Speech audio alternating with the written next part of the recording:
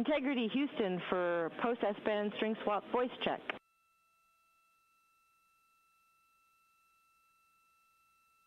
Got you loud and clear on S-band 2. Yep, string 2 is looking good, so we're going to remove those bailout commands. Loud and clear on 1, looking good.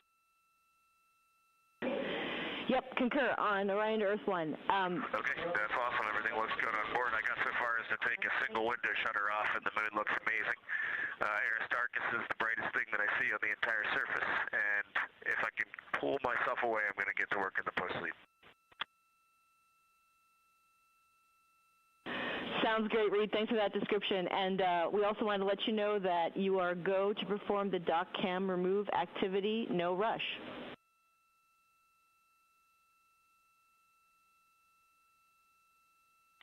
Copy that, thanks.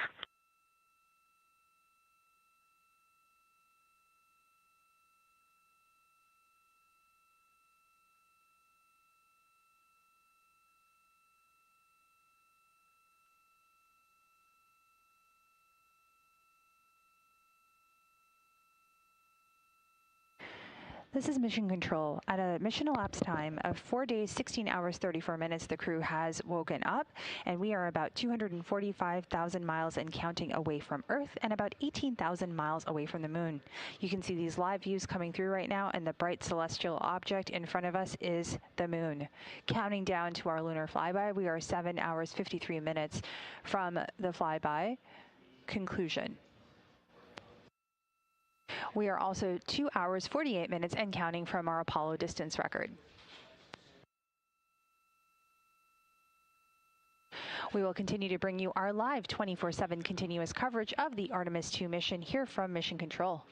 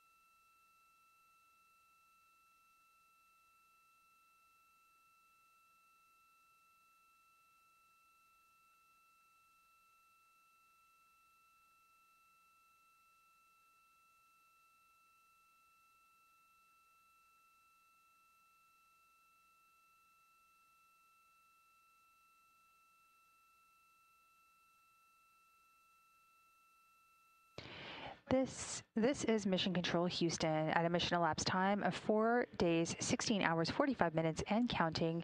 The Artemis II crew was just woken up. We are about 245,000 miles away from Earth and just over 17,000 miles away from the Moon.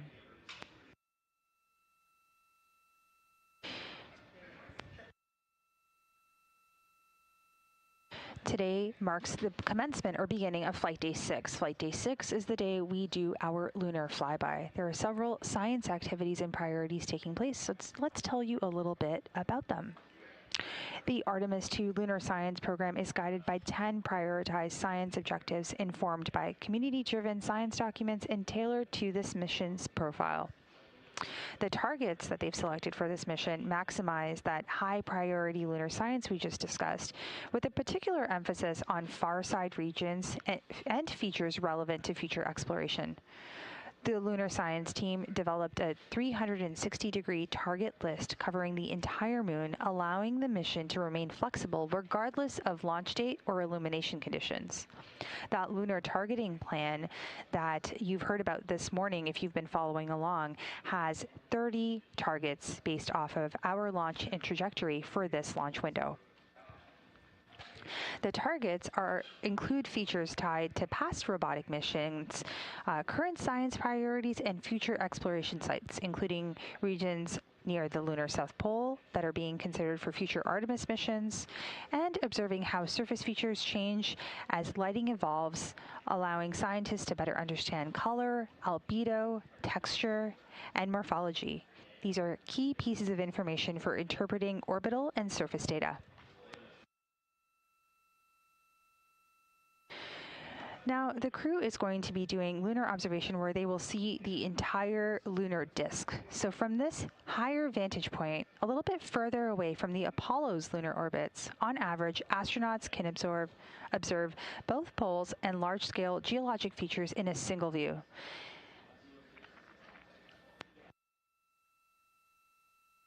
Based on the lighting conditions, as Artemis II astronauts will become the first humans to directly observe certain far-side regions of the moon with unaided eyes. Human eyes and trained judgment remain among the most powerful scientific tools NASA can send to space. During this Artemis II mission, the crew has been able to quickly survey wide areas, adjust their focus in real time, and describe relationships between features, capabilities that cameras and instruments alone cannot replicate. The crew observed the same regions multiple times under changing lighting conditions during a single flyby, providing perspectives here on the ground that would take robotic missions years to accumulate. Audio descriptions and situational reports, you'll hear them called sit reps, as well as crew annotations, will provide essential context that enhances the value of scientific imagery.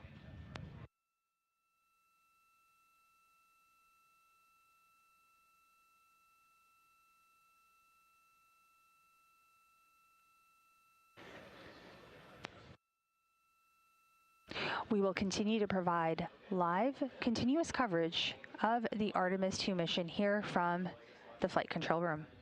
For now, this is Mission Control Houston.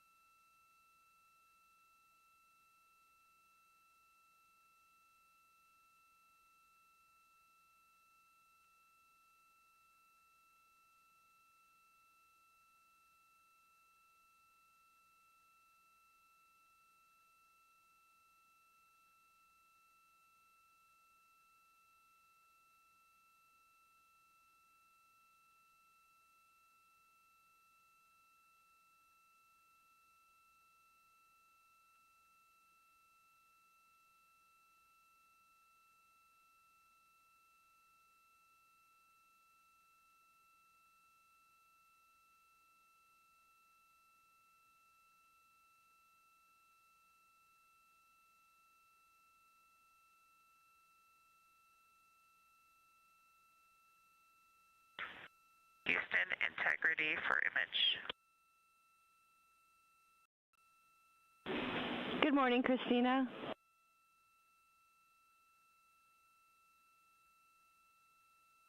Good morning, Amy. Great to hear your voice. Great to be working with you all today. We wanted to share what we're seeing out the window. There's one picture of the moon as it looks right now on PCD3 in images for downlink. Excellent, Christina. We will downlink that now, and we look forward to seeing it.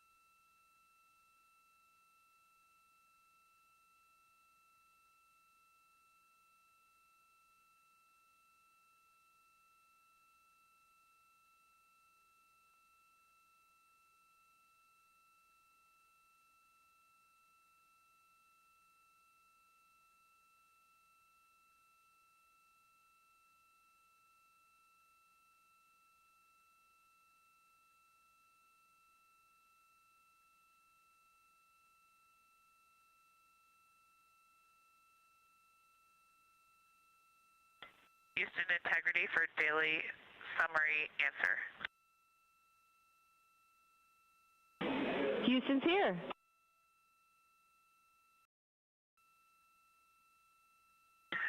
Yes, ma'am. For the question about the quid, caution warning ID 1421 is showing suppressed, and we did not do that on board.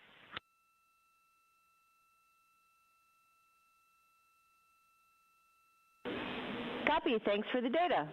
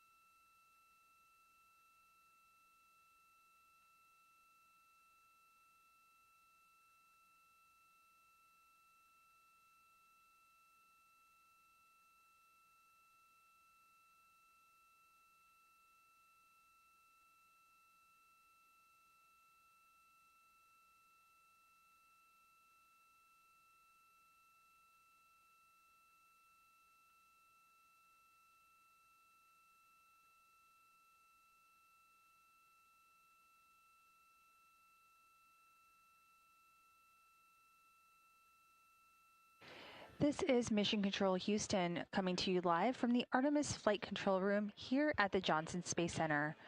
We are coming to you live with 24/7 continuous coverage of the Artemis II mission. At a mission elapsed time of 4 days, 17 hours, and 5 minutes, the crew is currently undergoing their pre-sleep period. This is where they complete various activities such as hygiene and getting ready for the day, as well as their daily crew conference. The Orbit 3 team is getting ready to hand over to the Orbit 1 team of flight controllers. Currently, the Orbit 3 flight director in the room is Brandon Lloyd, with capsule communicator or Capcom Amy Dill. We are getting ready for our lunar flyby today, which is happening today, flight day 6. What I'm going to do is take a moment and explain some of the milestones that are coming up later on, and I will be doing this in Central Daylight Time. At 12:56 p.m., Integrity passes the Apollo 13 distance record by humans. This will be at 248,655 statute miles from Earth. At 1:45 p.m., the lunar observation period begins. Moving forward at 5:44 p.m. Central Daylight Time, we have a loss of signal as Integrity begins its transit behind the moon. Then at 6:02 p.m., Integrity will make its closest approach to the moon at a distance of 4,070 miles. At 6:07 p.m., Integrity reaches its farthest distance from Earth at a distance of 252,760 miles. That's about 4,105 miles farther than Apollo 13. At 6:25 p.m., we will have an acquisition of signal as Integrity emerges from behind the moon to begin its journey back to Earth. At 7:35 p.m., the solar eclipse period begins. At 8:20 p.m., the lunar observation period ends. And at 8:32 p.m., the solar eclipse period ends. Now, on flight day 5 in the crew's pre-sleep period, the Integrity crew or the Integrity spacecraft entered the lunar sphere of influence. This means that the moon's gravitational pull is now stronger than that of the Earth's. Integrity is currently 246,000 miles and counting away from the Earth and just 17,000 miles away from the moon.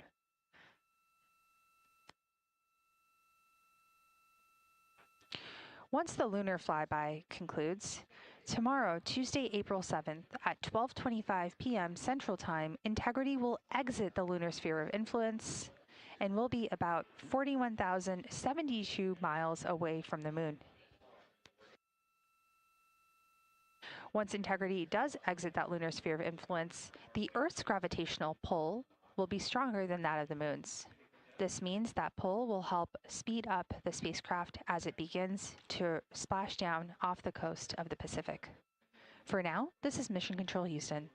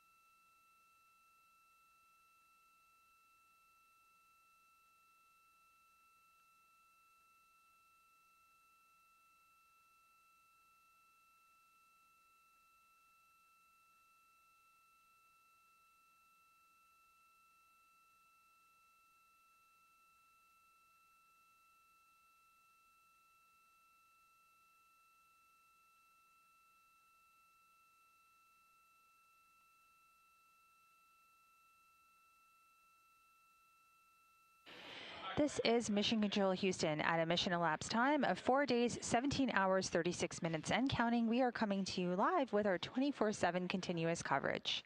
The Artemis II crew is currently in their pre-sleep period aboard the Orion spacecraft named Integrity. We are currently 246,000 miles away from Earth and just over 16,000 miles away from the Moon. We'll continue to follow operations along here in Mission Control. The Orbit 3 team has completed their handover and is handing things over to the Orbit 1 team. I'm Nilofer Ramji, and I'm handing things over to our Orbit 1 commentator, Leah Cheshire Mustachio, who will take us through the next several hours as we kick off Flight Day 6 and fly around the Moon with the Artemis II crew. For now, this is Mission Control Houston.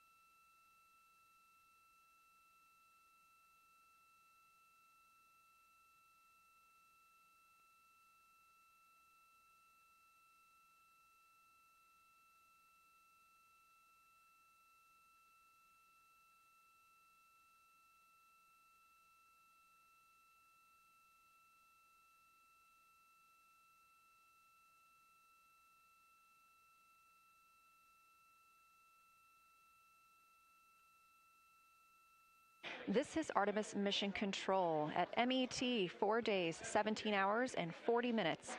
We are here live covering Orion and the Artemis II crews fly around the Moon. I'm NASA Public Affairs Officer Leah Cheshire Mustachio. We are currently 15,915 miles away from the Moon, and we have an exciting lunar tour set up for this historic day from Reiner Gamma to the Oriental Basin. We are in Lunar Flyby.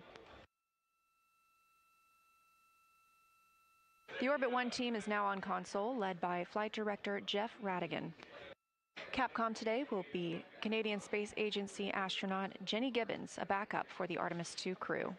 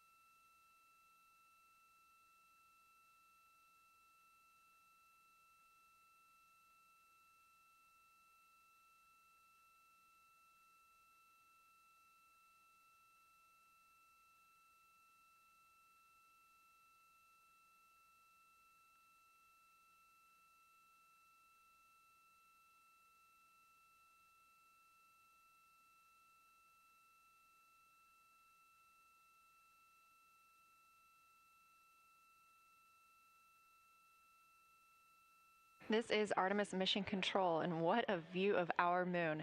This captured from one of the cameras on Orion's solar array as we continue to get closer and closer to our lunar neighbor. The crew are in their post-sleep period, able to conduct any necessary hygiene. They're able to configure the cabin, which will be especially important for today's lunar flyby operations. They'll also have another timelined block to configure the cabin for their lunar flyby operations in just a little while. Post-sleep is also the time during which the crew has a chance to eat breakfast. And on the menu today is breakfast sausage, couscous with nuts, strawberries, tortillas, a maple top muffin, oatmeal with apples and cinnamon, seasoned scrambled eggs, grits and butter, mango salad, and a sausage patty.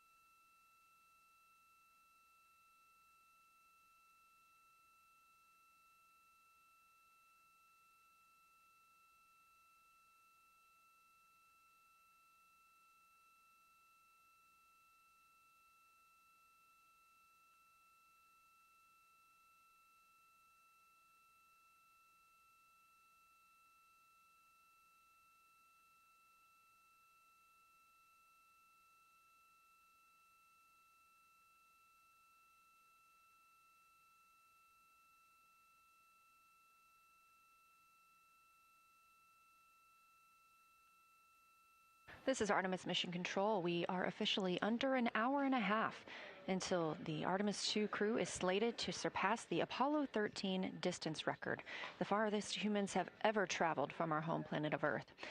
The record set by Apollo 13 in 1970 stands at 248,655 statute miles.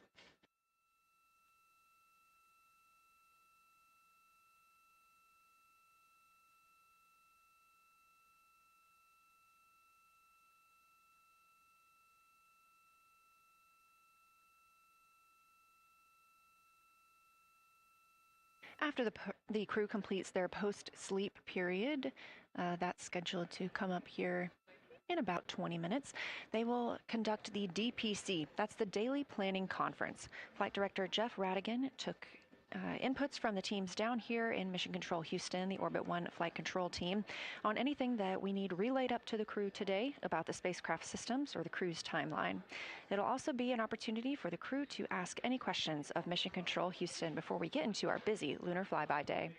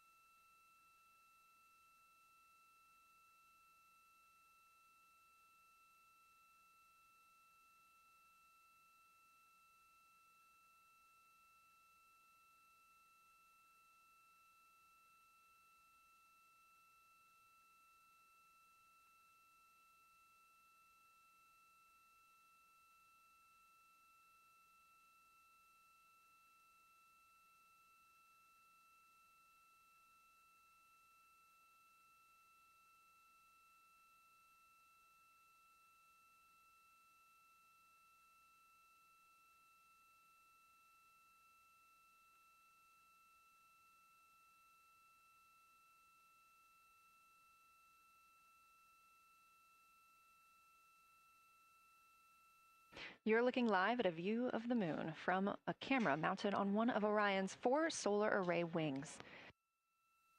It's no secret that today is our closest approach to the moon throughout the Artemis II mission and our lunar flyby. I'll give you a little preview of what you can expect today ahead of the crew's daily planning conference. The crew has about 6 hours allotted to make observations about the moon, and their activities have been timelined. There are 5 blocks of time during which the crew will be observing the moon through Orion's windows. At any time, we have 2 crew members working at the windows in a pair. One will be taking photos and the other one will be making annotations, and they're both going to be making audio recordings of what they are seeing. Halfway through that block, those 2 crew members at the windows will swap roles and positions. Meanwhile, the other 2 crew members not at the windows will be serving in the background as support. One will be conducting science situation reports and call down a few times each hour to discuss what they're observing. The other support crew member will take pictures of the astronauts at the windows and serve as camera support, including swapping out new SD cards as needed. Between those observation blocks, there's a 15-minute time frame during which the 2 support members switch places with the crew making observations at the windows, so everyone gets a chance to see the moon today.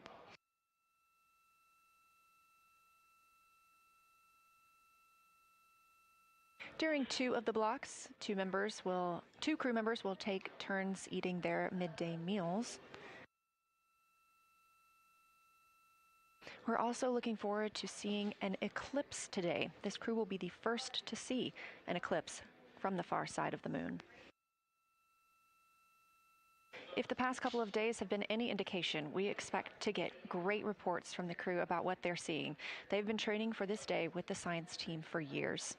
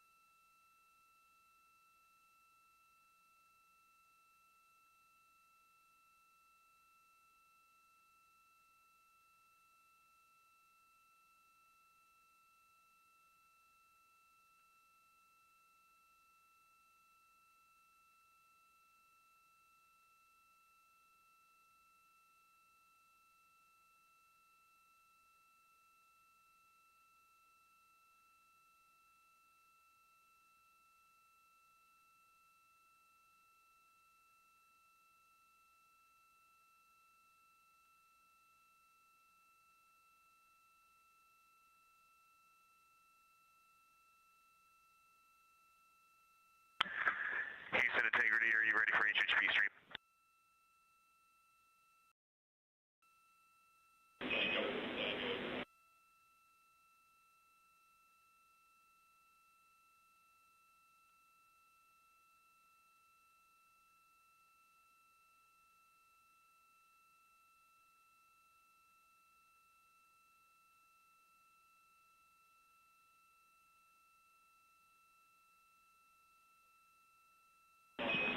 Integrity, we're talking.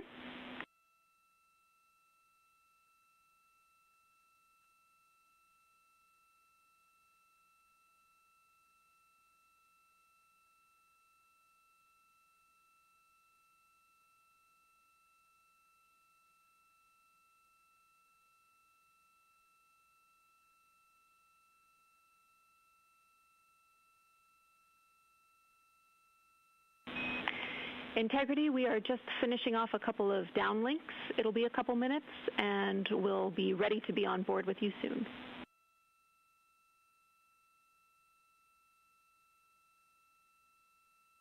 Sounds good.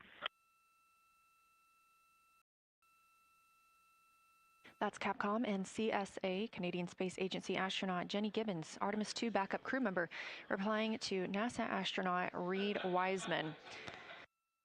You heard him mention a specific video, and we will not only have video outside the spacecraft today, but we also anticipate seeing the crew inside the spacecraft as they are taking photos.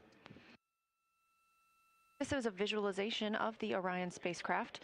You can track this anytime for yourself at nasa.gov/track-Artemis, now just 14,766 miles from the moon.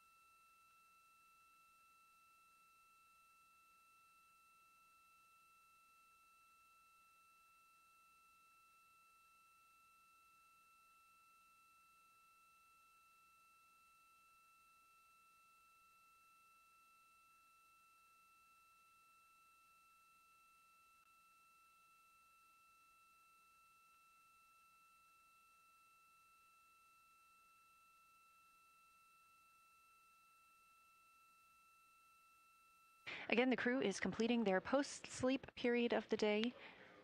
They were woken up this morning. Integrity Houston, we are go for the HHP stream when you're ready.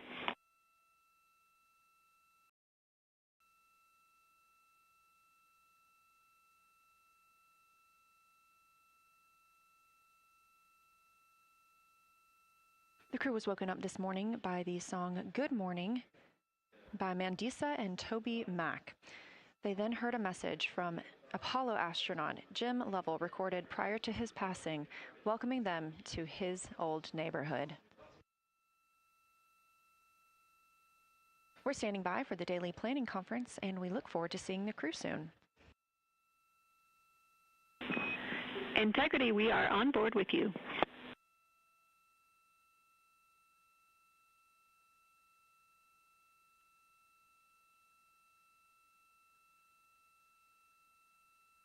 This view inside the Orion capsule, 4 crew members getting ready to fly around the moon, the first humans to do so in over 50 years.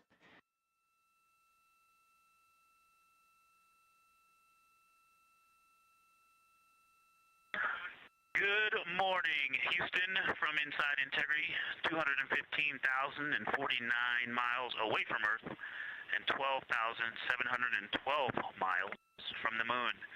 Let's actually savor the calm delay that we have. We're ready for the morning DPC.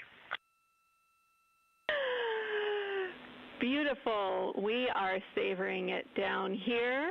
Good morning, Integrity, and good morning, Moon. Our room is buzzing with moon joy today, and I imagine yours is too. I have a few items related to flyby and then a few items for things further afield. Here we go. I will roll through them all. First off, we are looking forward to having science follow up with your observations as required on Orion to Earth throughout the flyby. Today, you will pass the Apollo 13 record distance at the end of the pre-lunar flyby conference.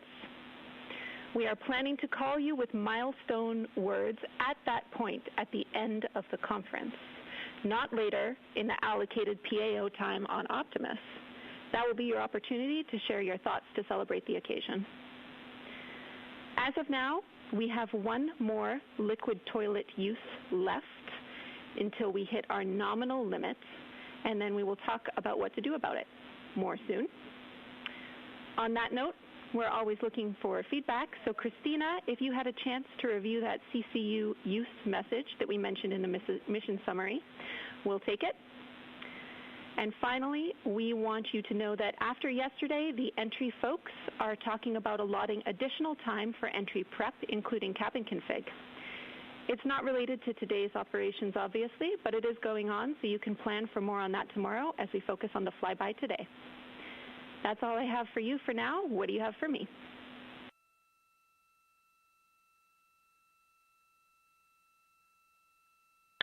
Thank you, Jenny. That's good to hear because we were thinking the same thing. It's great to know that our minds are working the same.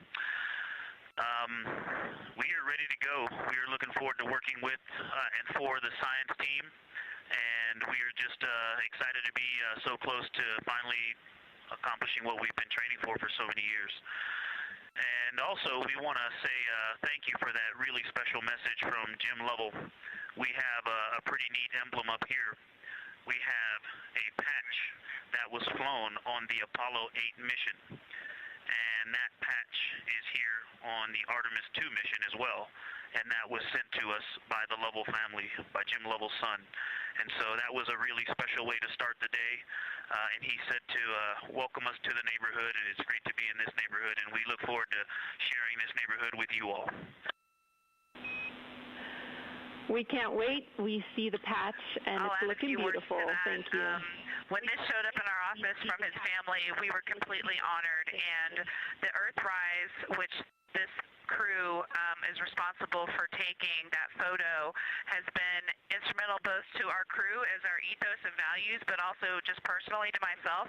I had the photo up in my room as a kid, and it was part of what inspired me to keep working hard to achieve things I dreamed about. Also, we took a deep dive into the cockpit recordings around the time that picture was taken, and it turns out there was a lot of hubbub, kind of I wouldn't say fighting over cameras, but definitely everyone wanted to capture the shot, so we're happy to carry on that legacy because we often are all glued to windows and looking for cameras too.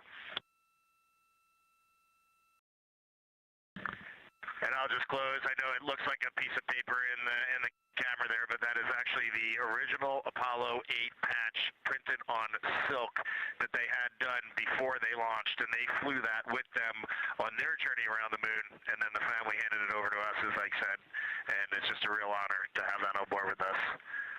Let's go have a great day. We are all on board with what you told us, and to have a great day. Thank you, Integrity.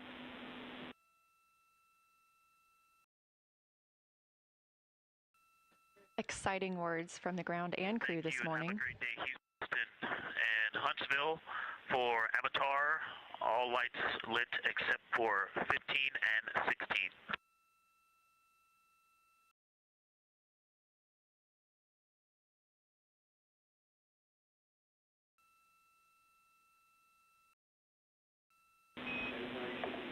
That is a good read on the Avatar LEDs. Thank you. Incredible start to the day for the Artemis II astronauts and the team here in Artemis Mission Control in Houston. We have several streaming partners joining our coverage today, so ahead of that... One cleanup thing from yesterday, I did rediscover the unused chocolate snack from the DFDO. Remind me where to store that for ground analysis.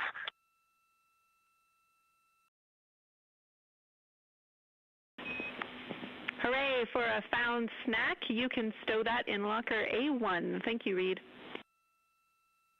With our streaming partners joining us today, we will be going to a slate ahead of our broadcast start in just a few minutes. So just for those next few minutes, you can watch our live coverage on our YouTube stream, our second stream, but we'll be right back here at the top of the hour to kick off Flyby Day.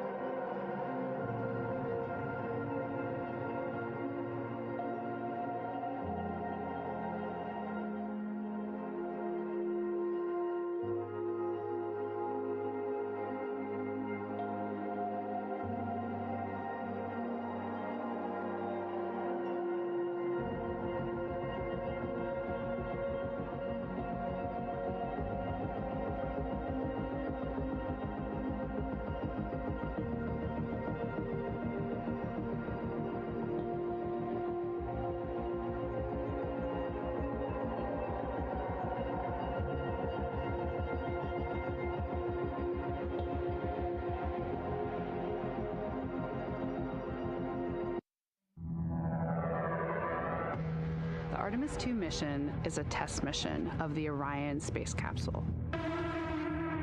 Artemis II will be the first time we put humans on this rocket. We're going back to the moon because it's the next step in our journey to Mars. We were always going to the moon. Pushing ourselves to explore is just core to who we are. That's a part of being a human. And liftoff. We shall return. continuing to test out every bit of Orion. Coming back to Earth, 7 miles a second. When humanity sets big goals, we can bring together genius from around the world. You have the best people on planet Earth putting this vehicle together. That's what's up. To innovate for the benefit of humanity and to inspire the world through discovery. And here we go.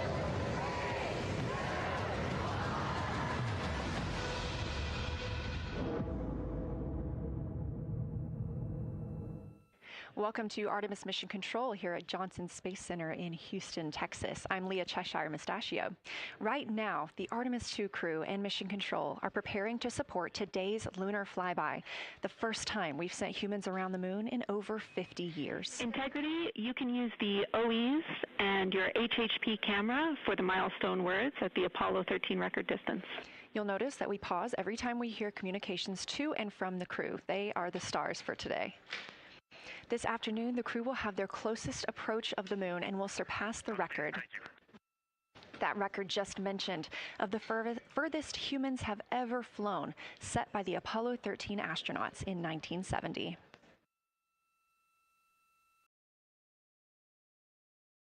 You're looking at a live view inside the Orion spacecraft and at our Artemis II crew members. They have just completed their post-sleep period, during which they conduct any hygiene and cabin setup for the day.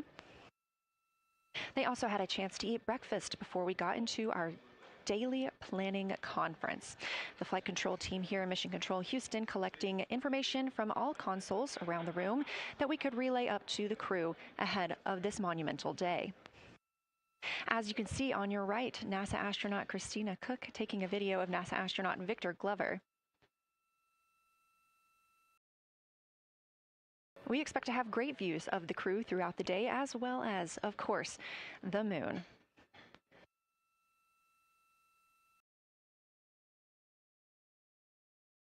We expect to surpass that Apollo distance record in 55 minutes and 50 seconds. We are now looking live at a camera mounted on one of the spacecraft's solar arrays, pointed to our lunar neighbor. We are currently just 14,200 miles away from the moon and 247,672 miles away from planet Earth.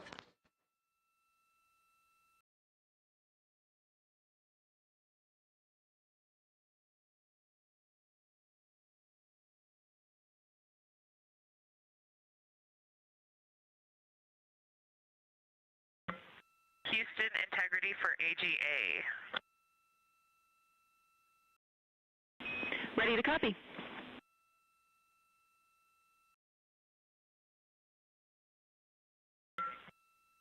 Carbon dioxide 2.3, oxygen, which has the alarm, 26.3, 73.1 degrees, 10.3 psi. And one follow-on question. We understand milestone words will be directly following the conference. Will that take the place of the PAO event, or will the PAO event still take place per the timeline?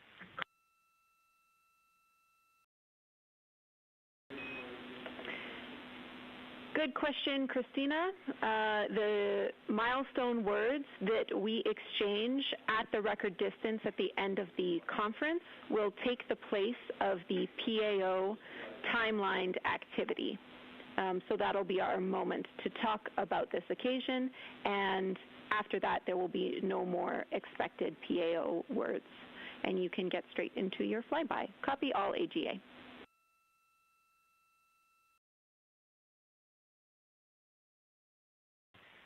Okay, thank you. And final clarification, even though it's taking the place of it, it will all just be on OE1 with HHP camera, no additional video.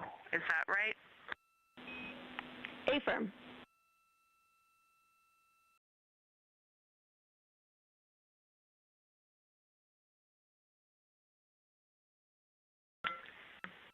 Okay, thank you. Yep, some of us had already heard that. Sorry about the second question. We appreciate it. Talk to you soon. No problem.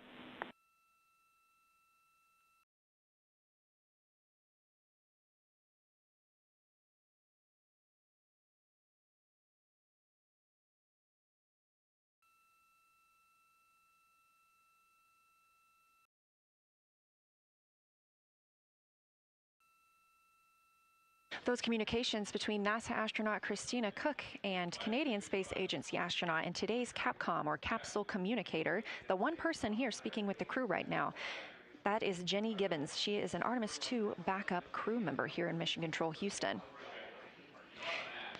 We are now 4 days, 18 hours, and 30 minutes into the flight of Orion for Artemis II. The Artemis II crew inside Orion lifted off atop the Space Launch System rocket on Wednesday, April 1st from NASA's Kennedy Space Center in Florida. Those 4 crew members are the first to live and work inside the Orion spacecraft, which they have named Integrity, and have been busy conducting meticulously timelined events. It was a beautiful ascent from Kennedy Space Center. One of those early events was the proximity operations demonstration, during which NASA astronaut Victor Glover, the Artemis II pilot, manually flew Orion after having just detached from the interim cryogenic propulsion stage as if they intended to dock. This was practice for future Artemis missions, during which astronauts in Orion will dock with the lunar lander that will take them to the surface of the moon. About 24 hours after launch, 25 hours actually, Orion then conducted TLI, the translunar injection burn. This 5-minute, 50-second burn committed Orion to departing high Earth orbit and set us up for today's flyby. That translunar injection burn also served as the spacecraft's deorbit burn. It slingshots Orion around the moon and sends the crew on a free return trajectory, with splashdown approximately 7:07 p.m. Central on Friday, April 10th. Last night on Flight Day 5, the crew entered the lunar sphere of influence, the point at which the pull of the moon's gravity will become stronger than the pull of Earth's. We've also been getting some great views inside the cabin of the crew members living daily life, from working out to eating, taking photos, and making memories together. But they've also been taking some beautiful views of our home planet and of the moon, and we expect many, many more of those following today's activities.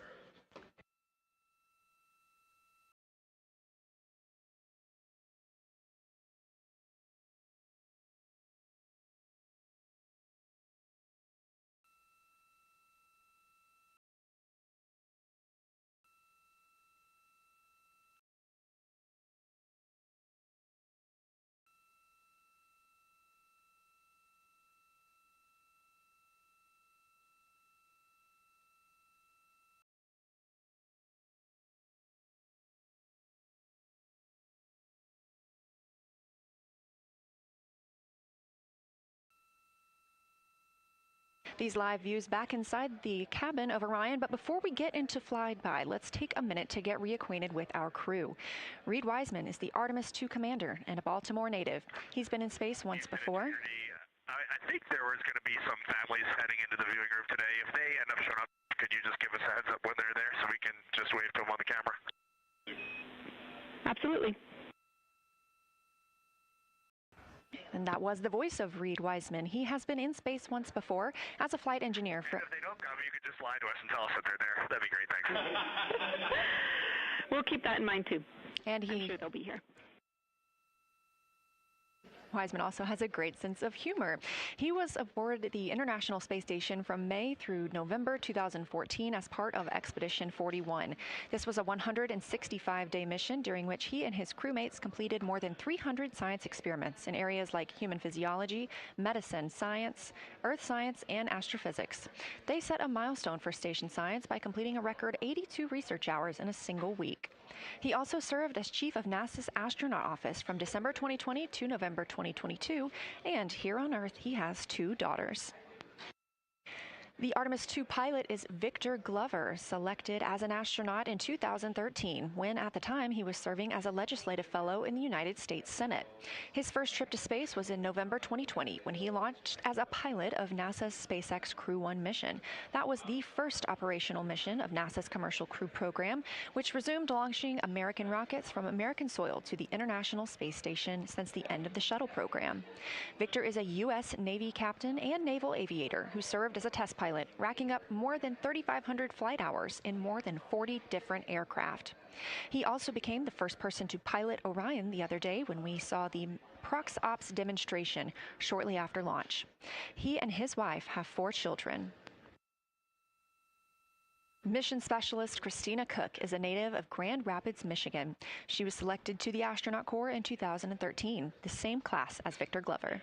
She served as flight engineer on the International Space Station from March 2019 to February 2020. During that time, Koch set a record for the longest single spaceflight by a woman with a total of 328 consecutive days in space. She also participated in the first ever all-female spacewalk with her friend and colleague, Jessica Meir, now living and working aboard the International Space Station yet again. Before becoming an astronaut, Christina helped build space science instruments and led scientific fieldwork in some of the most remote environments on the planet. Her hobbies include surfing, rock climbing, community service, yoga, travel, and photography, and she is certainly getting a chance to do that. First-time flyer, Canadian Space Agency astronaut Jeremy Hansen is flying to the moon as a mission specialist on the Artemis II mission. The London, Ontario native was selected as an astronaut in 2009. After that, he worked as Capcom at NASA's Mission Control Center here in Houston. Capcom stands for Capsule Communicator and is the single direct voice communicating with the astronauts in space. He also participated in training exercises like living on the ocean floor off the coast of Florida to simulate deep space exploration for 7 days. In 2017, he became the first Canadian to lead a NASA astronaut class, and he also enjoys getting out on a sailboat, rock climbing, and mountain biking. And he and his wife have 3 children.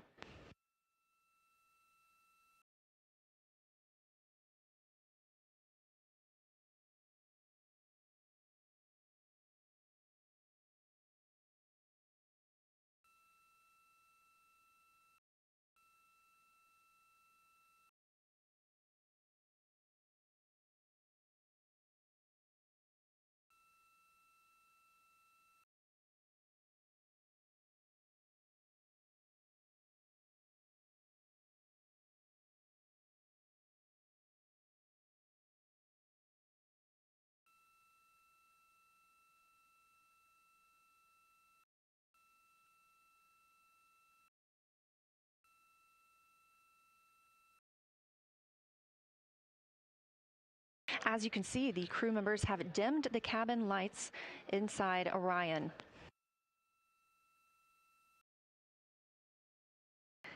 As they prepare for their lunar flyby, they'll be configuring the cabin as they'd like to have it to allow for proper positioning as they move about to and from the windows, taking photos of the moon. Dimming the lights also helps prevent reflections from inside Orion onto the windows. Ahead of this lunar flyby, let's dive in and explain what you can expect over the next several hours. The crew has about 6 hours allotted to make observations about the moon. Throughout the flyby, their activities have been precisely timelined. There are 5 blocks of time during which the crew will be observing the moon from Orion's windows. At any time, 2 members will be at the windows working in a pair. One crew member will be taking photos from window 2 with a blue shroud over the window. This can help prevent that glare or reflection from inside Orion. They have an 80 to 400 millimeter zoom lens to use. The other astronaut will be in window 3 using their portable computing device, you'll hear that referred to as PCD, to make annotations. Both of these crew members will make audio recordings of what they are seeing, and they'll wear headsets connected to those PCDs. Those audio recordings will be sent to the science team at a later date. We will not hear them live. The 2 crew members at the windows will swap roles and positions halfway through their timelined block. The other 2 crew members who won't be at the windows at that time will be serving in the background as support. One will be conducting the science sit reps, or situation reports. This is what we will hear live from the crew. They'll be calling down a few times each hour to discuss what they are observing. Those situation reports include how the crew is positioned, any missed targets, or anything unexpected they saw, lunar target descriptions, any hardware issues, and of course, their emotions and reactions as they fly by the moon. The other support crew member will take pictures of the astronauts at the windows and serve as camera support, providing new SD cards when needed. There's a 15-minute time frame between each observation block during which the 2 support members switch places with the crew making observations.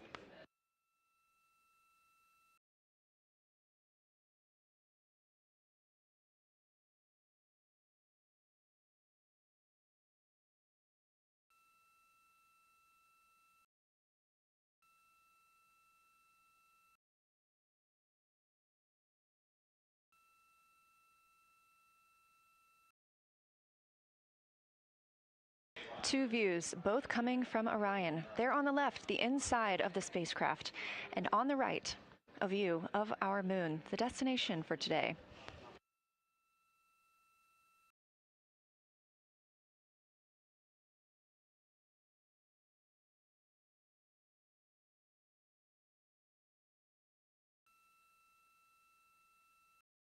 During the lunar flyby today, Orion will provide astronauts with a full disk view of the lunar surface. They'll have a higher vantage point, much farther than Apollo's lunar orbits on average. And these astronauts can observe both holes and large-scale geologic features in a single view. And due to our April 1st launch date and current illumination conditions, the Artemis II astronauts have become the first humans to directly observe certain far-side regions of the moon with unaided eyes.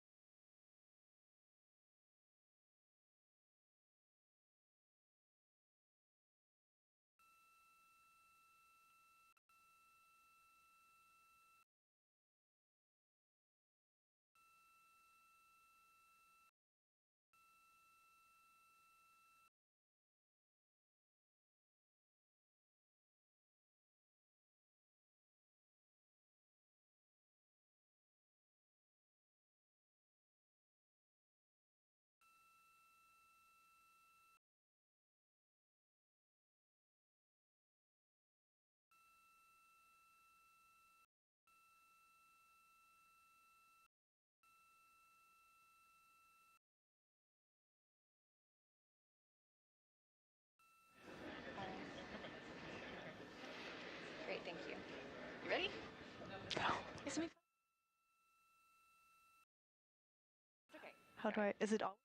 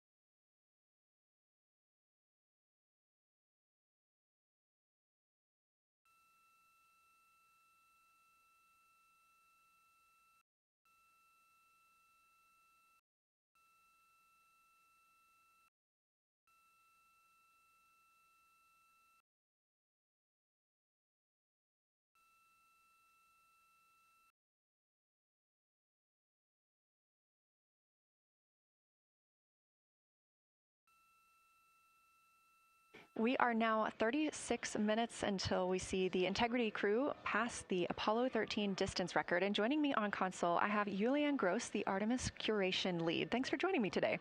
Thanks for having me. I'm very excited to be here. We're very excited to have you. So can you tell me about your role as Artemis curation lead and what that entails?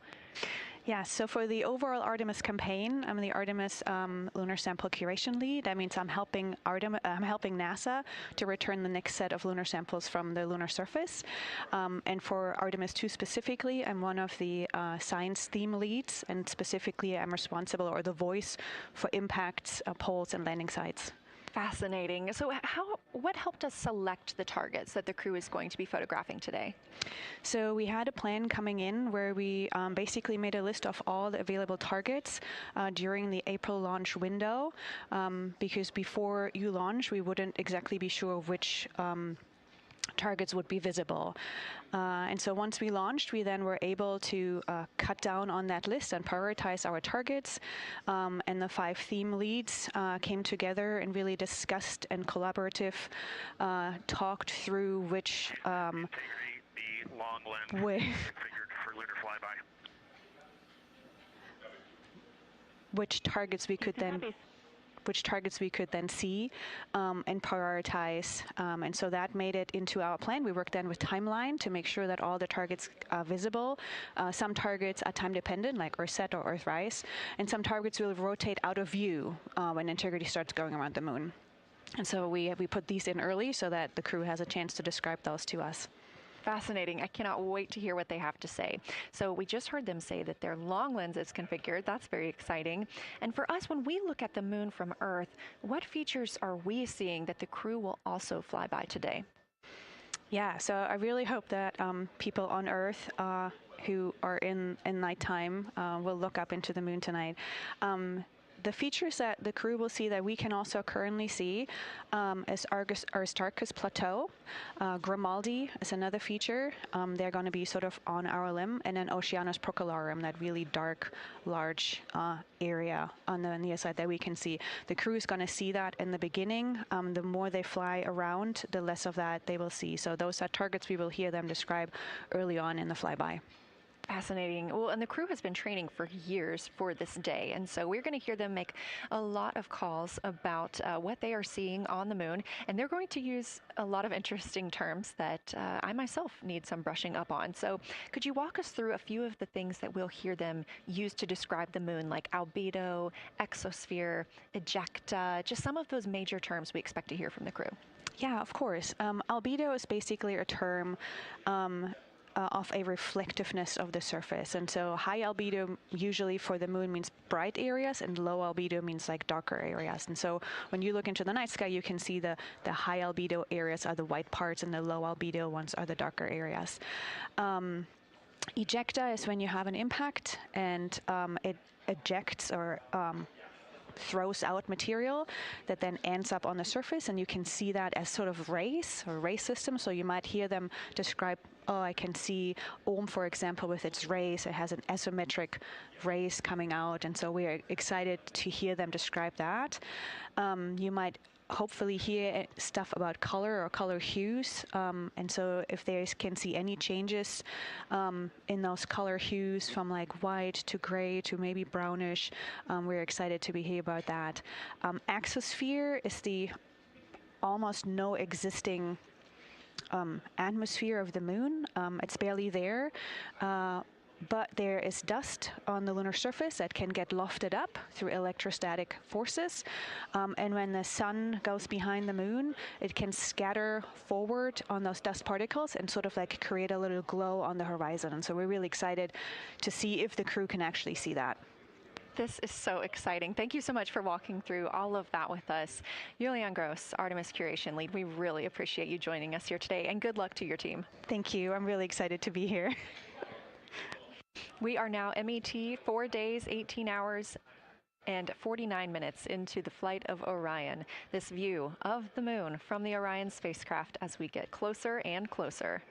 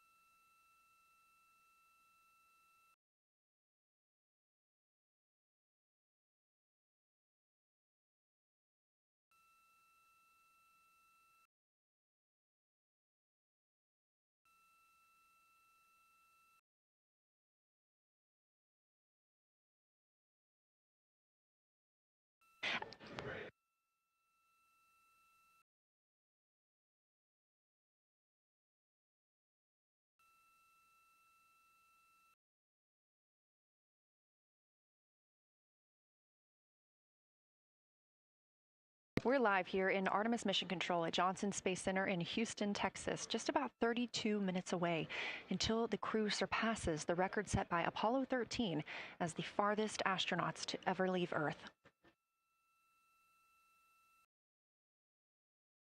This view coming from a camera mounted on the tip of one of Orion's 4 solar arrays. Each array has a camera on its tip, and so we anticipate getting views throughout the lunar flyby. Of course, except during the point of loss of signal when the spacecraft flies behind the moon.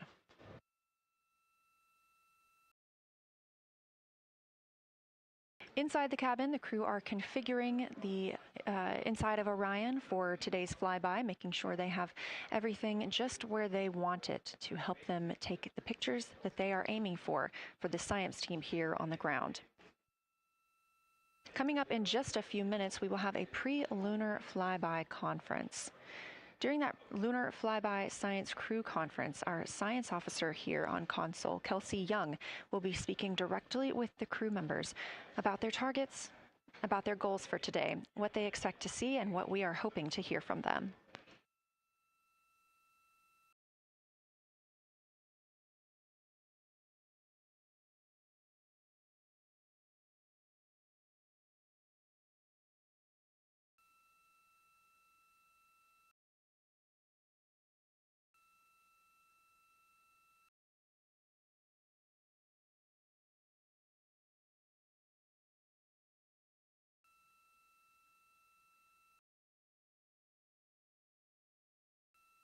We have a lot of milestones coming up today, so make sure you don't miss them. The first coming up again at 1:56 p.m. Eastern Time, the crew will pass the distance from Earth record set by Apollo 13 in 1970.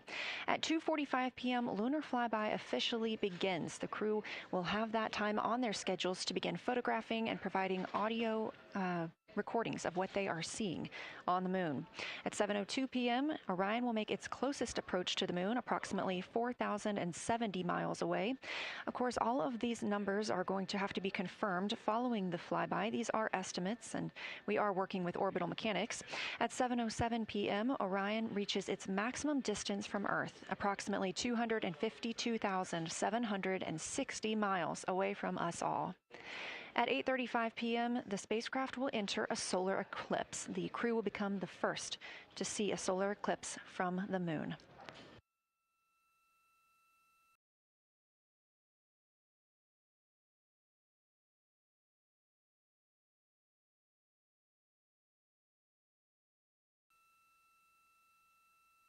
Ahead of the official beginning of flyby today, Kelsey Young, Artemis Science Flight Operations Lead, will be conducting a pre-lunar flyby crew conference. She will give information on camera setup, remind the crew of their intended targets, answer questions from the astronauts, and more.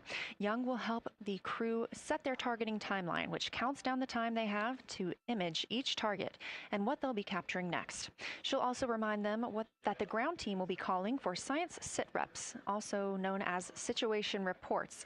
Those are essentially call-downs to report what they've been observing. They'll continue to do this even through their LOS, their loss of signal, as those communications will come down later on after they reconnect with us on Earth.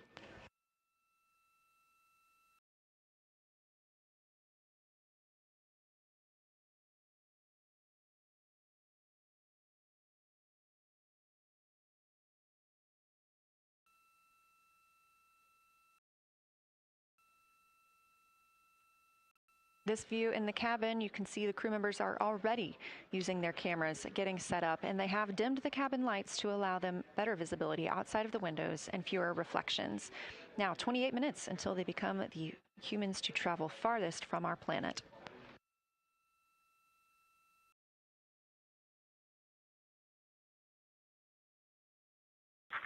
Houston Integrity, we are ready for the conference on your call.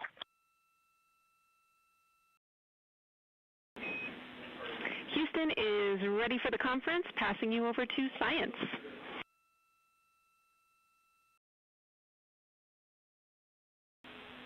Good morning, crew. This is Science. We couldn't be more excited for a full day of lunar and planetary observations today, the first one in over 54 years. How do you hear me?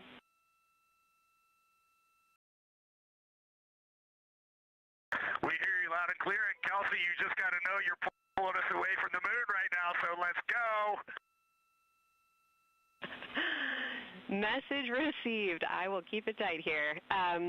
I did just want to start with a thank you on behalf of the Lunar Science team and the entire lunar and planetary science community, of which you are absolutely a part, for what you've already done in this mission and what you're going to do today to inspire the next generation of scientists. I have to say Moonjoy is the new term that's already become our team's new motto, so thanks for that.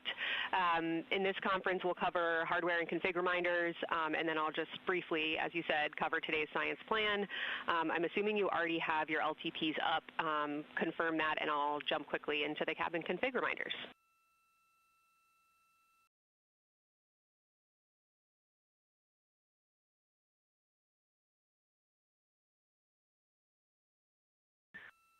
Okay, we have the LTP up just to give you a sit rep on board. You've got Reid and Christina on one PCD, and Ike has his own, and Jeremy has his own.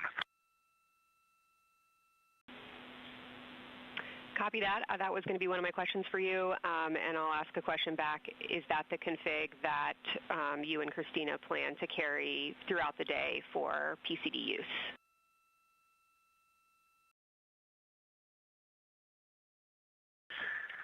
Negative, Kelsey. Our plan for PCD use is we have run the power cables to Windows 2 and 3, and we are going to leave one PCD. The yellow PCD will be in window 2, and the green PCD will be in window 3, and we will do that the whole day. And then the red PCD will be a rover.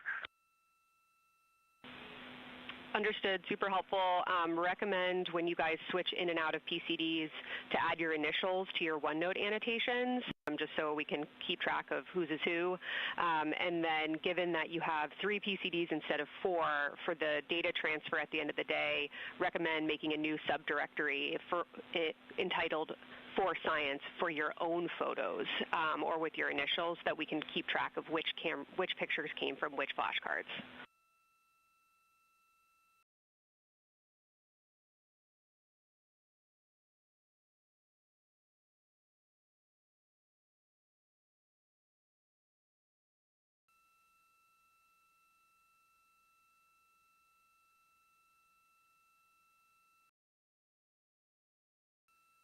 This view.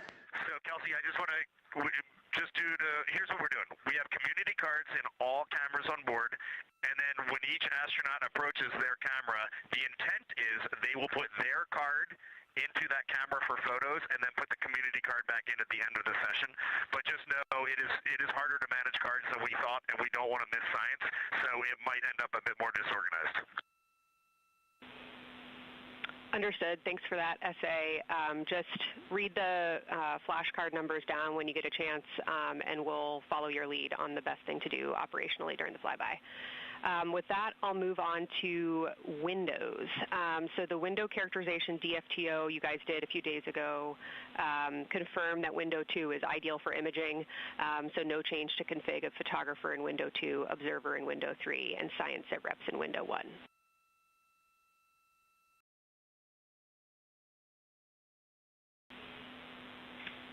Coming up on a handover. Be back. Hang on, Kelsey. The way we have it configured, tell us if this is going to be wrong. Window 2 is the long lens with a shroud. As you heard, science officer called to the crew. We are now in a handover time period. We will regain communications with the crew very shortly. These are tracked, and we are currently on the Deep Space Network. This is the first time humans have used the Deep Space Network in over 50 years, given that we currently use the tracking data relay satellite systems for the International Space Station.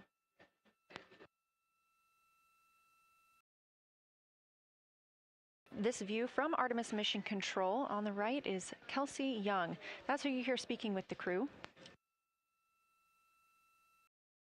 Young is the Artemis Science Flight Operations Lead, and we also look forward to speaking with her here today.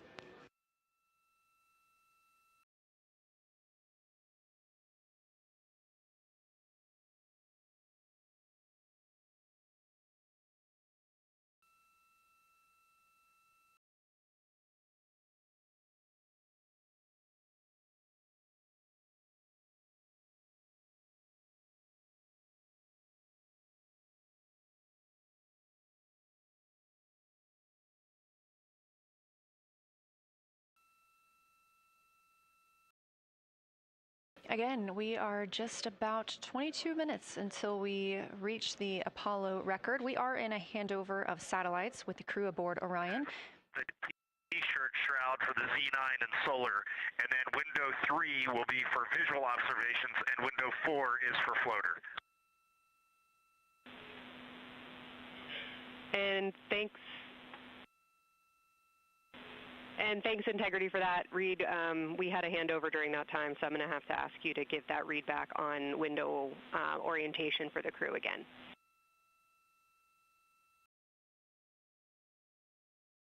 Okay, we are happy to change it, but the way we have it configured right now is window 1 has a T-shirt shroud for the Z9 for solar.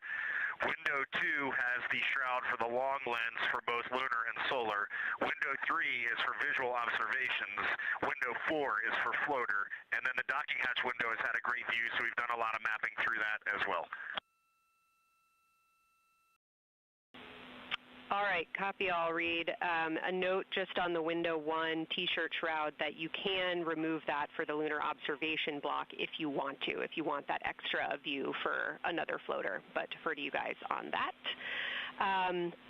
You are go to use the full 400 millimeter zoom on the long lens, but where possible, try to keep the end of the lens flush with the window to prevent imaging through the multiple window panes at an angle. And if you have to take an image at an angle, recommend you limit the max focal length to 200 millimeters or simply acquire the images at multiple focal lengths.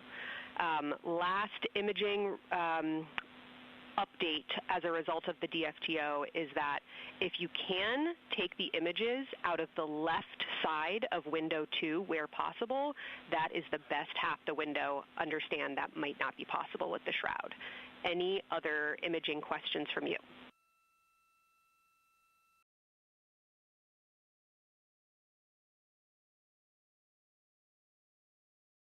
Okay, copy that. Okay, last couple reminders.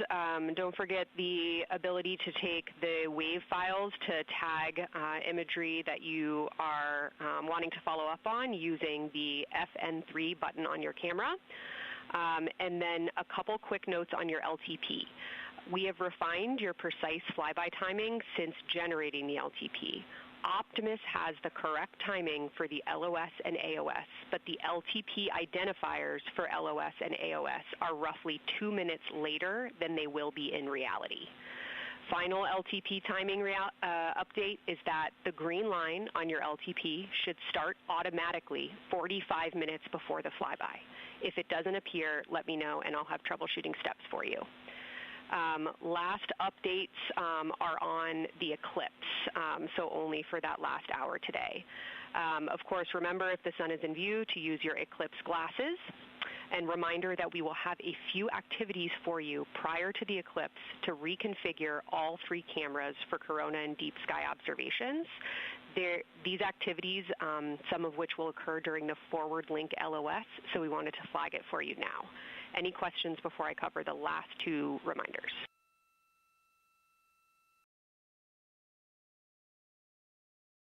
No, we have no questions on that.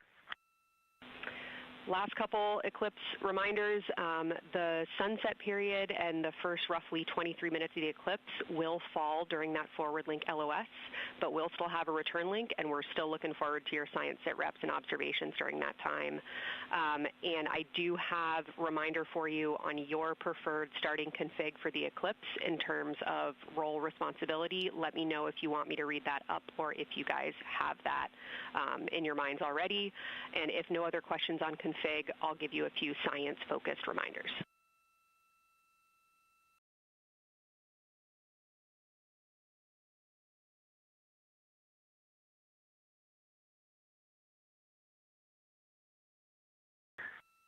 Give us a quick high level, but we see it in Optimus, and I think we got it squared away. But give us your quick Kelsey high level. Okay. A couple changes from the first LTP you studied is that Glushko is the only feature that the same pair will view twice. That's Reid and Jeremy. That's why that's the only target you see that is marked as 1 of 1 and one of two and two of two. So OM and Oriental are in there twice, but they're by different pairs, which is why you don't see them marked accordingly. A note from feedback on your observations so far over the last couple days, a reminder that if you note structure and texture as well as color and albedo, please note any correlation between the two, and also a reminder that negative observations are still valuable science. So a lack of color or a lack of structure associated with color is also valuable. A reminder also that your observations so far indicate it will likely take some time for your eyes to adjust. We especially heard that around your terminator observations and your color observations. So reminder to know that your eye adaptation is going to kind of come in throughout your shift, and let us know when you start to see that nuance. Last reminder is around Earthset and Earthrise. When you're viewing us back here at home, you'll be looking directly at Asia, Africa, and Oceania. So I'm sure people watching from those places here on Earth will want to give you all a wave as you take their picture. Any other questions for me?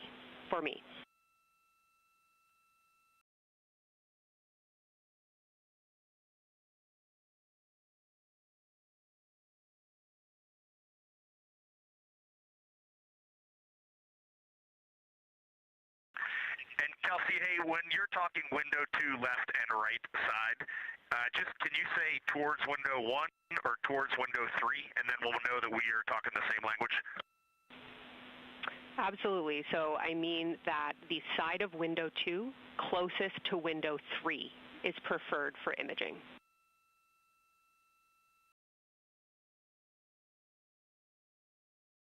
Okay, the side of window 2 closest to window 3 is preferred for recording. Stand by, we'll talk to the crew.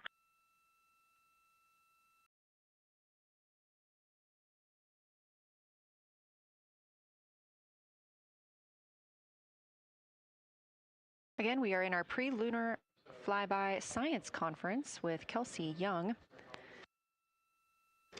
Kelsey Young is the Artemis Science Flight Operations Lead, speaking with the crew aboard Orion. They've been training for this moment for years, and this is their last opportunity to get some further pointers and information. Kelsey, for the T-shirt shroud, what window does the science team think will have the best view? Is it window 1 or window 4? The only time we're strongly recommending use of the window shroud. The T-shirt window shroud for the eclipse viewing. Which window is primary for Z9? Window 1.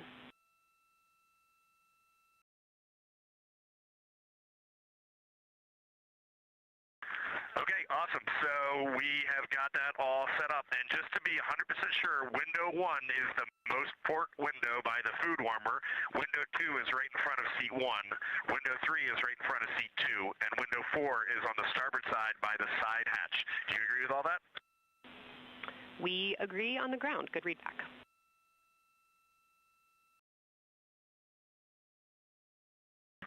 Okay, that's awesome.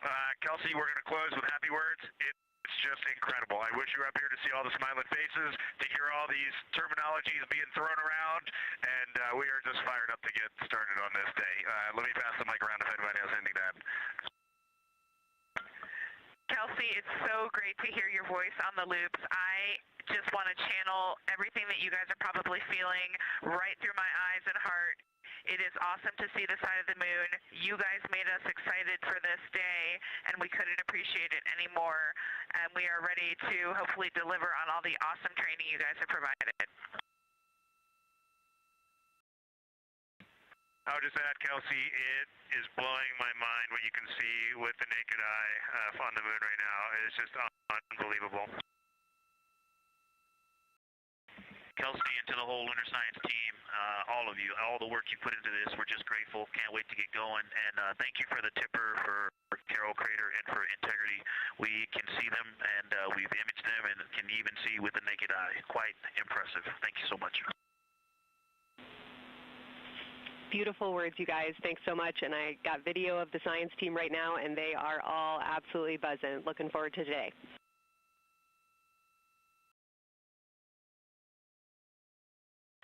Okay, we're heading into the timeline. Cheers, guys.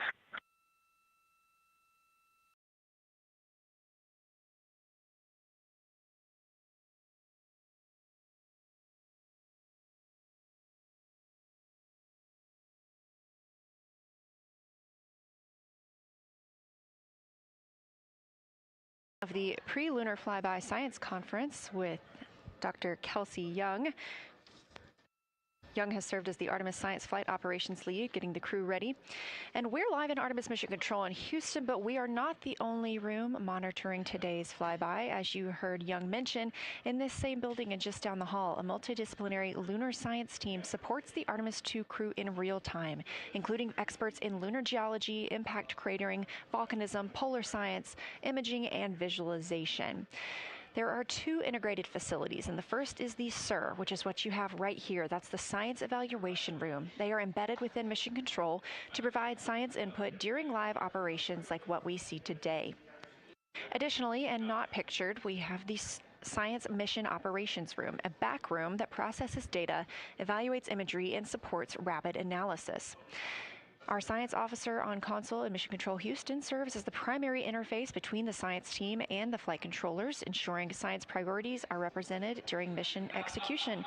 Again, today, that's Dr. Kelsey Young, who will be speaking with the crew during the time they're behind the moon. We will be speaking with her once the crew is behind the moon and out of communication with Earth.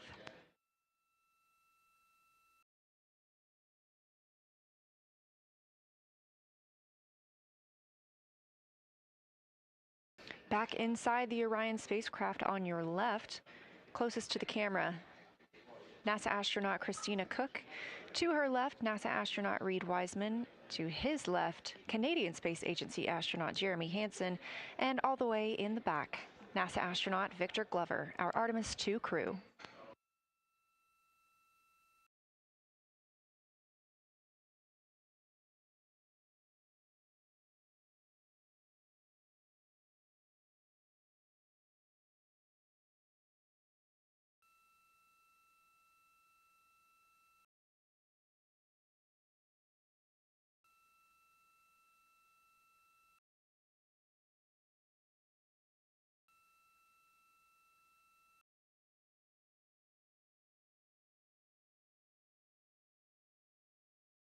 We are now approaching 8 minutes until the crew surpasses the Apollo 13 record. Currently 12,599 miles away from the moon, 248,507 miles away from Earth.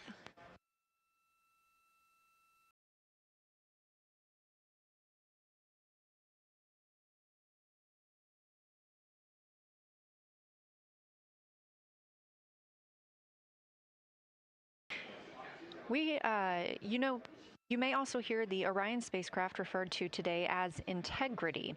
This was named by the Artemis II crew. It is Integrity crew. We have Reid's family in the viewing gallery. You're welcome to say hello.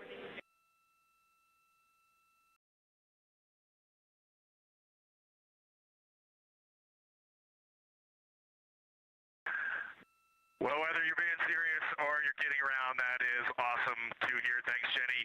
And hello to Ellie and Katie. I don't know who else is there, but it's great to know that you're in Mission Control right now, following along. We are having a blast up here, and the view of the moon is absolutely amazing.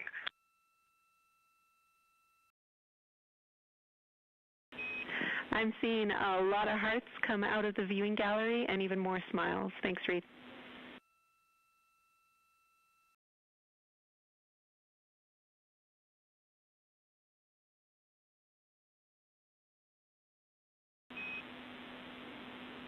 Copy heart, copy bracelet.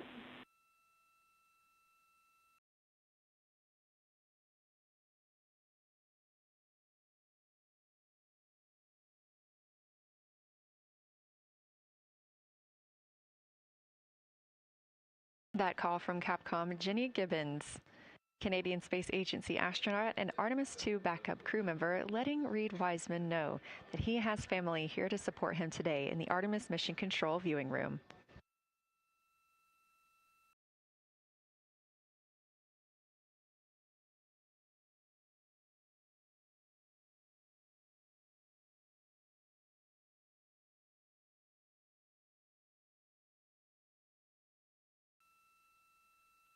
As I was mentioning, we have the Orion spacecraft flying today.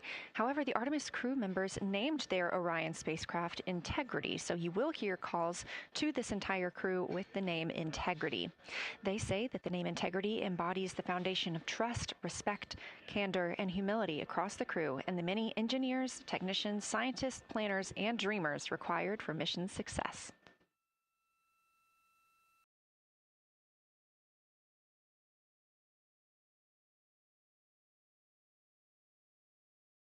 This view live from the outside of Orion as we continue. Preparing for our lunar flyby, now less than 5 minutes from surpassing the record set by Apollo 13 astronauts for the farthest humans to travel from Earth. This will not be the farthest that Integrity travels today. They will continue until they reach approximately a distance of 252,760 miles. That would be about 4,105 miles farther than Apollo 13. However, these numbers are our targets, and we will get confirmation on those numbers as soon as we possibly can and share them with you all.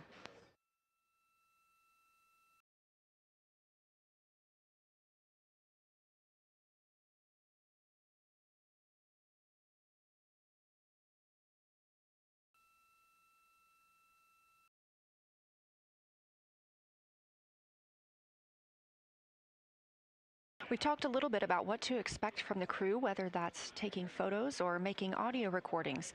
To get a little more detailed, Reid Wiseman and Jeremy Hansen will be up first to capture imagery and record audio on the portable computing devices. You hear those referred to as PCDs, while Victor and Christina serve as the support members. The crew will switch windows and roles halfway through their shift, and 1 hour and 5 minutes later, Victor Glover and Christina Koch will be the next crew members at windows 2 and 3 to take photos and make annotations, while Reid and Jeremy take on those support roles. There are 5 viewing blocks, and the crew will swap out with each one. During 2 of the blocks, the 2 support members will also be able to enjoy their midday meal.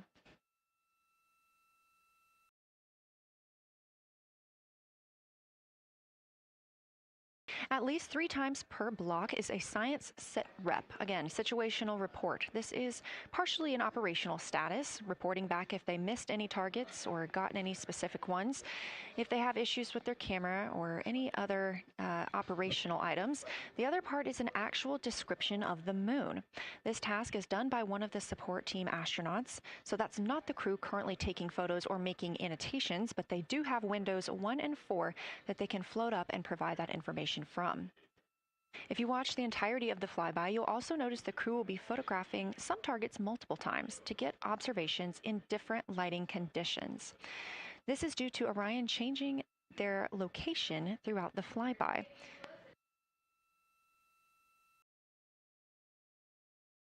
What this crew will be able to capture in a couple of hours of the same targets in different lighting would take orbiters years to do because of solar and spacecraft positioning.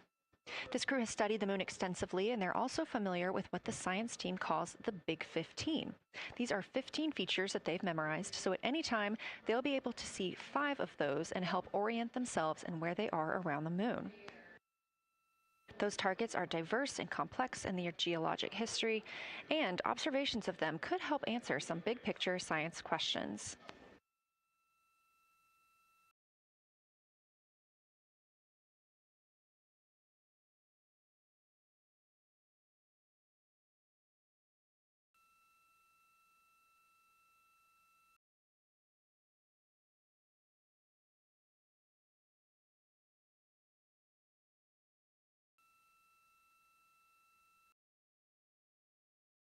If you've been following the mission, you can see that the configuration of the cabin is a little bit different than what it looked like on launch day. After ascent, the crew were allowed to reconfigure their spacecraft, and you can see that they've taken down seats. They have also taken away footrests. This gives them more opportunity to move about the spacecraft.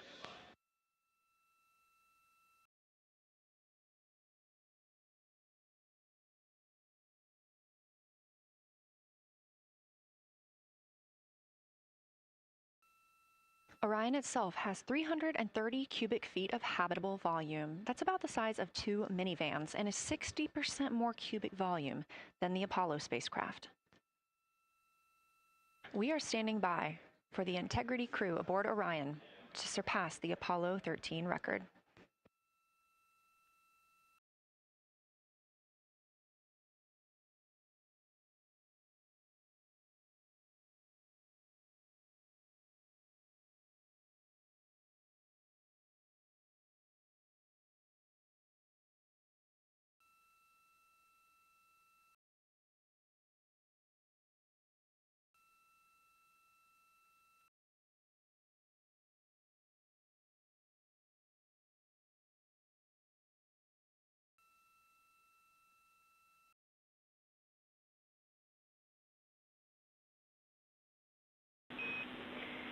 Integrity crew, on April 15, 1970, during the Apollo 13 mission, 3 explorers set the record for the farthest distance humans have ever traveled from our home planet. At that time, over 55 years ago, Lovell, Swigert, and Hayes flew 248,655 statute miles away from Earth. Today, for all humanity, you're pushing beyond that frontier. Integrity, over to you. From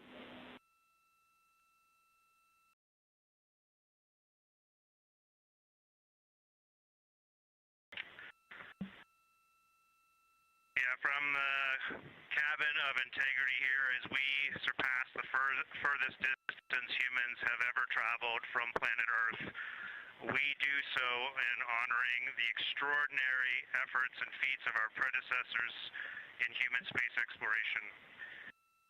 We will continue our journey even further into space before Mother Earth succeeds in pulling us back to everything that we hold dear. But we most importantly choose this moment to challenge this generation and the next to make sure this record is not long-lived.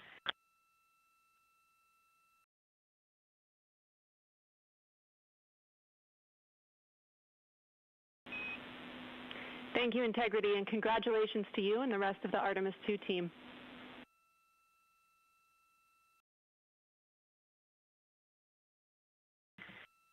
Thank you, Houston. We have a couple more things we'd like to take this moment for.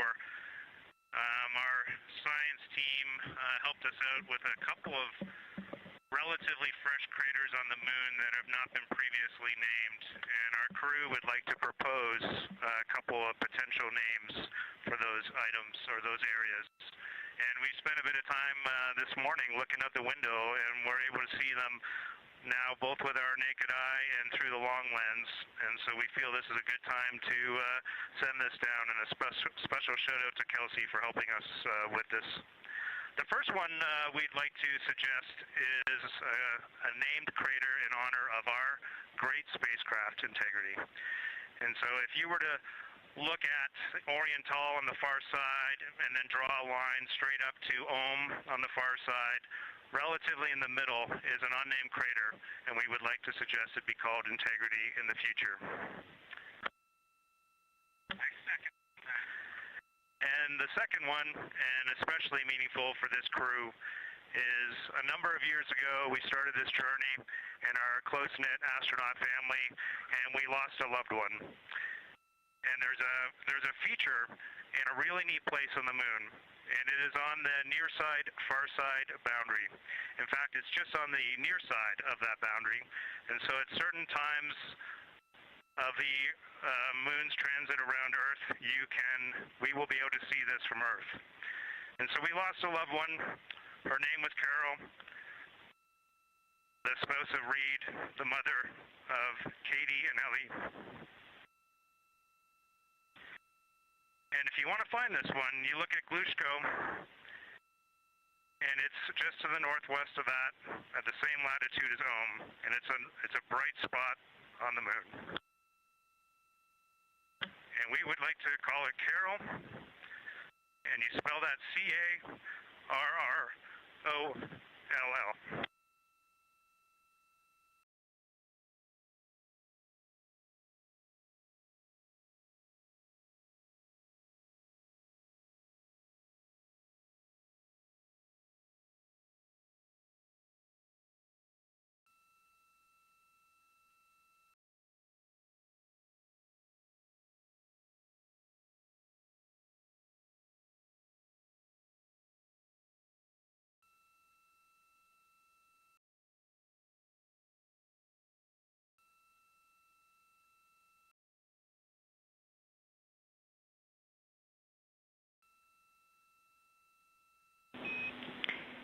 Integrity and Carroll Crater. Loud and clear. Thank you.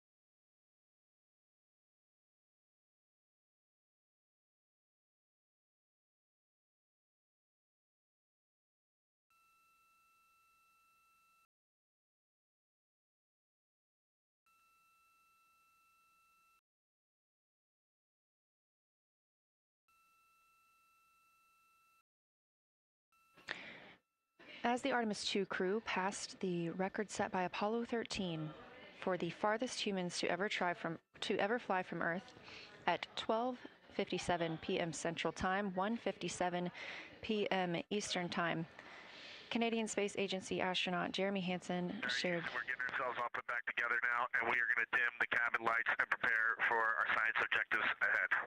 Thank you. Sounds good. We're doing the same down here, and you're maneuvering to your observation attitude.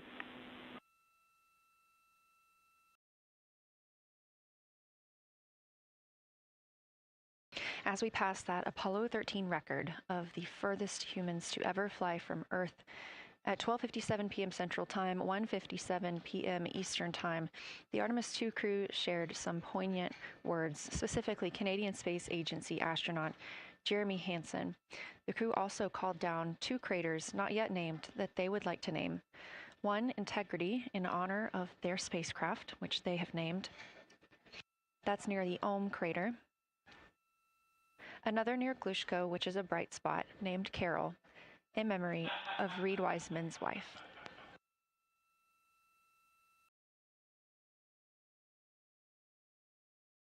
There was a moment of silence here in Mission Control Houston. And now the team and the Artemis II crew are ready to begin their lunar flyby.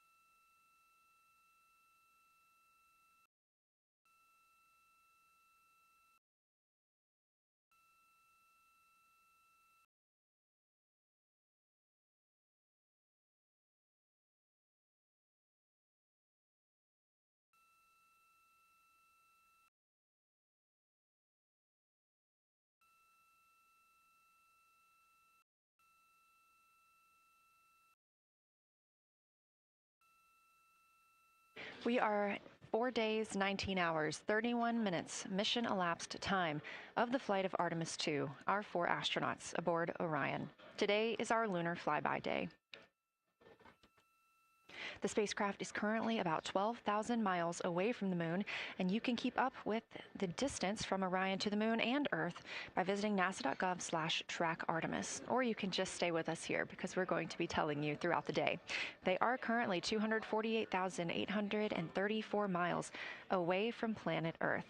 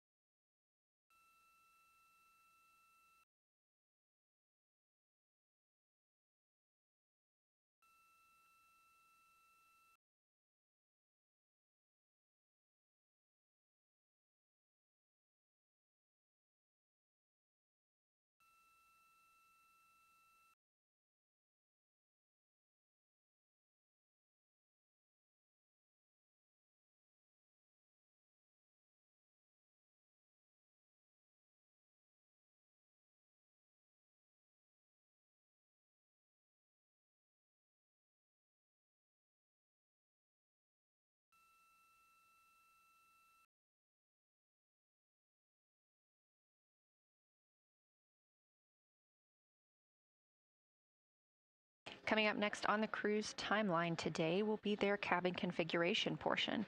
You heard some calls down to Science Officer Dr. Kelsey Young earlier about how they have configured the cabin so far. This is just a little bit more of timelined activity for them if they need to further do so. On flight day 3, the crew had time on their schedule allotted for configuring the spacecraft cabin for how they intended to arrange it today. Of course, they had to take down that configuration for another test yesterday of their Orion crew survival system suits. But configuring it on flight day 3 allows them the opportunity to get a chance to see what works for them now that they are in the microgravity environment.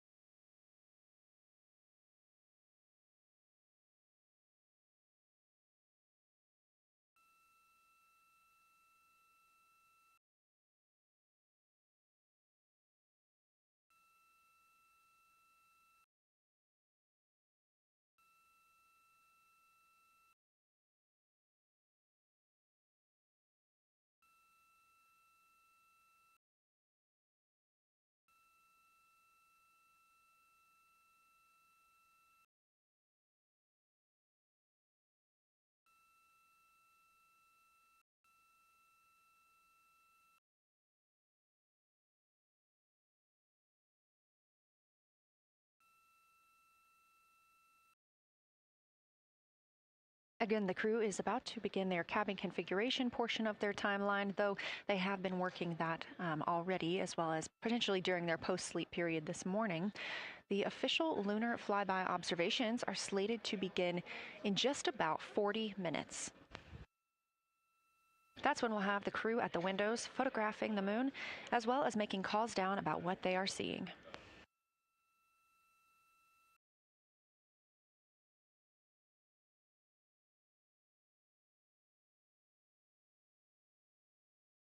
Again, we are live here in Artemis Mission Control for the duration of the flyby.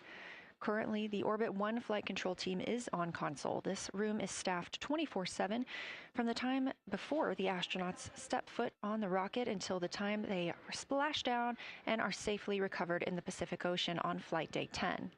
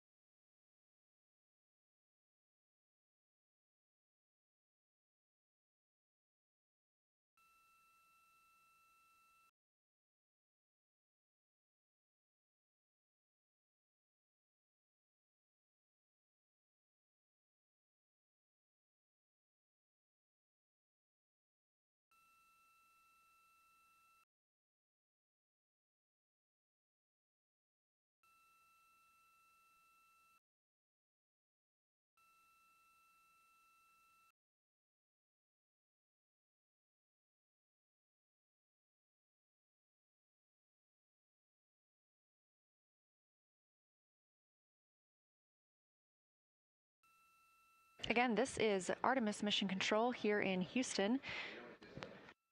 We are now 11,777 miles away from the moon. We did pass the Apollo 13 record of farthest humans away from Earth at 12:57 p.m. Central Time, 1:57 p.m. Eastern Time. That distance, 248,655 statute miles from the Earth, continuing to be exceeded by the crew.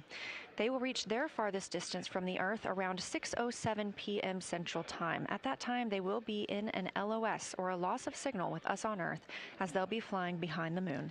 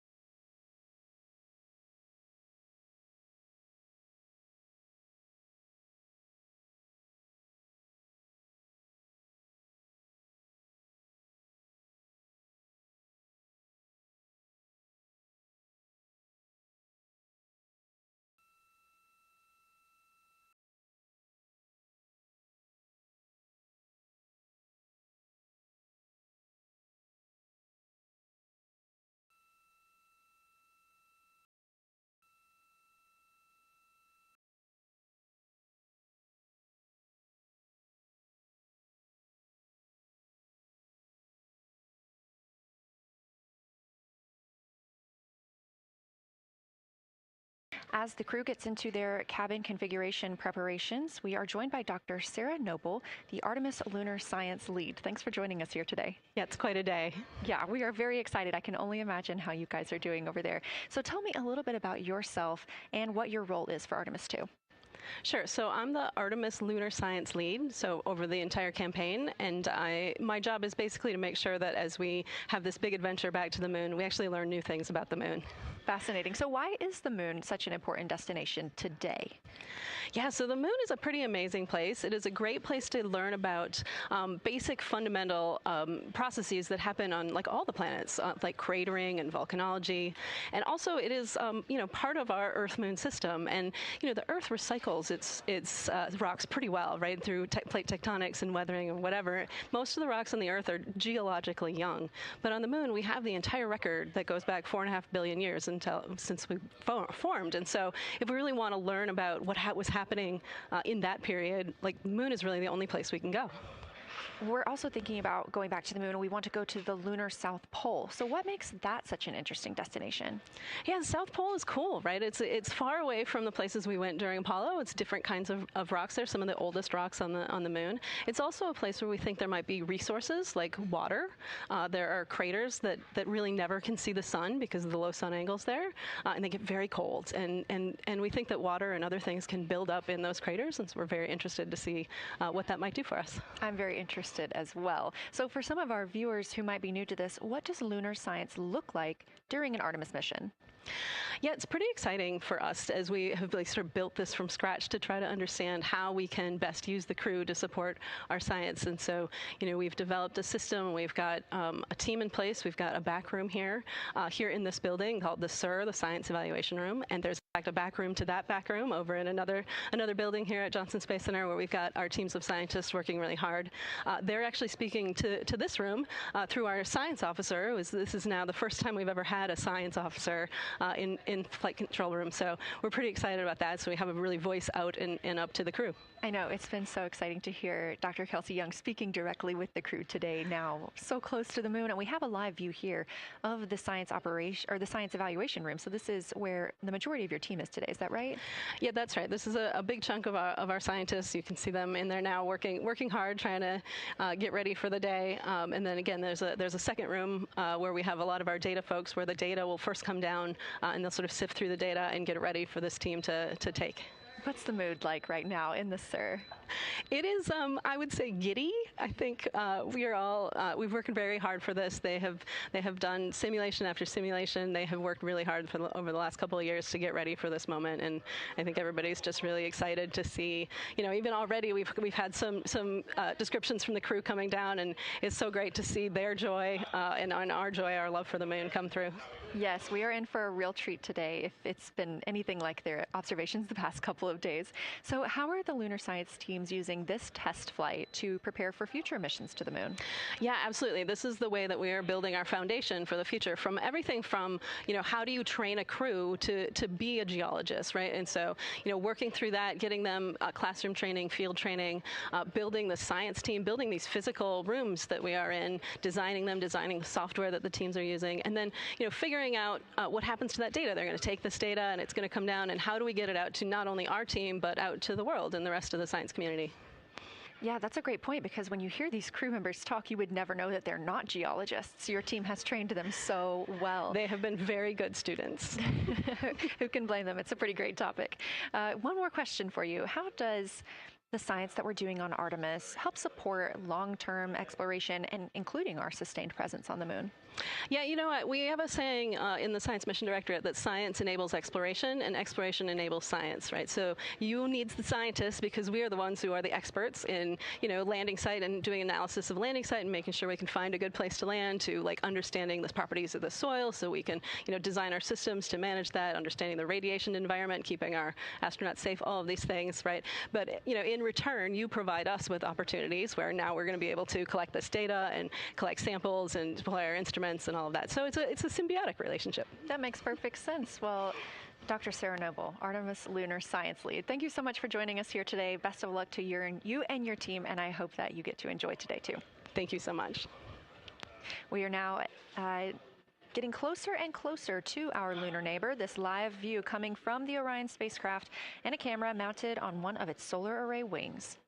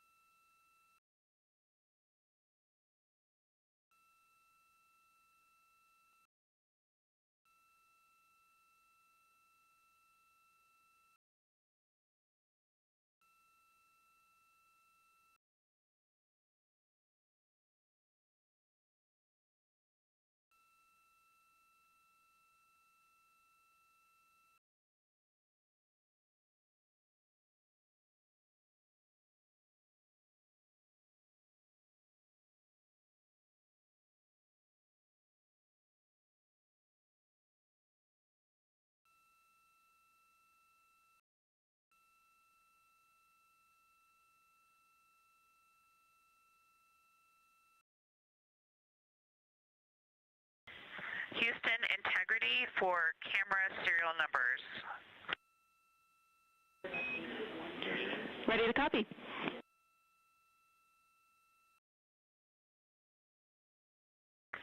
Hey Jenny, these are card numbers for the various positions. For the long lens on the D5, we will have individual cards. Victor's 1008, Jeremy 1019, Reid 1012, myself 1015. For the Z9, we will have one card that is dedicated for today, serial number 1007. For the cabin camera D5, we will have one dedicated card for today, serial number 1022.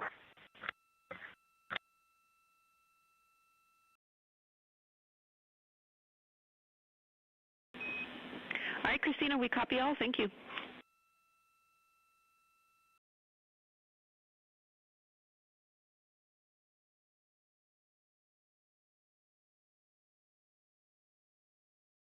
We just realized that we have Earth out window 1 and Moon out window 2, and Earth out window 4 and Moon out window 3, and it gives you the best idea of scale we have had yet. The Moon is about 3 to 4 times the size of the Earth, and it is almost full, and the Earth is just a small crescent out there.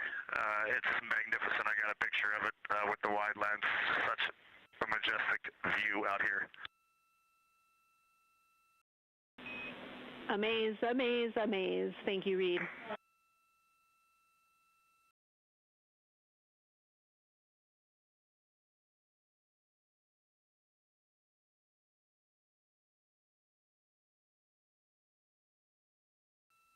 Those are some of the communications we're excited most about today. Commander Reid Wiseman calling down their view right now, obviously a little bit different than what we can see from the solar array camera.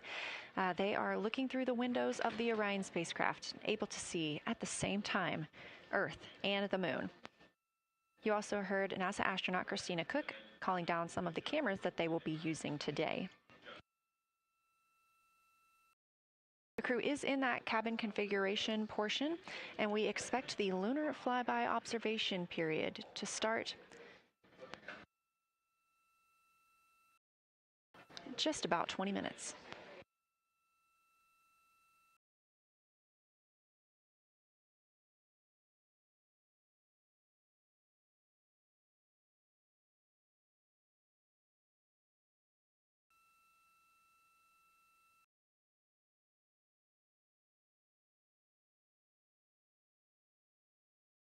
Checking in on Orion's distance and speed, they are currently traveling 1,071 miles per hour, 249,159 miles away from Earth, 11,293 miles away from the Moon, and continuing to grow closer.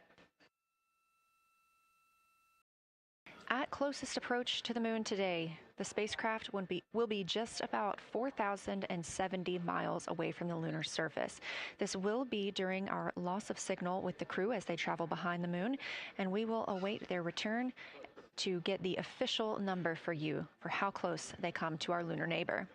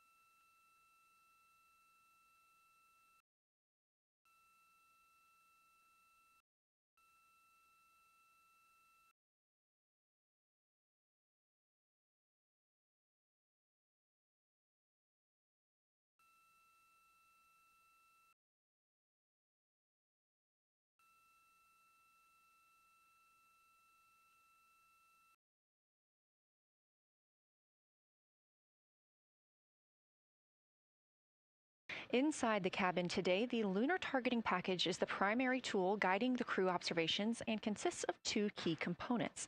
The Lunar Geography Review helped the astronauts study major lunar features in advance and help learn how to orient themselves during the flyby. Because, of course, the moon is not actually labeled like it appears here when we look at this map. The Lunar Targeting Plan provides a detailed timeline of observation targets, background science context, and specific instructions for the pictures the crew should take, as well as the verbal descriptions that will be helpful to the science team reviewing them later. This is a screenshot from their lunar targeting package, and a screenshot specifically of that lunar. Integrity for attitude. Go ahead.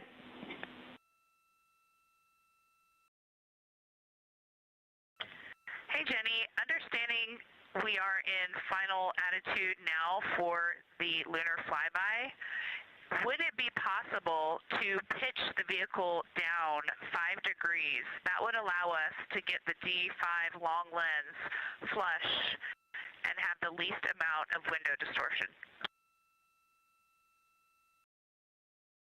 We're checking. That call from Christina Koch, NASA astronaut and mission specialist on Artemis II. Copy. The Orion spacecraft is positioned in a specific attitude to allow the crew to best see the moon outside of their windows today for this imaging opportunity. That call was a request for a potential attitude shift just slightly, another 5 degrees, to give them a better view and to give them a better opportunity to use their long lens camera. They'll also be using that lunar targeting package we were discussing. I am following along with that real time, so I'll be able to share with you exactly what targets the crew is looking at and when. They also trained with a lunar science passport. It's a little reference guide used on Earth to reinforce recognition of key lunar features. It is not on the flight, but it was a significant study tool for the crew to get them ready for launch.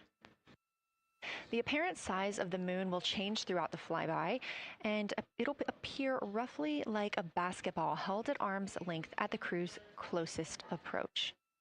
That reinforces the need for careful planning and practiced observation techniques.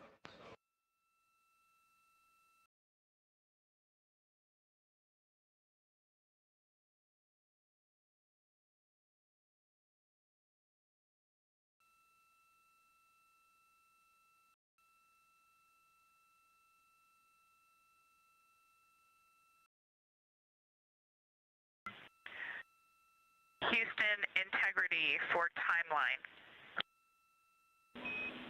Go ahead.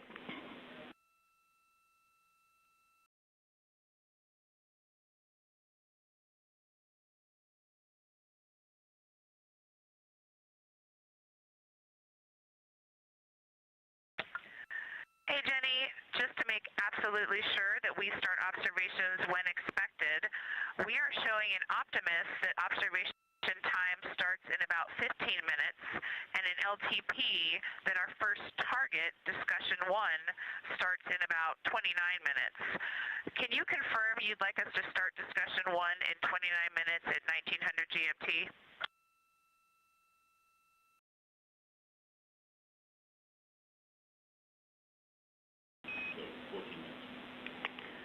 Christina, we are tracking that discussion 1 should start at 18:45. That's 15 minutes from now.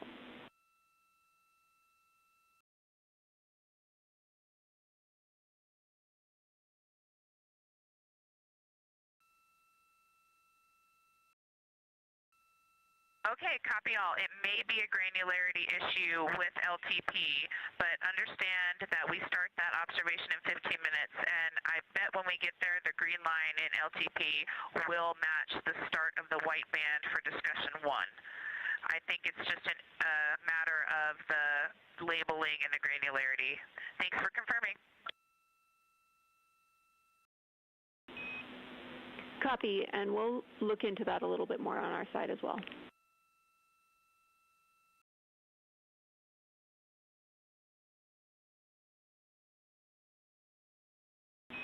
Christina, can you verify for us that your green line is moving on the timeline page of your LTP?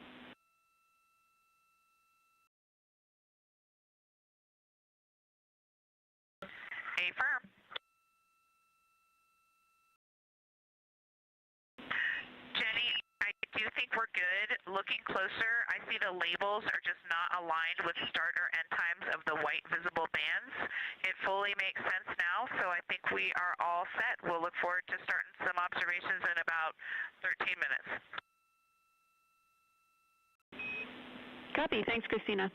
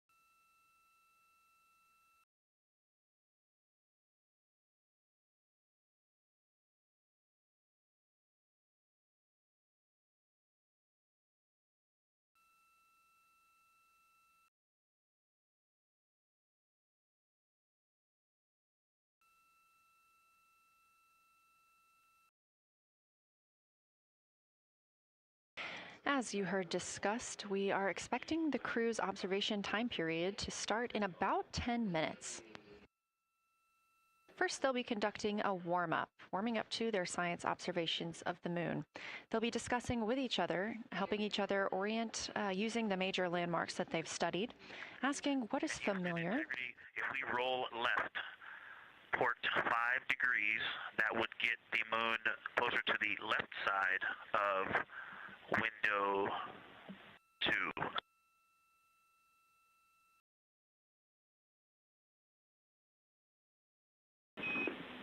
Copy, Victor. We'd like to know if it's pitch and roll or one or the other.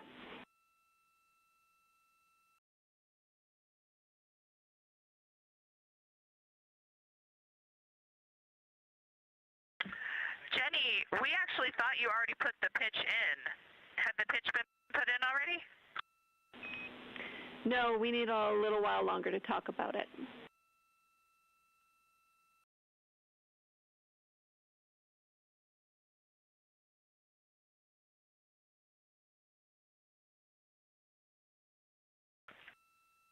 So, Jenny, I guess what's happening is just as our orbit's changing, where it is in the window is changing, so maybe these fancy little adjustments aren't worth it. It's going to continue to move in the window.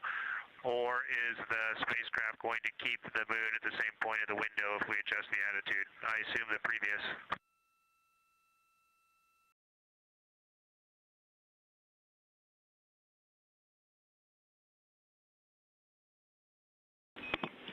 Right now, we are pointing the center of the window to the center of the moon with 2 degrees of deadband.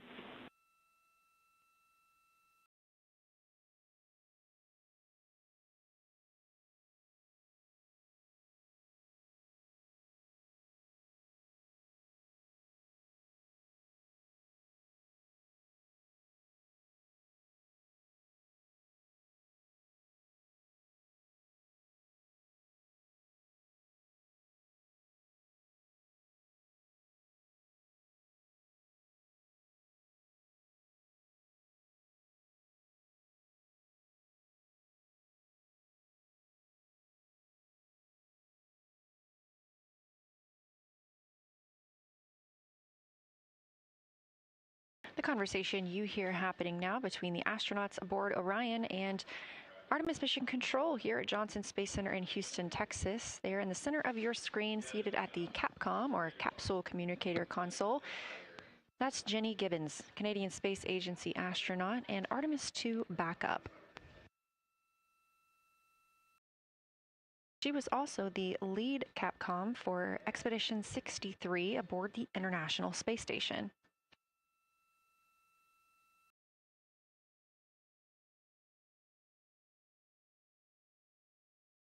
The crew is requesting some attitude changes to the spacecraft to allow them to better image the moon, our priority for today. Of course, those have to be discussed on the ground before they are put into work aboard the spacecraft, so the team is taking some time to do so. You also heard Gibbons reference that we are into dead bands. Dead bands are essentially keeping us in the lane in which we're traveling. If you're familiar with lane assist in your car, very similar in this case.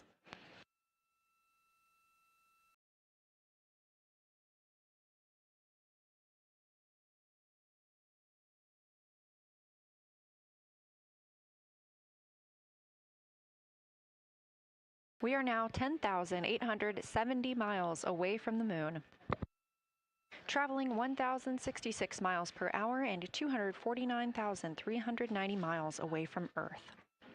Again, we recently surpassed the Apollo 13 distance record of farthest humans have ever traveled. And upon calling down some words during that milestone, Canadian Space Agency astronaut Jeremy Hansen noting that he hopes that this record that they are setting today is soon broken by future explorers.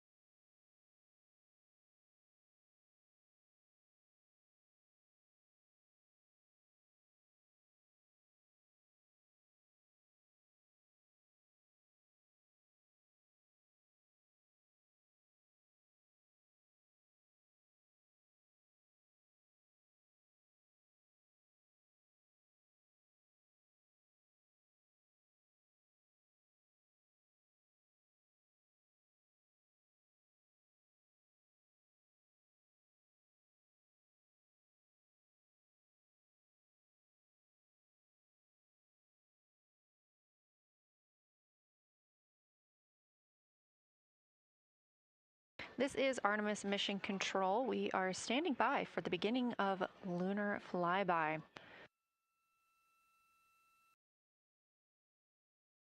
Expecting that to start in just a few minutes when the crew will begin a warm-up discussion preparing for the day. They will be capturing images along while discussing what they find familiar about the moon and what looks unexpected to them.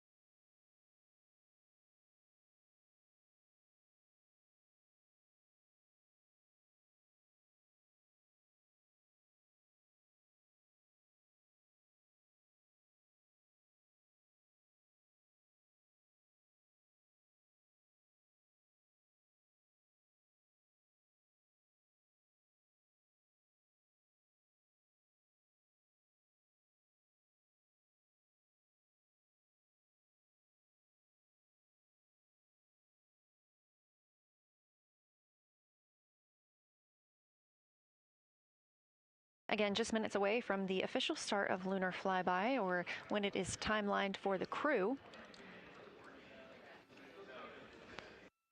We are currently 10,726 miles away from the moon. This view on the left side of your screen coming from the camera on one of Orion's solar arrays.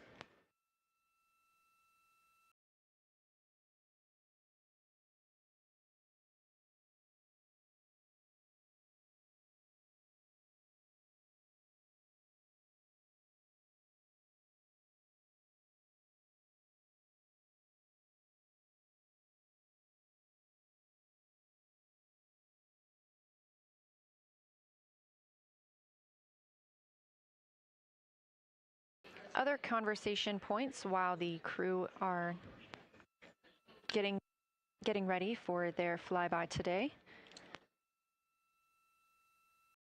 They'll be looking to orient themselves using major landmarks and annotating their observations along with their discussion. They'll have 10 minutes for that warm-up discussion.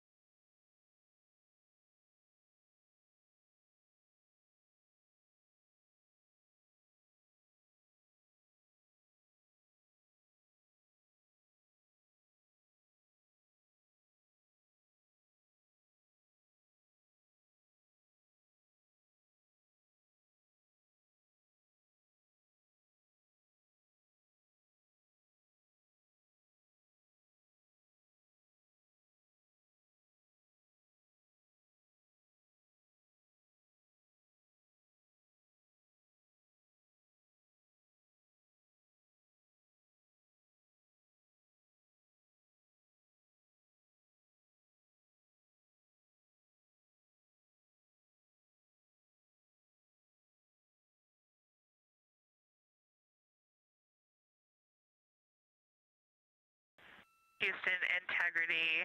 We have two folks at the window deep in discussion talking about all of the awesome features that they're seeing. We just had a huge moment realizing that Hertzsprung is about the same size as our incredible Oriental. We're really excited about this target that's kind of new to us. We're orienting on things like how we talk about albedo, finding some of the prevalent things that we're used to from all of our training, and just overall taking in this view.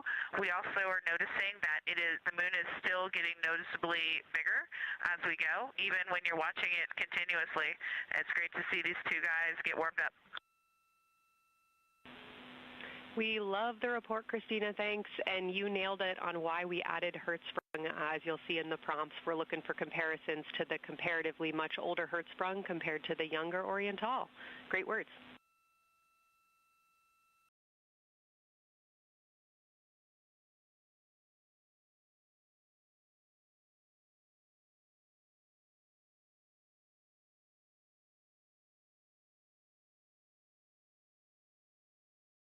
This is Artemis Mission Control. That was the voice of Dr. Kelsey Young speaking with the astronauts aboard Orion as they begin their observation period and lunar flyby.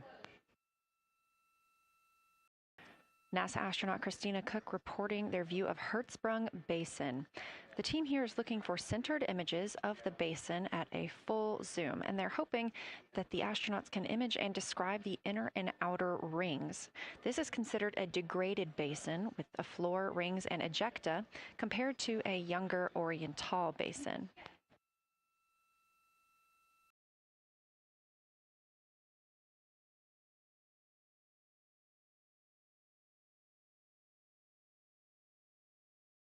We spoke earlier with Julian Gross, the Artemis curation lead, about some of the terms we will hear the crew use today. One of those just called out, that's albedo, looking at surface brightness, or the amount of light a surface reflects.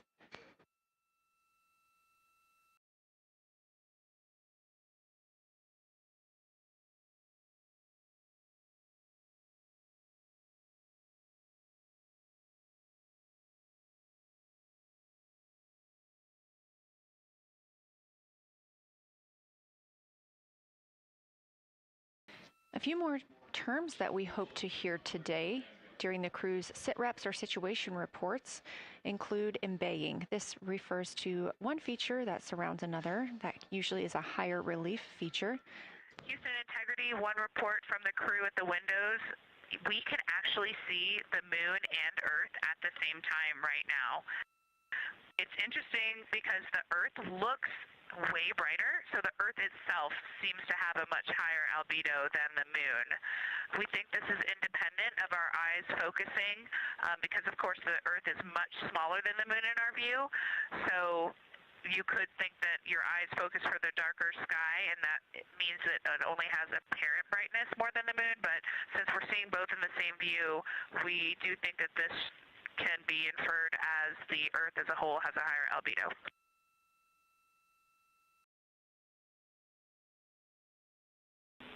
Great observation, Christina, and reminder that as you're starting to look for those subtle color and albedo variations on the moon, the relatively bright albedo Earth might make those a little bit difficult, but as your eyes continue to adjust, we expect you to start to see more nuance on the moon. Thanks.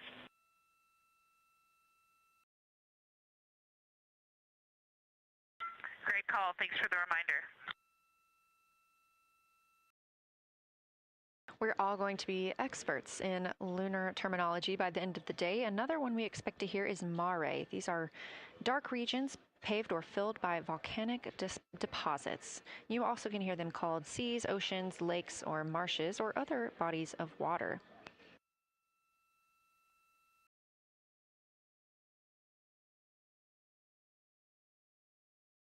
Again, we are live in Artemis Mission Control, but on the right side of your screen, that is the Science Evaluation Room, team members who have been preparing for this day for years.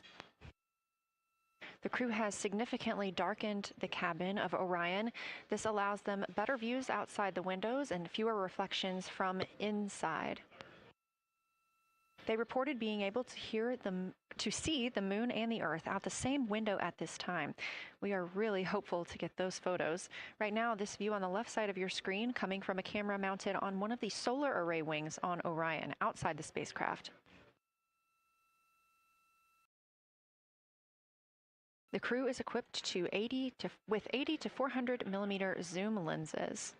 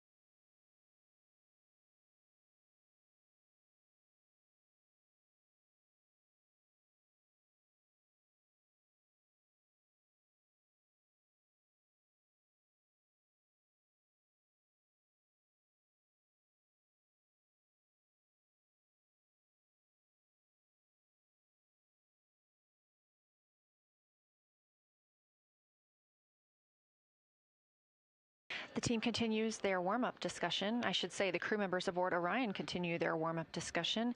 However, they are about to be prompted to move on to discussion number 2, which is near side and far side.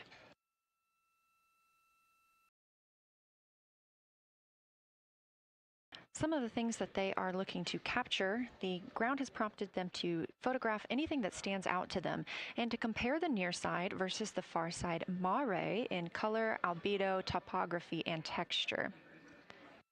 They also want the crew to compare the appearance of rayed craters in the near side mare versus in the far side highlands. Of course, a reminder that some of the items that the crew, or some of the landmarks the crew are seeing today, is the first time that humans have ever laid eyes on those portions of the moon.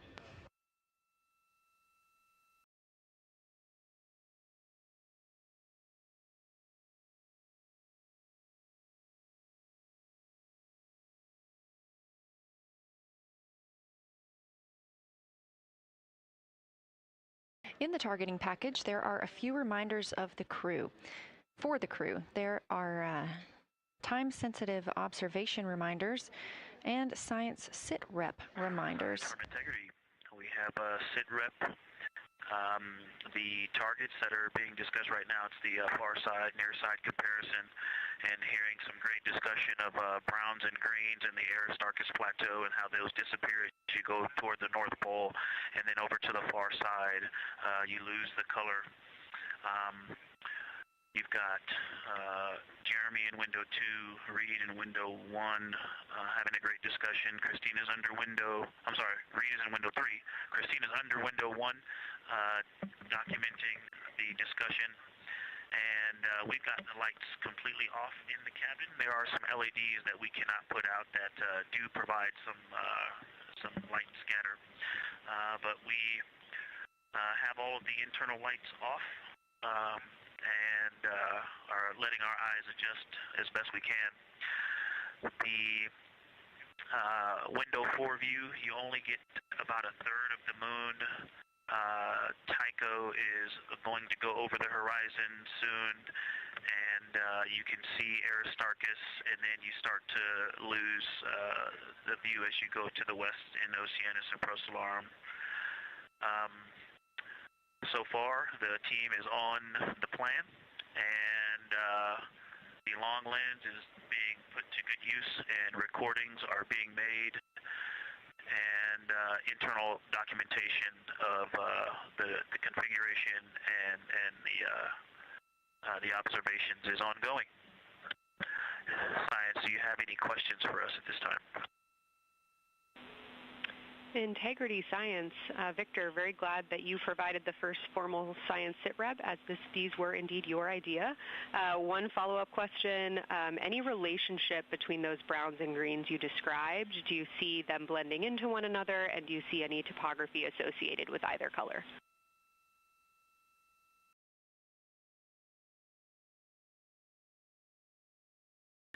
I don't want to bother the window team. I just heard that, overheard that, and so I'm sorry I don't have that detail yet. I will eavesdrop and see if I can pick that up. I will try to answer that at some point. I also heard a comparison of the albedo in Aristarchus, that crater, the very high albedo spot you can see on the near side. There is a feature called, I believe, Burgess alpha, that is equally or maybe higher albedo.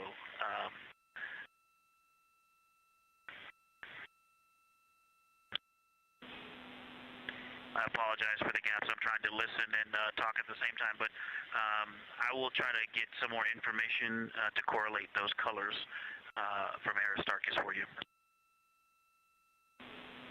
Understood, Victor, and good call to not bug the window team. Really like the brightness comparisons to Burgess A. Really helpful for the science team. Keep them coming. Thanks.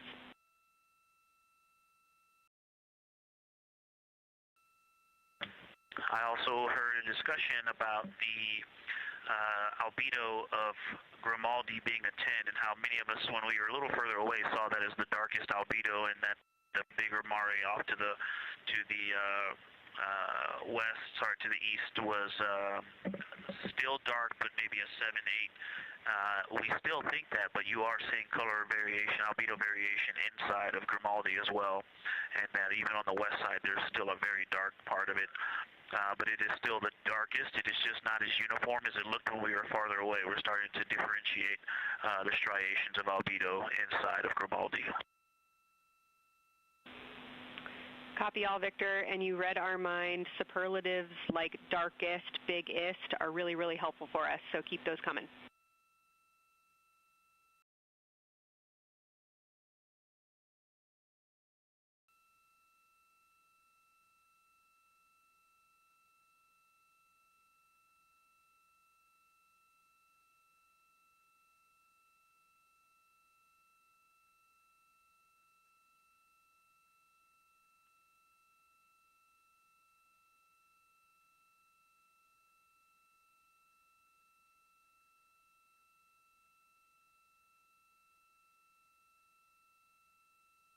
As we were just mentioning, the crew is slated to perform these science sit reps. They are prompted to do so by an icon in their lunar targeting plan.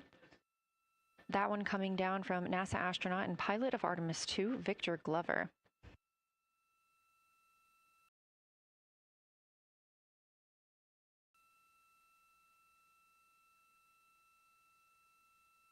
As we discussed, the Capcom is usually the only person in the room speaking with the crew, the capsule communicator. However, today, the science officer, Dr. Kelsey Young, she is the Artemis Science Flight Operations Lead, is speaking with the crew during the flyby to ask any questions that the team may have.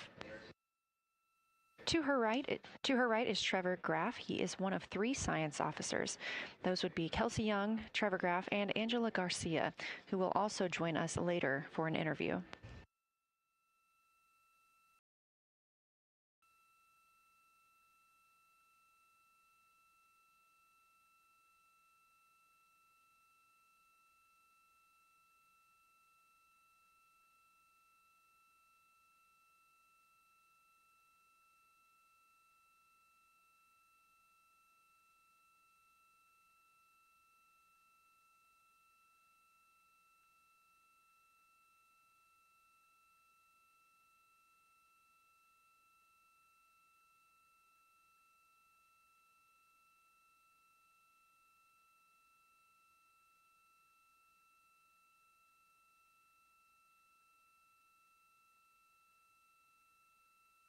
And Houston Integrity was able to, Science Integrity was able to get a view out of window 1, which is a beautiful view. I can see the entire moon that they're looking at.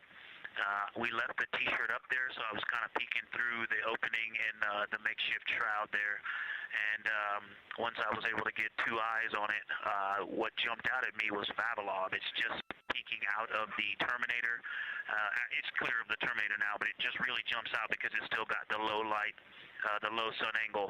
And so where the, Vavilov has that impact over the top of another crater, where the 2 craters intersect on the eastern edge. So on the side closest to Orion Tall, where the 2 crater rings intersect, the shadow there is the highest peak in the interior of Vavilov, and so you can see that terrain is, there's some real variation in the terrain there, that there's a nice peak where those peaks intersect, where those rings intersect, and we'll get a picture of that.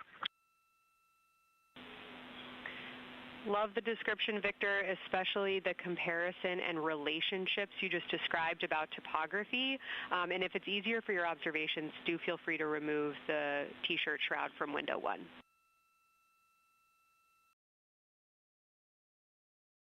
Yeah, absolutely, we will do. Thank you.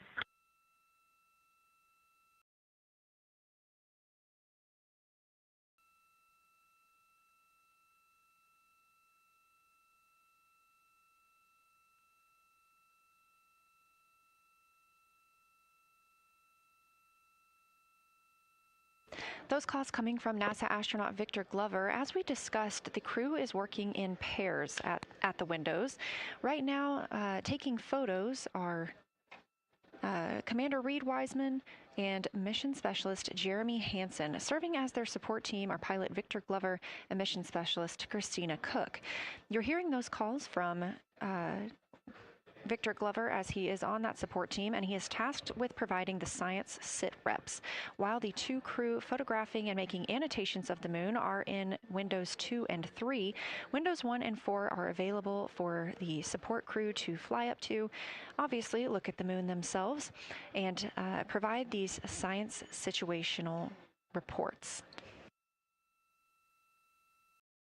The view on your screen is part of the lunar targeting package, and it's something that the crew can reference as they are flying by, but this is an animation.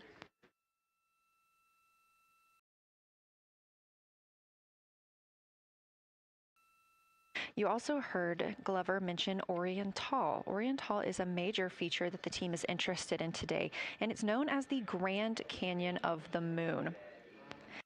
Until this mission, the Oriental Basin had never been seen in sunlight by human eyes. Oriental Basin and its surrounding ejecta could fit within a straight line distance from NASA's Johnson Space Center, where we are at today, to Kennedy Space Center.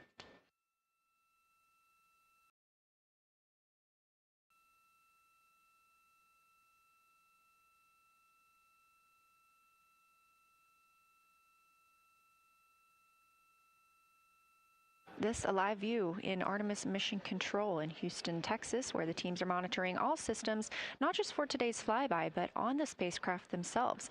Again, this is a test flight, our very first flight of humans on the Orion spacecraft. This team has been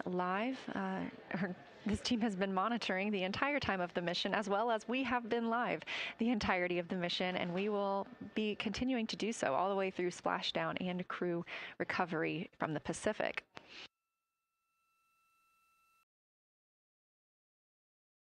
This is a visualization from ARROW, the Artemis Real-Time Orbit website that you can also access at any time by visiting nasa.gov/trackartemis, showing us that we are now under 10,000 miles from the moon, 9,948 to be specific, and continuing to count down.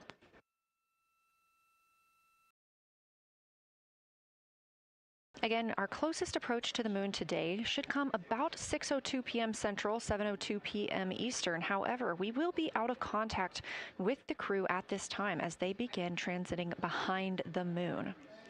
At that time of closest approach, the distance from Orion to the lunar surface will be about 4,070 miles.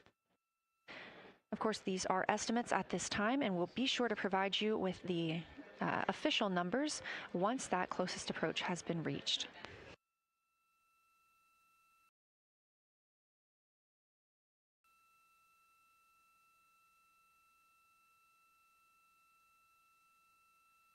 This shot live inside the Orion spacecraft, where our 4 crew members are continuing with their lunar flyby activities. They have just begun those activities really about 20 minutes ago, so we've got several hours of moon view opportunities. This is still a live view inside that capsule. However, you can see just how dark they have turned down the lights. Actually, they've turned them all the way off. There are a few LEDs that they cannot power off, but turning down these lights gives them better views outside of the spacecraft's windows while they photograph the moon. This also prevents any reflections from inside the spacecraft bouncing up on the windows and interfering with their photography.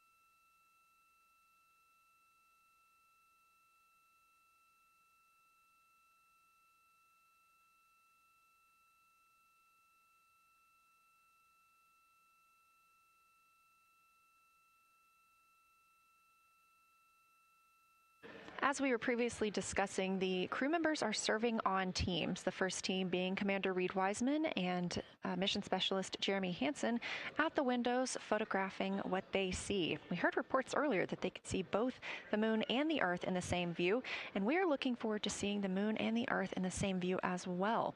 That Earth set coming up in just a few hours.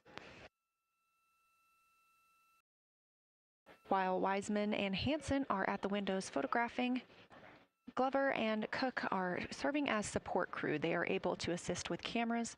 They are also providing those situation reports, letting us know how the team is working inside the spacecraft, what they're seeing, and how they're feeling about it.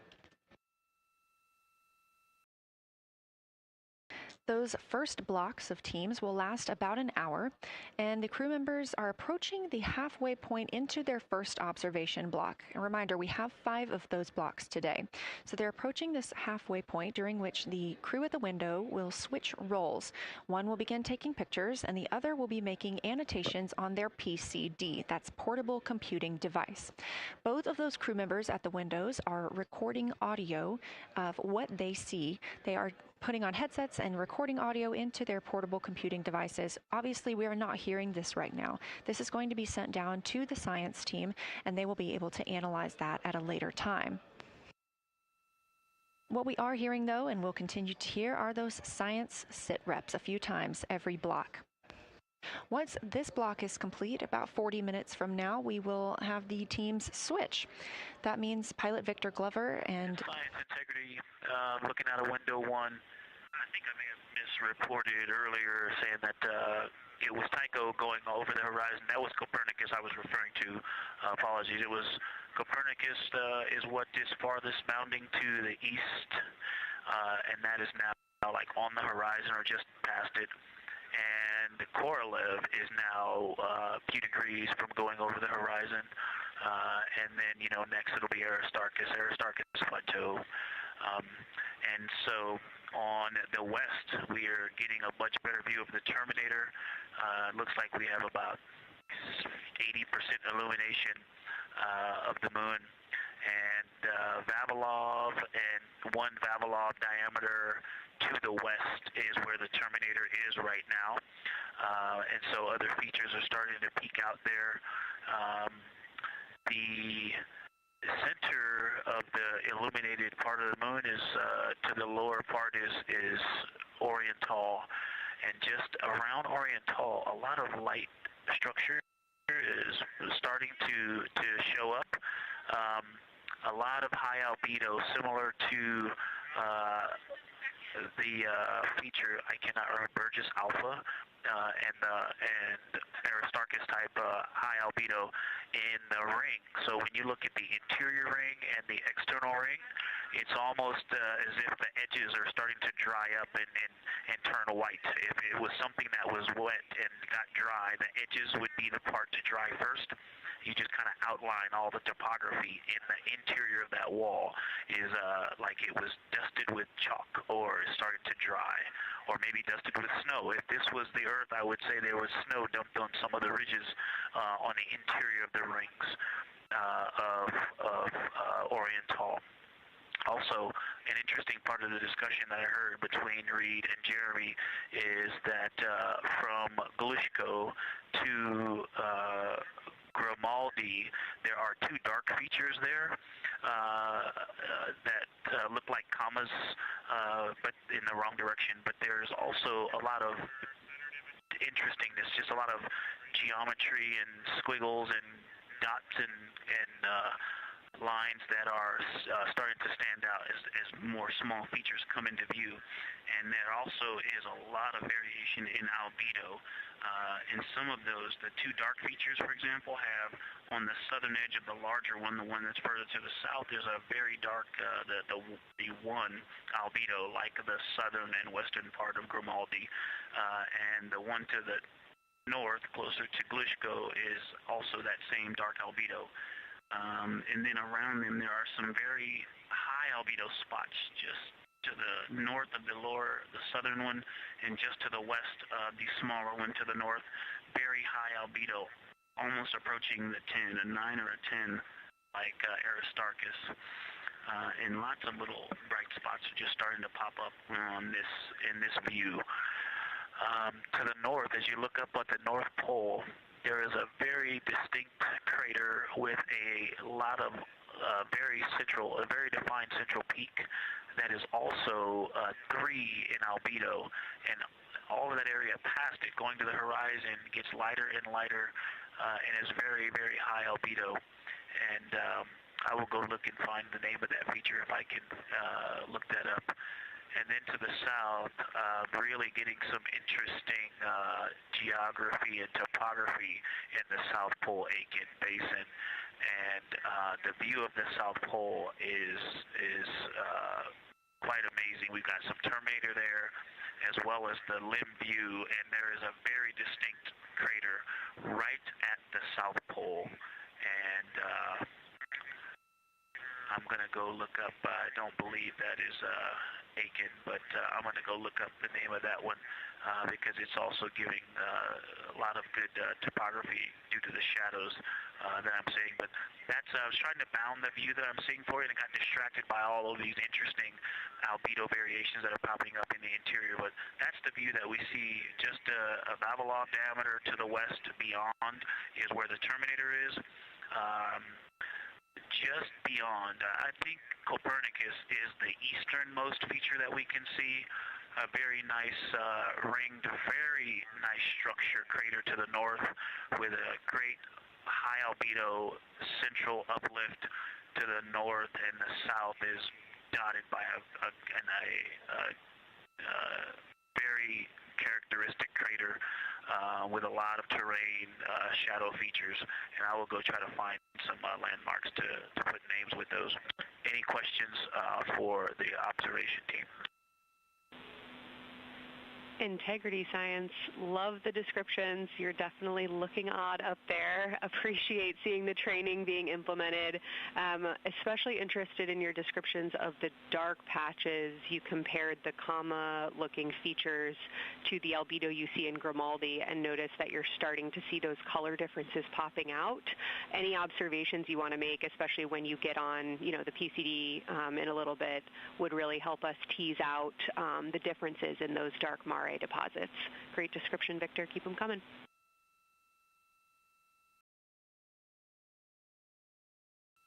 Absolutely will do, and I know you've got descriptions on both of the window observers right now as well. Keep them coming.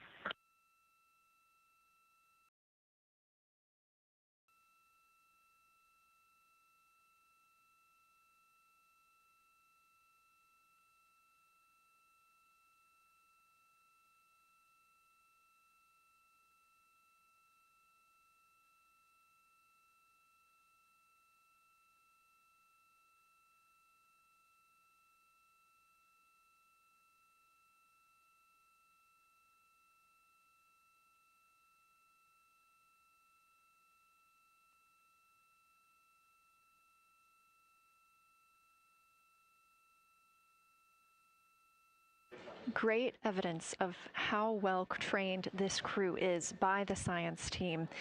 NASA astronaut and pilot of the Artemis II mission, Victor Glover, calling down a situation report, noting several different features on the moon and such descriptions, even saying that it looks like snow on some of the peaks. Obviously, we do not expect that to be snow, but referencing that as some of the lighting on how it looks to the Artemis II crew from their current position.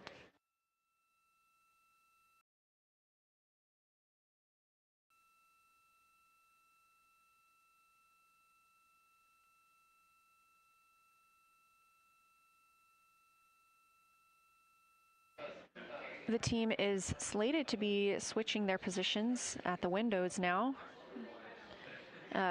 Both Reid Wiseman and Jeremy Hansen have been at windows 2 and 3, one taking photos, one making observations and annotations on their portable computing device. At this time, we also anticipate that they are looking at a crater duo. One of those is Glushko, and the other is Ohm. The team is looking to know the extent of Glushko's ray system and how its rays differ in the Mare versus the Highlands. They also want the team to compare the ray systems of Glushko to Ohm.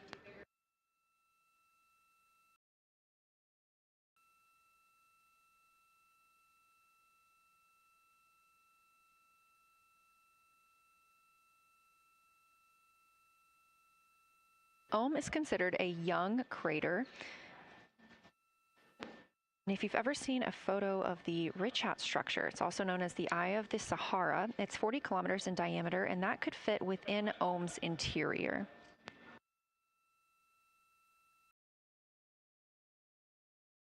The team is specifically interested in descriptions of that ray visibility, including the color, albedo. Remember, albedo is the brightness or the surface reflection, and the reach.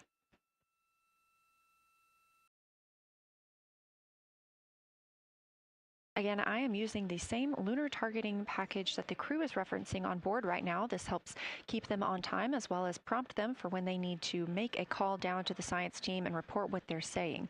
It also gives them reminders of when they need to swap positions at the windows. Additionally, I'm using the Artemis II Lunar Science Passport developed by Amber Turner and the Artemis II Lunar Science team. Now, this passport did not fly with the crew, but they used it extensively as a study guide here on Earth. So a lot of the descriptions and comparisons you hear today are developed directly by the science team.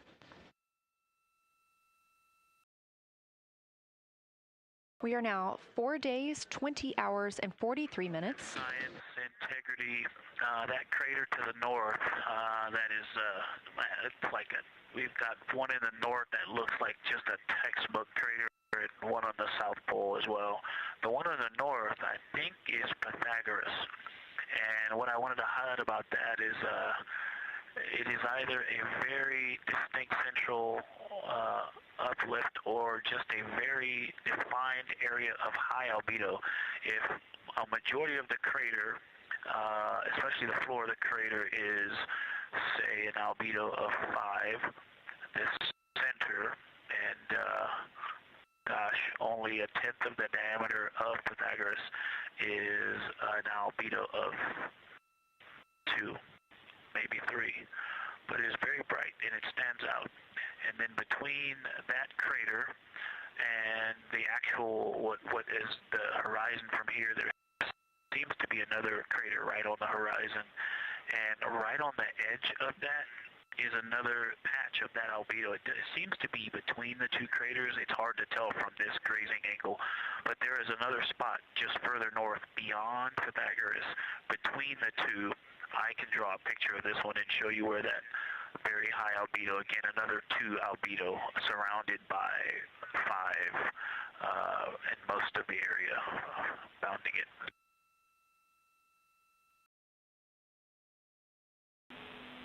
Integrity Science, thanks for that. We agree with the Pythagoras assessment. And as a follow-up to your previous report, the SIR had questions about topography comparisons between the North Pole and the South Pole of the Moon, if you're willing to provide words on that.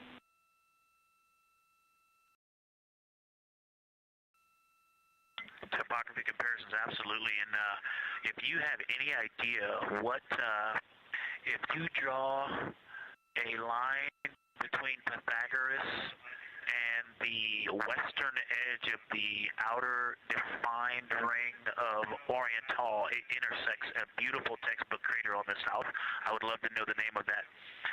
The topography differences, now the South Pole has a little bit of a benefit that it has more of the terminator, and I can see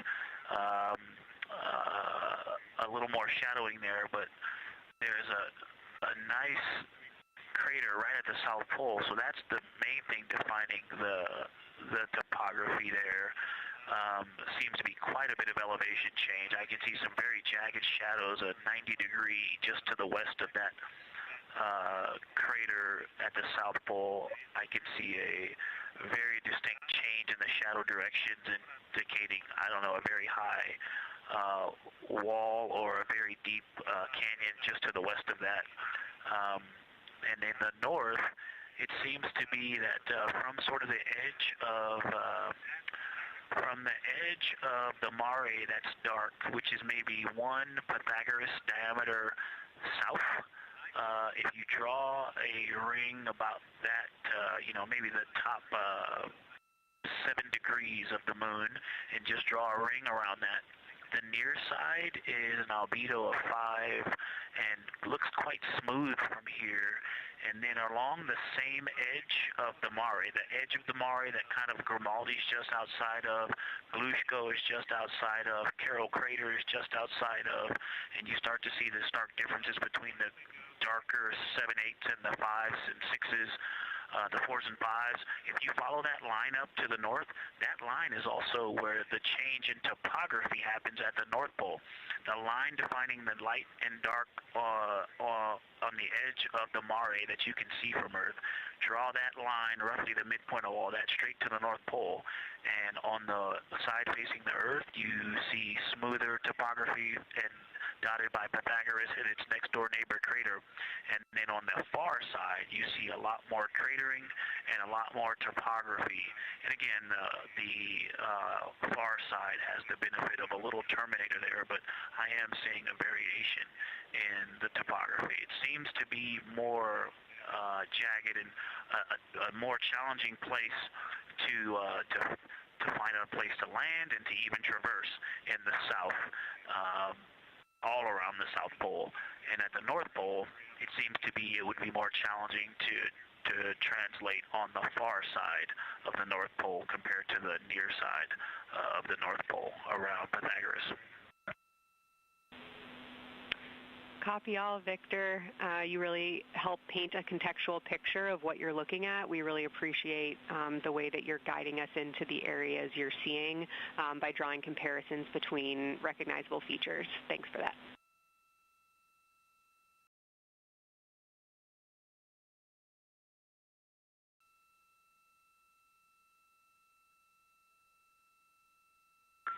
And Kelsey, another little science sit rep moment, something I just heard from the window team is the more I look at the moon, the browner and browner it looks. I thought that was an interesting observation.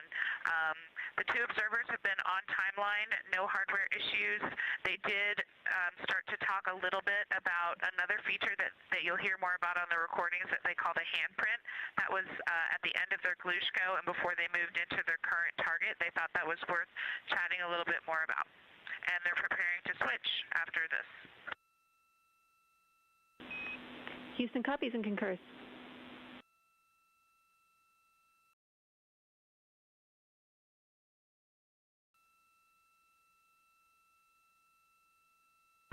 Hey, Houston and Science Integrity, another just observation from the human. My eyes have shifted a little bit since I've been up here. I've been wearing my reading glasses to look at the PCD. Well, this is a very taxing event on the eyes, looking out the window and seeing the very bright moon, then coming back inside to the dark cabin and trying to work cameras and microphones and logistics and lunch and those kinds of things, and then looking at the PCD, which is dimly lit. It's just been an exercise. It is a difficult thing to manage it. I'm up and down on the glasses and then having to wait as my eyes adjust when I come back in. As soon as I look back into the cabin from looking out the window, I can feel my eyes adjusting, and I just have to work through it as they adjust. Appreciate that report, Victor, and know that we are prepared to read you up targets from the ground if that would give you the ability to keep your eyes focused on the moon and not having to swap between that and the PCD. Just let us know.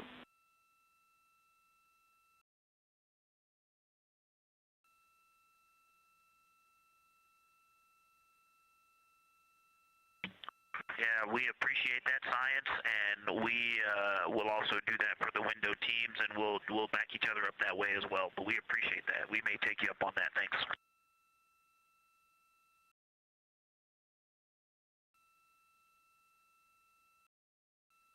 Continued detailed descriptions from the Artemis II crew aboard Orion.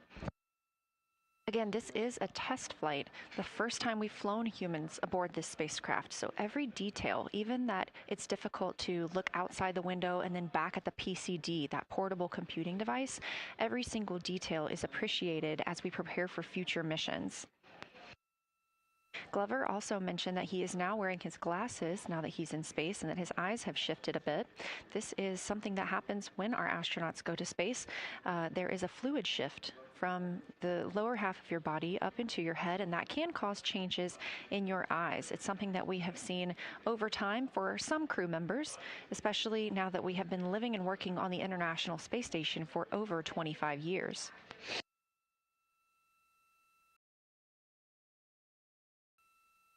Again, it's clear that these Artemis II astronauts have undergone extensive lunar science training, including classroom instruction, fieldwork, and high-fidelity simulations. Training expeditions even took place in analog environments like the Icelandic Highlands and the Kemassassin impact crater in Labrador, where crews practiced identifying and describing geologic features under varying conditions.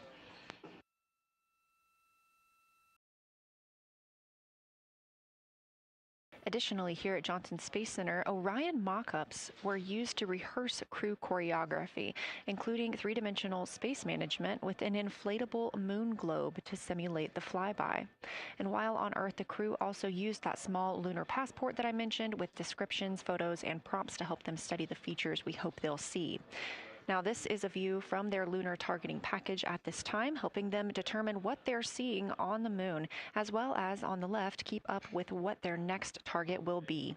As you can see, we have got a long list and an exciting day ahead of us.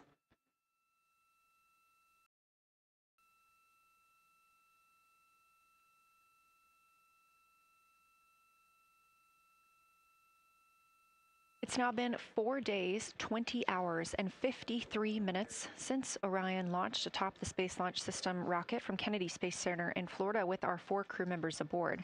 NASA astronauts Reid Wiseman, Victor Glover, and Christina Koch, and Canadian Space Agency astronaut Jeremy Hansen.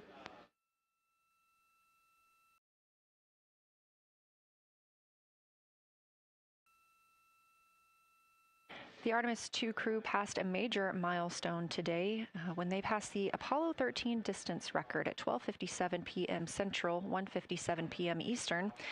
That Apollo 13 distance record was 248,655 statute miles from Earth. And Houston, another observation, whole moon. When you look at the moon, something I've never seen in photographs before but is very apparent, all the really bright new craters. Some of them are super tiny. Most of them are pretty small. There's a couple that really stand out, obviously. And what it really looks like is like a lampshade with tiny pinprick holes and the light shining through. They are so bright compared to the rest of the moon. We copy, Christina. Thank you. Looks like you guys might be doing it, but remind you to swap positions at the window and take your SD cards with you. We're loving everything that you're calling down, so keep it up.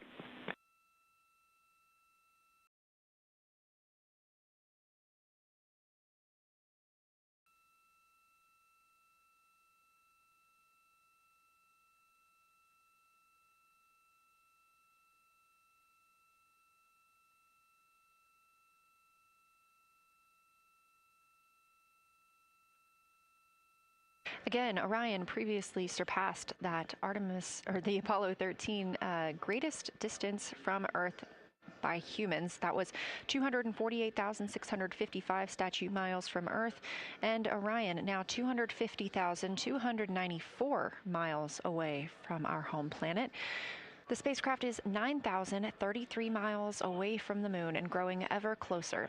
At its closest approach, it'll be about 4,070 miles away, and we will make sure we confirm what that distance ends up being. This is an approximation and an estimate ahead of that moment.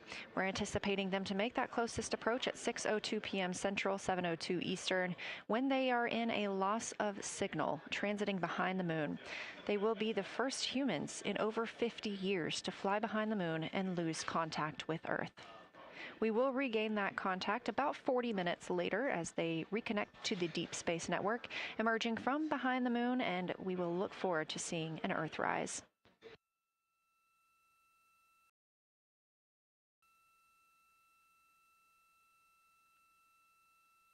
Again, the crew is currently in their position swap portion on their timeline.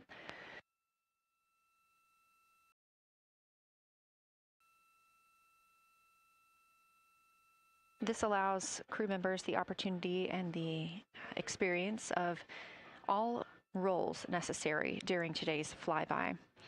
Right now, those two crew members at the window have swap positions.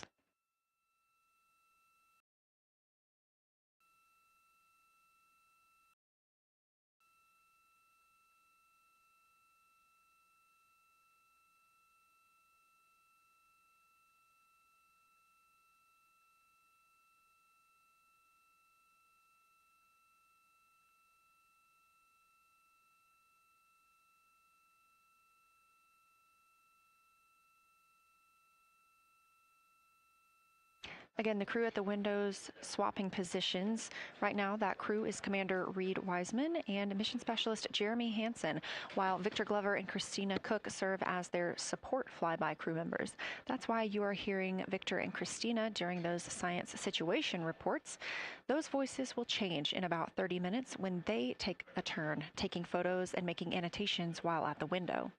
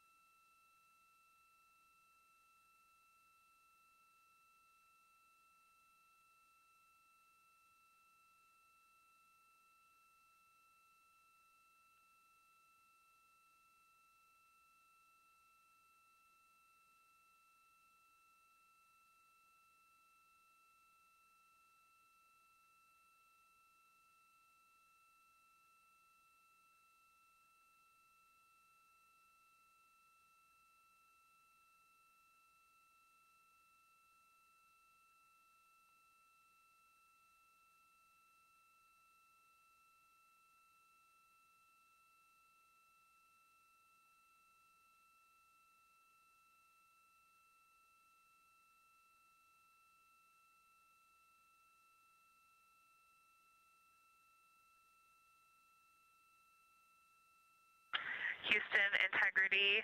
I wanted to provide an observation or a little bit of descriptive nature on something that we saw on the first day we had good moon views. This was when we saw more of the near side, and the ground helped me out with identifying Mare Imbrium.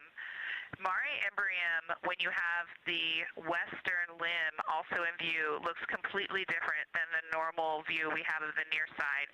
It is the most striking feature of the western limb view that we had.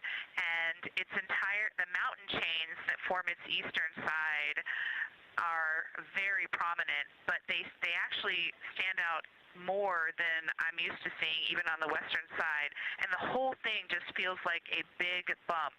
It actually looks like a large healing wound with a high albedo forming the mountain chain around the impact basin. And I just don't think I had enough chance to describe how striking it was on that western limb view as we were coming in a couple days ago. Christina, science, absolutely love that, especially since that's a feature that all of us here on Earth can observe from home. So I'm sure tonight everyone's going to be going out and looking for evidence of that beautiful topography you just said. Thanks for those words.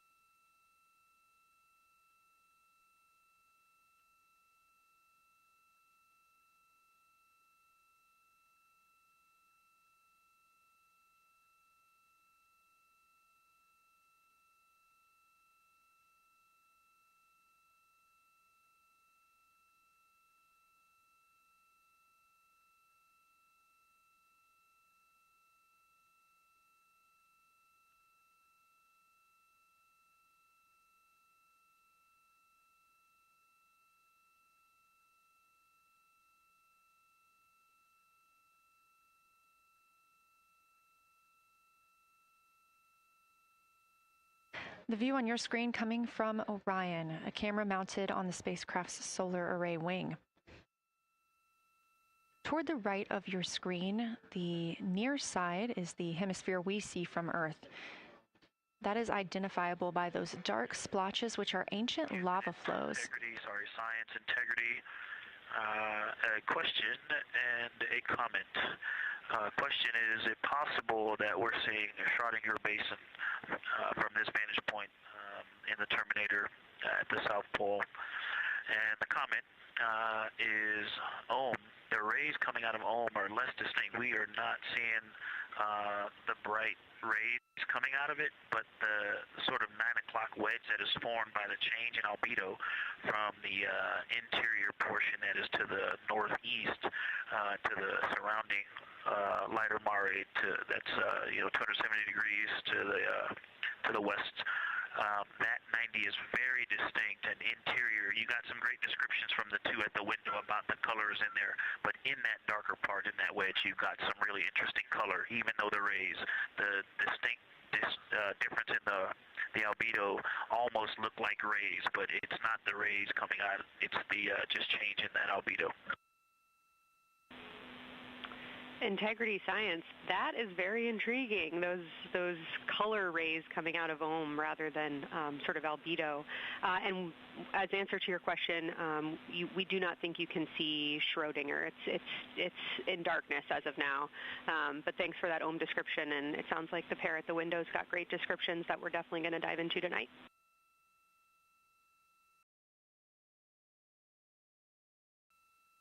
Okay. If you could help me, I would still love to know what it is. There's a very nice crater. You're going to likely have a lot of pictures of it.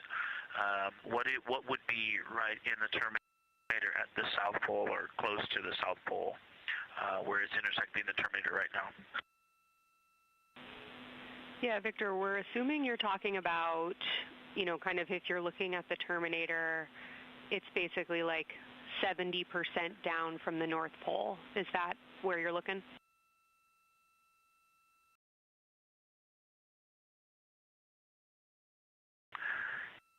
Contact, yes, that is where I'm looking.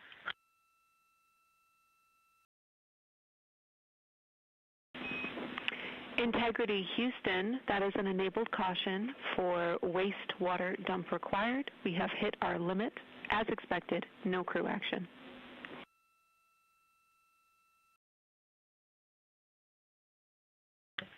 Copy, no crew action.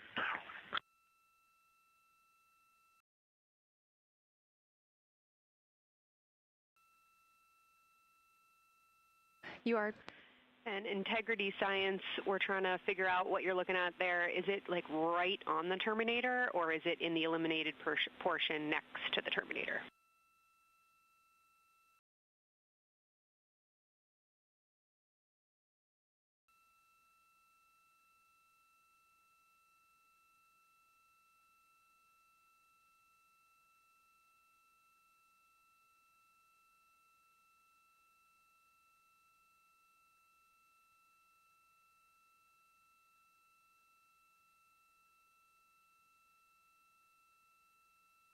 While we wait for a response from the crew, the Terminator is that difference between day and night, or brightness and darkness, that you see on the moon.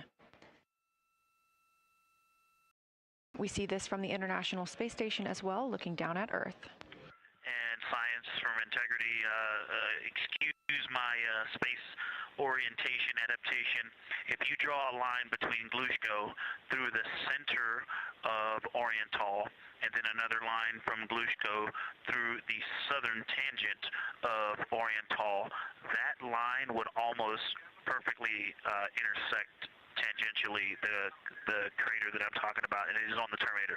So yeah, I think I'm not looking at the South Pole. I was a little twisted.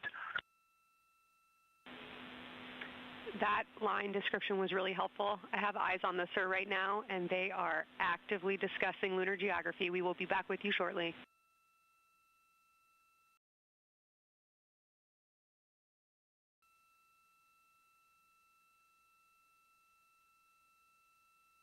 You're hearing a couple of voices today in Mission Control Houston. One of those is Dr. Kelsey Young. Integrity Science, we believe that's Zeeman Crater.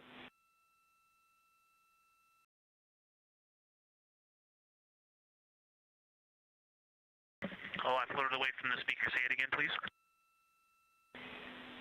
We believe that that is Zeeman crater.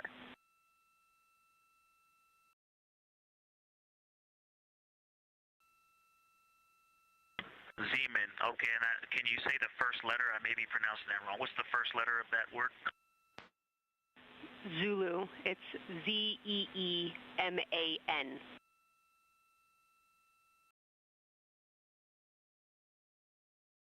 Copy. Thank you for that. Yes, we've got a great view of that. And when I went back to the window just now, the view has completely changed. Our trajectory is taking us to a new view, and I'm looking more into Vavilov. I've got a nice, great view into Vavilov. I'm actually away from the window right now, so I'm going to go try to give you some bounding words on the view that we're seeing, but I've got to get back to a window in a minute. Understood, Victor. You're defining new views of the moon in more ways than one.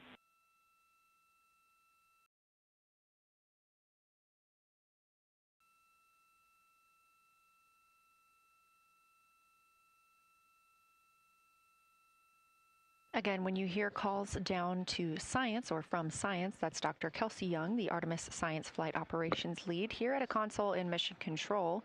You also hear communications with the crew from Canadian Space Agency astronaut Jenny Gibbons. She is the Capcom for today. She is a backup Artemis II crew member. Those calls from pilot Victor Glover asking about a feature he was seeing, specifically a crater on the moon. Meanwhile, the team here in the science evaluation room was actively working together to determine which feature he was describing.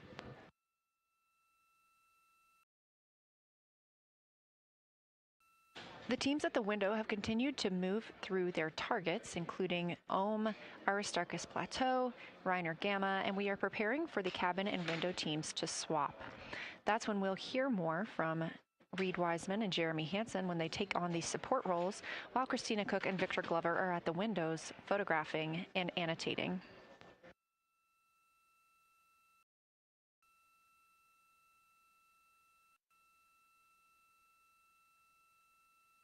As we briefly mentioned, if you look towards the right side of the moon, essentially,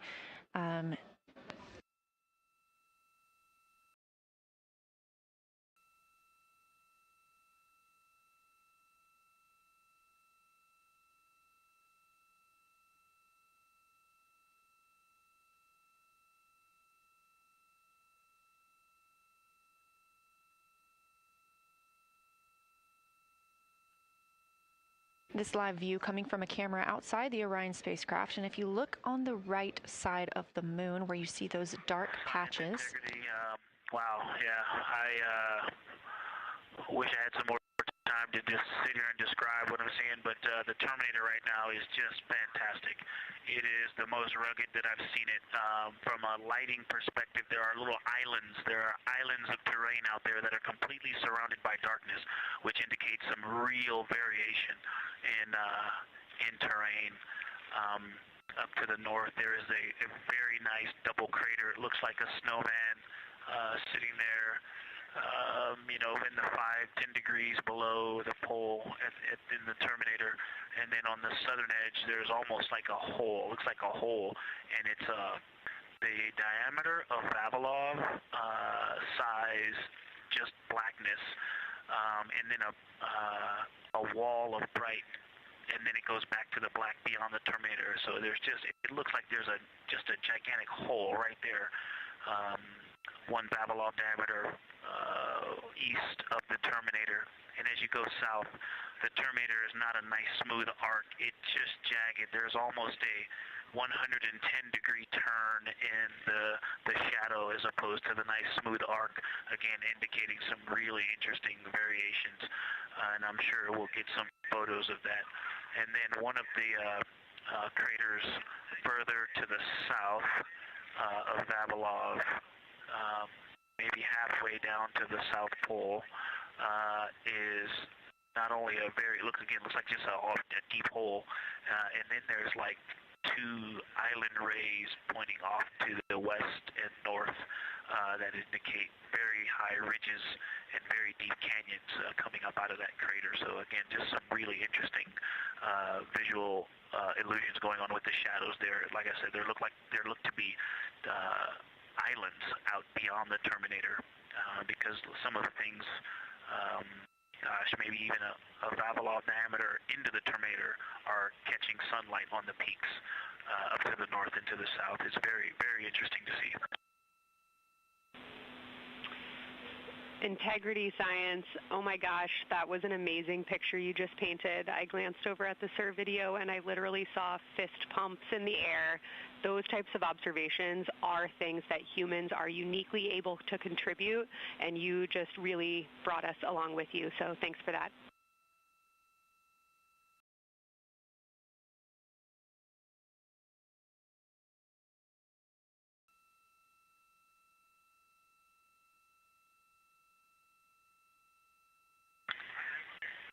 That's awesome, Kelsey. Did you get a sit rep updating you on a slight change in logistics for PCD use? Christina, this is Houston. We did not, but we will take it now.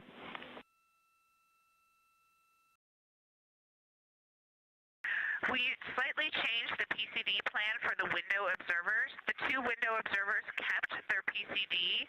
So in other words, the one at window 2 went to window 3, and the one at window 3 went to window 2 when they swapped, rather than staying at the window. We'll plan on all observers keeping the same PCD for all observations. Copy, Christina. That makes sense to us, and good plan. We are coming up here on a cabin and window team swap. Let me know when you're ready for a quick vehicle status.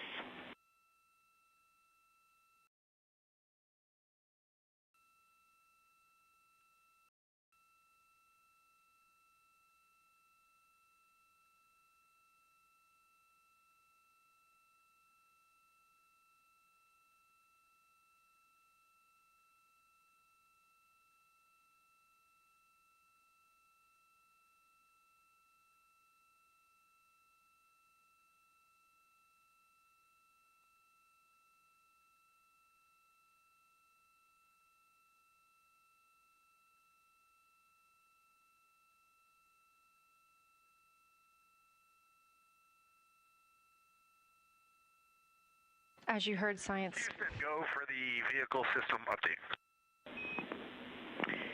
Howdy, Reid. We don't have much for you. We just wanted to let you know that toilet right now is no-go for use as we stick with the predetermined limit for now. All crew members, please use CCUs. Otherwise, Orion is looking very good. And you have 15 minutes in this handover time where we expect Victor and Christina to switch to the windows, and you and Jeremy to be in the cabin assisting. Let us know if you have any questions.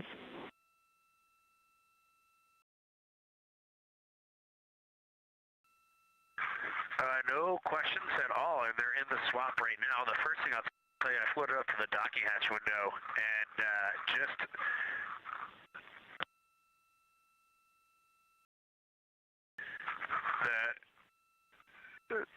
what I'm going to call the Mari around Oriental just looks so different out the docking hatch right now. It's quite a bit darker. It's the same darkness, if not a little darker, than Grimaldi. But it's cool after just being in the 400 mil for the last half hour, looking up close. I got pictures of everything Ike was just describing on the Terminator. It really is a fascinating Terminator. And then Oriental just looks so dynamic right now. It's very three-dimensional out the docking hatch compared to what I was just looking at through the 400 mil. We love it. We are getting a sneak preview from one of our SAW cameras at what you're looking at, and we see some of what you're describing. We cannot wait to see your photos. Thanks.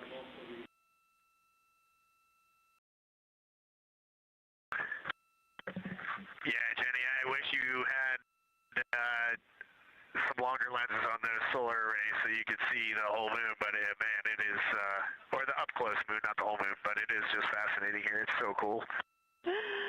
All right, MPO and INCO, take notes. We want a zoom lens on those saws next time. Thanks, Reid.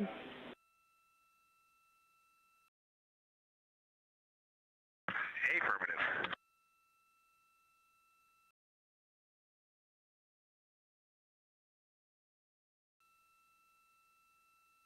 As the crew gets ready to switch positions from the window crew going back to the support crew and the support crew flying up to the windows. This view inside the room, Capcom Jenny Gibbons speaking with the crew, Canadian Space Agency astronaut. The crew has continued to provide excellent descriptions of what they are seeing on the lunar surface. In this picture, or in this live view actually, from Orion and a camera mounted on its solar array wing, if you look at the dark portion on the right side of the screen, those are visible from Earth. That's considered the near side. Those are ancient lava flows from a time early in the moon's history when it was volcanically active. And if you look towards the left, there's that dark, large crater that appears to the left of those lava flows. That's Orion's Hall Basin. It's about 600 miles wide, and it straddles the moon's near and far side. And this mission is the first time that humans have ever been able to see this with their eyes in the daylight. Again, you hear conversation about that terminator. You have a great view of that as well. That's the difference between light and darkness on the moon. Victor Glover explaining that as a very jagged looking terminator due to the peaks that they're seeing and the craters that they're seeing as they prepare to cross over the far side.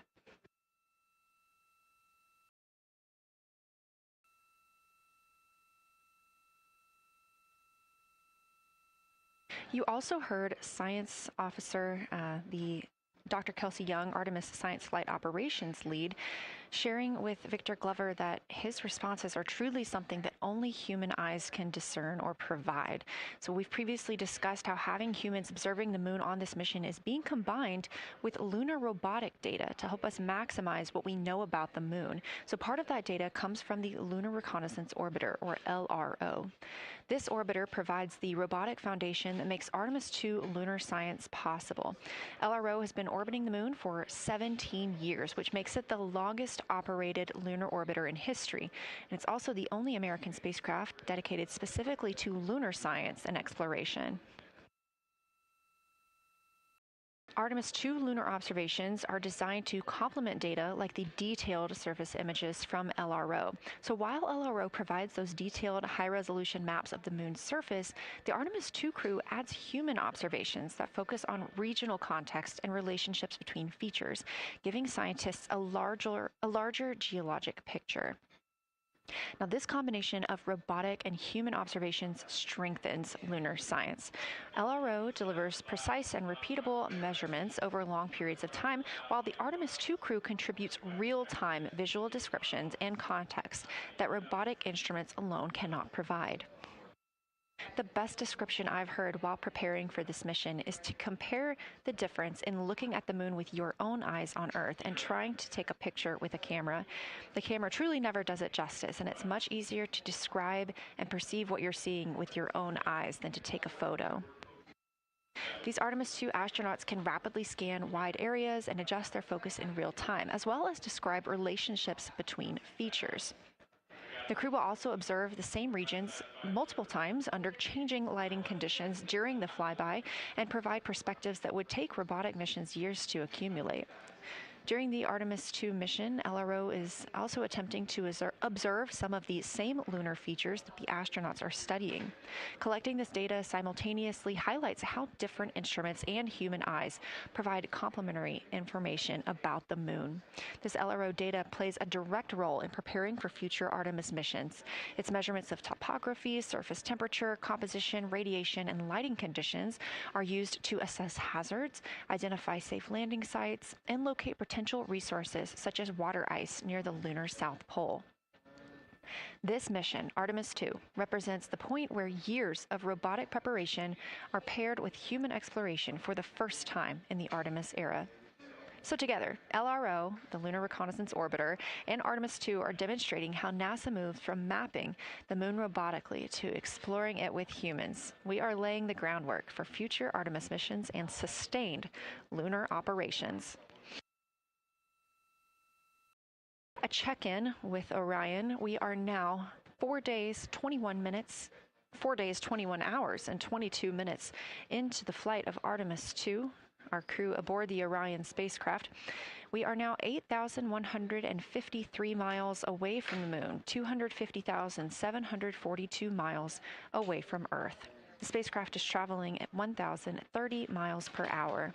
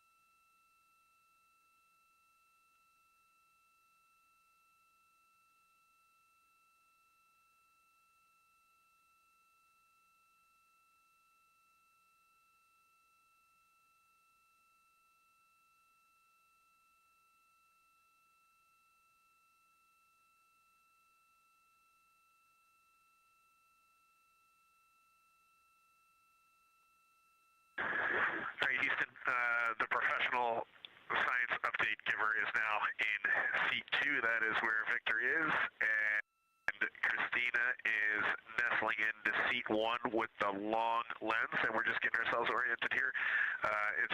It's a cool view in the cabin. It's actually a cool view to be off the camera now and looking at my crewmates getting up to their observation posts and looking in. It's super fun.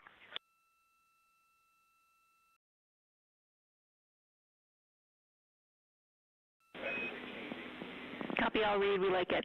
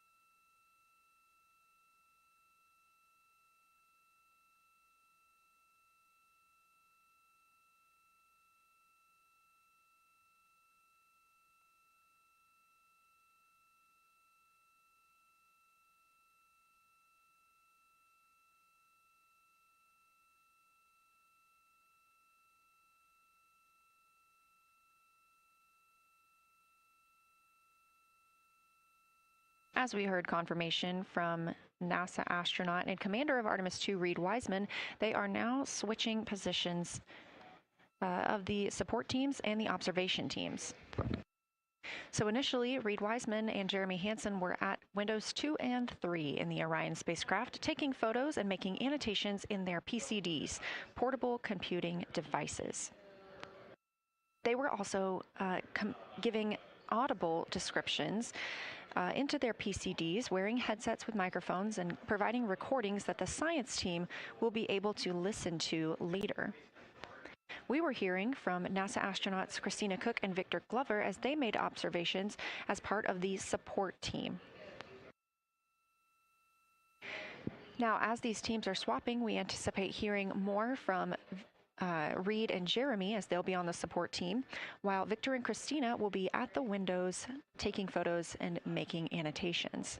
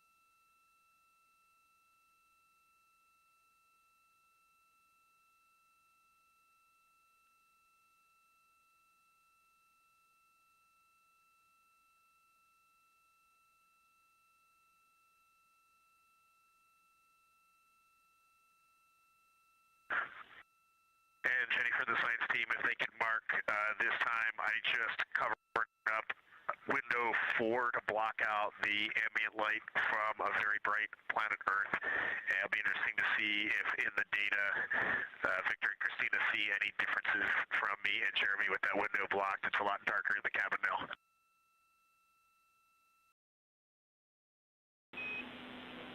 Copy, Reid. We're taking note, and we'd be curious too.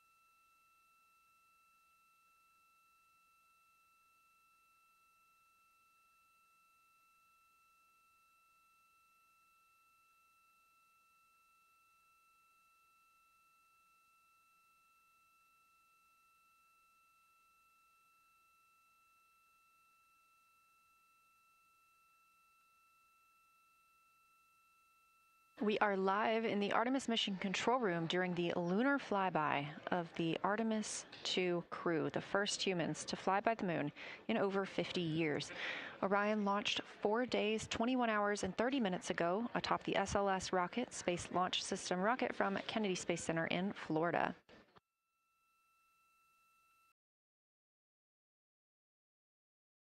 Our 4 crew members inside the spacecraft are transitioning their positions. The cabin and window teams have swapped. Currently at the window, we have Victor Glover and Christina Koch, NASA astronauts, and serving as support, Reid Wiseman and Jeremy Hansen.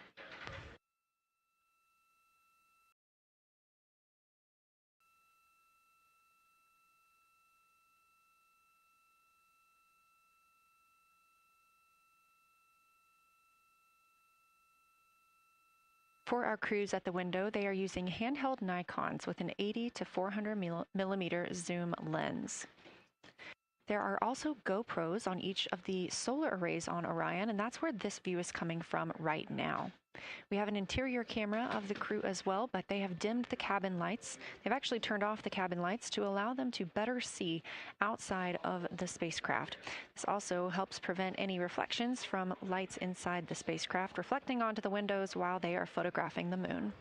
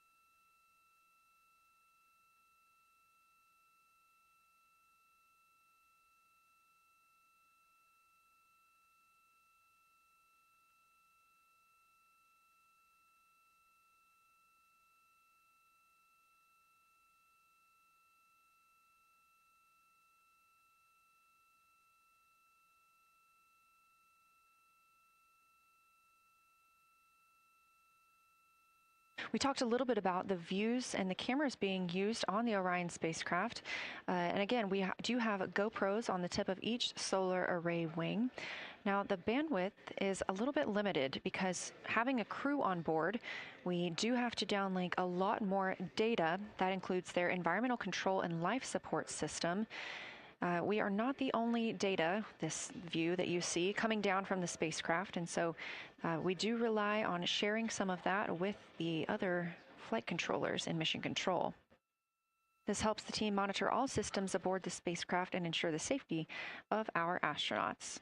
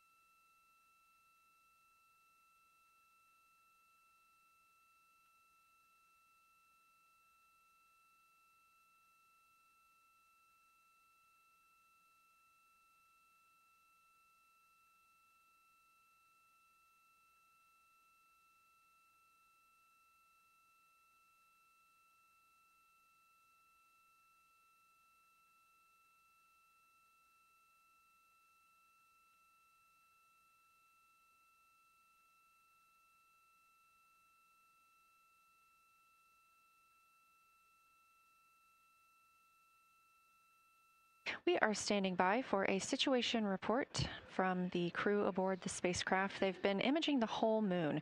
There is now a new crew at the window. That would be Victor Glover and Christina Koch, and so being it's their first time since they have moved up to the window positions, they have a chance to orient themselves and describe and take pictures of any color or albedo variations across the surface. Reminder, albedo is the brightness or reflectiveness. Integrity science for a science sit rep when you're ready.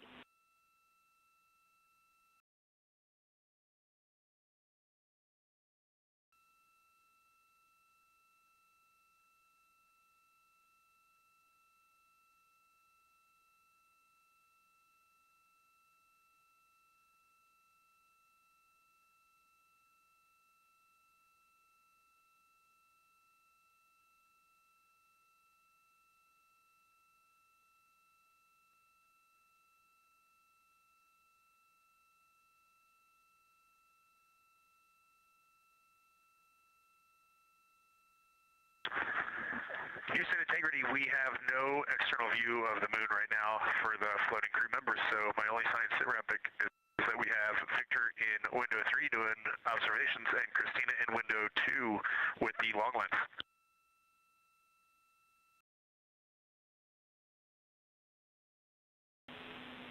Integrity, we copy. Are the shrouds still on windows 1 and 4? And if so, would you consider trying to get a view through one of those windows?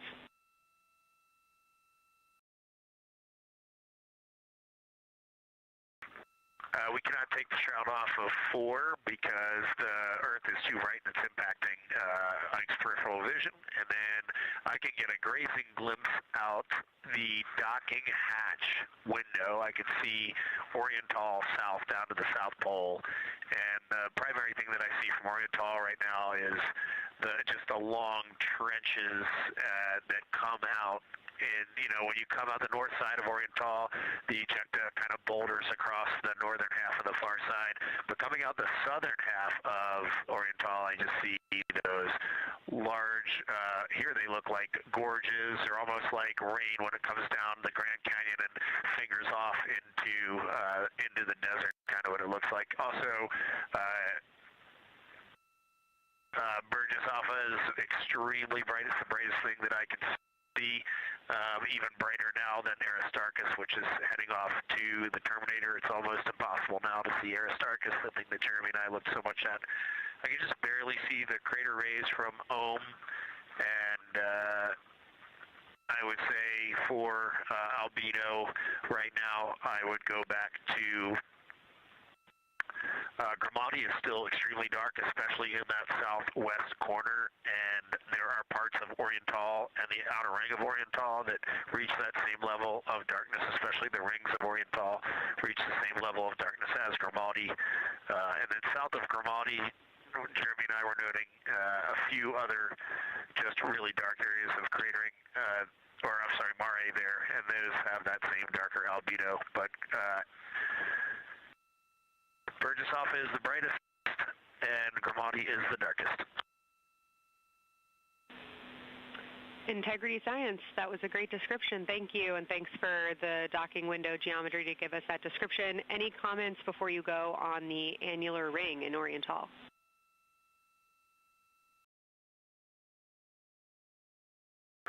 The annular ring, which I think everybody kind of describes as like a pair of lips or a kiss on the far side of the moon from here, is very circular in nature. The northern part of it is wider, darker. The southern part is much lighter.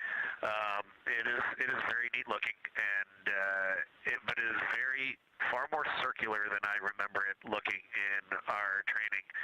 The darkness of the northern side of the annular ring is the same darkness from here out this docking hatch window as the center mare in Oriental. Not quite as dark as Grimati, but it is probably only because dust and lunar regolith has kind of impacted over time. Reid, that's exactly what we were looking for. Thanks so much. You have heart hands coming out of the SIR.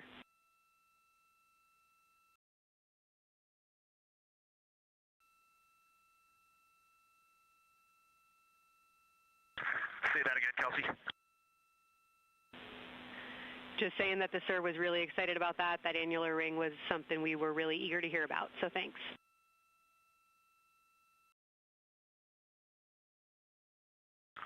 Yep, you bet. And now Victor and Christina are moving on to Oriental. I got them situated over there a little bit late.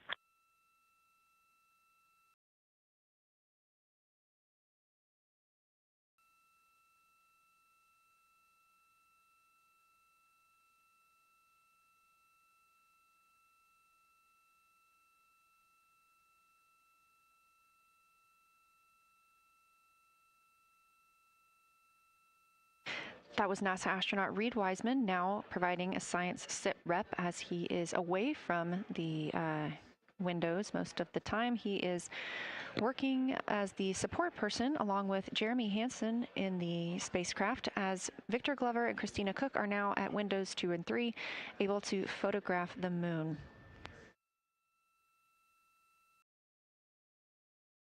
Christina and Victor are also providing recorded information to their portable computing devices, that's their PCDs, and the science team will have access to that at a later time. They will then review it and compile all of this data to help further our understanding of the moon. One of the items you heard mentioned was Oriental Basin. This has been a very exciting opportunity for the crew. They have all been very excited about seeing Oriental, as well as the science team has been looking forward to it. It is known as the Grand Canyon of the Moon, as we discussed earlier.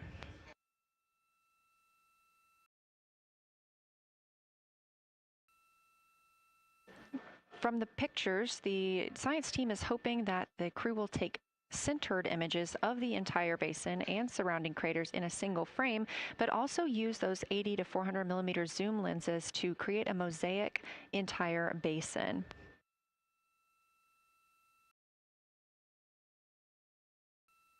With their unaided eyes, the science team is hoping the crew will describe southern dark annular ring, which you heard Reid just describing, as well as any color, albedo, texture, or topography across the mare patches and ring mountains.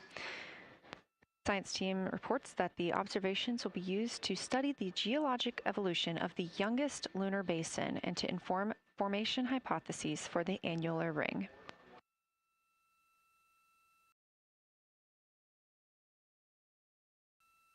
And again, another fun fact about Oriental is the diameter is the same distance between Johnson Space Center, where we are today, and Kennedy Space Center, where the crew launched on April 1st.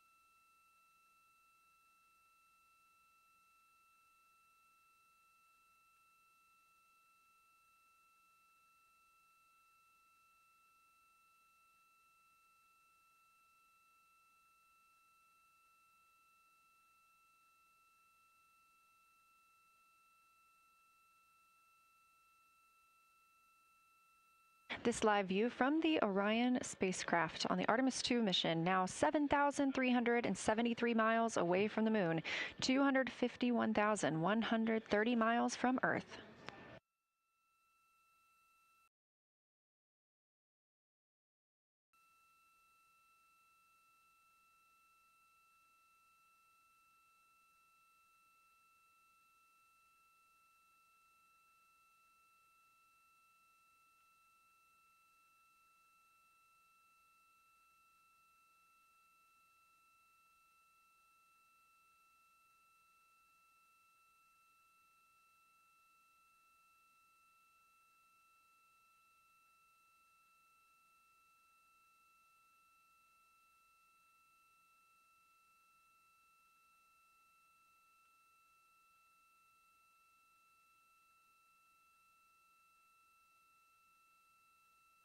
Again, the Artemis II crew passed the Apollo 13 record of the humans farthest from the Earth today at 12:57 p.m. Central Time, 1:57 p.m. Eastern Time.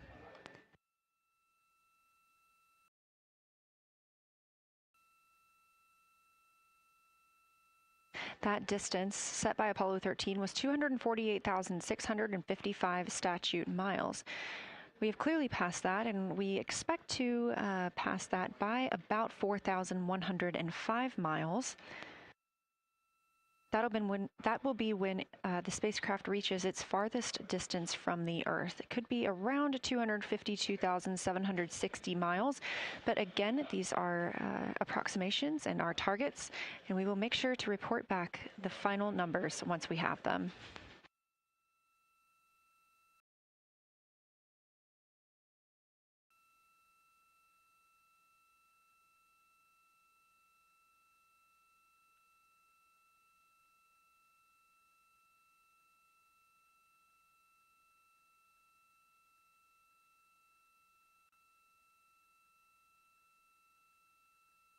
We have some refined times of when we expect to have Earth set of Earth behind the moon while Orion flies behind the moon. That would be about 5:41 p.m. Central, 6:41 Eastern.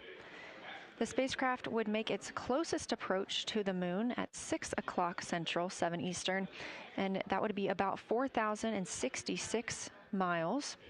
And then at 6:02 p.m. Central, and the spacecraft will reach its farthest distance from the Earth. We anticipate that'll be about 252,755 miles, which would be 4,111 miles farther than Apollo 13.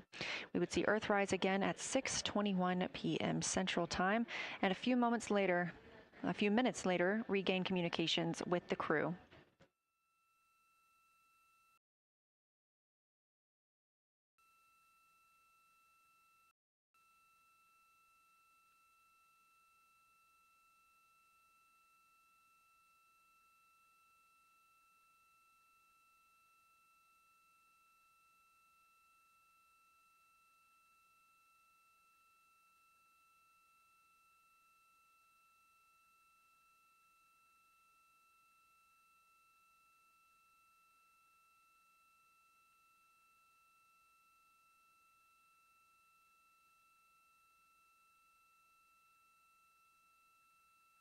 Currently aboard Orion, Victor Glover and Christina Koch are the two team members conducting lunar flyby observations, meaning they are using the Nikon cameras to photograph the moon, and their PCD, or the portable computing device, to conduct annotations.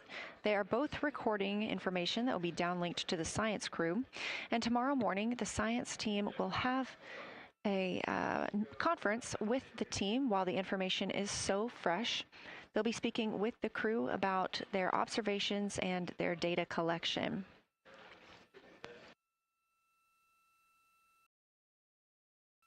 Otherwise, most of tomorrow, Flight Day 7, is considered an off day.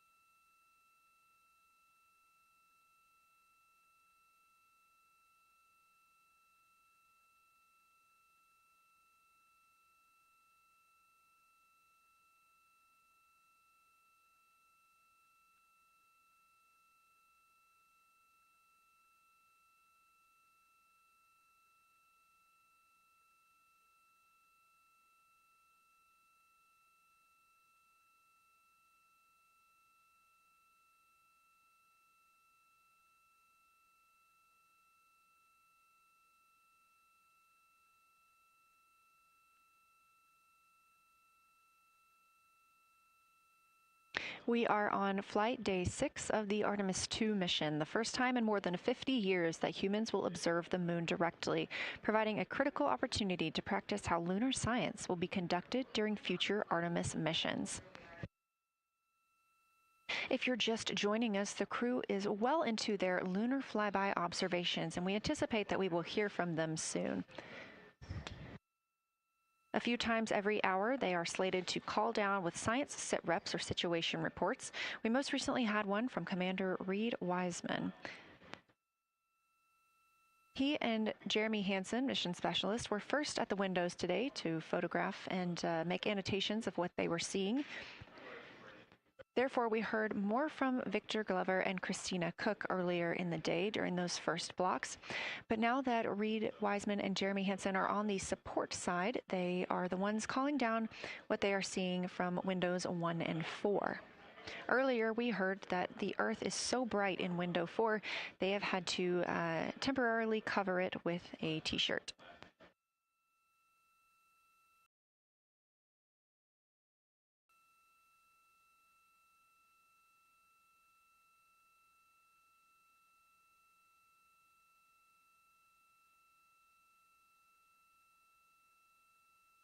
The moon preserves a near-continuous record of solar system history that has been erased on Earth because the moon doesn't have an atmosphere. So things that we experience on Earth, like weather or plate tectonics, don't really apply. So the lunar surface retains evidence of ancient impacts, volcanism, and solar activity that scientists can study today. And studying the moon helps scientists understand how planets formed and evolved, how the moon influenced our own planet Earth's history, and how the sun shaped conditions across the inner solar system. The moon also serves as a unique platform for studying the broader universe. Artemis science is designed around questions best answered by humans, working alongside robotic systems, combining decades of robotic lunar data with real-time judgment, context, and adaptability that only humans can provide. This mission, Artemis II, is serving as a proving ground for lunar science operations, which allows NASA to test how science is planned, executed, and supported during a crewed deep space mission ahead of our future Artemis flights.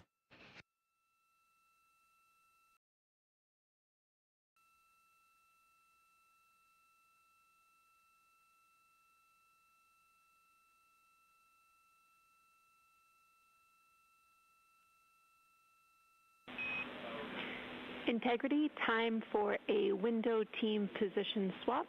So Victor and Christina, please switch places if you've not done so already, and remember your SD card for the camera.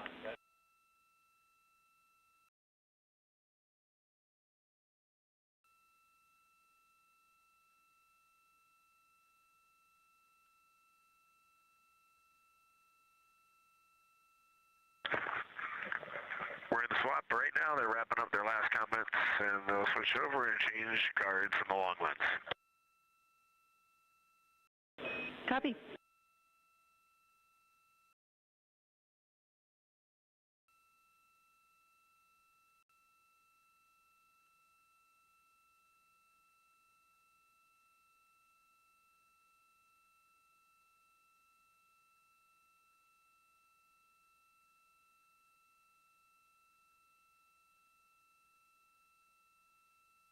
As you heard in that call, it is now time for the team members at the window to swap positions.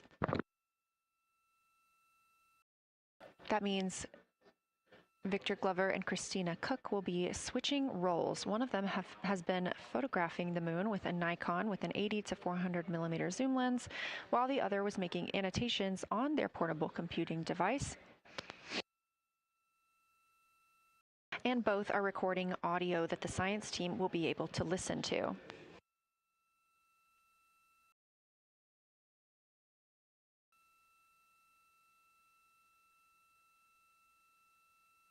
We are now 2 hours and 10 minutes until we expect to lose signal with the spacecraft as they fly behind the moon. And the next target for the crew is considered a crew choice event. They have the option to focus on any regions or patterns or features that interest them. The science team has asked the crew to capture pictures that illustrate their choice, as well as at different zoom levels, and to describe why those certain features or regions caught their eye.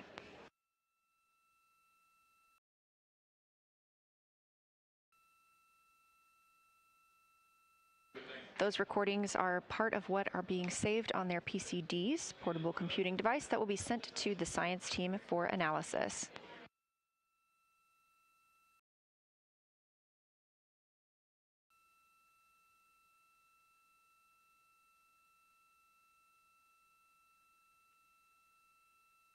The crew has been allotted 8 minutes for this crew choice event, and it's also a time for a scheduled sit rep or situation report. So we expect to hear them calling down what they are seeing soon.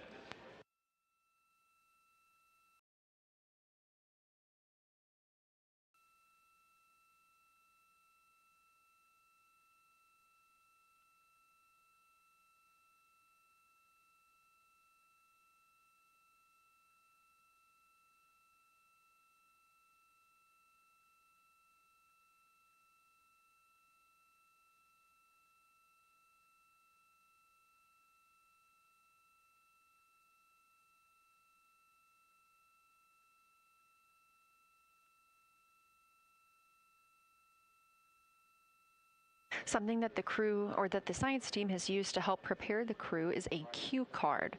These ask for a feature ID if they happen to know the type or name, and if it is a target. Of course, in this situation, when they have a crew choice, they do not need to, it may or may not be a target. They want to know the location and the observation style. They've also asked for the geometry of what's being captured, the size, shape, boundary, and preservation, as well as the color and shadow, so the color tone, the albedo, that reflection or brightness, and any shadows or illumination. Next, they're interested in structure and texture. That includes slopes, structures, and textures, of course, and geologic relations, like association to other features, any contact to those features, and of course, their thoughts, impressions, or interpretations. They are interested even in emotions and excitement that the crew may be having.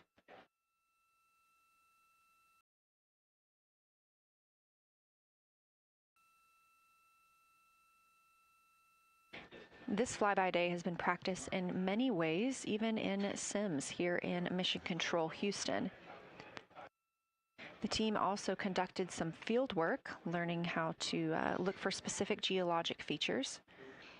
They also photographed a large globe, and the science team helped them determine which features they would be targeting and how to look at those.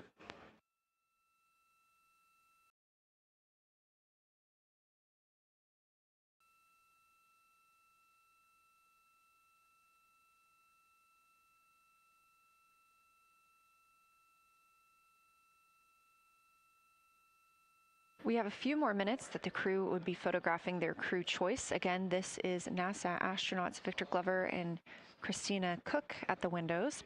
They will then move on to another discussion portion. This is for the far side albedo, that reflectiveness, and color that they are seeing.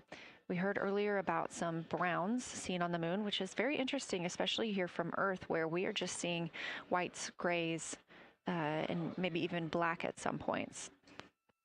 When they get into that discussion for far side albedo in a few minutes, the theme is looking to know how that color and albedo is, what those variations look like across the far side.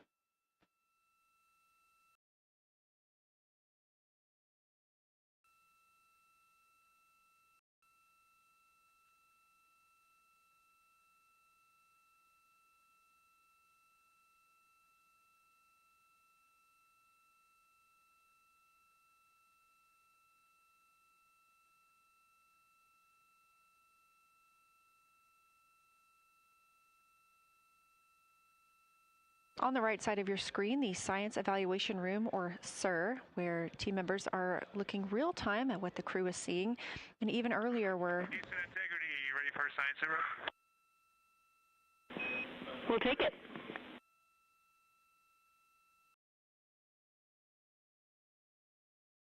Okay, the crew has swapped positions. They're in their crew choice.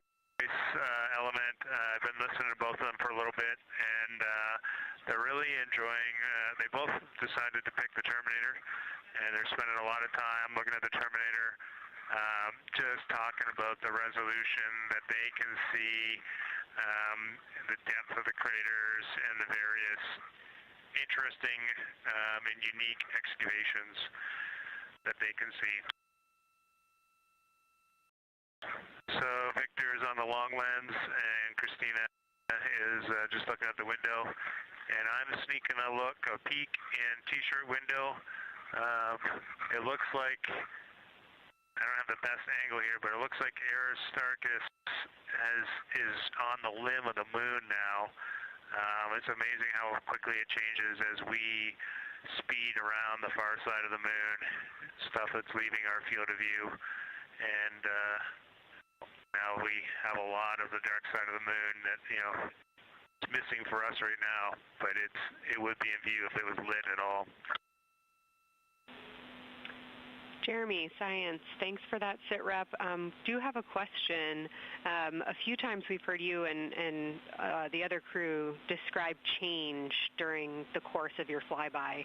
Would be interested in future descriptions of more verbosity about how it's changing. Thanks for the great sit rep.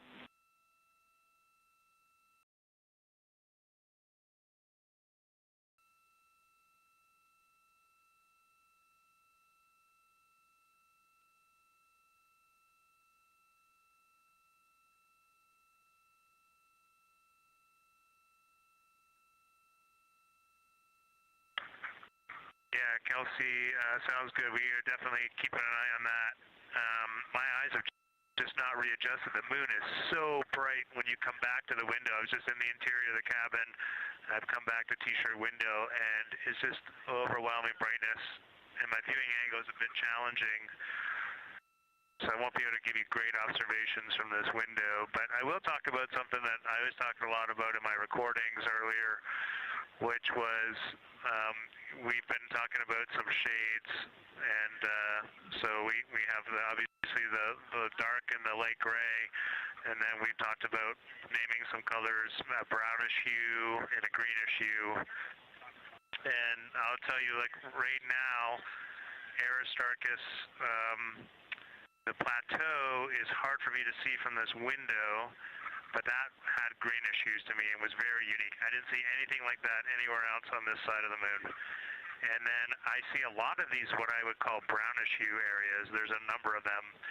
And they, for example, in the northwest corner of the highlands, to me it looks like the brownish hue is caused by ray or ejected material landing on the highlands, and then we obviously see the ray areas as a lighter albedo, but in between the rays where the deposit would be thinnest, that is what it looks like is causing the brown to me. So I saw that in the northwest side of Aristarchus, or sorry, that dark area of the highlands, northwest side of the highlands. I saw it in the highlands to the east of Glushko, and then I see those same brownish hues west of Oriental, and I drew a contact there on OneNote, but that's a huge region, kind of like a piece of pie with the point of the pie pointing at Oriental and then going up towards the northern side of Hertzsprung.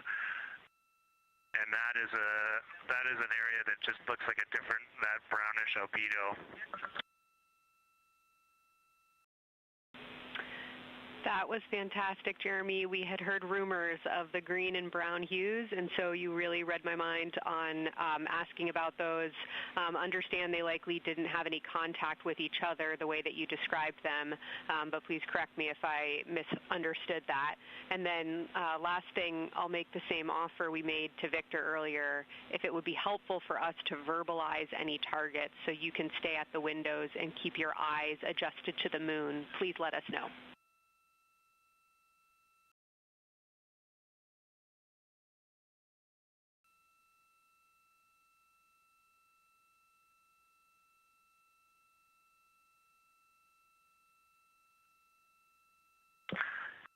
If you got something you want us to look at, Kelsey, you can send it on up.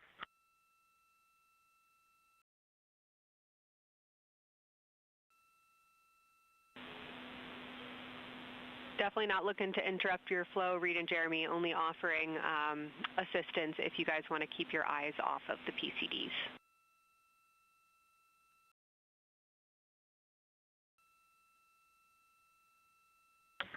Oh, I see what you're saying, okay.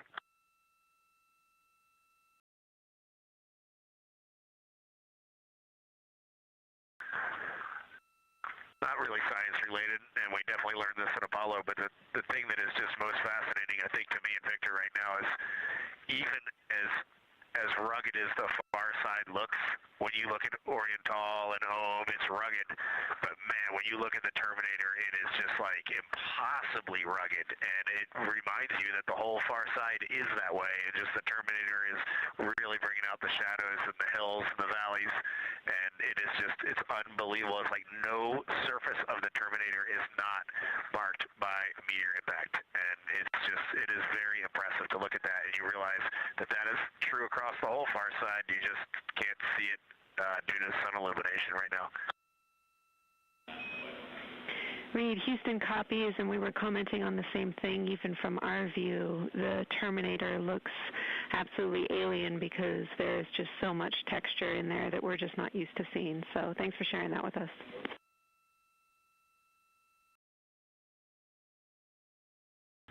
There's also, I don't know the name of it, coming out the south-southwest of Oriental, right on the southern Terminator, is just a massive crater. I don't know the name of it. Maybe you can look on the solar array wing video and tell me it's right. It's the southernmost crater you see on the Terminator right now. We're looking for you.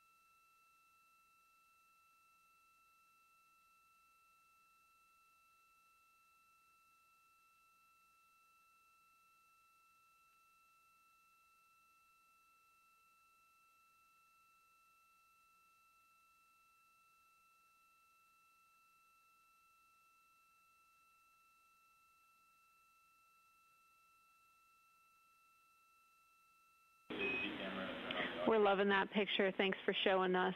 And Reid, as an answer to your last question, we believe that that is Chebyshev crater. And the sir agrees with that.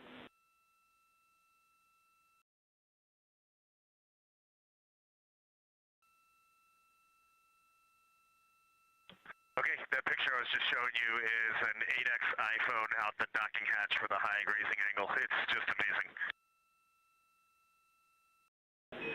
We love it. Thank you.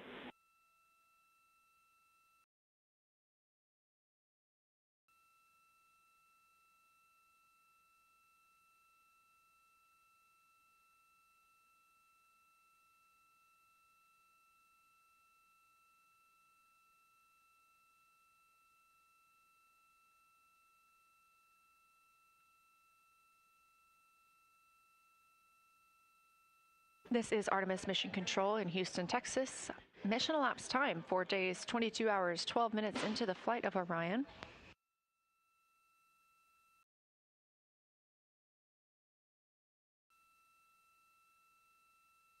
This is Lunar Flyby Day for the crew aboard the spacecraft.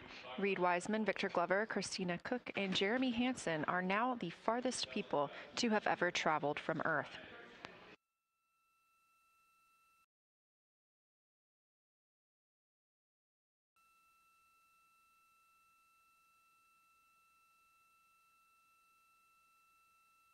This a live view from inside the spacecraft. They have turned off the lights so they're able to see outside and photograph the moon better with no reflections from inside.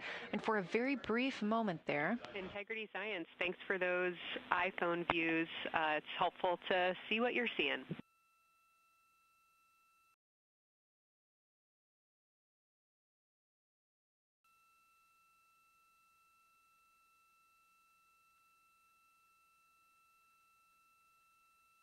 We very briefly saw NASA astronaut Reid Wiseman showing a picture he took on his phone of the moon. We do expect to get all of the photos that the crew is taking today, and we cannot wait to share some of those with you. But pretty cool in the meantime, just to see one quick shot from what the crew is seeing. And this view from outside the spacecraft on Orion's solar array wing. Orion is now 6,643 miles away from the moon and continuing to grow closer. Again, their closest approach will be about 4,066 miles. The best comparison is if you held a basketball at arm's length. That's about what it would look like to the Artemis II crew at their closest approach.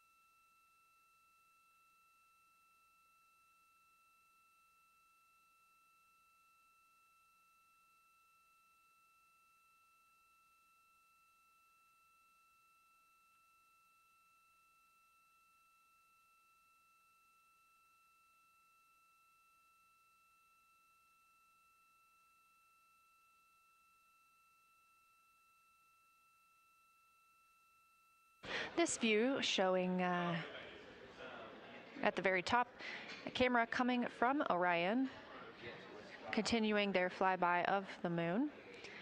We have 3 more flyby observation blocks after the completion of this one.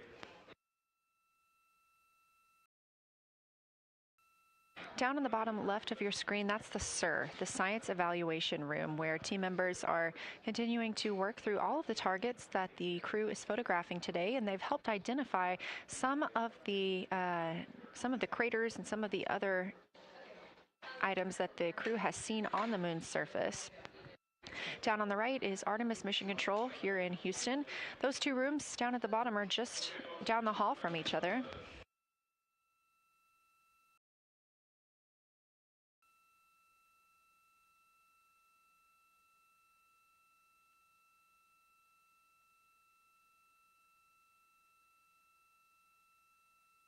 And we are just a few minutes away from the next cabin and window team swap. That means Victor and Christina, who have been at the windows, will fly to the cabin, the background essentially, and be their support crew for Reid and Jeremy. Reid and Jeremy will move back up to the windows.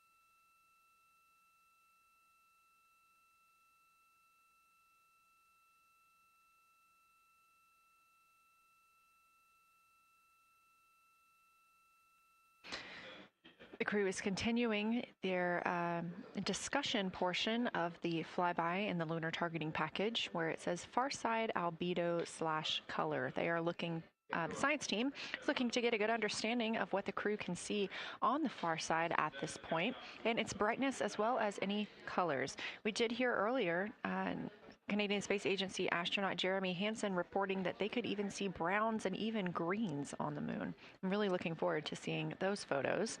And in just a couple of minutes, the teams will swap from the cabin to the window.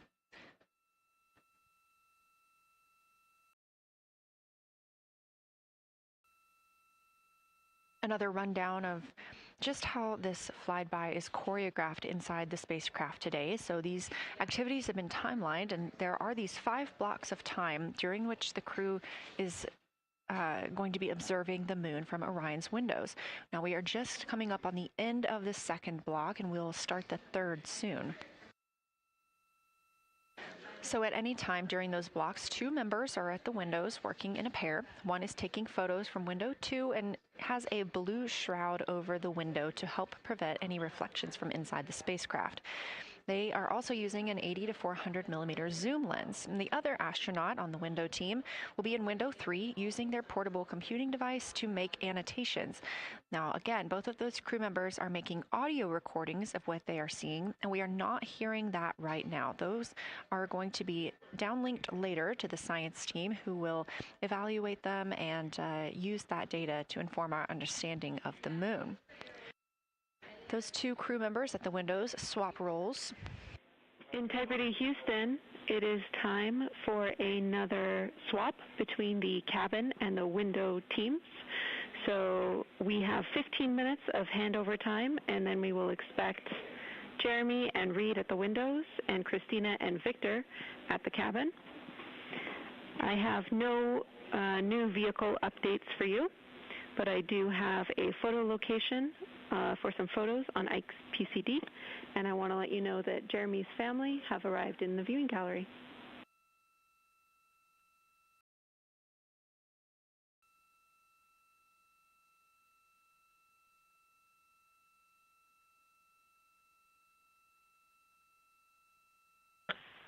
Okay, Jenny, we copied most of that. The only thing we're missing is what you meant about the photo location on Victor's PCD. And hello to my family. I think that must be Catherine and Devin that are there. And I'm glad they made it into the viewing room. And we copy, it's time for crew swap. The A team's coming out of the windows and the B team's going in. Okay, copy. All I meant to pass for Victor's PCD is that there are some late load photos that were requested that are now in his favorite photos folder. And you're exactly right. We have Catherine and Devin here. They give you a big wave, and they're super excited and happy to see part of what you're seeing.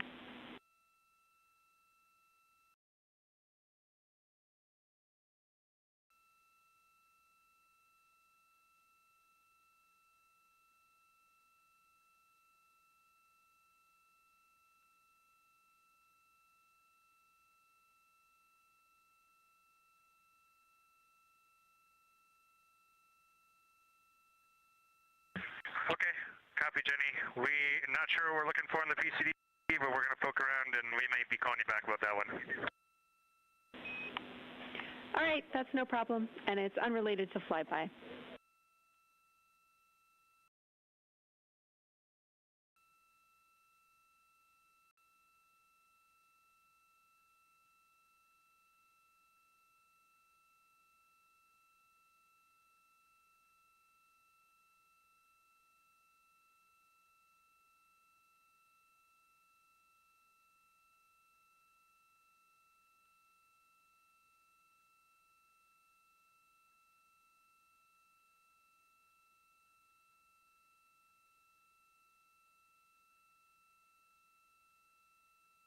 This is Artemis Mission Control here at Johnson Space Center in Houston, Texas. And as you just heard, Capcom, or Capsule Communicator Jenny Gibbons, Canadian Space Agency astronaut and Artemis II crew backup, relaying to the teams in Orion that it is time for a swap from the cabin to the window teams.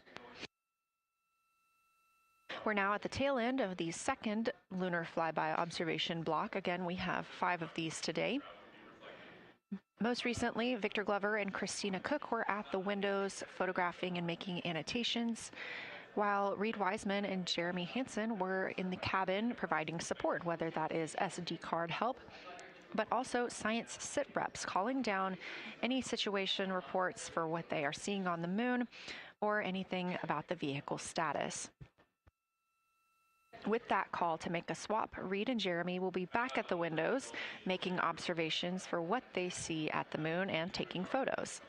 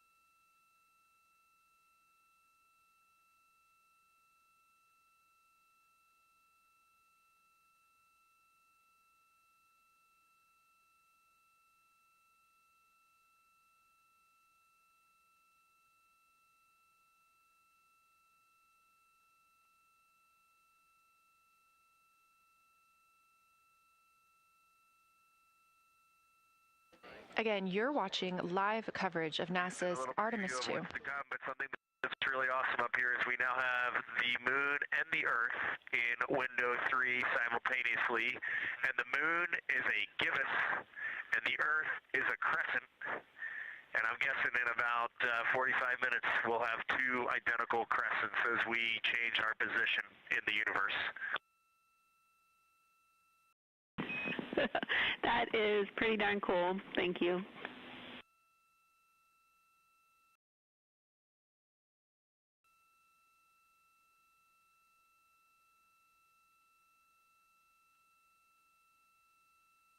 That's the Artemis II crew, the first astronauts to fly by the moon in more than 50 years, reporting that when they look out of window 3, one window, they're able to see both the Earth and the moon at the same time now. Now, obviously, our view is from a camera on the solar array wing pointed at the moon, and we hope to see that view of both the Earth and the moon soon.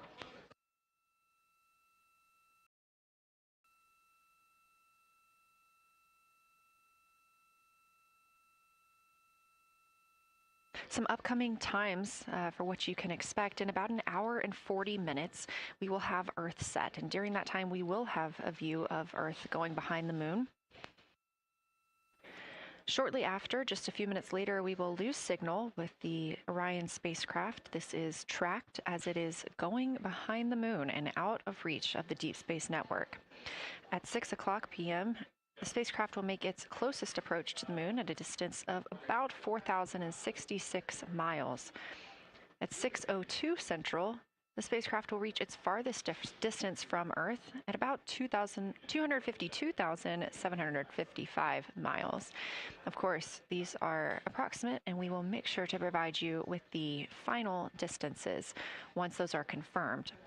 At 6:21 p.m., we will have Earthrise from the Orion spacecraft, but we will not have communications with the spacecraft until 6:25 p.m. Central, when we expect to acquire signal with them after they've emerged from behind the moon.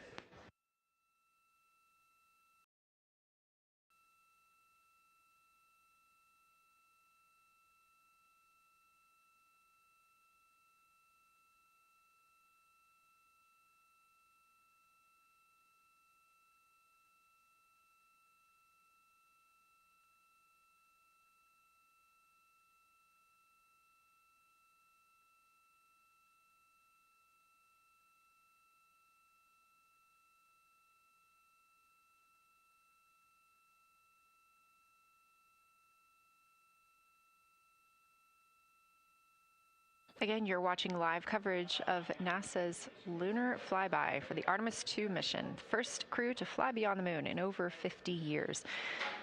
The astronauts inside the spacecraft are switching positions, 2 at the windows and 2 serving in support roles, before they start their third timelined flyby observation for today.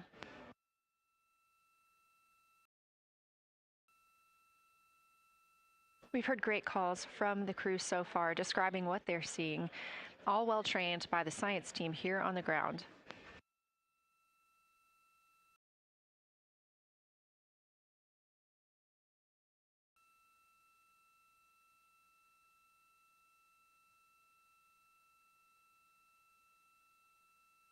Another major milestone for the crew today will be to experience a solar eclipse from their capsule. No one on Earth will experience this solar eclipse. To the astronauts, this will look a lot like a total solar eclipse on Earth, except the moon will be huge compared to the sun. Whereas if you're standing on Earth and looking at a solar eclipse, the moon and the sun appear to be about the same size in the sky. As the moon begins to cover and then uncover the sun, the astronauts will see a partial solar eclipse, so that's before and after totality, and during that time frame they will have to wear eclipse glasses so they can safely view this phase. They also intend to capture images of the sun's corona during the eclipse. This is a rare glimpse at the innermost corona that will only be captured by the astronauts' cameras. During the eclipse, we also look forward to the crew members describing what they will see, which includes unique light features like the shape and size of the corona and potentially even lunar dust. At the same time, Venus, Saturn, Mars, and Mercury will be near the sun, so they may be able to identify what part of the sky they're looking at. This can help train future Artemis astronauts on what part of the sky they're seeing, which is useful knowledge in challenging situations when they may need to rely on that information. That eclipse window will last about an hour, and it'll happen near the end of the day today, closer to 7:35 p.m. Central, 8:35 Eastern.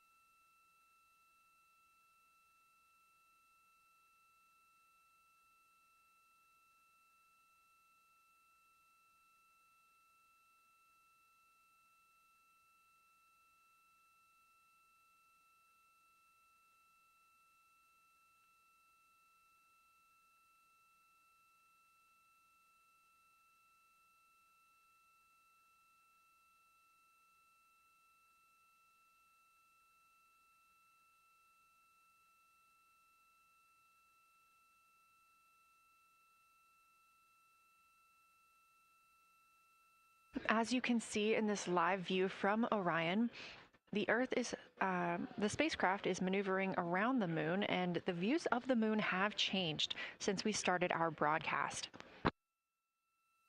The near side is now very far to the right side of your screen.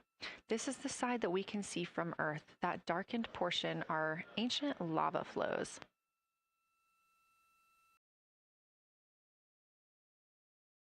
The crater down towards the bottom of the moon is Orion, and this is a crater that was previously never seen before by human eyes until this mission.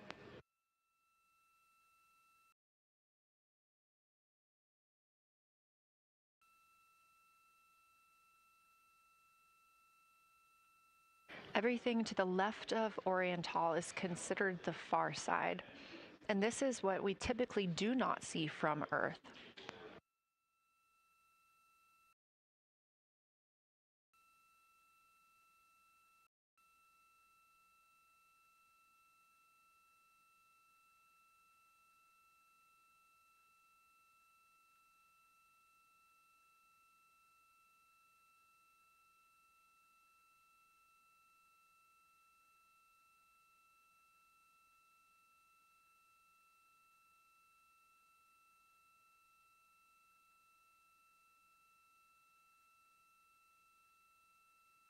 Just a reminder about this view. This is coming from a GoPro camera mounted on the tip of one of Orion's 4 solar arrays.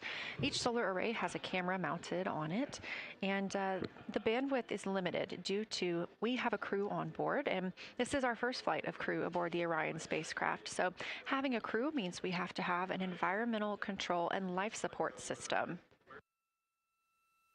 There's a lot of data around, a lot of data to bring down for the crew members to keep us up to date on everything happening aboard the spacecraft.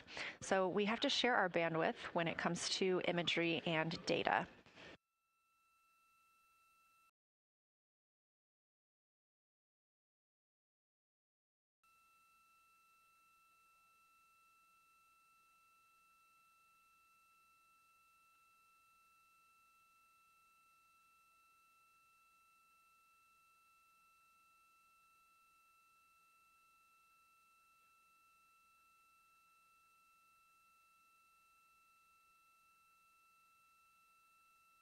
Inside the Orion spacecraft, the astronauts have completed their cabin and window team swap, meaning we have moved into the next block of lunar flyby observations.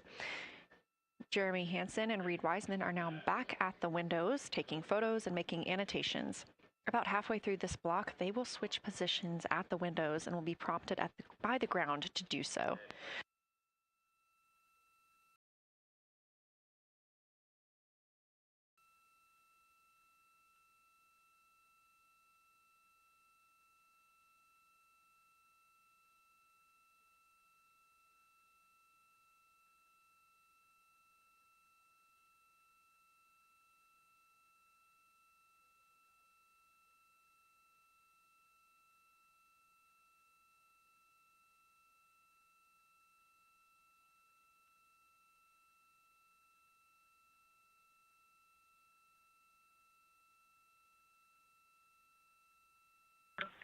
Houston Integrity for SITREP.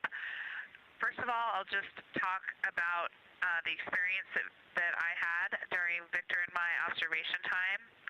It was an incredible experience. We definitely noted how much more you can see with the zoom lens.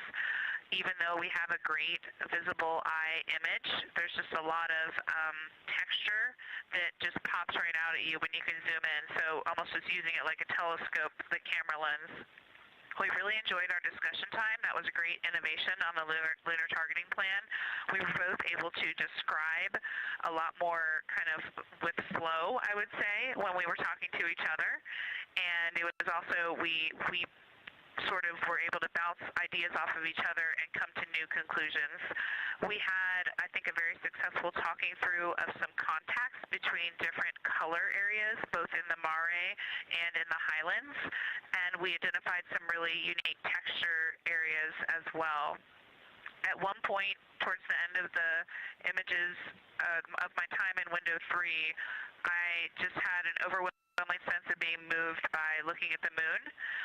It lasted just a second or two, and I actually couldn't even make it happen again. But something just drew me in suddenly to the lunar landscape, and it became real. And the truth is, the moon really is its own body in the universe. It's not just a poster in the sky that goes by. It is a real place. And when we have that perspective and we compare it to our home of the Earth, it just reminds us how much we have in common. Everything we need, the Earth provides, and that in and of itself is somewhat of a miracle, and one that you can't truly know until you've had the perspective of the other. I'll switch into some logistics stuff. The Peltors, both their batteries stopped providing the active listening, but we have verified they are still recording, and so we are able to have discussion time and hear outside our recordings by just moving the ear cup off of the ear. Other than that, everything's working well technically, and we've been able to find all our targets, and we're having a really great time. Thanks, Christina. We copy those logistics for the Peltors, and also thanks for bringing us into the cabin with you with that description.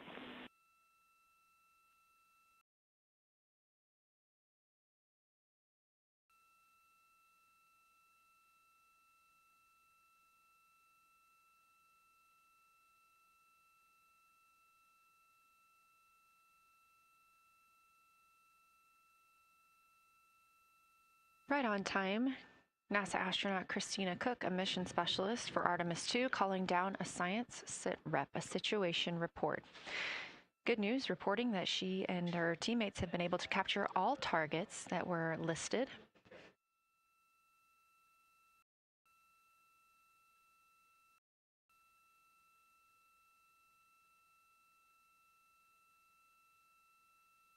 Christina also gave a vibrant description of just how it feels to be there and to see the moon up close and not just something passing in our night sky. Currently, the team members at the window are Reid Wiseman and Jeremy Hansen. Meanwhile, Integrity cabin team for window shroud.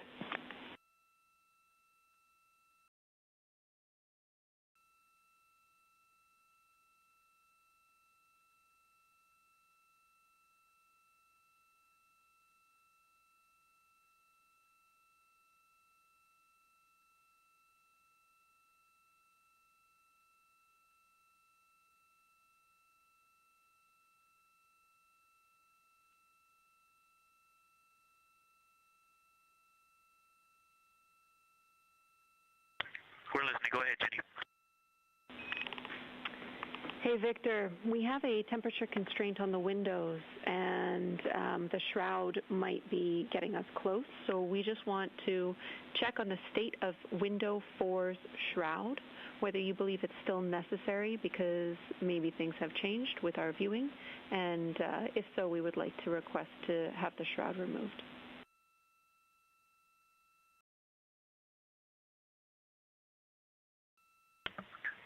Houston, we believe it is necessary. We pulled it off just as a corner. It is very bright. It definitely would affect our night vision and maybe comfort. But is there a time? Can you tell us when we would have to take it off by?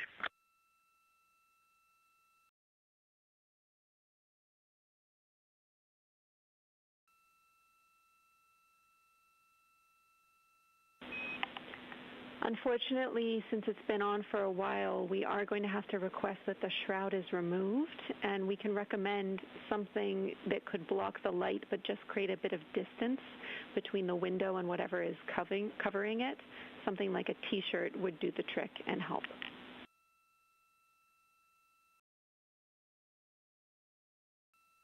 Okay, we're removing the shroud, and we'll make it work. Thanks.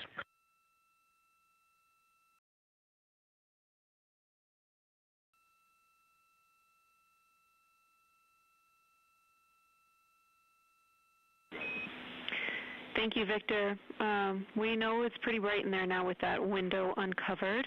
We will also offer that airflow on the window would be helpful. So if you want, you can also retrieve the condensation hose, which should be friction fit onto one of the diffusers. And that on the window would also help.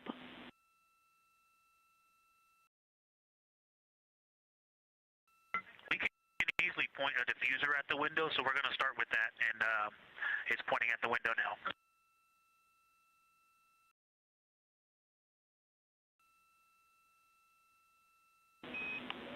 Okay, we'll take that, Victor. Thank you. Please keep us updated.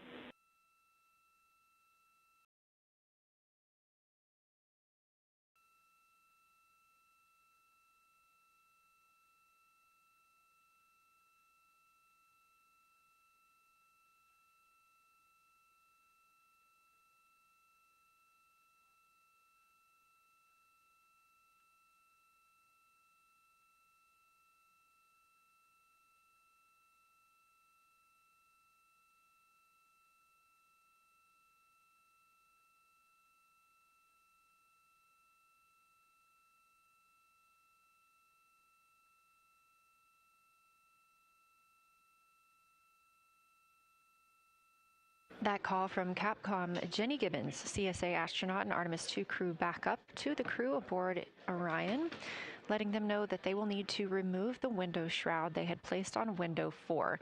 They initially placed that shroud there to block out some of the light from the Earth. It was extremely bright coming in the cabin and interfering with some of their viewing opportunities out at the moon.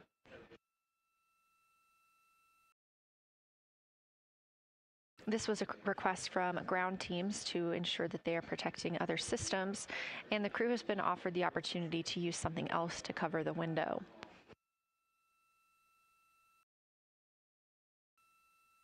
Meanwhile, Reid Wiseman and Jeremy Hansen continue with their lunar flyby observations. They have just looked at Geological crater. That's about when we heard that call down from Christina Koch with that description of everything she had been seeing during her observation period and what she was seeing at that time.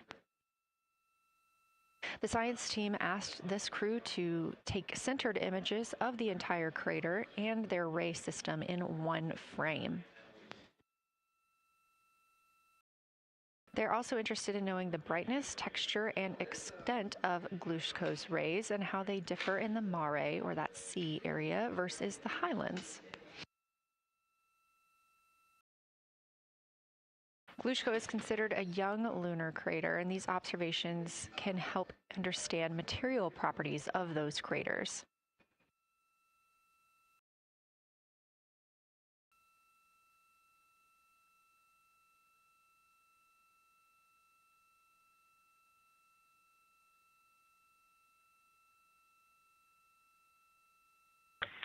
Science, integrity. First, I wanted to start off with connecting with what Christina said, that it was very moving to look out the window. I had the unfortunate sequence to start looking out the window and then moved to the long lens, and it was hard to speak looking through the zoom because I went straight where Christina went, and I was walking around down there on the surface, climbing and off-roading on that amazing terrain. I also want to underscore something that she said. As we continue to explore, when we actually do go down there to the surface, I know for safety reasons that we would never send someone alone, but I just want to really emphasize how important the discussion time was. When we started to talk, we not only got better science discussion, we got better human connection, and so doing this as a pair, we just learn and grow together, and that's just super important, so thank you for adding that to this plan. Reid just passed me a note that the Orion Basin annular ring has a similar albedo to the center, but a different color. It has more brownish tones in it, and he said it's very distinct now that he's been staring at it. Victor, thank you. You got a cheer from science there, and we all just went on that moonwalk with you, so highlighting how important it is to talk about these things. I also want to let you know that we have Deanna Glover with us in the viewing gallery. She's all smiles.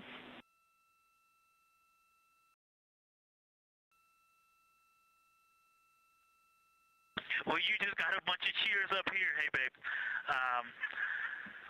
I love you from the moon. We love that we got a hey babe too, and we also have one of your lovely daughters here watching you guys work.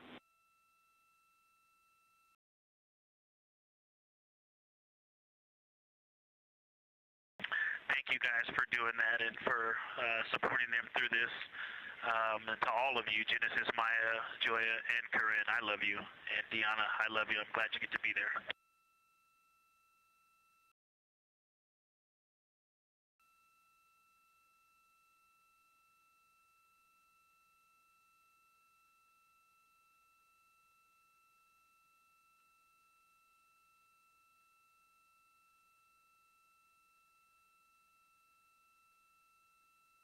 We've had some really sweet words from the crew members aboard Orion today, as their families have been able to filter in and out of the viewing room here at Artemis Mission Control at Johnson Space Center in Houston. Victor Glover also giving a great science sit rep and just a description of how it must feel if you were down on the lunar surface while he was looking through that 80 to 400 millimeter zoom lens.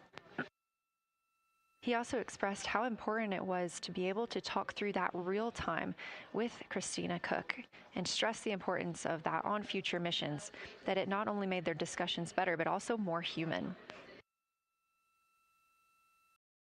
Glover and Cook are in the support roles right now, not taking photos or making annotations at the windows, but they are also encouraged to have their midday meal at this time. For lunch today, those 2 crew members have options of beef ravioli, salmon, butternut squash, sweet and savory kale, pickled beets, cherry blueberry cobbler, tuna noodle casserole, tomatoes and artichokes, broccoli, and chocolate peanut butter bar.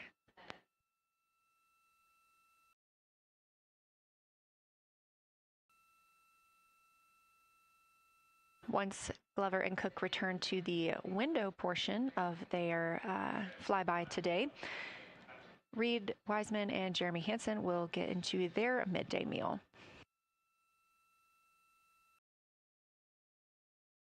Again, this is the 3rd of 5 scheduled blocks for our lunar viewing today, and if you were watching at the start of the broadcast, you can definitely tell the difference and the distance from the moon.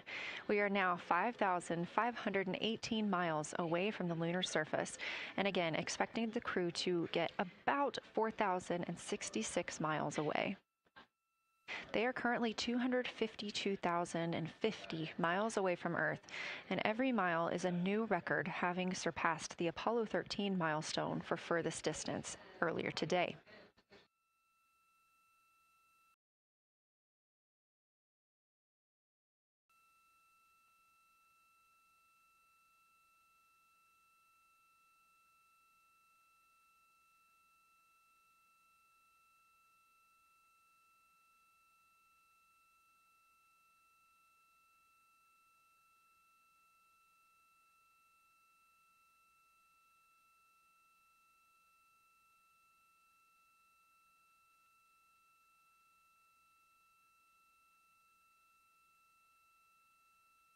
If you look down to the bottom right of the moon in that darker looking area, that is Orion Basin. We have continued to lose views of the near side. It is just barely visible over towards the bottom right side of your screen. And then you'll also hear later about that terminator. That's the line between light and darkness while on the moon. It is really exposing some of those craters at this time.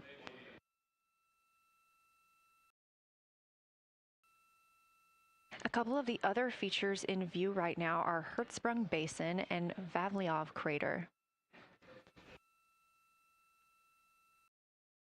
Hertzsprung Basin is nearer to the center of the moon, closer to that terminator line right now, and Vavilov Crater is just on the outskirts of it, closer again to the terminator.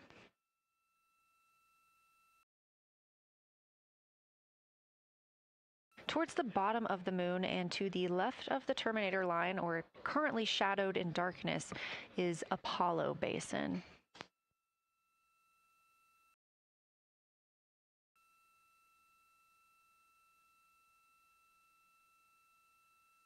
Science from Integrity.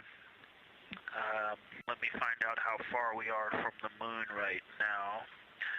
But our view is about a third of the moon is in eclipse. That beautiful terminator is out there calling to me. We're 4,691 miles from the moon. And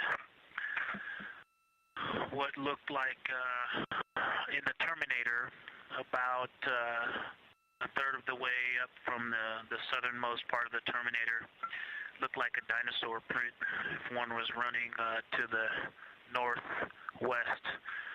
Now is clearly a crater with a bunch of craters around it. And that terminator, I can only see about half of it. I'm looking through the docking hatch window right now because we have the Z9 in window 1. But that terminator has moved. I guess I've been using Vavilov the whole time, so it's gone 2 more Vavilov craters to the west, and so a few more features are starting to peek out into the sunlight there with that low sun angle, and so you still have ridges and valleys showing up very clearly, a very jagged terminator, and a few islands of light out there with some high elevation shining in the sunlight in that darkness. And on the eastern side of the moon, the let's see, Grimaldi appears to be one of the farthest east features, and that is maybe 5 degrees from being right on the limb and going off over the horizon. It is interesting, just looking at Oriental, that my first impression of it is all of the dark areas appear lighter, which I think makes sense because it is now facing, well, it's still relatively the same to the sun, but my angle to it is different. So I'm looking at it from a little more, even further to the side as we pass it. But all the darker features appear to be just a little bit lighter from this vantage point. The darker ring structure in the outer and inner ring and the interior, as well as the annular ring portion, everything seems to be just a smidge lighter at this point. Thanks for that description, Ike. Any additional words you can provide on Oriental would be wonderful, as that is such a high priority target for us. And while I have you, as we get closer to target 15, which is the Terminator target, if you can find Zeeman Crater again that you were looking at earlier, everything to your left of Zeeman would be getting into the South Pole Aiken area to help you orient yourself.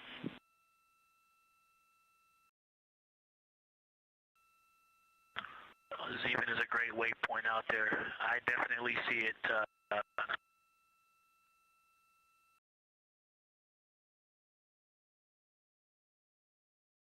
Yeah, Zeeman is very easy to find, and that is awesome. Thank you for pointing that out. Feel free to do that as often as you think of things.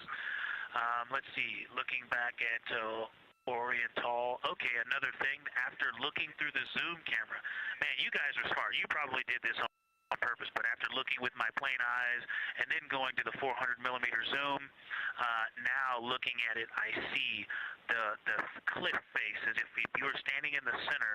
That inner and outer ring have definitely some real terrain to them, and now I can see that as terrain. Now that I look at it even with my naked eye, I can tell that there's a lot of elevation and that, like I said, a cliff face on that eastern edge where all the darker deposits are. And it's just the scale now. Looking at it from far away, before it seemed like flat with color painted on it, but now that I look at it, I can definitely see that there is, you know, different depositional characteristics, and so the darker is some other material, but there's also some shadowing going on because of the cliff face that is a part of that crater wall.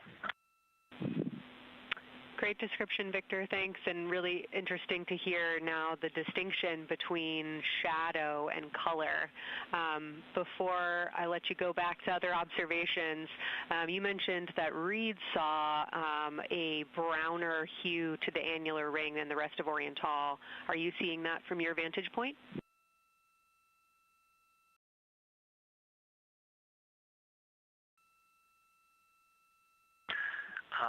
The way that I'm looking at Oriental, again, I'm still in the docking hatch window. There's like a thermocouple right here in the center of the window, and it is the orange Kapton tape color, and so it is unfortunately, it's like trying to look at stars, you know, next to a metropolis. I think it's drowning out any color that I could pick up from the moon. I am not able to see that color, but I have not looked at it through one of the forward face, from one of the windows 1 through 4. I think when I get away from this Kapton tape strip that I would be able to see the variation that Reid's talking about. That is great feedback operationally. Thanks, Victor. I'll leave you to it.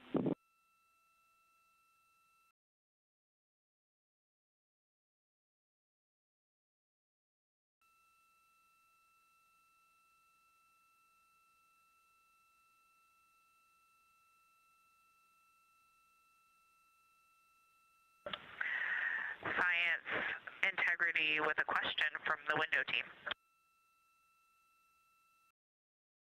Integrity, this is Science here with you.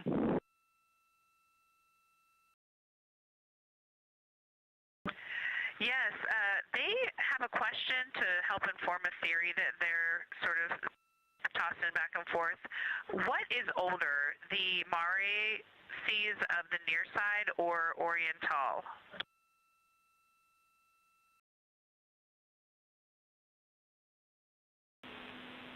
Stand by, Integrity. We're going to get you a little geologic history here.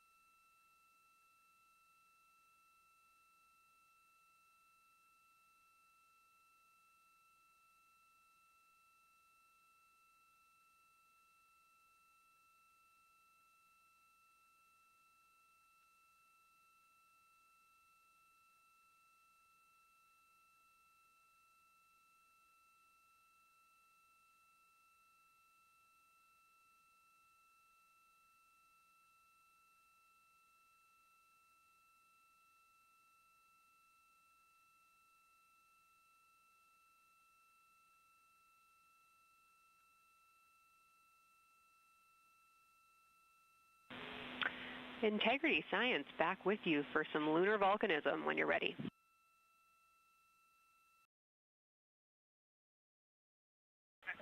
Go ahead. You're making our day down here getting to talk about lunar volcanoes. Oriental, as far as Mare go, is younger than almost all of the Mare on the near side. The exception are features like Aristarchus, which really pop out to you guys and really pop out to us here on Earth. That is younger, but other than that, Oriental is pretty young as far as Mare go.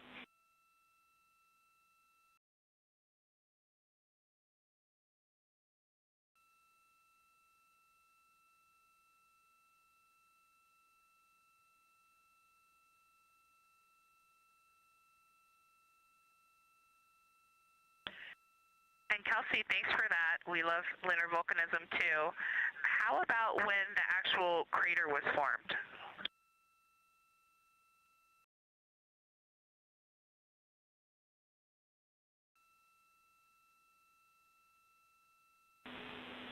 Yeah, we're going to get you an age for Oriental, and while we're getting that, Christina, can you, maybe you've heard the window team talk about the sort of contacts around Oriental, but because that material is so much younger, if anything pops out to you about physical relationship between that and surrounding terrain, we'd love to hear it.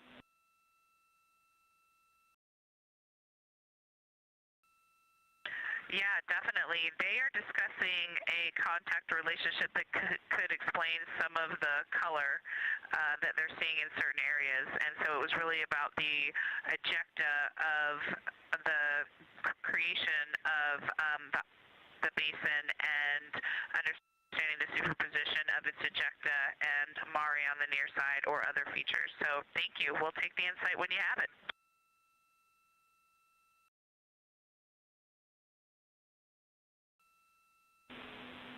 Thank you, Integrity. And I know Jenny wants to get to you with some topics, so I'll leave you with Oriental is 3.8 billion years old.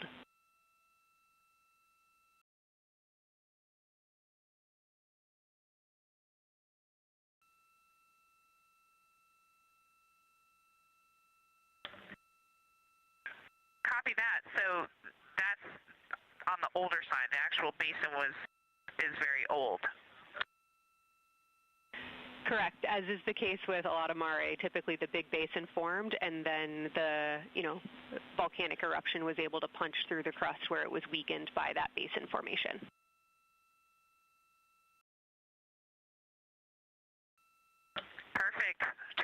Thank you.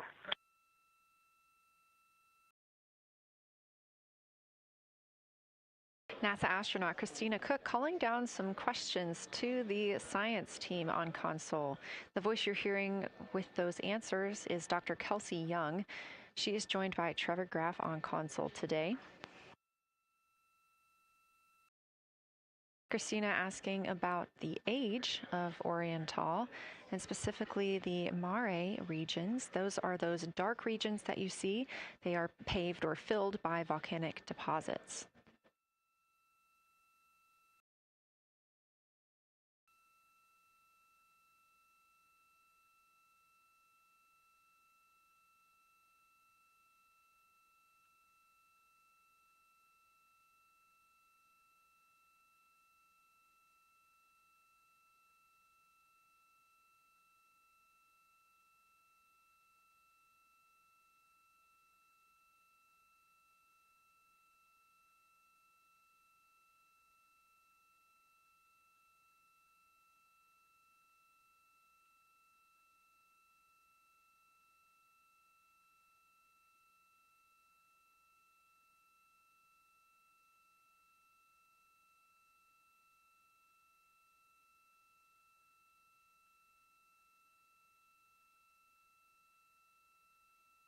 Better answer.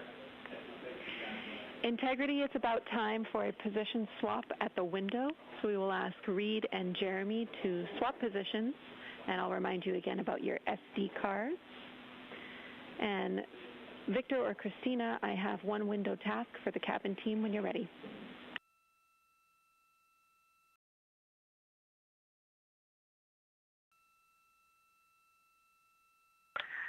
They are swapping, and I'm ready. All right, Tina, we found a way that we can reinstall the shroud on the window. We understand it's pretty darn bright compared to everything that you're looking at. So in order to reinstall it, we will ask that you retrieve the condensation hose and you install it on a friction fit on the cabin air outlet port. That's right by one of your diffusers. You're going to point that little condensation hose such that the air is flowing over the window pane. Let me know when you're ready for the stowage location.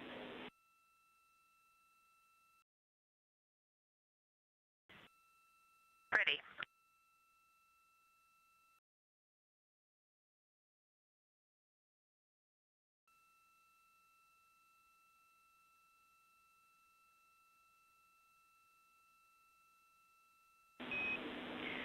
Christina, the hose is in locker A1. The crew has gotten a go to reinstall that window shroud they were using to block some of the earth shine. Copy. This view coming from inside the Orion spacecraft as the crew members are swapping windows, specifically Reid Wiseman and Jeremy Hansen.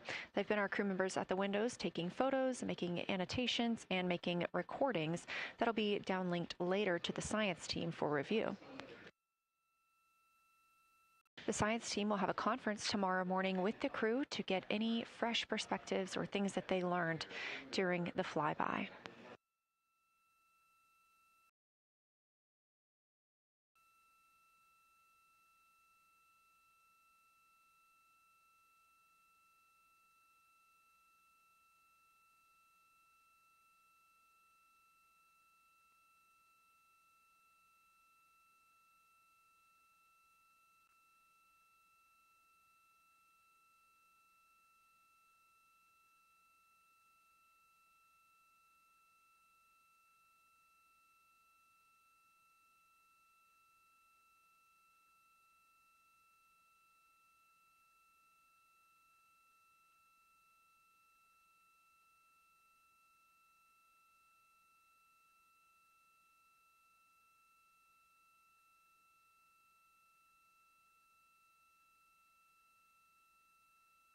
Again, we are now in the third of 5 observation blocks for the crew scheduled for today.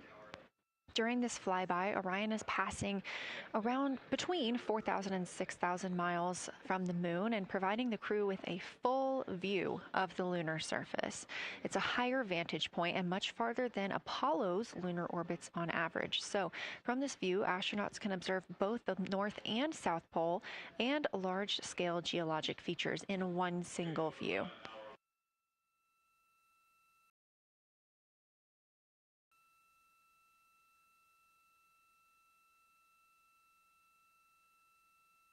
We are now just under an hour until Orion passes behind the moon, and we lose communication with the crew. They will be out of reach with any of our deep space network antennas. That loss of signal will last about 40 minutes, and we expect to regain communications with them once they fly behind the other side of the moon. While they are behind the moon, they will also reach their max Earth altitude as well as their closest approach to the lunar surface.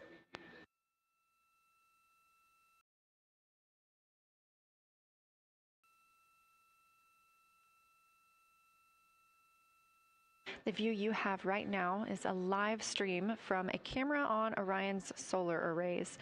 You are looking at a live view of the moon, and 4 people are inside that spacecraft taking pictures of it, telling us everything that they are seeing. The first humans to do so in over 50 years. They'll be sending those pictures down for all of us to enjoy, and of course, especially the science team, who are very excited for what they are learning today.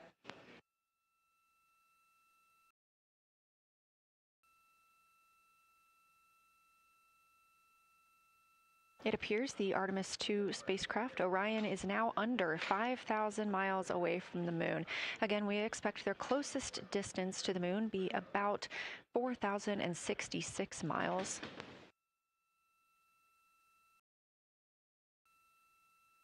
That is an estimate at this point, and we will make sure to share that closest approach distance once we receive it.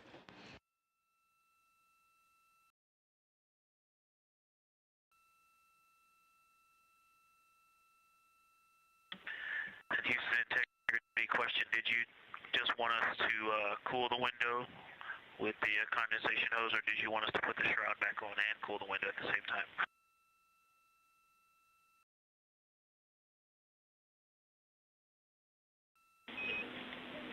Victor, we definitely want you to cool down the window with the condensation hose. It's crew preference whether you put the shroud back on. The hose will allow you to do that if it helps with your lunar flyby.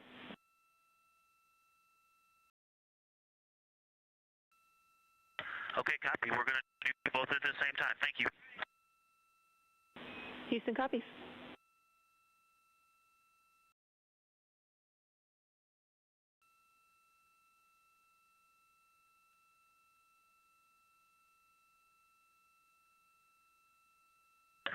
Houston, thank you for that suggestion. The cabin is darkened again, and that makes a big difference for the imagery. And for science, we are now seeing a half moon.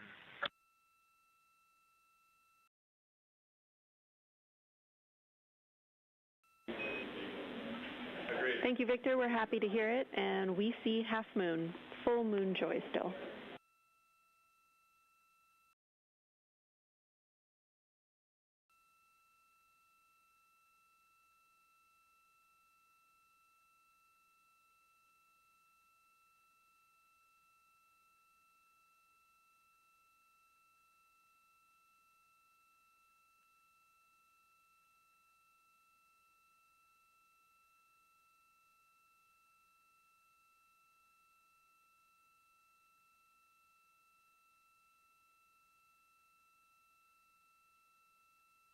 Crew reporting from Orion that they are seeing half the moon, which is about what it looks like here from this view from the spacecraft. However, what has become a little bit of a catchphrase for this mission, everyone is reporting full moon joy.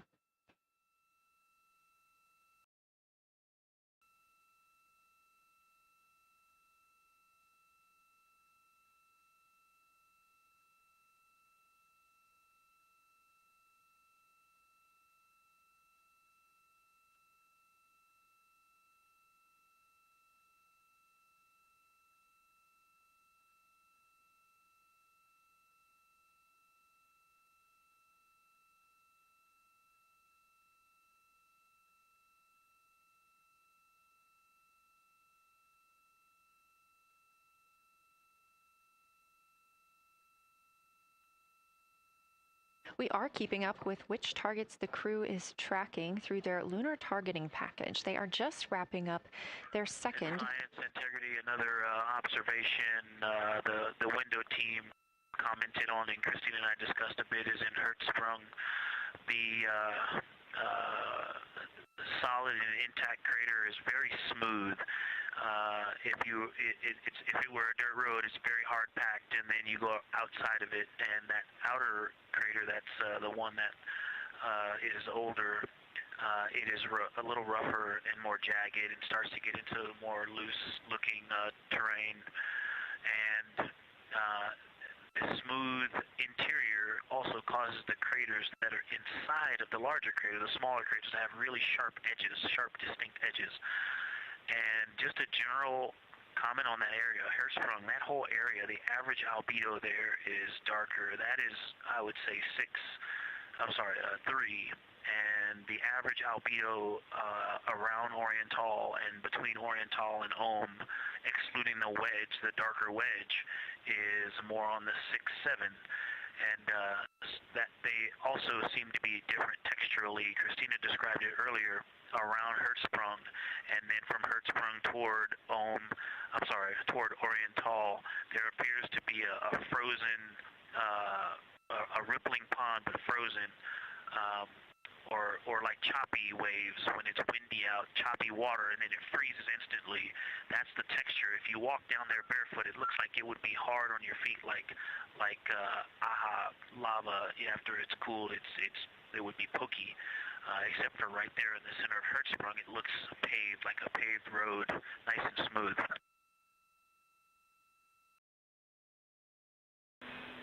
Victor, that's a wonderful description. Going from a paved road to lava reminds us of the Icelandic highlands. Thanks for that.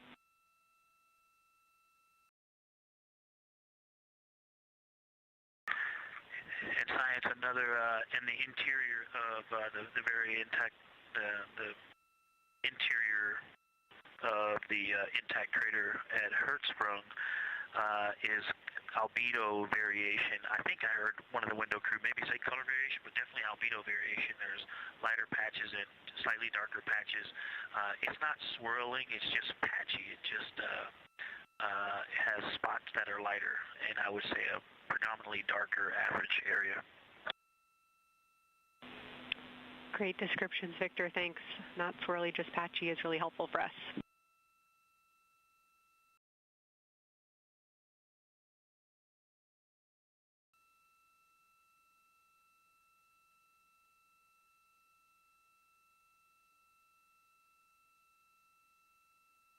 Really great descriptions coming from Science. The window team is hitting all the targets. They are on the plan and starting the discussion of the Terminator. And boy, I am loving the Terminator. I think I know it's not purely a moon feature, but what it does to the features of the moon, to the terrain, I've probably spent the most time describing into my recordings and thinking about and looking at the Terminator. There's just so much magic in the Terminator. The islands of light, the valleys, what look like black holes. You'd fall straight to the center of the moon if you stepped in some of those. It's just so visually captivating that the Terminator is the most striking thing that I've seen so far. We've been loving your evocative descriptions, Victor. You really are bringing us along with you, and we're following along with visualizations that pale in comparison to your descriptions. Thanks.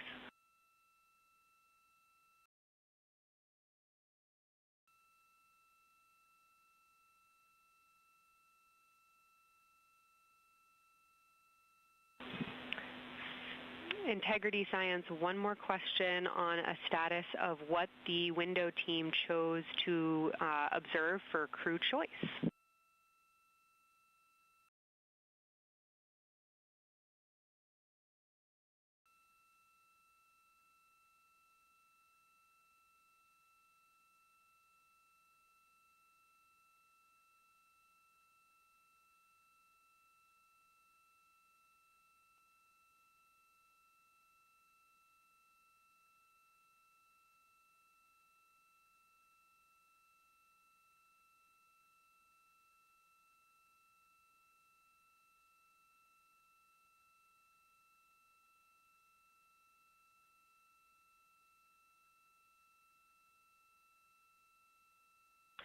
window 2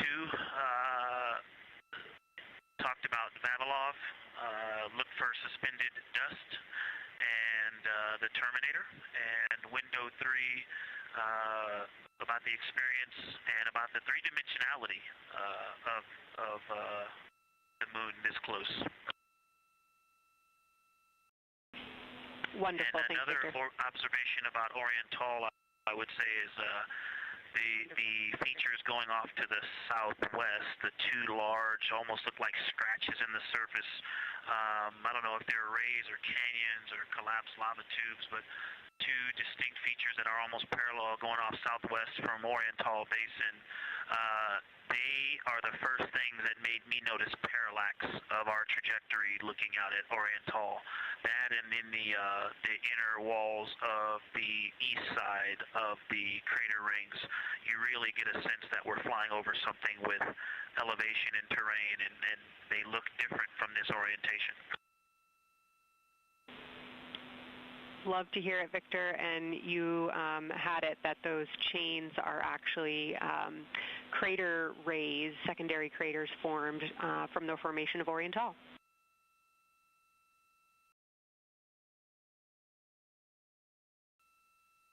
Yeah, speaking of crater rays, the crater rays that are going off to the northwest,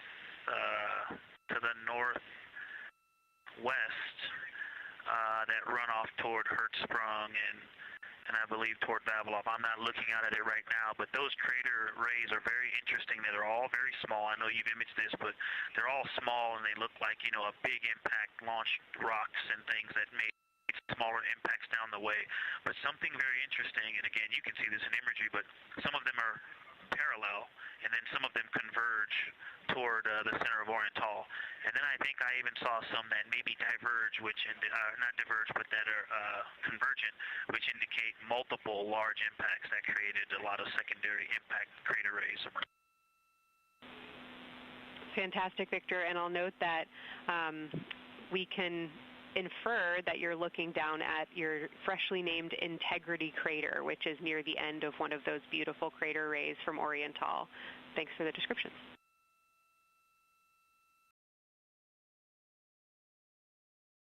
Yeah, you're welcome. And Integrity is easily identifiable with the naked eye from this point.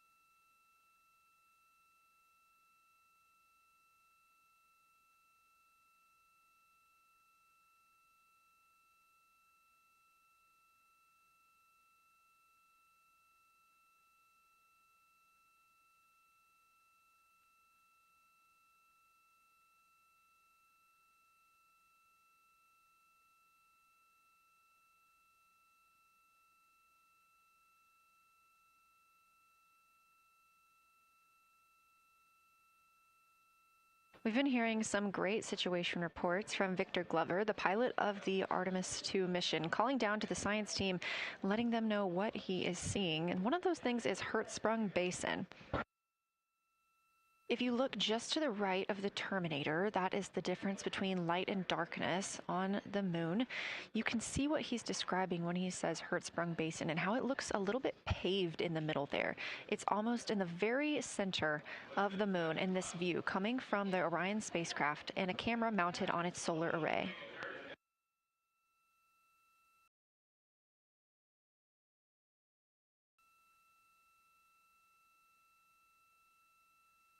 We are now 4 days, 23 hours, and 23 minutes into the flight of Artemis II, and we are standing by for their lunar loss of signal in about 43 minutes. Again, the spacecraft will fly behind the moon, and during that time, we won't have communication with them. They will be out of reach of our deep space network. However, we will regain communication with them approximately 40 minutes later when they come around the other side of the moon.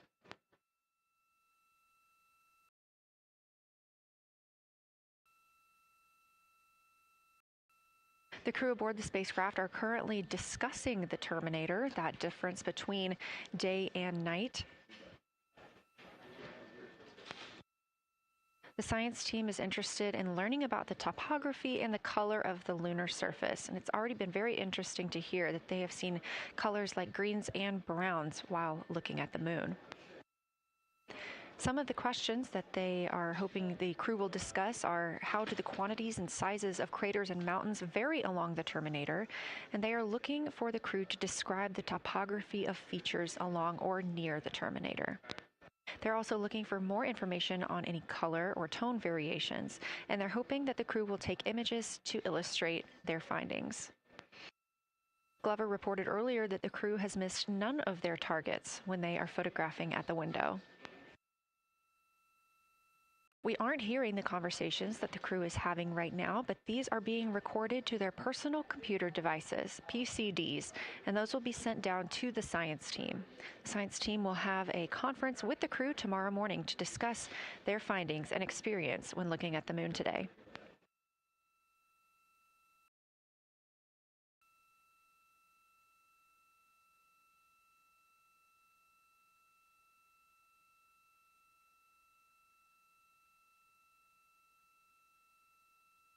We have a few minutes left while the crew is discussing the terminator.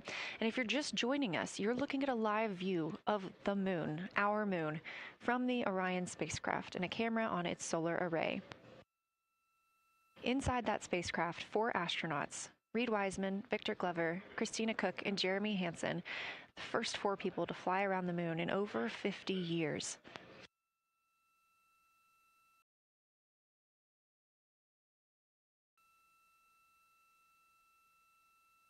This is our lunar flyby day, and the crew has already surpassed one record today.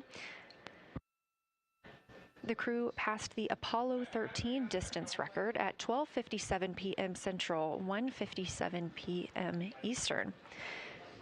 Canadian Space Agency astronaut Jeremy Hansen calling down that he hopes it's a record soon broken by other explorers.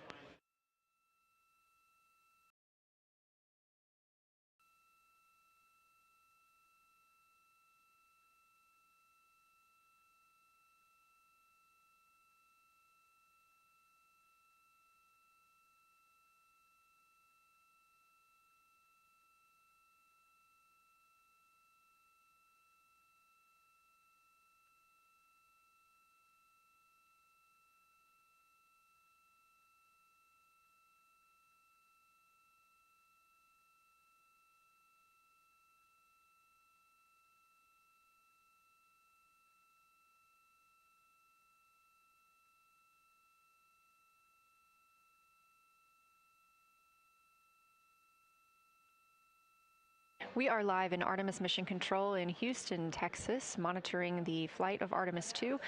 All of the flight controllers here, each monitoring a different system aboard the Orion spacecraft.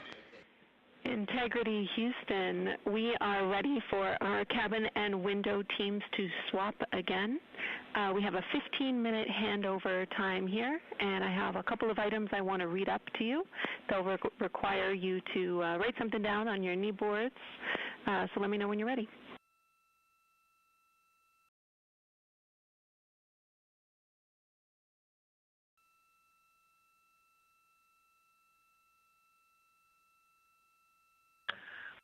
Okay, Houston, we are ready. Copy, Integrity. First of all, once you start this next shift here, during this lunar observation shift, we will begin our lunar LOS, so you can expect a call from me a few minutes prior reminding you. And second of all, FIDO just sent us updated altitudes and METs for lunar closest approach and max Earth altitude. Let me know when you are ready to write those down. They differ slightly from Optimus.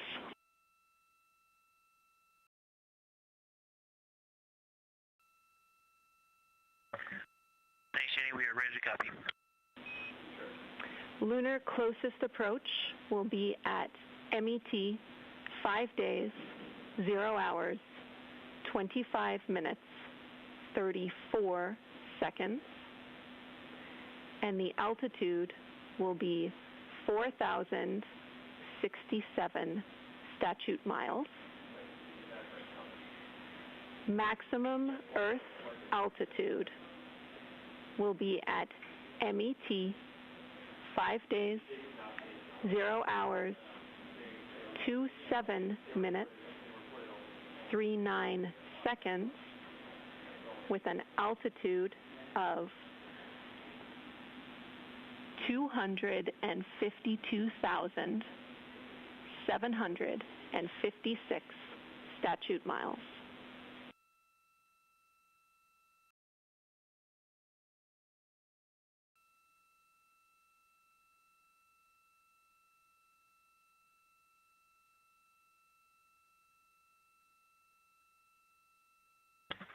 The crew really wants to ask for that in kilometers and in parsecs, but thank you for those. That is great. Thanks for that update.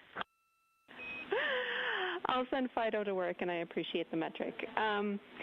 Other than that, I have no new vehicle statuses to pass to you. Enjoy your handover time, and we're looking forward to picking back up with you shortly.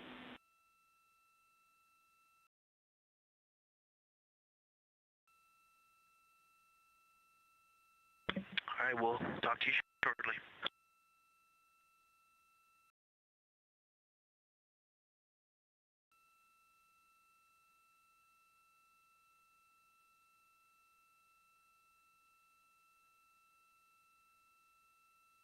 Those words called from Capcom Jenny Gibbons, CSA astronaut and Artemis II backup crew member, to the crew working aboard the Orion spacecraft.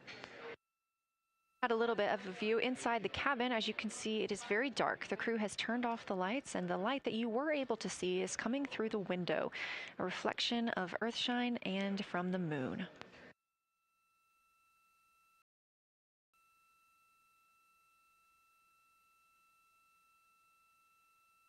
The crew is moving into their next observation block, meaning they are taking time to switch cabin and window teams.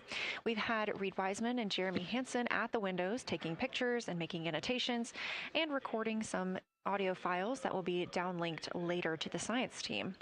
Meanwhile, Victor Glover and Christina Koch were in the background serving as support. They were also timelined to enjoy a little bit of their midday meal. Now that we are swapping positions, the support team becomes Reid Wiseman and Jeremy Hansen. They will be in the background helping with SD card swaps, as well as providing those situational reports to the science team. Victor Glover and Christina Koch will be the astronauts at the window, photographing and speaking into those PCDs, portable computing devices, about what they're seeing on the moon. As you heard Capcom Jenny Gibbons call to the crew, this block is also when we will lose communications with the crew. That LOS, or loss of signal, scheduled to be less than 35 minutes from now. We anticipate to be out of signal with them for about 40 minutes, and will regain that communication once they've flown around the other side of the moon.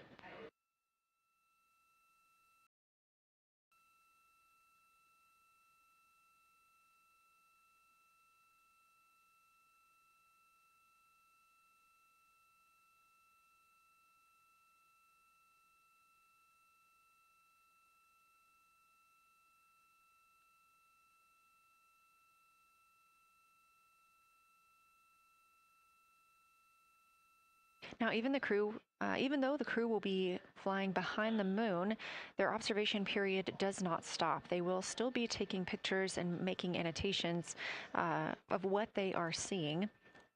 They'll be looking for the limb of the moon, Earth set, and then Vavilov crater, which we have previously seen.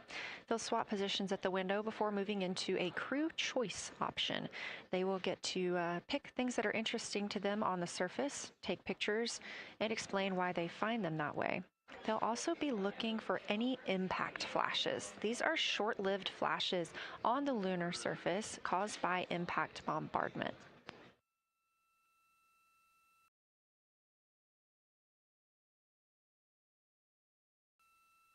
Just before Earthrise, the crew will be looking for lofted lunar dust.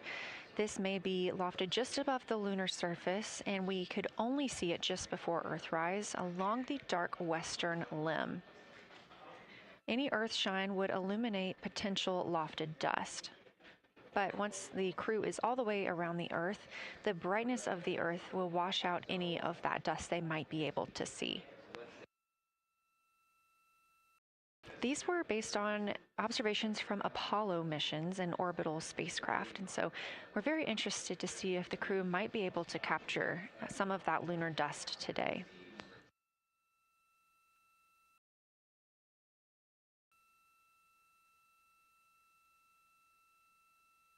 Following that lofted lunar dust target, the next will be Earthrise. We will regain communications with the crew shortly after Earthrise.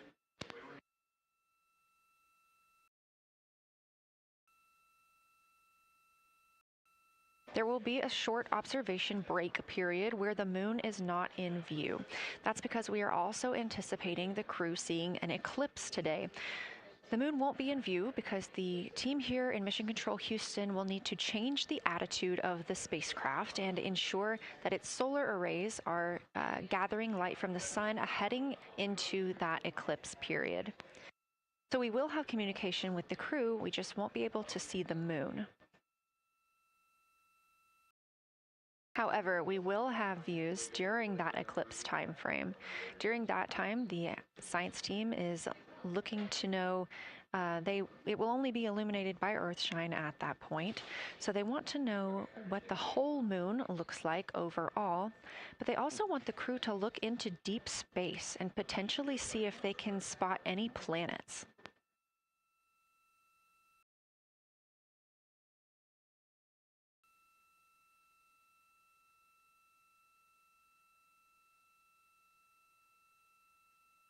Once the eclipse is over, the lunar flyby period will have ended. We are live through the whole thing, and even once flyby is over today, we remain live 24/7 on NASA's YouTube. Integrity, you got a moment? Go ahead.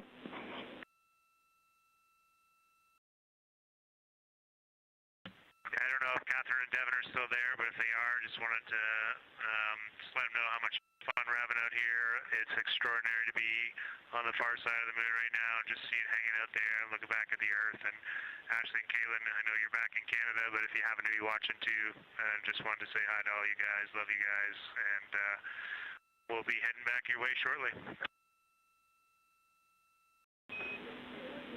Thanks, Jeremy. I hear they are watching, and your family is still here. So thanks for passing that along.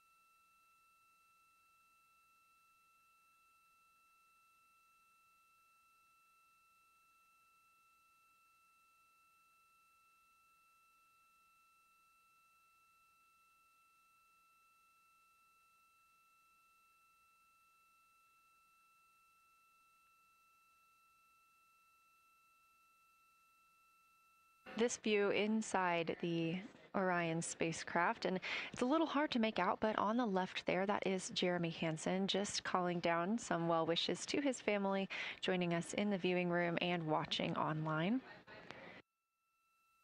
Currently in the window are Victor Glover and Christina Koch. They are taking pictures outside of the window as they are now in their flyby observation block.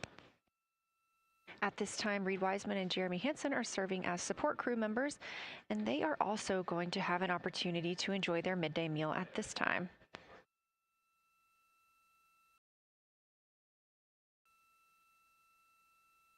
On the lunch menu today for Reid Wiseman and Jeremy Hansen, we have vegetarian chili, salmon croquettes, chicken with peanut sauce, sweet and savory kale, pickled beets, chocolate pudding, barbecued beef brisket, spaghetti and meat sauce, Italian vegetables, butternut squash, candy-coated chocolates, and maybe even a little bit of coffee.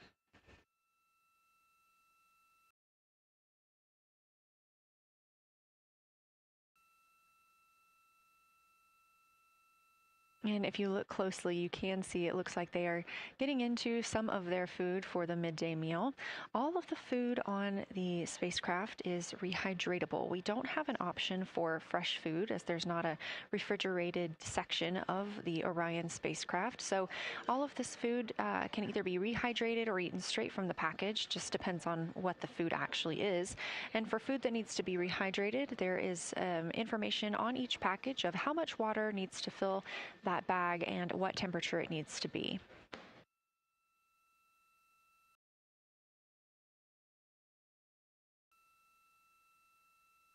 We are now 4 days, 23 hours, and 39 minutes, 40 minutes actually, into the flight of Artemis II, the spacecraft now under 4,500 miles from the moon.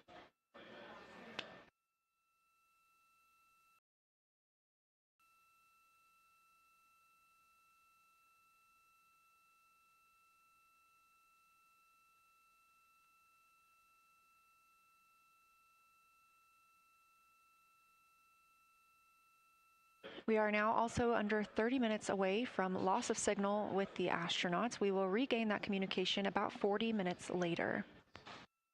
They will still be photographing the moon and documenting what they're seeing while they're behind the moon. And we especially look forward to potential Earthset and Earthrise views.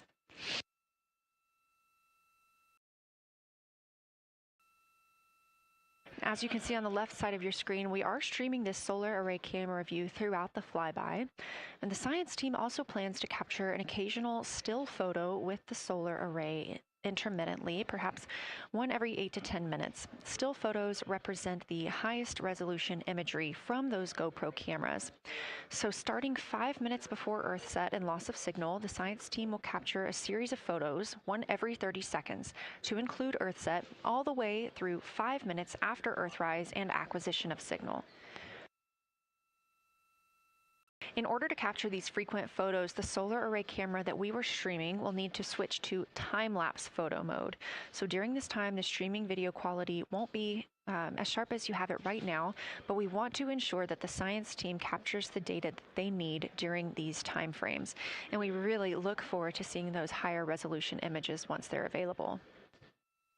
But with the view you are seeing right now, we are sharing bandwidth on the Orion spacecraft with every system that is keeping the spacecraft powered and the crew alive, especially the environmental control and life support system. As this is the first flight with crew, this is also the first flight of a life support system, keeping the crew healthy and safe on the way to the moon and the way home.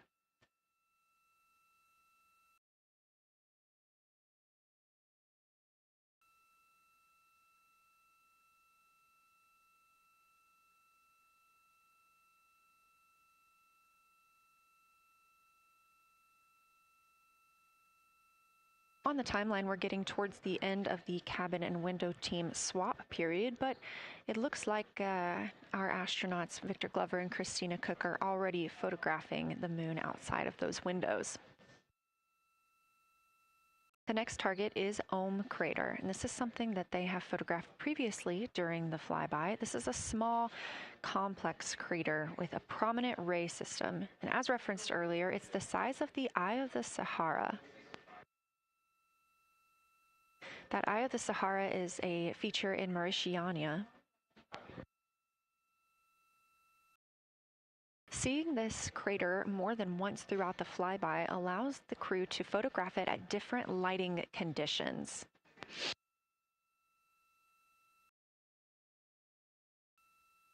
Those different lighting conditions help expose different portions of the target and can help the science team learn a little bit more about how it formed and what it is today.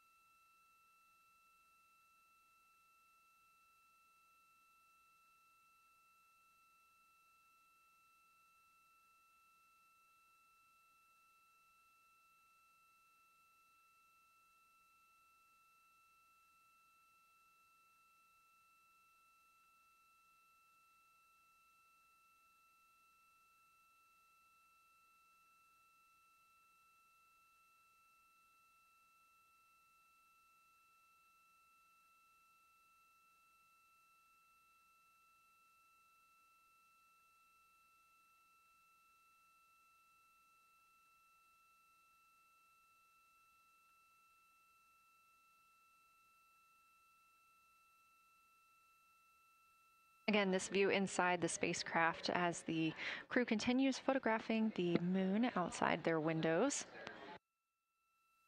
They have turned the lights off to allow them to better get photos of the moon, preventing any reflections from coming in from the spacecraft.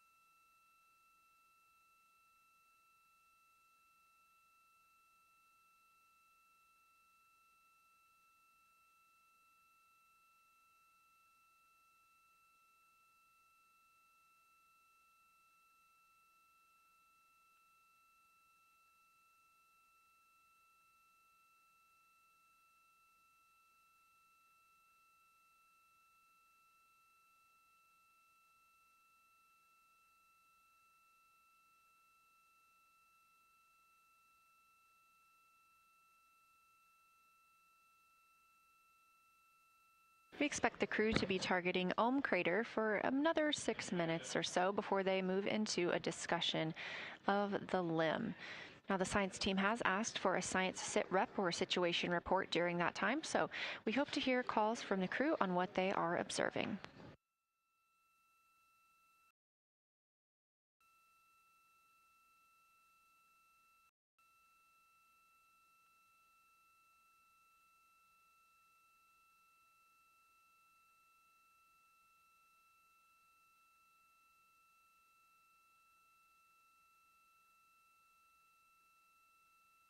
If you've been following along, at the start of the day, we did have much more of the moon visible.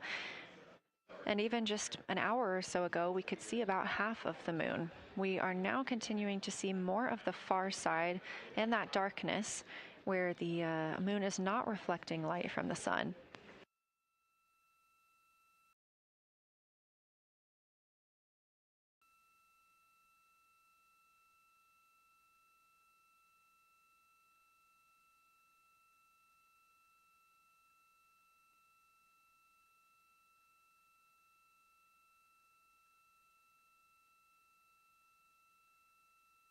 Earlier, we were also able to see some of those darker portions, that old lava flow that we often see on the near side of the moon and that we can all see from Earth. That has mostly gone away. We are now just seeing very little of Orion that's down to the bottom right of the moon. You can see just a small dark portion near the limb.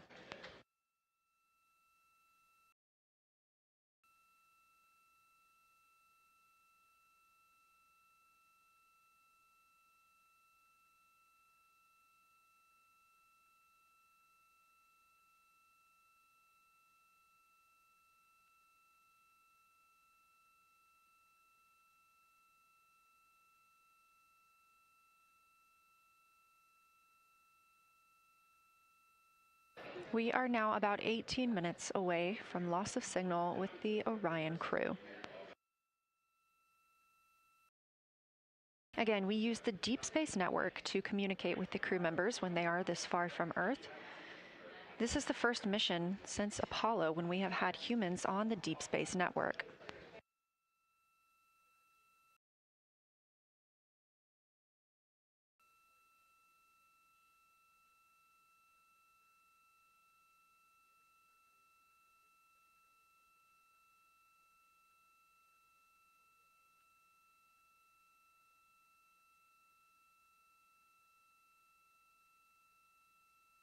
As you recently heard Capcom Jenny Gibbons call to the crew, We expect their closest approach to the moon to be at MET, or mission elapsed time, of 5 days, 25 minutes, and 34 seconds. At that time, their altitude would be 4,067 statute miles above the Earth's surface. Just over 2 minutes later, they will reach their maximum distance from Earth at mission elapsed time 5 minutes, 5 days, 27 minutes, and 39 seconds. The altitude at that time would be 252,756 statute miles. These are our latest numbers, and we'll make sure to verify and confirm those once those milestones have been achieved. Obviously, we will be without communication to the spacecraft at that time, so once we regain communication, we will make sure to find out those numbers and report those to you.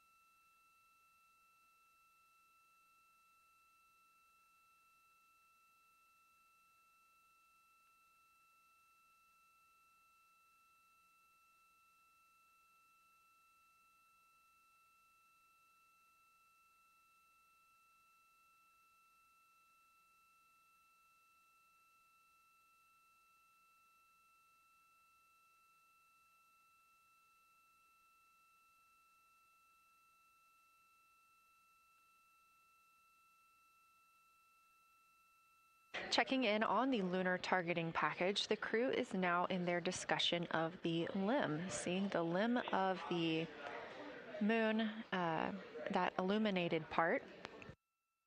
Currently at the windows taking photos and making annotations are Victor Glover and Christina Koch. We are expecting loss of signal in about 13 minutes. We will regain that signal with the crew about 40 minutes later.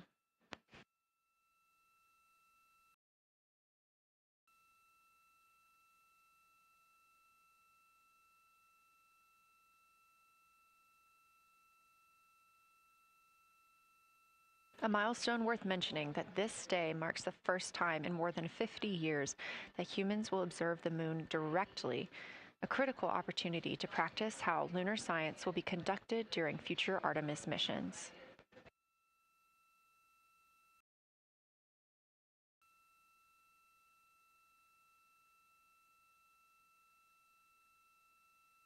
I've continued to reference the Lunar Targeting Package throughout this broadcast, which is the primary tool guiding the crew observations, and that consists of two key components.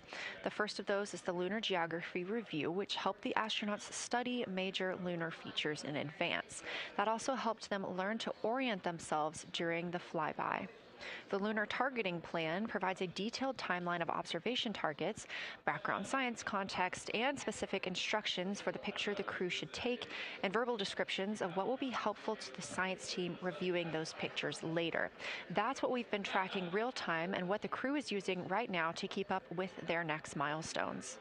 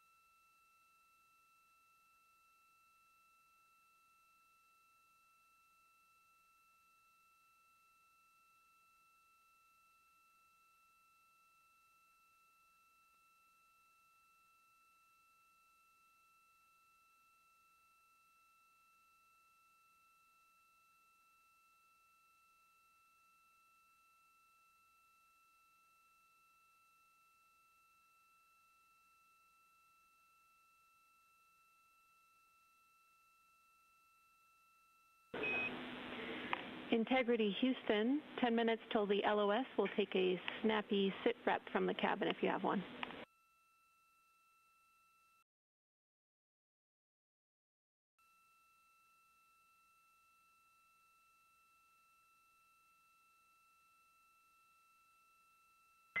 Okay, Jenny, that came, we missed most of that, but just a 10-minute warning, is that what you're saying? 10-minute warning for the LOS, and I'll take a quick sit rep from the cabin, please.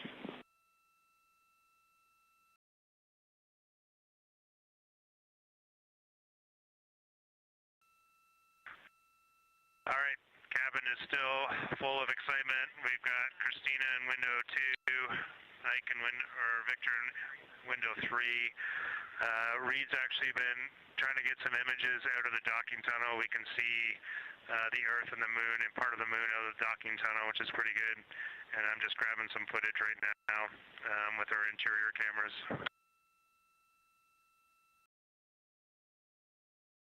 Copy, Jeremy. We'd like to know what camera Reid is using and also the status of window 1. Looks like there might be a shroud removed.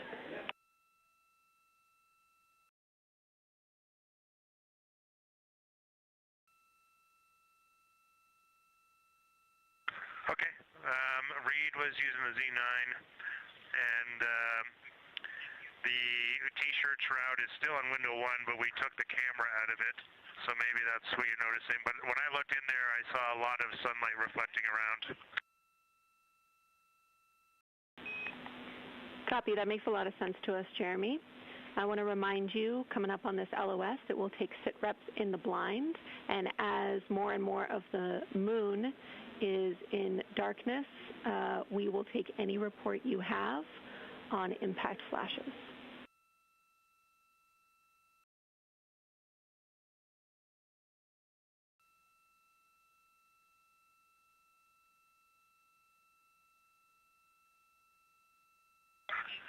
All right, Jenny, you have to say again your last. There's a lot of conversation here, and I was on the other side of the cabin, so I missed all of it. Look out for impact flashes, and we'll take sit reps in the blind.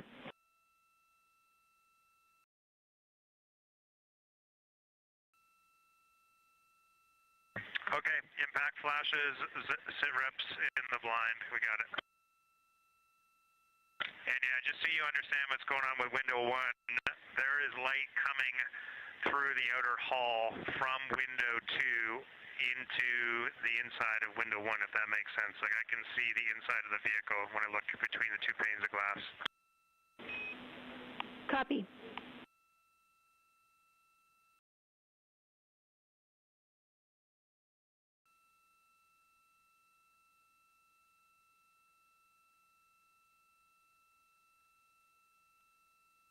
You're getting your first live look at Orion, the moon, and the Earth.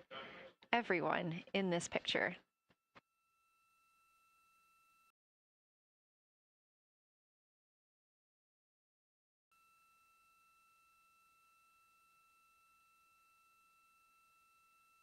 This is a live view from the Orion spacecraft.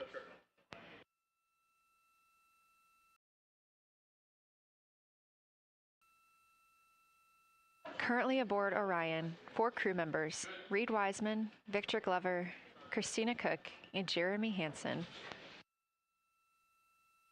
And on the Earth, all of us, all of humanity. You can see the moon is starting to get a little bit dimmer as the astronauts are going to pass behind it. Now 6 minutes and 26 seconds away from that loss of signal. Again, we will be out of communication with them for about 40 minutes until they come around the other side of the moon and we can re-establish contact.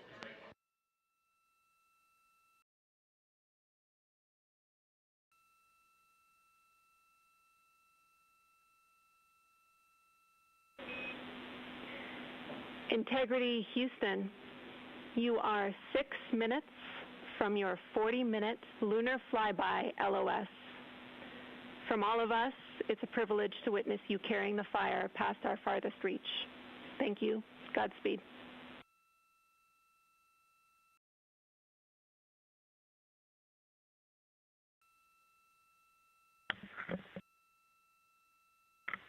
Thank you for that, Jenny. And thank you to all of you for allowing us the immense privilege to be on this journey together. It's quite amazing. And as we go on this journey, thinking about the NASA mission to explore the unknown in air and space, to innovate for the benefit of humanity, and to inspire the world through discovery. And as you've gone along on this journey with us, hopefully we're doing just those things. And as we get close to the nearest point to the moon and farthest point from Earth, as we continue to unlock the mysteries of the cosmos, I would like to remind you of one of the most important mysteries there on Earth, and that's love. Christ said in response to what was the greatest command, that it was to love God with all that you are. And he also, being a great teacher, said the second is equal to it, and that is to love your neighbor as yourself. And so, as we prepare to go out of radio communication, we're still to feel your love from Earth, and to all of you down there on Earth and around Earth, we love you from the moon.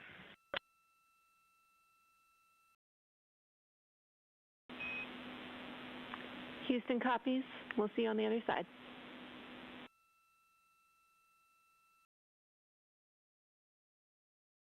We will see you on the other side.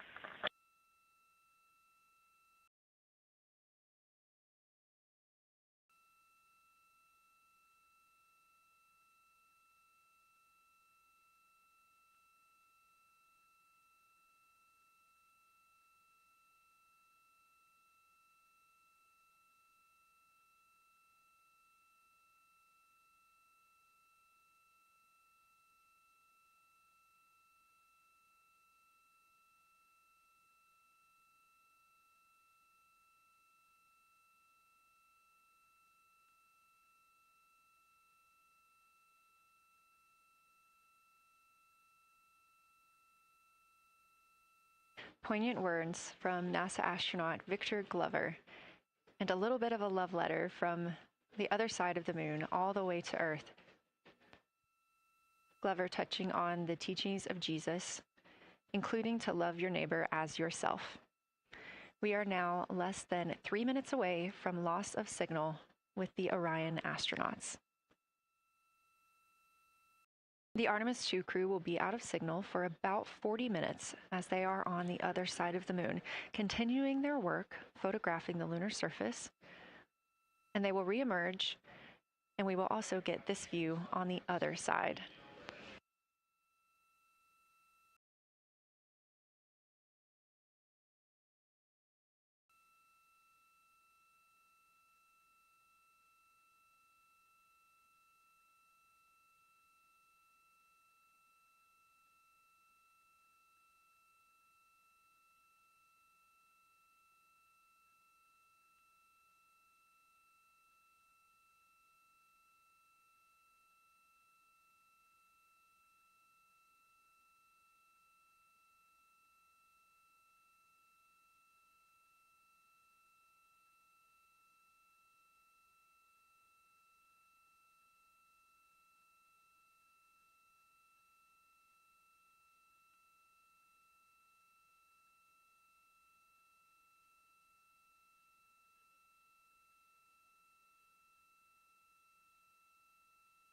Just about a minute and a half now until we lose communication with the astronauts aboard Orion on the Artemis II mission. Now 5 days and 6 minutes since their launch on April 1st. Again, we'll be out of communication for about 40 minutes. And this really beautiful view of a crescent moon and a crescent Earth. How great thou art.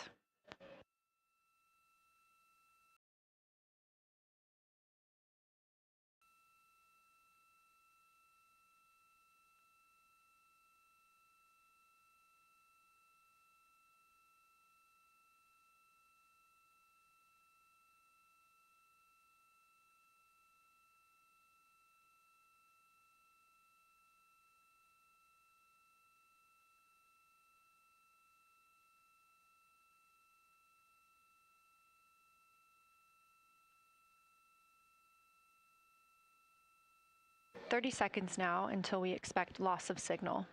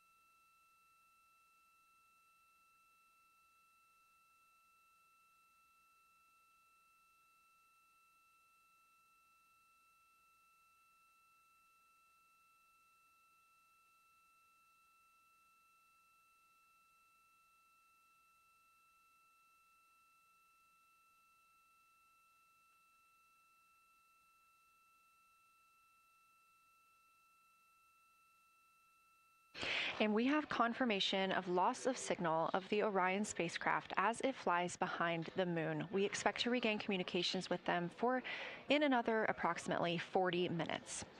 This was expected as their spacecraft is now out of direct line of sight with Earth and behind the moon. And this is a poignant moment as it's the first time in over 50 years that we have humans completely unreachable by anyone else on Earth. No matter how distant or secluded, we could reach anyone living on Earth, but while the crew flies behind the moon, it's simply impossible to make contact with them. This is a live view inside the Science Evaluation Room here at Johnson Space Center and just down the hall from Mission Control. This team has been monitoring the flyby all day as the team has continued capturing targets on the lunar surface.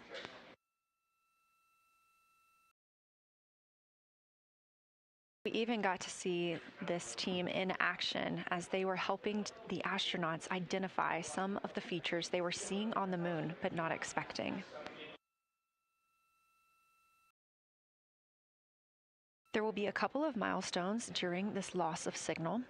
The first will be when the astronauts make their closest approach of the moon at MET 5 days, 25 minutes, and 34 seconds, when we expect they'll be 4,067 statute miles above the lunar surface. Their maximum Earth altitude will be reached just 2 minutes later, at 5 days, 27 minutes, and 39 seconds, when their altitude should be approximately 252,756 statute miles. Once those milestones are reached and we have confirmation, we will report the official numbers.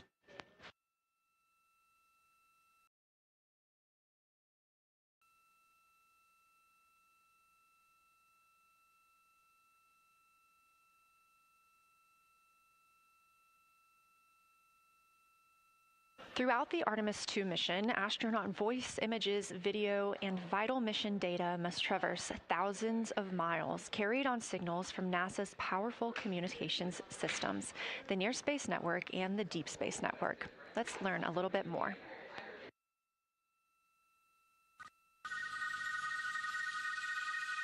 NASA's Artemis II will send 4 astronauts around the moon, preparing humanity for a long-term lunar presence and future journeys to Mars. Enabling communication and navigation for this test flight are NASA's Near Space Network and Deep Space Network. With antennas around the world and a fleet of relay satellites, the networks will deliver vital data to and from Earth through all phases of the mission. The networks are seamlessly integrated at NASA's Johnson Space Center in Houston, Texas, where Mission Control coordinates the network handovers. These transfers represent a delicate dance between the two networks, exchanging support as the mission shoots toward the moon. On the launch pad and during their early orbit phases, NASA's Orion spacecraft and Space Launch System rocket will rely on communications and tracking services from the Near Space Network. After its translunar injection burn, the Deep Space Network's global array of antennas will serve as Orion's primary communication support during lunar orbit. As the mission journeys farther into space and away from Earth, signal strength weakens and bandwidth is conserved for crew communications.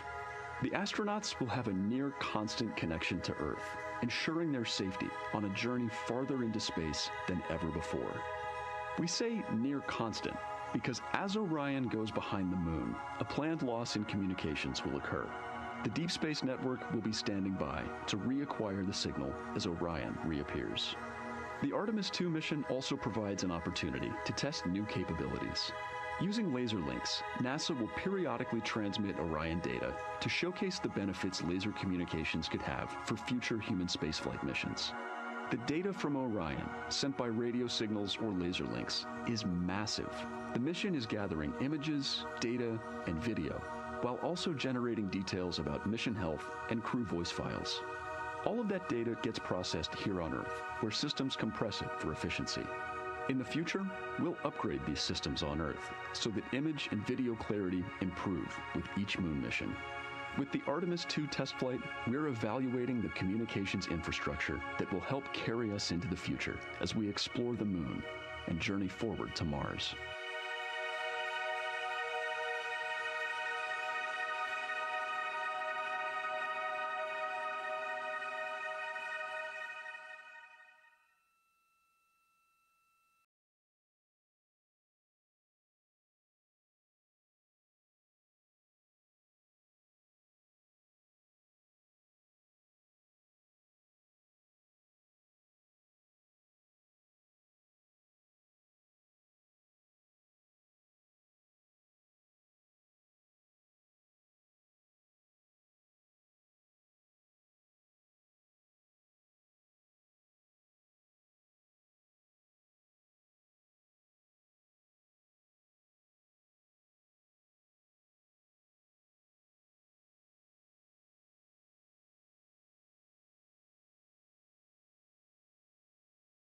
We are now about 33 minutes until we expect to regain communications with the astronauts aboard Orion. And in the meantime, I've got Dr. Kelsey Young, Artemis Science Flight Operations Lead, here with us. Thanks for joining me, Kelsey. Thanks for having me. This is such an exciting day. Oh, no kidding. It has been so cool to hear you communicating directly with the crew. And I know that you have been preparing for this for years, so I am so excited for you and for your team. So just to get into that background a little bit, tell me about your background and what you've been doing on console. My background is as a field geologist. actually, I studied impact cratering in the field for my PhD, so all these descriptions of impact craters have me just absolutely swooning. How I got into this, though, is, during my PhD, I got an internship at NASA and ultimately never left to integrate science into flight operations. So we developed the Science Officer Console, for which this is the first mission we're supporting. We developed the Science Evaluation Room that's right upstairs, and so it's so gratifying to see this operation structure come to fruition, especially on a day like today. I would have to imagine so. And we've got a great view of the Science Evaluation Room right now. Is there anything that has stood out to your team so far? Absolutely. So as you might have heard in some of the press briefings and content that we've been putting out, color and albedo were really exciting targets for us. We've heard several amazing color descriptions so far. Just to highlight maybe one of them, we heard about greenish and brownish hues near Aristarchus, which is actually a feature that we can see here from the near side. And those greenish hues could actually tell us something about the volcanic evolution of that area. So you can bet that the science team is going to be prioritizing downlinking those images and the crew audio that we didn't hear that went into those recordings to learn a little bit more. Wow, that is fascinating. I was hearing those colors and very interested just from a personal standpoint, because looking at the moon from, 250,000 miles away, we don't see green or brown. So just hearing that, them being so close and getting to see that, fascinating, and I know very exciting for you. So what are you expecting to see in the upcoming portion of the flyby? The upcoming portion is actually going to be really exciting. So right now, as we speak, while folks in the room are kind of taking their, their stretch breaks and everything, the crew are still hard at work. They still have targets to image and describe during this LOS. But when we come out, the first thing, of course, we're going to hear about is Earthrise. We're really looking forward to hearing about the crew's experience with something that we can connect with and that, Apollo 8 brought us such amazing images from. But then we start to get into describing the Terminator, as well as looking for things like lofted dust, which tell us about the modern lunar environment. Then the vehicle's going to orient away from the moon for an hour and then pivot back for the eclipse observations, which is a whole different set of science observations that we're really looking forward to. It's kind of nice that the crew will get a little break in there, because they have been hitting it hard today with photos and videos and annotations. What are you hoping that the crew sees coming up? Is it that lunar dust? Oh my goodness, that's a hard question to answer. I mean, we've already gotten such great descriptions. I mean, the Terminator seems to just be like one of their favorite things to look at and describe. So I feel like, that was something we were looking forward to. I feel like we've really gotten some great descriptions. So absolutely, I'm looking to the human moment of Earthrise. Lofted dust is an exciting one, and lofted dust will be a target for them in the right around the time of Earthrise, but again in the eclipse period. So I'm really looking forward to seeing. I mean, they've already highlighted just in the course of their flyby so far how the moon has changed, and this is going to be even more dramatic change to go from their end of this kind of lunar illuminated piece of the flyby into the eclipse time frame. And I can tell you they're going to be experiencing a very different moon during that time, and I can't wait to hear what their observations are. Yeah, that's absolutely fascinating, and what an privilege that we get to do that on this mission, because that's not always the case. If we had launched on a different day other than April 1st or 2nd, we wouldn't have gotten to see that eclipse. Is that right? That's correct. April 1st and 2nd. I will say, I was asked a lot in the weeks leading up to the launch, well, what's your favorite day? And my answer truly was, there is no bad day to launch to the moon. We were going to get great science out of it no matter what, but it's a really neat opportunity to, bring the sun into the picture, bring different planetary bodies into the picture while still literally keeping the moon in center stage. Fascinating. So what differences are we looking for at each site? We're hearing a lot of different terms. We're looking at craters. We're looking at mare. What are the differences that you're hoping to see? We do have, as you highlight, kind of different prompts for each target. That's what they're looking at in their lunar targeting plan, which I know you've been showing. And we have even different prompts for the person with the really long lens on the camera versus the people with the unaided eye. And you've heard the crew talk about, oh my goodness, when I go from one to the other, I can really detect different nuances. And that's something that we experienced in simulations, but hearing them actually, see it for real has been really gratifying. But we're looking for different things based on the target. Sometimes we're looking for color. Sometimes we're looking for texture. For the Terminator, we're looking at kind of what texture and morphologies pop out to you and what kind of diversity you see along the terminator. You've heard, Victor especially make some comments about future impacts for exploration. So already I think that their descriptions in this first part of the flyby have told us something scientifically, but also about future surface missions. Well, it was so interesting to hear Victor talking about he was imagining in his mind's eye being down on the surface and walking around. That was very cool to hear. And when we're thinking about targets, I know some of them are determined based on the launch day because that determines the lunar illumination. So the ones that we're looking at today, how and why were these selected? Such a wonderful question. This really gets at at the heart of some of our really highest priority science questions. Illumination conditions is a big one, right? So of course we need the targets that we're interested on the lunar feature to be illuminated by the sun in order to view them, but the timing in which they see them during the flyby enables us to ask different questions. So you heard in the pre-flyby crew conference talking about, well, the same pair, Reid and Jeremy, will get to actually look at Geological crater twice, and that looking at it from different illumination angles allows us to understand that feature better and connect color and albedo with topography and morphology. Then you have other craters where you want to look at it with the sun shining on it obliquely versus straight on, and that tells you something different about the scientific objective that drove the target being on the targeting plan in the first place. We've talked a little bit with the viewers today about what the crew is able to capture in this short time frame of those craters in different lighting conditions. Could take years for something robotic to be able to do based on attitude maneuvers and where the sun is at. So can you just talk a little bit about the importance of having both the robotic operation and having the crew? Absolutely. We definitely don't want to minimize the impact of orbiting spacecraft. Lunar Reconnaissance Orbiter is the one that's often referenced. Data from LRO and its payloads have really been instrumental in getting us, frankly, to this point for Artemis II and future missions.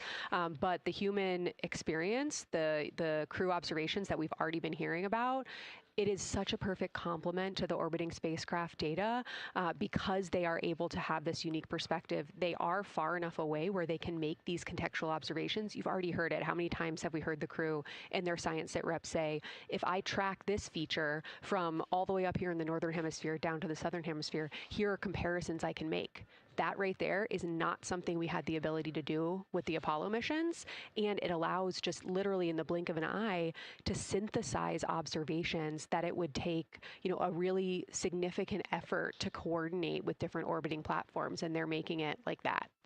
Wow. It has been very, very exciting to hear all of their calls so far.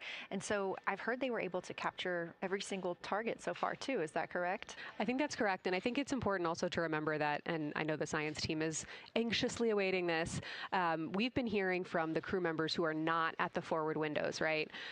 Those crew who are, really in the thick of the observations, they are recording minutes-long observations per target on their crew tablets. We will be getting those down starting here in a couple hours, and that's going to contain really meaty science information that we haven't heard live yet, and that's going to form the basis of my conversation with them tomorrow morning, where we're going to have a really deep dive into the science and absolutely nerd out about what they were able to do today. One of the most gratifying things for me today is hearing multiple crew members say, thank you for putting the discussion times in the targeting plan, because when we have had the ability to put multiple brains on a problem, we have elevated each other.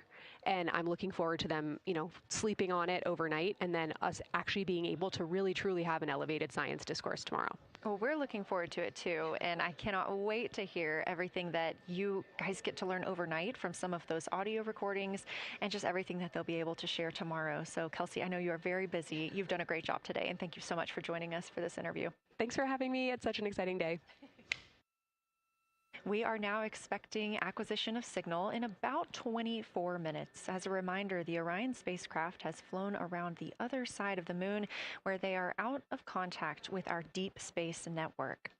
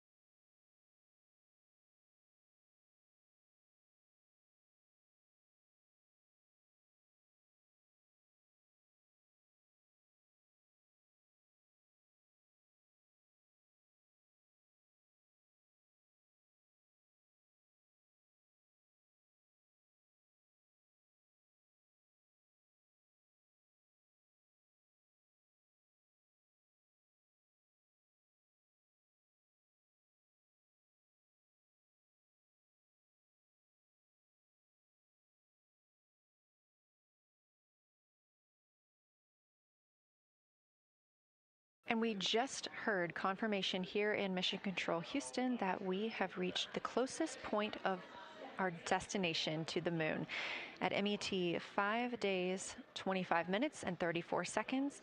And we anticipate the spacecraft's altitude is approximately 4,067 statute miles above the moon.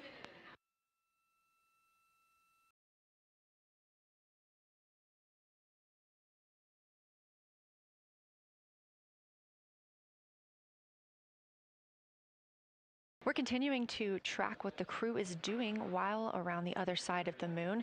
They are continuing to take pictures of the of the moon, the Earth now out of sight. What they're in right now is a crew choice event. The science team has encouraged them to find interesting features on the surface, to take photos of those, and describe why they were interesting. Something else that they'll be looking toward next, just momentarily, will be impact flashes.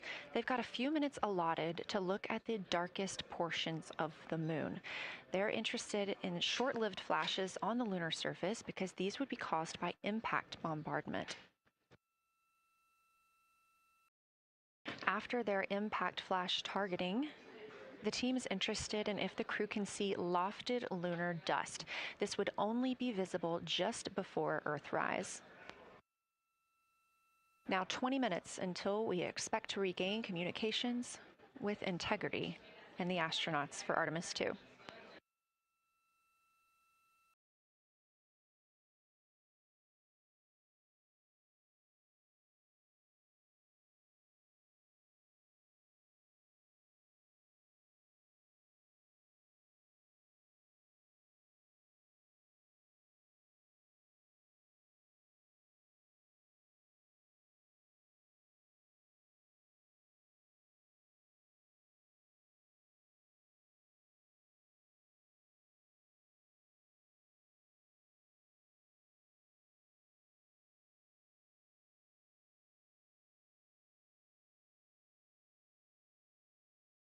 We're live in Mission Control Houston at NASA's Johnson Space Center, but there's a team over 750 miles away also monitoring today's operations. And of course, just like us, they are in LOS, or loss of signal, with the spacecraft.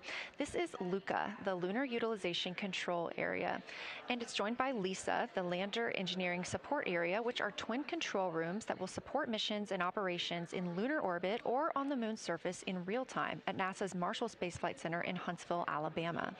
The LUCA and LISA are right next to each other and just a short walk away from the SLS Engineering Support Center, which is used during launch, and the POIC, where science on the International Space Station is monitored. LUCA primarily supports Artemis science operations, while LISA will provide engineering support for landing astronauts on the moon.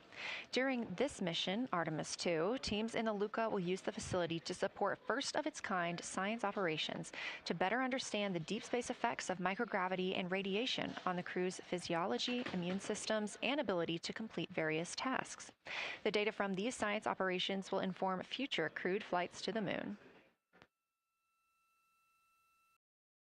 For future crewed missions to the moon, members of the NASA Human Landing System Mission Insights Support Team, a group of engineers, safety leads, flight operations experts, and technical authorities, will work in the LISA. There, they will monitor lander systems in real time and be involved in key decision-making processes throughout the mission.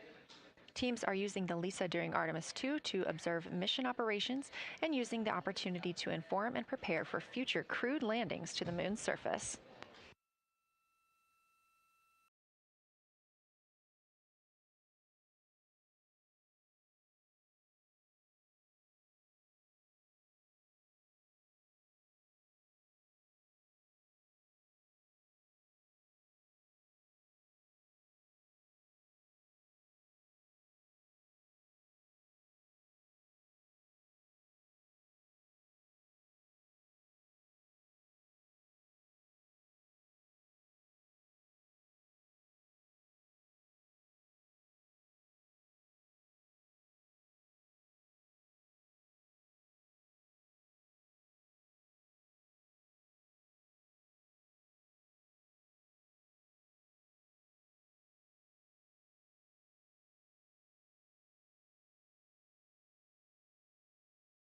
We now expect to regain communications with the astronauts aboard Orion in about 17 minutes.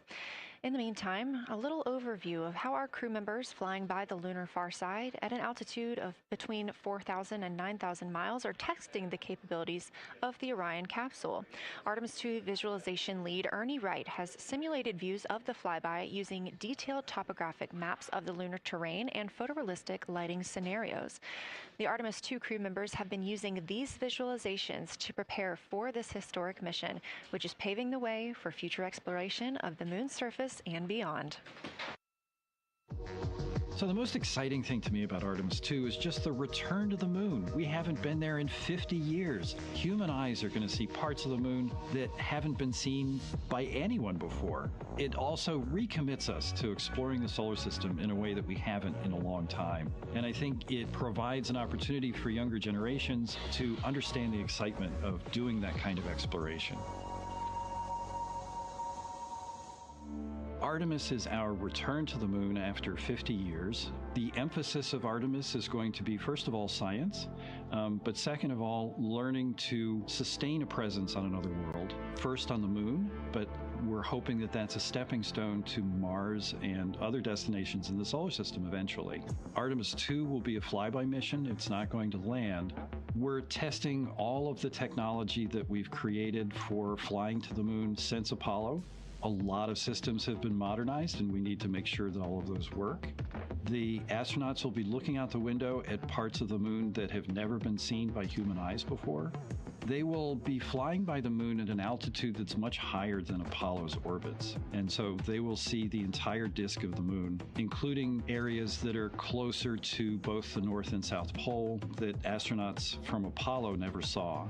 All of that depends on the lighting, which we really won't know until launch day, but we can practice with different lighting scenarios.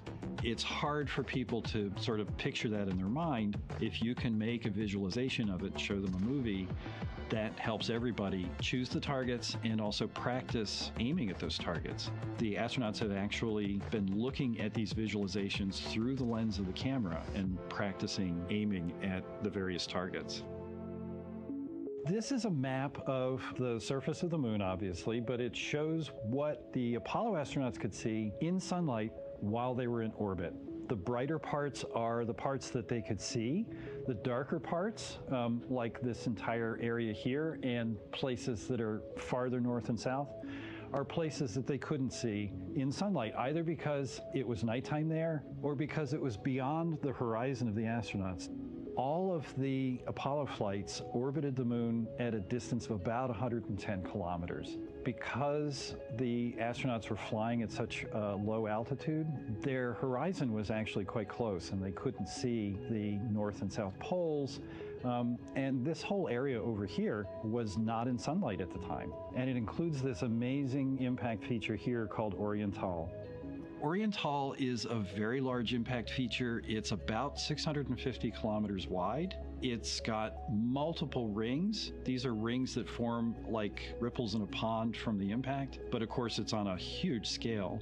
The middle of Oriental has that sort of dark basalt lava covering it, like the dark spots that we see on the near side. It's one of the biggest ones that's more on the far side than the near. So seeing it with human eyes and sort of picking out features that maybe you don't even see in robotic cameras is an important goal for the mission.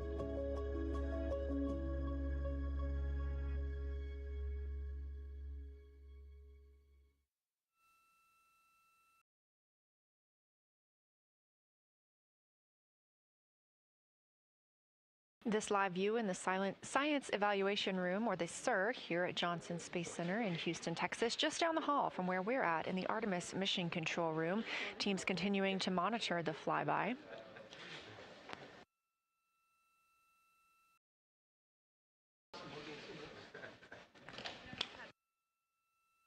The crew continues their observations of the moon, even though they are out of touch with Earth. We expect to hear from them in 12 minutes and 26 seconds. Again, this is approximately 40 minutes loss of signal while they are out of reach of the deep space network. Right now, they are imaging or attempting to image lofted lunar dust. Throughout our coverage, we've talked a lot about the science and engineering behind today's lunar flyby, but we also spoke to the crew about what the moon means to them and how they see its place in human history.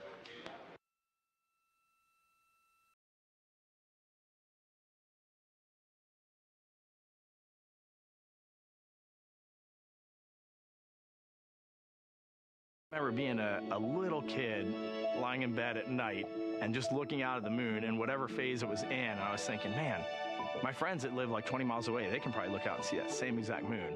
And then when I was in the Navy and I would look out at the moon and I'd be halfway around the planet and I would think, man, my brother can see that moon where he is and he's halfway around the planet from where I am. And it's a connection of life on Earth. We can all look up and see that moon. It represents history. It is a witness plate. Everything that's ever happened to the moon is still written on the moon. There's no processes of wind or change in the Earth, geologic processes like we have here that change it. And something that's been telling and can read out the story of its own evolution, there's something beautiful about that. I've also learned from my indigenous mentors that they refer to the moon as grandmother moon. So you've probably heard of Mother Earth. They use grandmother moon because grandmother moon is responsible for the water in their community. The grandmothers, sort of protect the water source, just like the moon moves the water around the planet, affects the tides. It's something that represents something different for each individual culture around the planet. And that's really neat because we all share that same moon in the night sky. We all have seen the same side of the moon in different lighting conditions our whole lives. And so it seems very familiar to us, but it's also kind of unknown. When we get up close, some of the imagery that we'll get to describe and to share with people will be very unique. And that nature, both of those things being true about this one entity that we all know, just is really special. It's just the epitome of a symbol of both something that's in each of our hearts, but that's also represents exploration and reaching.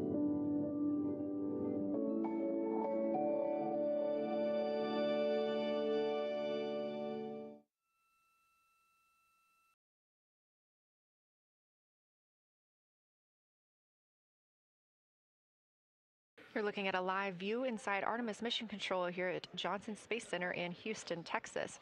We are currently out of contact with the Artemis II crew. This was a planned, or not really a planned, but a tracked loss of signal that occurs when the crew flies behind the moon. We use the Deep Space Network to communicate with the crew, and when they are behind the moon, they are out of reach of that Deep Space Network. And when you consider our nonstop communications during the time in which we live, this is even more striking. For the Artemis II crew, they're only currently communicating with each other. Now, we expect to regain those communications in under 9 minutes from now, and we also are hopeful for a view of Earthrise. Despite being out of communication, the crew is continuously capturing imagery of their predetermined lunar targets.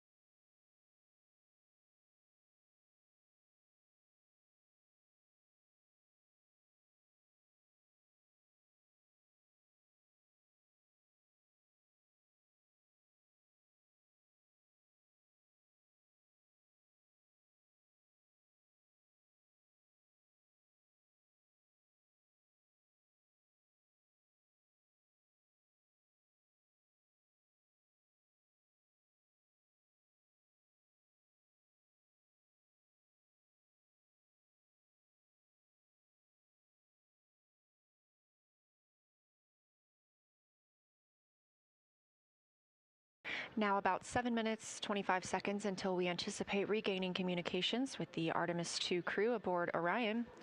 In the meantime, Artemis II Lunar Science Deputy Lead Marie Henderson is training trained these astronauts to capture and document their views of the lunar surface for all of us to enjoy back here on Earth. I cannot wait to hear their voices when they get to the far side of the moon and I can hear them talk about seeing the moon out their window. I try to imagine it now and just like tear up thinking about it.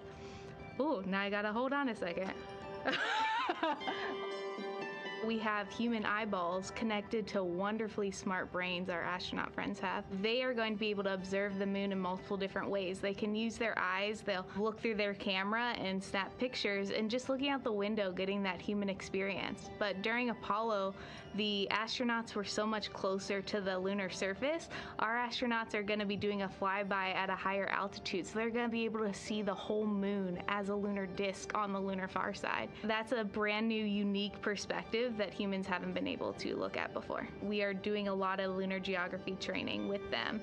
They have study sessions and quizzes they can do that are assigned to them. You know, even if you're an astronaut, you still get homework. We actually get in the mock-up. In that enclosed physical space, we have to think through the hardware that they have, the cameras, the computers, their microphones to make these observations. There's 4 windows up front. Through one of those windows, one of our astronauts will be using a Nikon D5 camera with an 80 to 400 millimeter lens. So something that allows them to zoom in really far and actually take more detailed observations of the surface. It's almost like looking through a pair of binoculars as well. It's just like being a geologist out in the field. They're telling us what they're seeing, looking for colors, textures, different morphologies, and comparing the region that we're having them look at to the regions that are around them.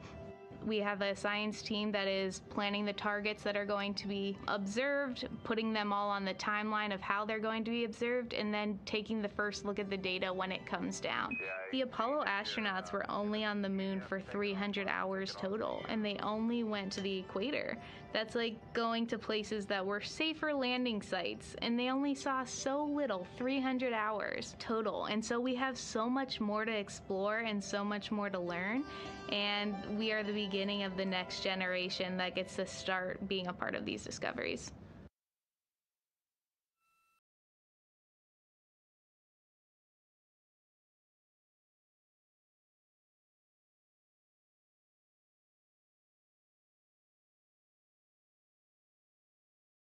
We are now 4 minutes and 28 seconds until we expect to regain communications with the astronauts flying aboard Orion on the Artemis II mission.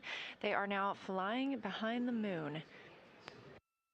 While behind the moon at an MET, or mission elapsed time, of 5 days, 25 minutes, and 34 seconds, we expect this was the point in which they made their closest approach, 4,067 statute miles above the lunar surface.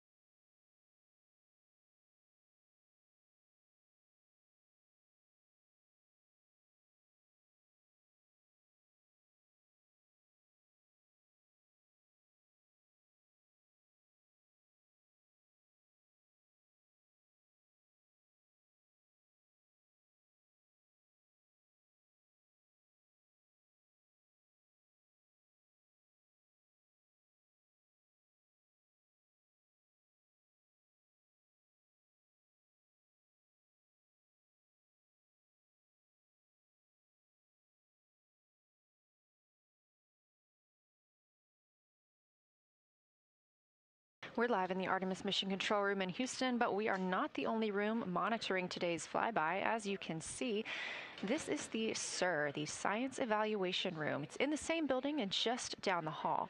It's a multidisciplinary science team supporting the Artemis II crew in real time, including experts in lunar geology, impact cratering, volcanism, polar science, imaging, and visualization. You can see the SIR here. That's the Science Evaluation Room. It's embedded within Mission Control to provide science input during live operations like what we see today. But additionally, the Science Mission Operations Room is a back room that processes data, evaluates imagery, and supports rapid analysis. We also have our science officer, Kelsey Young, here on console today. She's serving as the primary interface between the science team and the flight controllers, ensuring science priorities are represented during mission execution.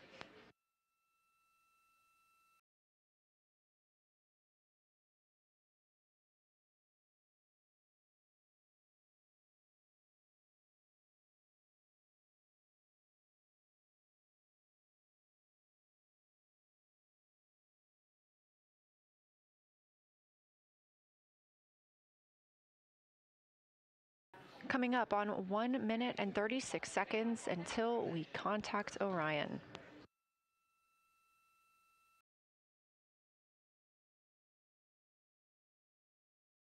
Meanwhile, aboard the spacecraft, the crew has continued executing their lunar flyby tasks. As we discussed earlier today, these activities have been precisely timelined, and this is the fourth of 5 blocks of time during which the crew will be observing the moon from Orion's windows. At this time, pilot Victor Glover and mission specialist Christina Koch are observing the moon at windows 2 and 3. One crew member is in window 2 with a blue shroud over the window, taking photos and using an 80 to 400 millimeter zoom lens, while the other astronaut is in window 3 using their portable computing device, also known as a PCD, to make annotations. And both of those crew members are making audio recordings of what they are seeing.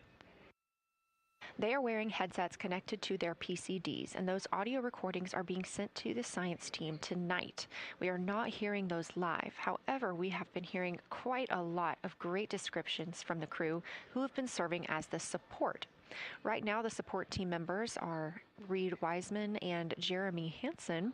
Those team members are providing science sit reps, situation reports, calling down a few times each hour to discuss what they're observing. And even though we're out of contact with them right now, they are still conducting those science sit reps as they'll be available once they come back around the moon. The situation reports include how the crew is positioned, any missed targets, or anything unexpected they saw. They're also including lunar target descriptions, any hardware issues, and their emotions and reactions.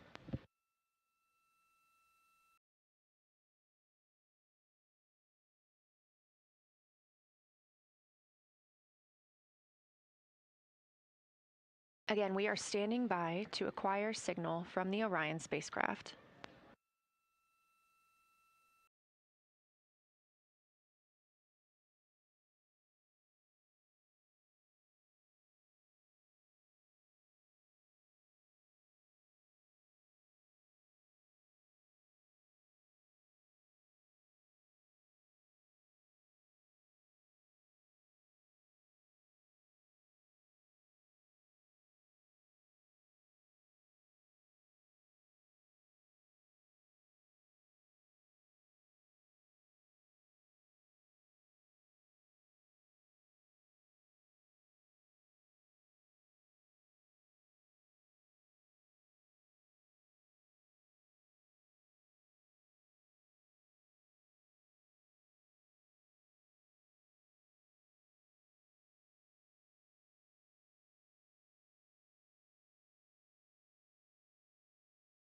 We're in the Artemis Mission Control Room at Johnson Space Center, getting our preliminary contact with Orion, that acquisition of signal coming after a 40-minute loss of signal, during which the crew was flying behind the moon, out of contact with anyone on Earth.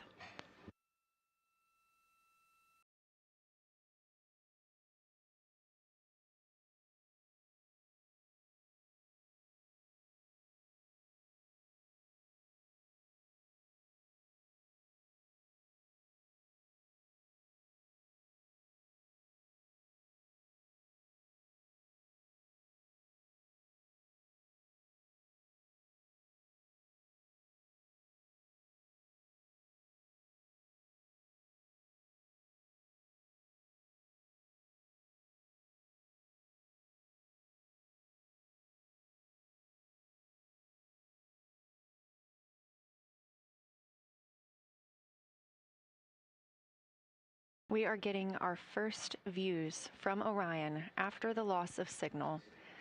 Orion has come back around the other side of the moon, and that little crescent that you see is Earth, over 252,000 miles away.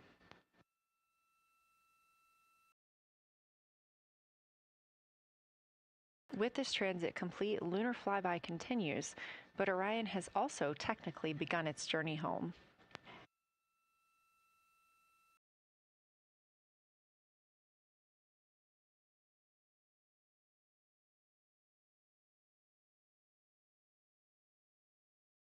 Right now, the crew are getting a few moments to enjoy and take photos of Earthrise for themselves, and we expect to contact them shortly. But we do have good signal coming from Orion.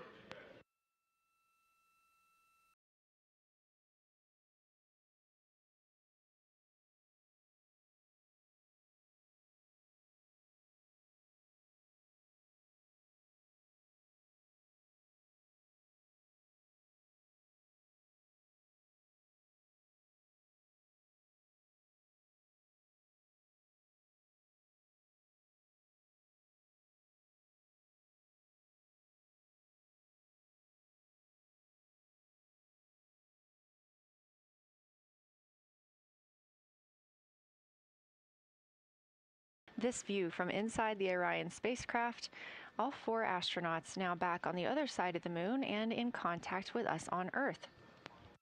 Their tasks for lunar flyby did not stop as they went behind the moon and out of contact with us. We anticipate during that time they were attempting to image some impact flashes, short-lived flashes on the lunar surface, which would be caused by impact bombardment and potentially even lofted lunar dust. Right now, of course, they are getting pictures of Earthrise. After this target, they will get a short observation break. It's about an hour long, actually. Houston Integrity, comm check. Integrity, we have you loud and clear. How many?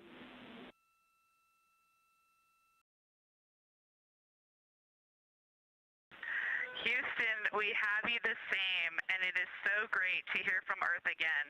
To Asia, Africa, and Oceania, we are looking back at you. We hear you can look up and see the moon right now. We see you too. When we burned this burn towards the moon, I said that we do not leave Earth, but we choose it. And that is true. We will explore, we will build ships, we will visit again. We will construct science outposts, we will drive rovers, we will do radio astronomy, we will found companies, we will bolster industry, we will inspire. But ultimately, we will always choose Earth, we will always choose each other. Integrity from Earth, our single system, fragile and interconnected, we copy. Those of us that can are looking back.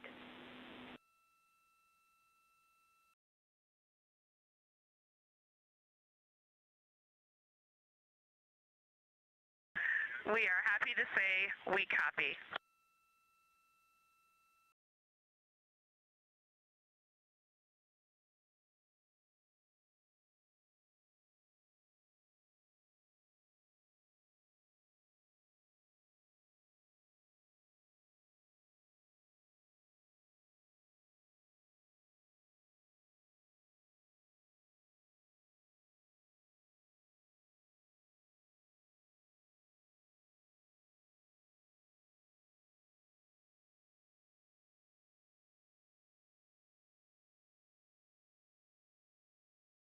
Those first communications back with the astronauts aboard Orion. Christina Koch calling back to what she said just before translunar injection burn, that with this burn, we do not leave Earth, we choose it. The translunar injection burn served as not only what put them on this trajectory to fly around the moon, but what also committed them to splashing down in the Pacific Ocean on flight day 10.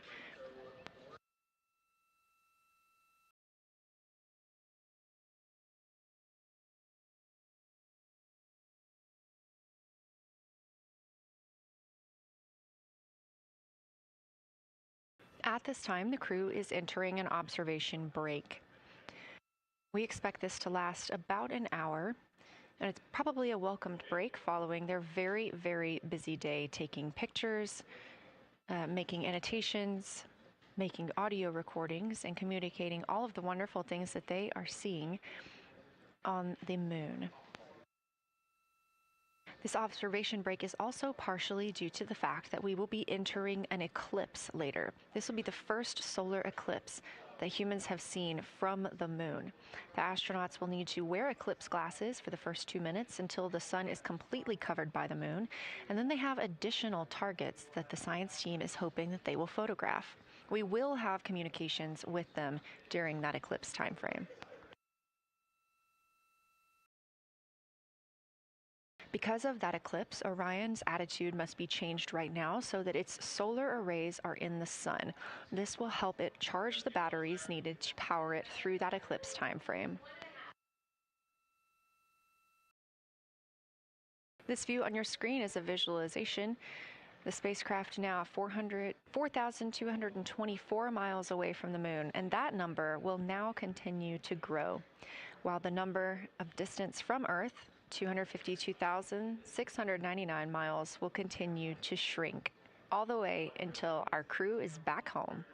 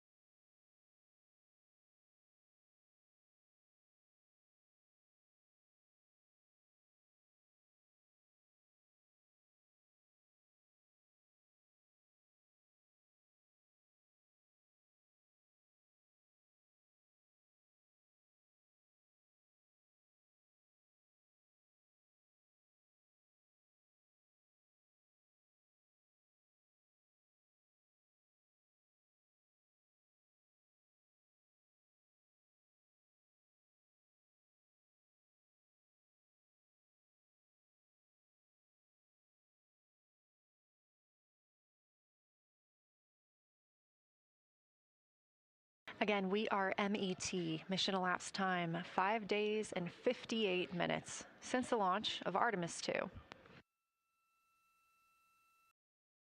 We have reestablished communications with the crew and the Orion spacecraft, now entering a little bit of a break while they are out of visibility, or the moon is out of their visibility.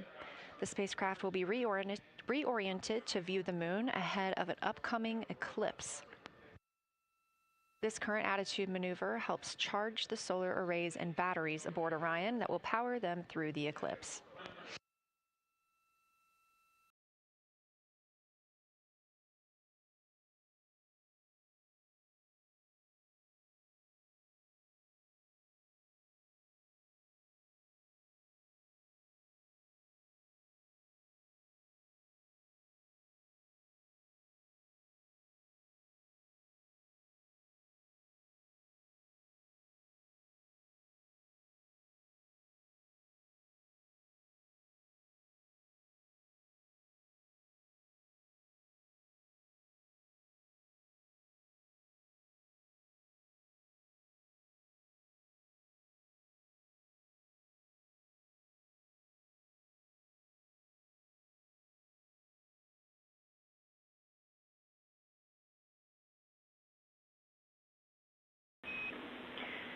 Integrity, Houston. In mission control, all of your flight controllers and your flight director have flipped their Artemis II patches around. We are earthbound and ready to bring you home.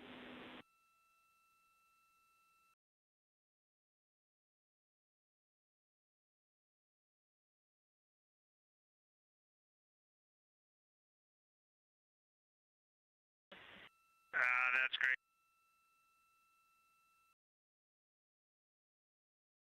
See the light of day as we head back to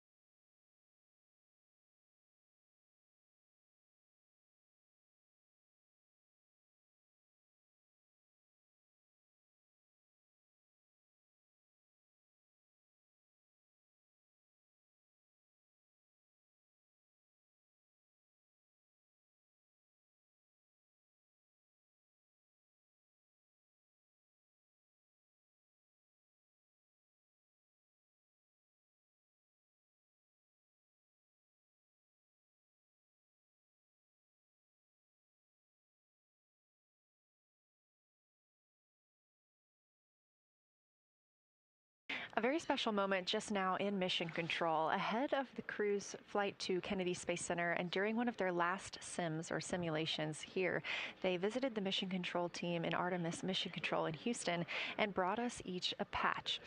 Everyone in the flight control room has had these on their signifiers at their console. On one side of the patch that you've probably seen is the moon with the Earth behind it. Now that we've passed behind the moon and we are returning home, the flight control team has instructed everyone in the room to switch their patch around so that the Earth is closer and the moon is behind us. We are really looking forward to seeing the Artemis II crew. And the Capcom, Jenny Gibbons, did call that update up to the crew that the flight control team here has turned their patches around as was instructed by the crew during that last sim. And we are counting down the days until they get home. They are now 5 days, 1 hour, and 3 minutes mission elapsed time into the Artemis II mission.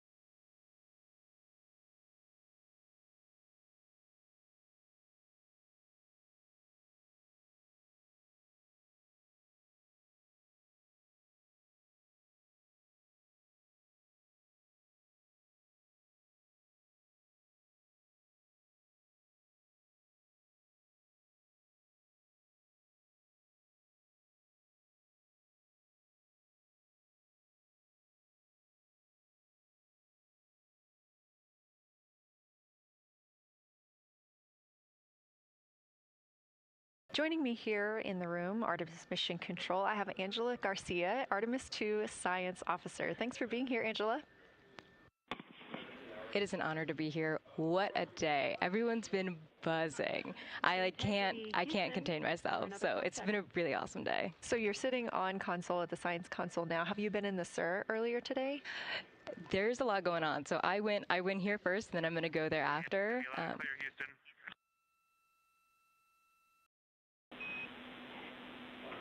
Orion Integrity, we hear you. That was a little clipped, but I think we have a better link now. We experienced some blockage from a solar array.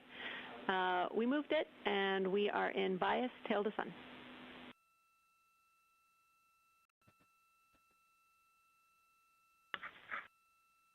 Okay, Houston, you're coming in loud and clear, and copy, we're in bias tail to sun now.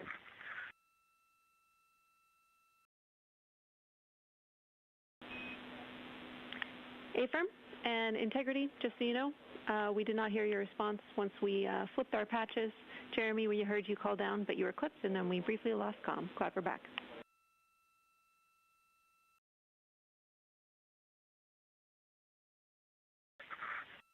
Okay, copy that. We were just excited that we got to share in that you, the MER, and Mission Control have flipped your patches around, and that side of the patch is getting to see the light of day. Thanks for sharing that with us. Our pleasure.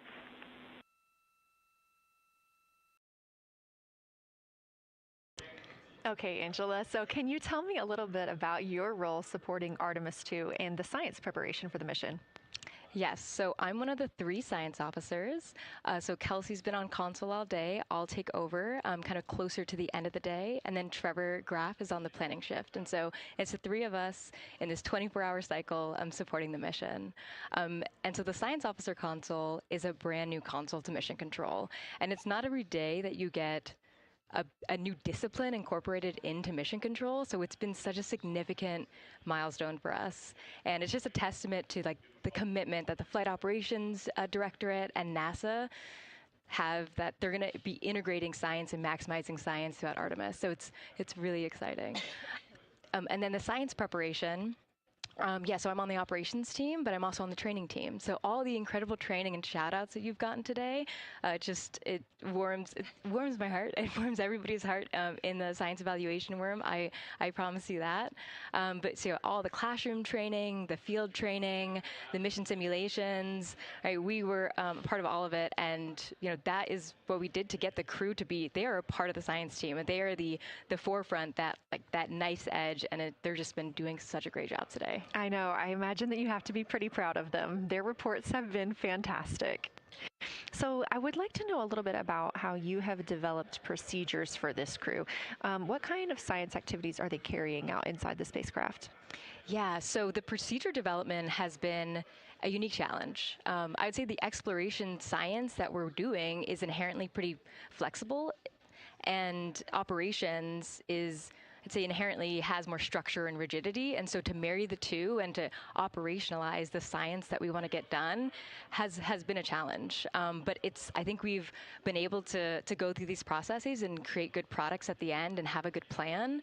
And yeah, it's been really great. What was the second part of your question? Just what kind of these science activities that they're performing, which of those have you really had a hand in? Yeah, so a lot of the procedures help organize what the crew is doing in the cabin. And I know we've talked a lot about what they've been doing, and they've been doing a lot, and it's been a little dark, so I can re-explain what some of those things that they're doing. So the observation blocks are about an hour long, and the crew is organized, the 4 crew members are organized into 2 pairs of 2, the window team and the cabin team. And the lunar targeting package that you've been showing up and that the crew have on their handheld tablets is really the instructions for the window team. So the window team, the 2 crew members are looking out the window. One has the camera with the long lens. One has, they're just looking out the window with their unaided eye, and they're taking these detailed observations. And then halfway in that observation block, they do the window team position swap. So that's what Capcom's been calling out, and they'll switch positions, so each crew member has a chance to have that long lens. And then that's just what the window team is doing. There's also the cabin team, where they also have duties that they're doing. We're asking a lot of the crew in this time. And then the cabin team, they have the interior camera, and they're taking images inside the cabin. They're also supporting the window team, where, you've heard some call-outs where looking out at the bright moon and then looking inside the dark cabin and looking at their LED screen is a lot. So the cabin team is also helping support, target, and guide the window team into specific targets on their plan. They're also helping call out these science situational reps. So they're looking out a different window and listening in to what the crew who are really down and in the science on the window team are doing, and they're giving us insight. And those recordings that the window team is doing are going to be uplinked or downlinked overnight, and we're going to be able to chew on that data. But yeah, they're helping. They're doing a lot. And so making sure we have a plan that's flexible, but also make sure that we check off all those boxes was really important. So tell me a little bit more. You talked earlier about the analogs that the crew has done. What kind of analogs or environments were really useful for this? Yeah, so for procedure development, right, you have so many different environments that you can do. You have classroom, like we said, you have the Orion mock-up, you have simulations, and at least for developing the plan, we kind of did it in a tiered approach, because each of those different analog environments helps us answer a slightly different question and has a little bit of a higher fidelity. So we would start with the classroom. So we would we would just get into a classroom, we would put all the hardware on the table, and then we'd almost role play of like, you be Victor, you be Reid, you be Jeremy, and I'll be Christina, and like, let's just do the plan how we think we should do it, write that down, and then just keep iterating on that, and then Integrity Houston for a tag up pre-forward link LOS in place of the Flight Director Conference.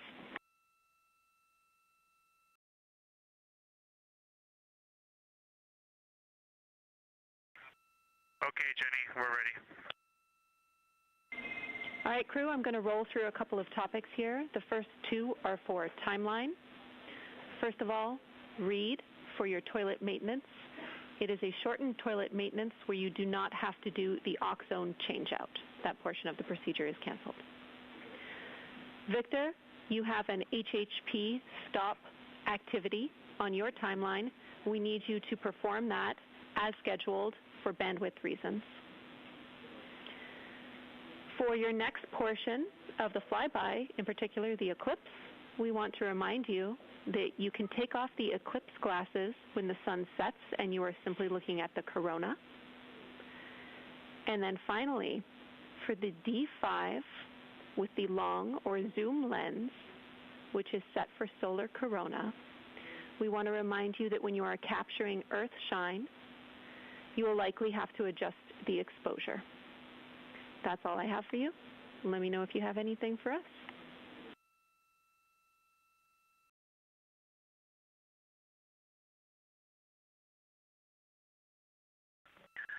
Okay, Houston, we copy all. Thanks for those words, Sydney.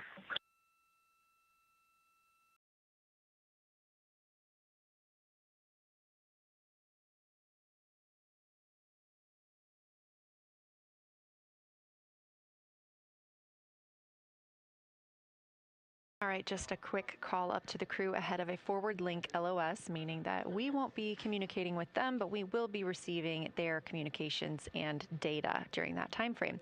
So, Angela, we were talking about analog environments. You were telling me about the classroom and getting in there and pretending who's Victor, who's Reid. Tell me more about this.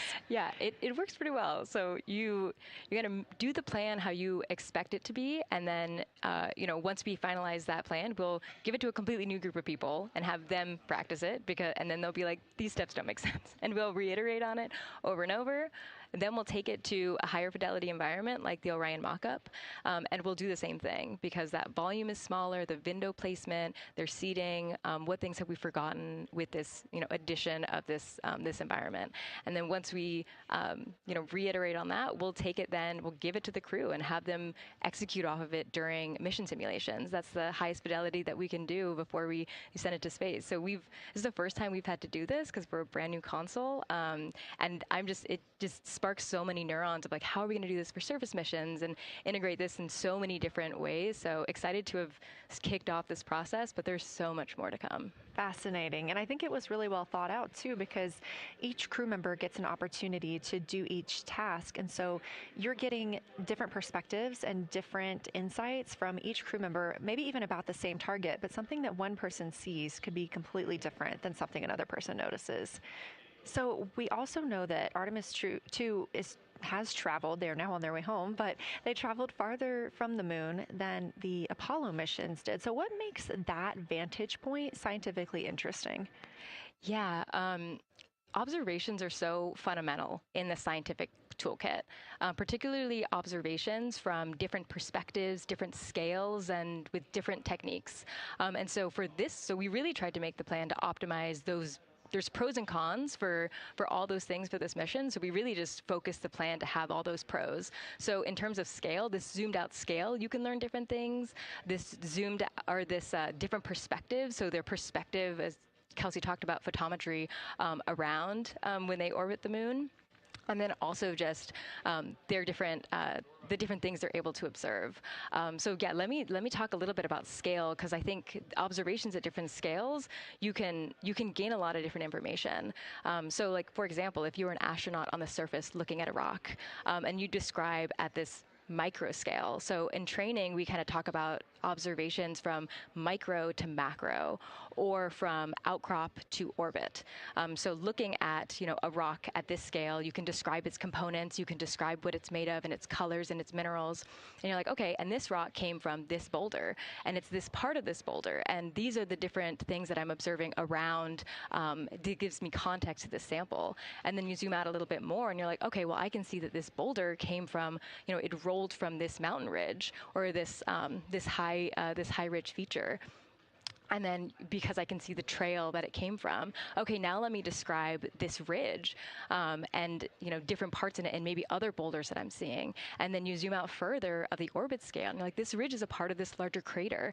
So all of those different steps give you different information. And so that's why observations at these different scales and these different perspectives are so important. So this zoomed out kind of far view is this full lunar disk view. It's the full lunar on Earth, we see the full lunar disk as well, but now we're able to see it on the far side, and we're able to see it, all at the same time, which enables the astronauts to compare very quickly to different parts of the surface. And the color particularly is very compelling because you can just be able to very quickly compare from 3 different regions. Is it in the same family? Is this actually a little bit different? Compare that to what they see in their orbital data that they have access to on their portable computers, and really just be able to tease out that nuance and information. Yeah, we heard them make a lot of those connections today, and especially the color. We talked with Kelsey about this a little bit, just how exciting it was to hear the browns and greens and things like that. I cannot wait to see those pictures. Yeah. So one last question. We are coming up on the last lunar flyby observation block, and this is when we are going into a solar eclipse. So can you tell me what you're interested in the crew learning during that time frame? Yeah, so the data set, so yes, there's so many things. How to pick one. So I'd say the thing that I'm most interested in seeing is some of their annotations that they're taking. So in this opportunity, it's a very dynamic type of experience in that we don't normally see this activity. And so being able to have crew observe the solar corona and then also annotate it in their on their portable computing device is just such a unique thing that humans can give to missions, and also particularly being able to annotate what they're observing while they're talking about it is also unique to being able to have astronauts in orbit as well, because we won't be able to have annotations on the lunar surface because the astronauts will be in suits. They're going to be collecting samples, they're going to be deploying instruments, and so personally, I'm really excited to see some of these annotations and to see how that develops over time, because you've heard a lot of descriptions, and I think when people are describing something that's unique and different, you can interpret it differently. But if you're drawing and you're marking, particularly just going back to like the color provinces, for example, and those boundaries, you know exactly what they meant. And really, I'm just very excited about those annotations. There's been some famous annotations that the Apollo crew have made, particularly about solar coronas and the structures that have, and lofted dust that have given a lot of debate within the scientific community of they're observing this phenomenon, and now it's our job to hypothesize of like why are they observing this, like what is going on. So I think that's just a really cool part of exploration and science and this beautiful thing that we're about to do. Well, now you've got me excited about the annotations too. I mean, I've been excited about the pictures and the audio, but now don't sleep on the annotations. I am very excited to see these little sketches that they're able to draw out, and we have pictures that they can just draw right on. It's like this particular thing is different than what we've seen, so I'm excited about that. I'm excited too. Angela Garcia, thank you so much for joining us today, and have a great time tonight on Console. Thank you, and you've been doing a great job, and it's so excited to see where we go from here. Thank you so much.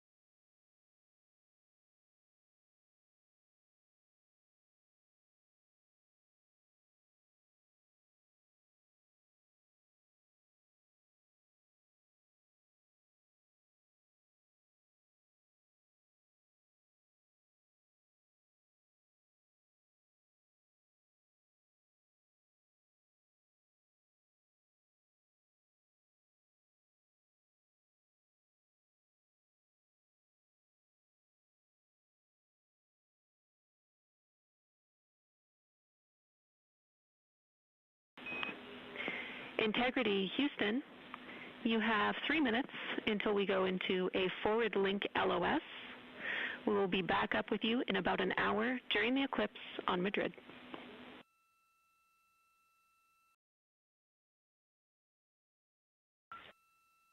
Thanks for the heads up. Look forward to seeing you on the other side. Likewise.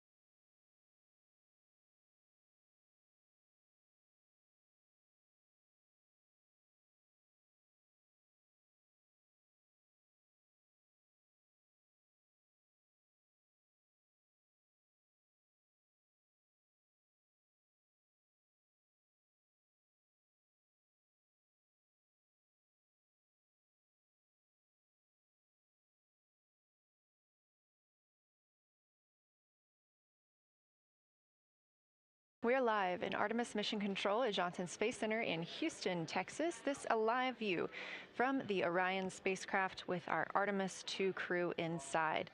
That's Reid Wiseman, Victor Glover, Christina Koch, and Jeremy Hansen. We are still live for our lunar flyby coverage. The crew is in a short break while the spacecraft is pivoted away from the moon.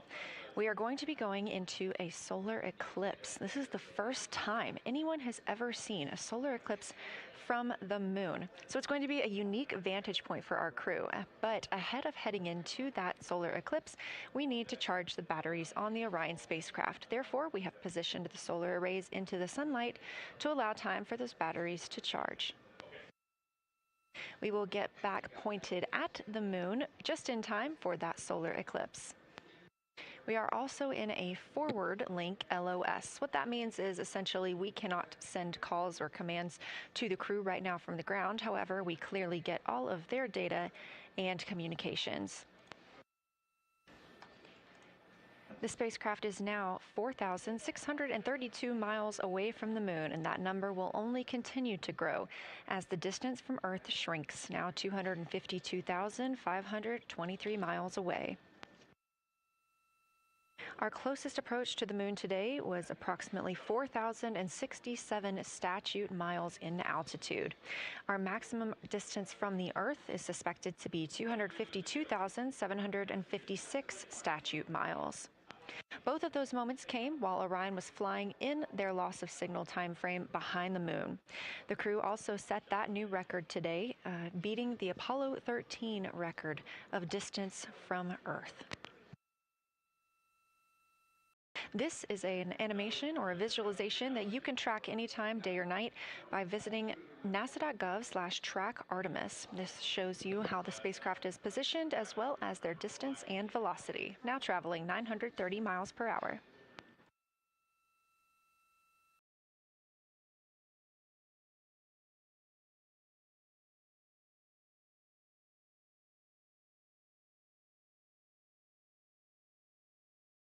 During this break in their time today, the crew is working on a couple of other tasks. Some of those include their National Geographic timeline test. National Geographic was selected through a competitive process by NASA to help tell the story of Artemis II. So you've seen the crew with some GoPros inside the cabin, taking videos and pictures, and with other cameras as well. National Geographic plans to leverage its portfolio of media assets, including magazines, social and digital content, and television programming for engagement opportunities. Throughout the flight, the crew has been timelined a little bit each day to film from a shot list provided by National Geographic, and that includes their morning routine, talking with their families, exercising, and just their overall thoughts about the mission. And I cannot wait to see that footage.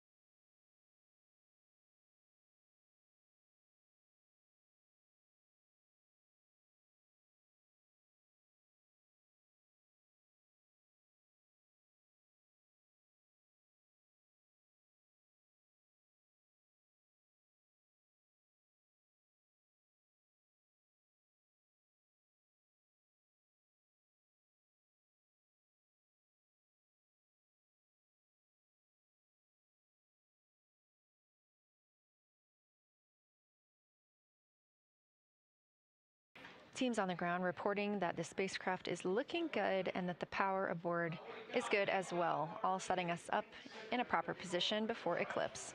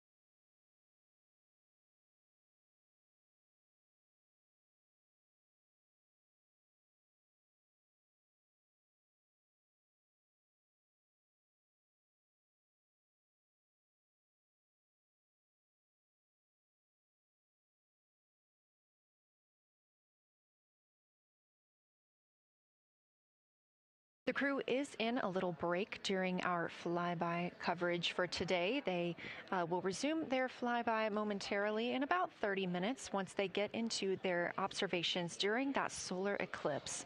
Now, the moon is our nearest celestial neighbor, orbiting Earth at less than 250,000 miles on average. When our astronauts venture there for future Artemis missions, they'll target landing sites near the lunar South Pole. There, ancient rocks, minerals, and trapped water ice will not only provide resources for human explorers, but they may also contain clues to the formation and evolution of our planet and the solar system. Let's learn more about the lunar South Pole with this video featuring Dr. Kelsey Young, Artemis Science Flight Operations Lead. We learned a lot from the Apollo samples, but we still have a lot left to learn about the moon. The Apollo missions visited only a pretty narrow swath of the moon. All the missions were concentrated near the near-side equator. Really interesting and really critical insights were unlocked with the Apollo samples, but we have so many questions still to answer about the moon and the evolution of the moon. And liftoff of Artemis I. We rise together, back to the moon and beyond. NASA's Artemis missions are NASA's plan to send people to the surface of the moon. We'll be sending people and roving assets and scientific equipment to, among other things, answer a lot of really compelling science questions.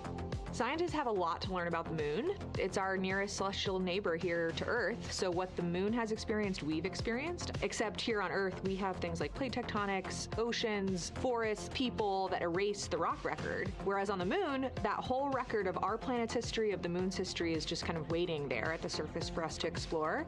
The South Pole, which is where Artemis missions are going to target, is specifically interesting for a couple key reasons. We think there are volatiles at the South Pole of the moon that are not present near the equator. Things like water and water ice that are trapped in the lunar regolith, which basically just means lunar soil, that can easily become untrapped from that lunar regolith, and scientists can scoop up and study for return to Earth.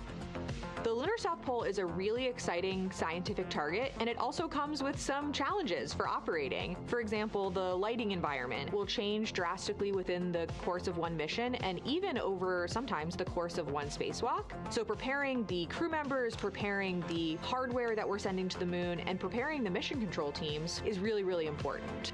The South Pole Aitken Basin is particularly exciting. We think it's one of the oldest and largest impact basins in the solar system. And if we can get the right rock from the South Pole Aitken Basin and bring it back to our labs here on Earth, we can use that sample to constrain the entire evolution of our solar system and really understand the timing of how the moon and our planet and the entire solar system evolved.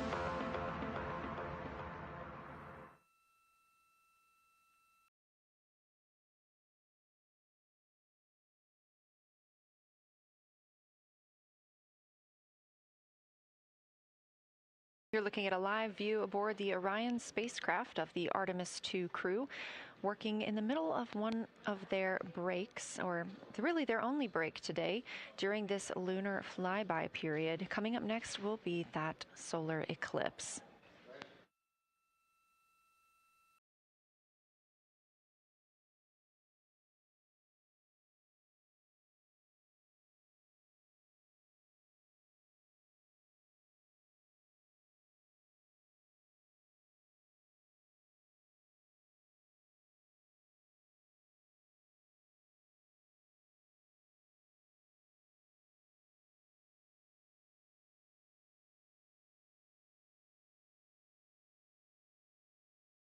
Throughout the Artemis II mission, and of course throughout today, you've likely heard the crew being called with the name Integrity. The Artemis II crew members named their Orion spacecraft Integrity during a news conference September 24th, 2025. The name Integrity embodies the foundation of trust, respect, candor, and humility across the crew and the many engineers, technicians, scientists, planners, and dreamers required for mission success. They said this name is also a nod to the extensive integrated effort from the more than 300,000 spacecraft components to the thousands of people across the world that must come together to venture to the moon and back, inspire the world, and set the course for a long-term presence at the moon. The crew also said that integrity is rooted in a shared core value of NASA, the agency's astronaut office, and the CSA, the Canadian Space Agency.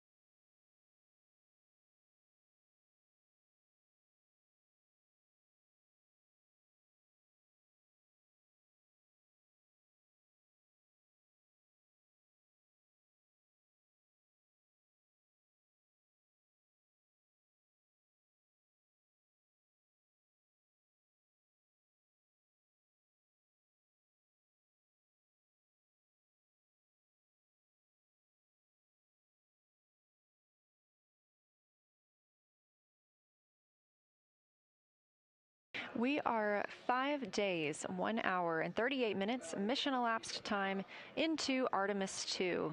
In this view on the screen, you can see the crew starting to even look through some photos that they may have captured today.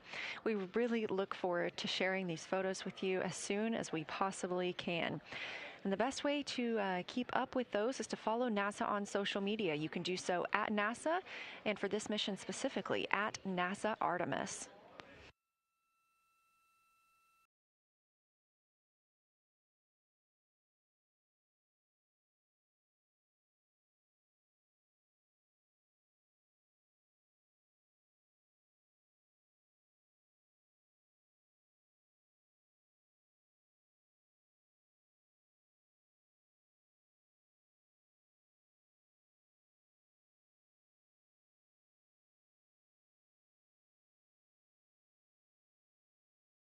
Again, we are in a forward link LOS, or forward link loss of signal with the crew, meaning that we're not able to communicate or send any commands to them right now as they were. This is a tracked event that occurs at times, but they could still provide communications down here to us, and we are obviously still receiving their video and their data.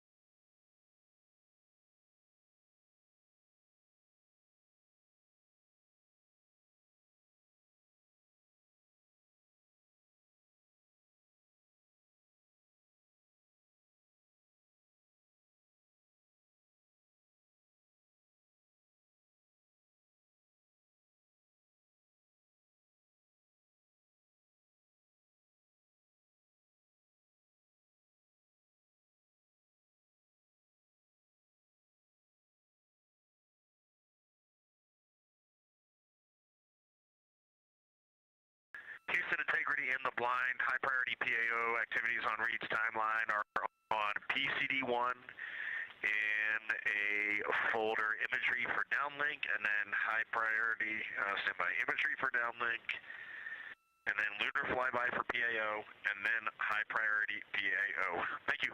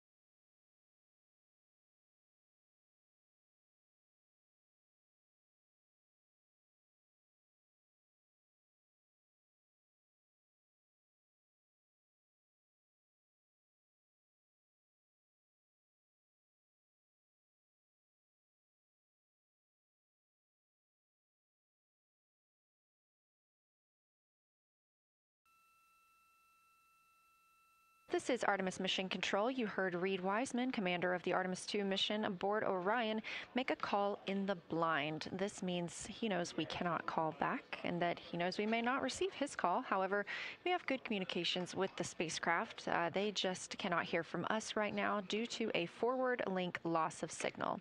Again, we were tracking that this would occur, and we will regain that momentarily.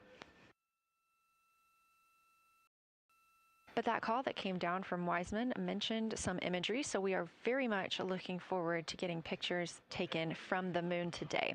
Again, to see those images, make sure you follow NASA on our social media at NASA and at NASA Artemis.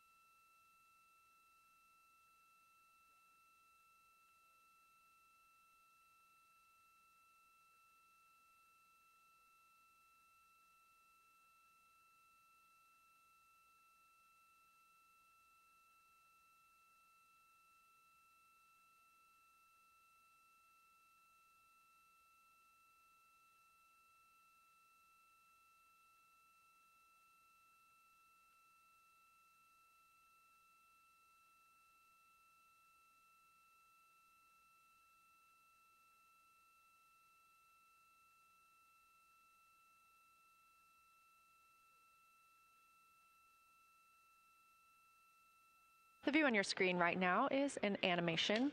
This is called Arrow, or Artemis Real-Time Orbit website. You can visit this for yourself at nasa.gov/trackartemis, and you can watch as we continue to grow closer to Earth and farther away from the moon. It's all seemed to happen so fast so far, and we're coming up on splashdown now in 3 days, 23 hours and 31 minutes.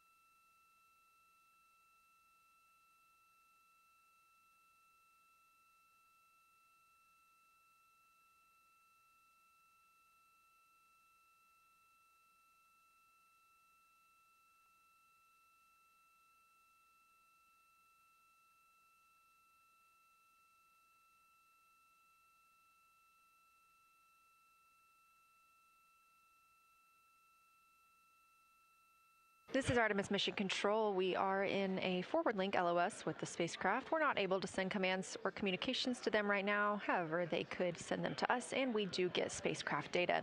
This is tracked as we are on the Deep Space Network. This is the network that we use to communicate with the spacecraft now that we are so far from Earth, over 252,000 miles. We are still in our lunar flyby coverage. The crew still have a very important and very exciting flyby milestone coming up when they will see a solar eclipse from the moon, the first humans to ever do so.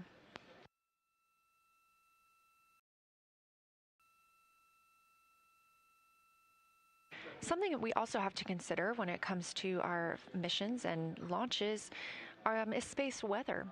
So since the Apollo 16 and 17 missions, there were some solar eruptions near that time frame that could have been dangerous to our explorers. Over those 50 years since those storms, the data, technology, and resources available to NASA have improved, enabling advancements towards space weather forecasts and astronaut protection, which is key to NASA's Artemis program to return astronauts to the moon.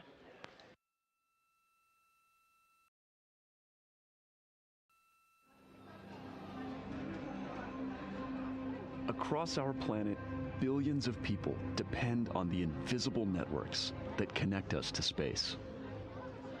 Every day, those networks are at the mercy of our temperamental sun and the space weather that it unleashes across our solar system. That's why NASA's Space Weather Program tracks solar storms from the moment they erupt, modeling their paths, anticipating their impacts, and leading the research that the world's industries rely on. NASA's space weather research and modeling is driven by the needs of society and enables critical decision-making that equips pilots to reroute around high radiation areas, farmers to adjust GPS-based precision planting and harvesting plans, and power grid operators to mitigate the impacts of potential surges.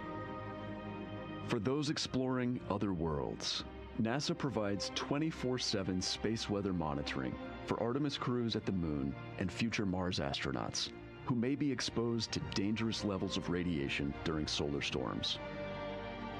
Whether you're a pilot or a passenger, a farmer or a consumer, a power grid operator or energy customer, a satellite controller or GPS user, space weather impacts us all.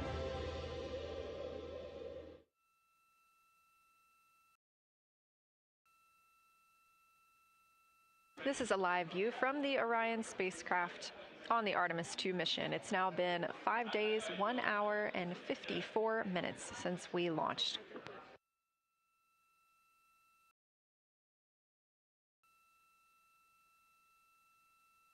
We are still in our flyby coverage, and the crew is on a short break right now as we have changed the attitude of the spacecraft to help charge the batteries aboard. We use the solar arrays to gather energy from the sun and store it in the batteries. That way, when we are not in the sunlight, we have those batteries to continue powering Orion.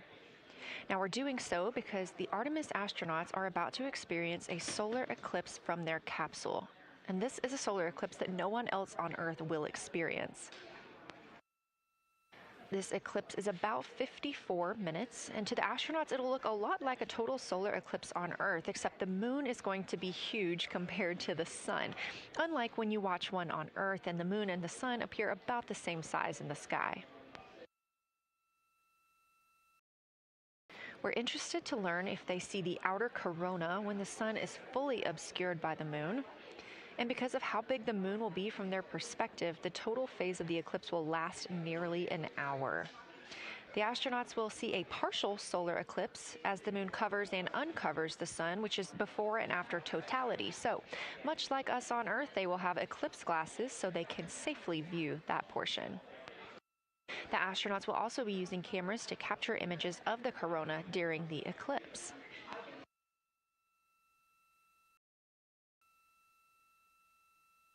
There also may be some other planets visible during the eclipse, including Venus, Saturn, Mars, and Mercury.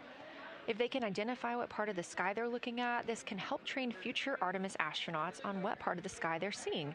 This provides useful knowledge in challenging situations when they may need to rely on that information instead of instruments for navigation and orientation.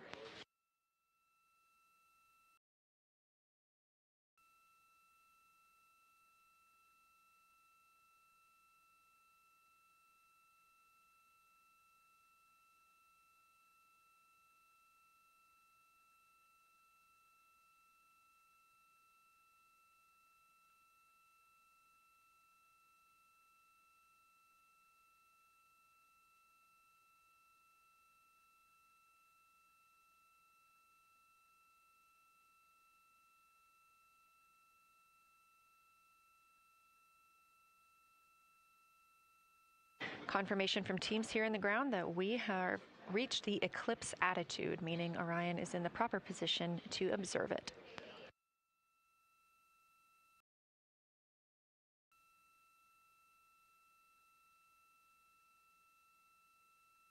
The astronauts' break during this observation period is now over, and we are resuming their lunar flyby observations. The first of these is sunset. This is the solar corona that we'll be looking for. It's the outer atmosphere of the sun. The science team is also interested in if the astronauts can see polar plumes. These are thin streamers that project from the sun's north and south poles. Additionally, they're interested in seeing if the crew can witness coronal loops. These are arcs close to the sun's surface. And something else that we've previously mentioned is lunar dust. This is dust from the moon that is lofted above the lunar surface and illuminated by the sun. It was reported visible by Apollo astronauts.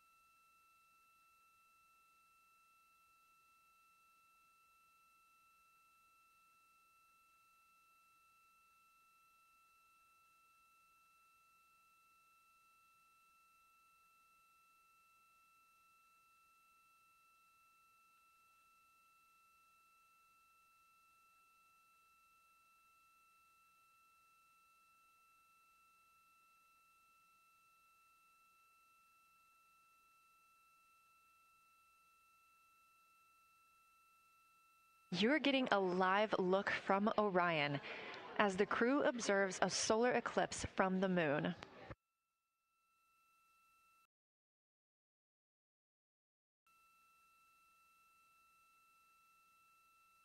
Again, this solar eclipse is only visible to the crew on the spacecraft. It's not visible to anybody on Earth. The science team is interested in several different targets for them during this time frame. And we're personally looking forward to getting those images as well.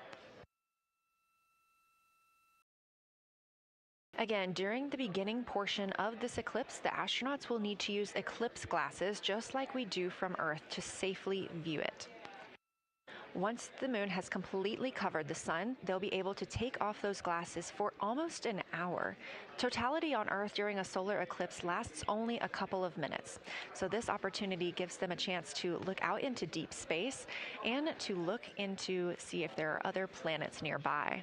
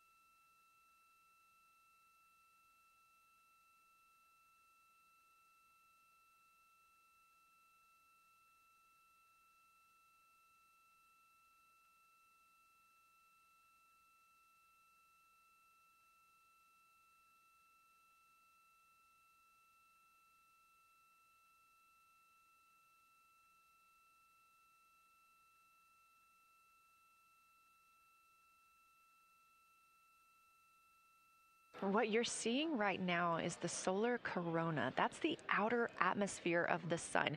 And the science team is very interested in any images that the crew can capture of this. They're hoping that they'll take pictures and describe the visibility, color, and shape of the solar corona as a whole and its substructures, those plumes and streamers.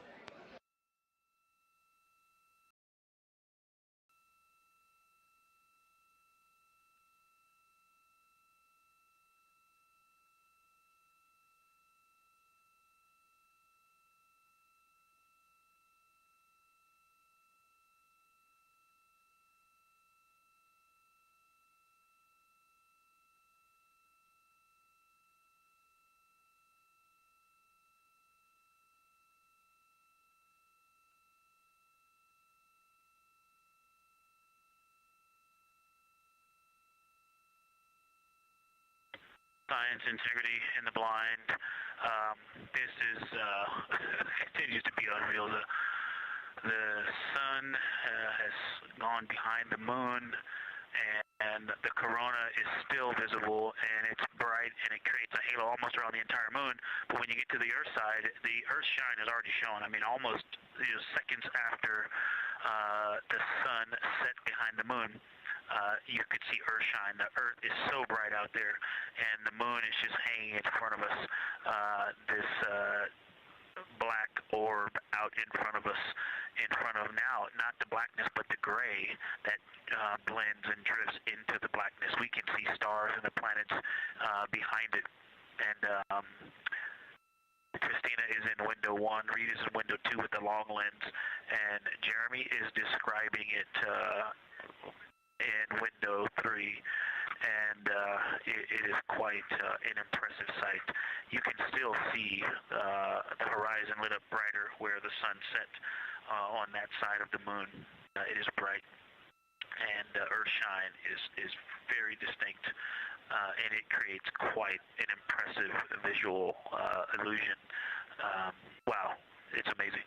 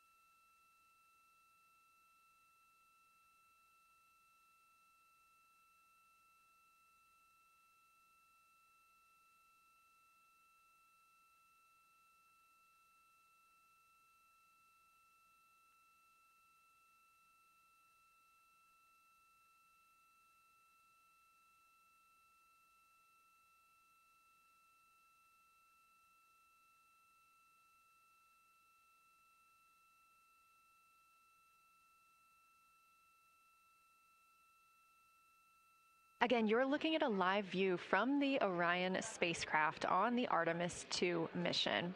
Orion is now 252,125 miles away from us all on Earth. We're here in the Artemis Mission Control Room in Houston, Texas, and what you had just before we lost that view quickly was the corona of the sun peeking around the moon as the astronauts are entering a solar eclipse for this portion of the lunar flyby. We're now over 5,500 statute miles from the moon. That closest approach today was just about 4,067 statute miles away. And teams in the room beginning to get a little busier and filter in and out as we are stepping through a handover. The Orbit 1 team is handing over to Orbit 2, who will continue monitoring lunar flyby and all of the systems aboard the Orion spacecraft.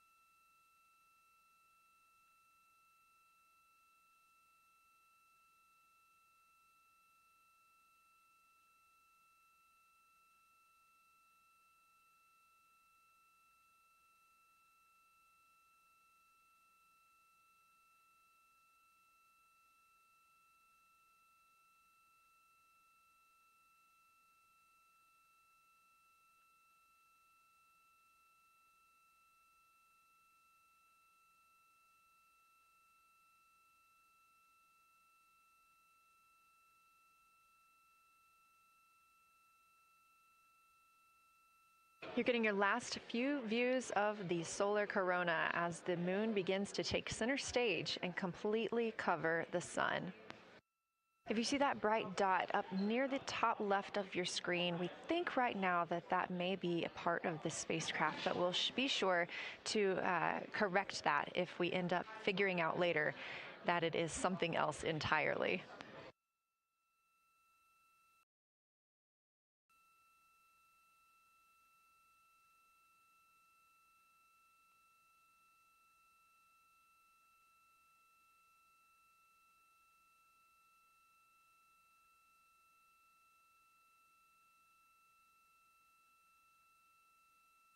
It has been an absolute honor to join you here today for the lunar flyby of Artemis II, the first time humans have flown by the moon in over 50 years.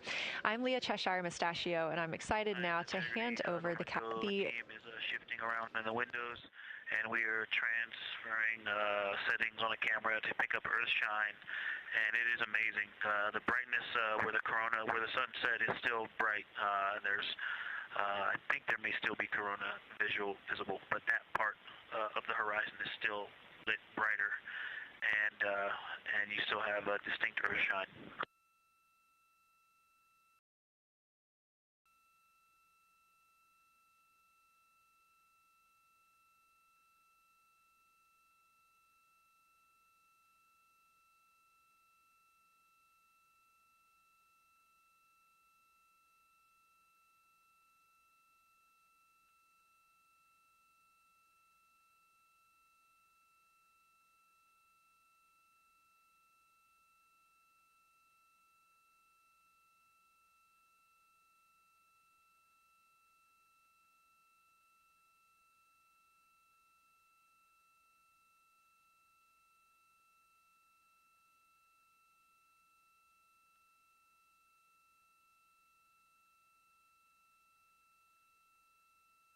You know our rules that we don't talk when the crew is talking, so wanted to give Victor Glover a moment there to call down what he was seeing now that the moon is covering the sun. A really amazing time during today's lunar flyby. Again, thank you so much for letting us help tell this story today. I am Leah Cheshire Mustachio, handing it over to my friend Anna Schneider at the PAO console as the Orbit 2 team comes to join us. So thank you so much, and I hope you all enjoy tonight. Anna, you can take it away. Thank you so much, Leah, and it's been a joy listening to your coverage over the last several hours. So as you mentioned, the Orbit 2 team of flight controllers is currently making their way on console and completing a shift handover with the Orbit 1 team of flight controllers. The Orbit 2 team tonight will be led by Flight Director Diane Daly, and she is currently handing over with the Orbit 1 Flight Director there on your screen, who was Flight Director Jeff Radigan.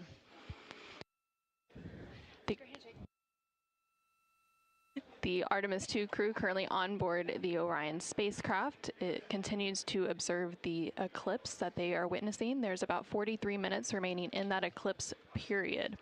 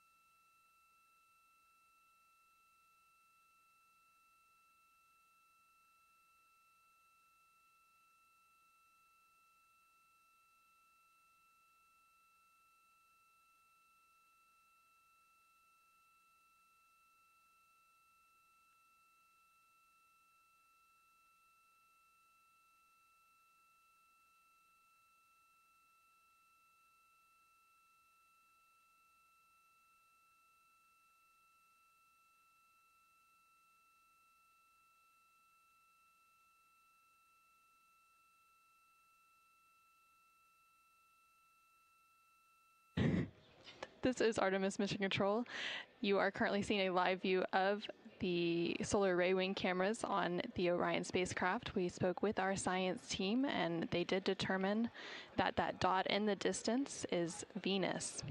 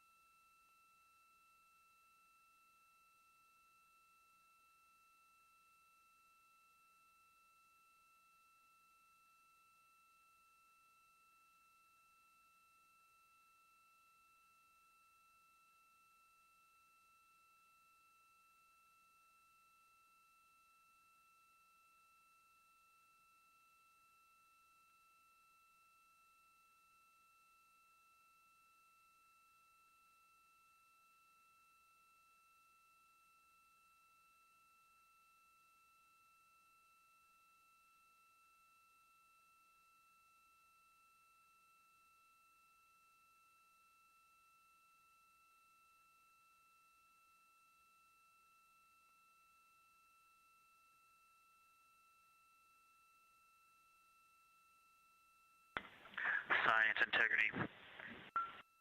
Let's see, not a huge change in here, just an update. The camera settings for Earthshine are challenging. This one's challenging to capture.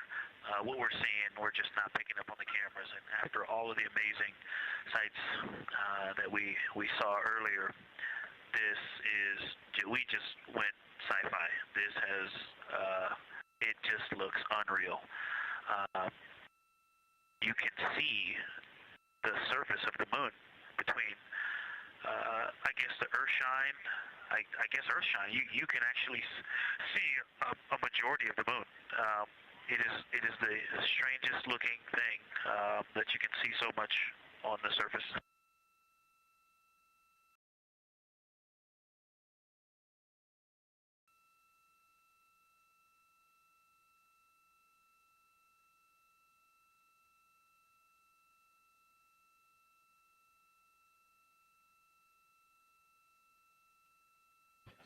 This is Artemis Mission Control. You were just hearing some communications called down from NASA astronaut Victor Glover, currently on board the Orion spacecraft. They are currently observing an eclipse. There's about 39 minutes remaining in that eclipse period. Currently, we are in a forward link LOS, or loss of signal, so the crew can communicate down with... He's seen 2 meteors, science.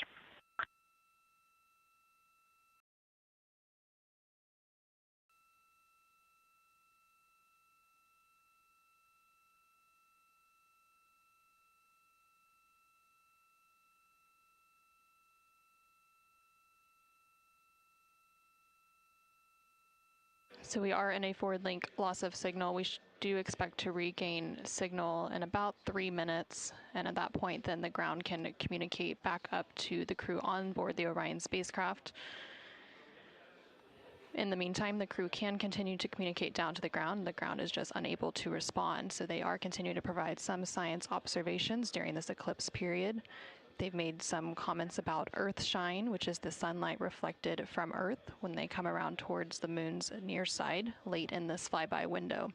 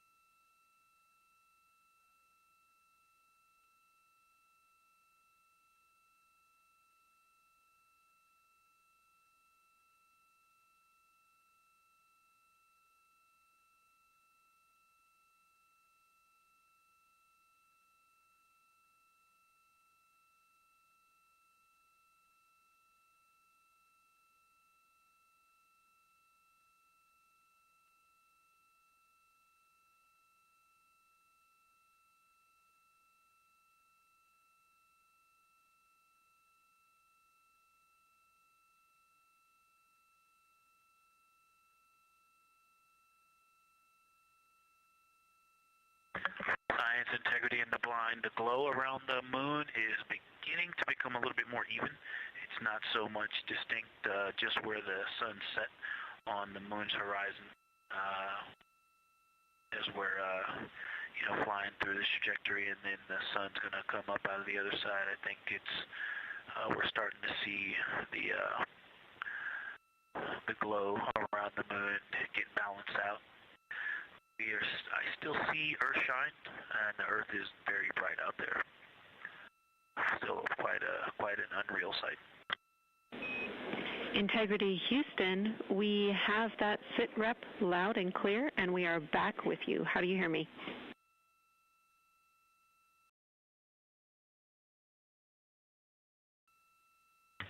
Hey Jenny, we have you loud and clear, thanks.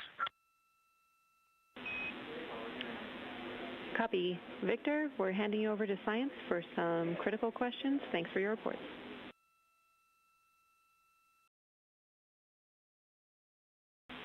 Integrity Science, we were loving your science sit reps in the blind, and it should come as no surprise that we have a number of follow-up questions.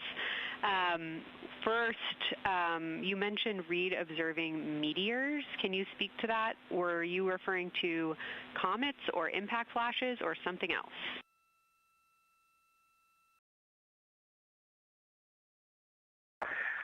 Yeah, there was a little bit of giddiness. We have seen 3 impact flashes so far. I saw 2, and Jeremy has seen 1. Undoubtedly, Jeremy saw 2, so that's 4 total. Undoubtedly, quick impact flashes. It was not sun glint off of particulate from the thrusters or the purge tanks. It was definitely impact flashes on the moon. And Jeremy just saw another one.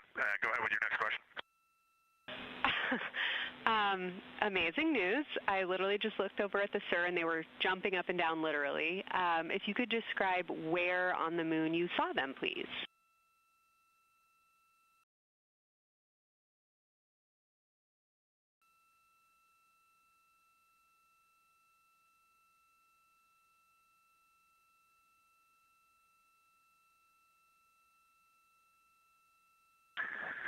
So they've all been either on or a bit south of the equator and on the Earth side of the moon.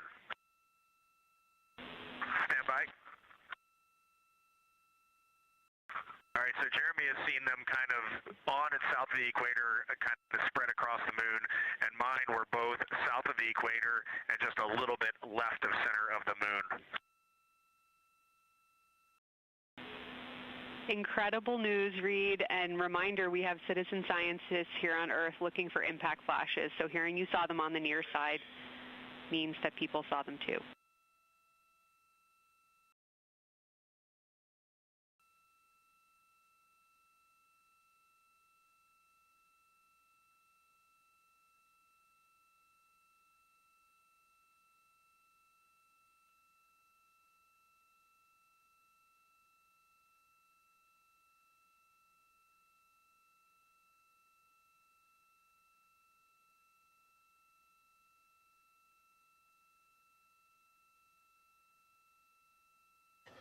This is Artemis Mission Control. We have regained that signal, so the team here in Mission Control was able to call back up to the crew on board the Orion spacecraft as they continue their lunar flyby. Specifically, they are now in that eclipse period. So the science team here in Mission Control was able to ask some questions about some of the situational reports they were providing during that loss of signal.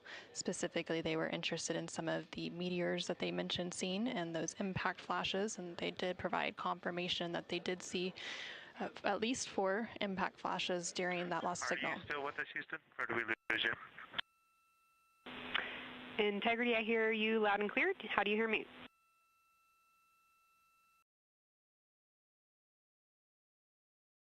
Okay, we got you loud and clear. One of the other things I wanted to describe, which was surprising to me, but the entire moon is lit up. It's glowing behind the entire moon.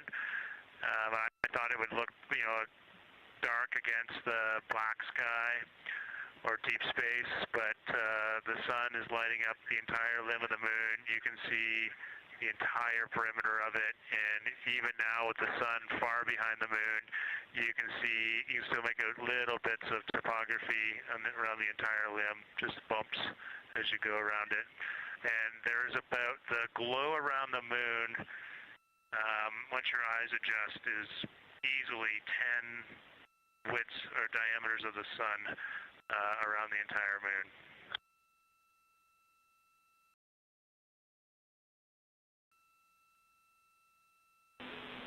Incredible to hear, Jeremy.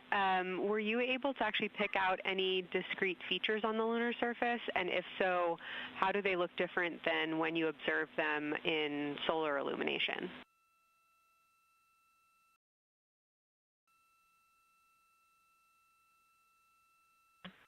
No, we really haven't been able to identify features on the lunar surface yet. We just see, the topography on the limb. For the Earth glow, we're about a quarter moon, waxing quarter moon, if you will, from the Earth glow perspective, and it's just at a very,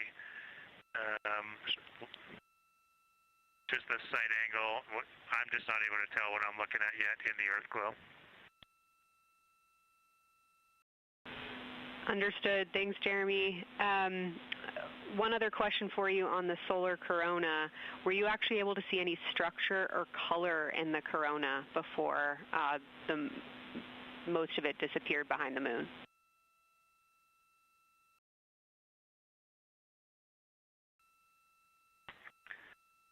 Yeah, I didn't pick out any color, but definitely structure.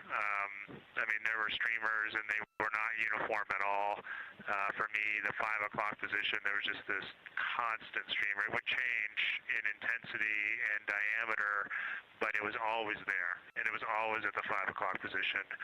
I only saw one plume, and it came out of basically the 3 o'clock position of the sun. That was very short-lived when I could see the plume. Exactly what we were looking for. Thanks, Jeremy. And a heads up that we, calculated here on the ground about how long you could see the corona for, and we expect it to start to appear again in the next 11 minutes. Thanks for those amazing descriptions.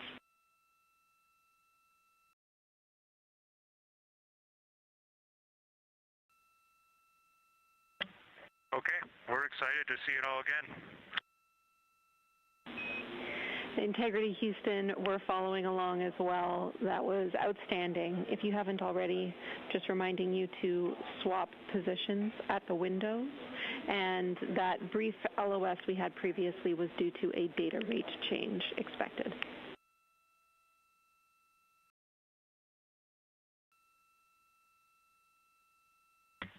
Okay, we copy that, Jenny.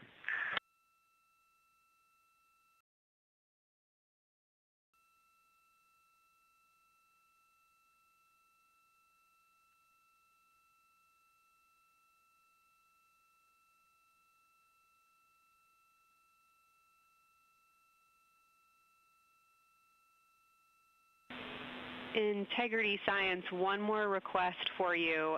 While it's still fresh in your mind, any annotations or sketches you want to make of what you're seeing either around the corona structures you just mentioned or even on Earthshine would be so appreciated.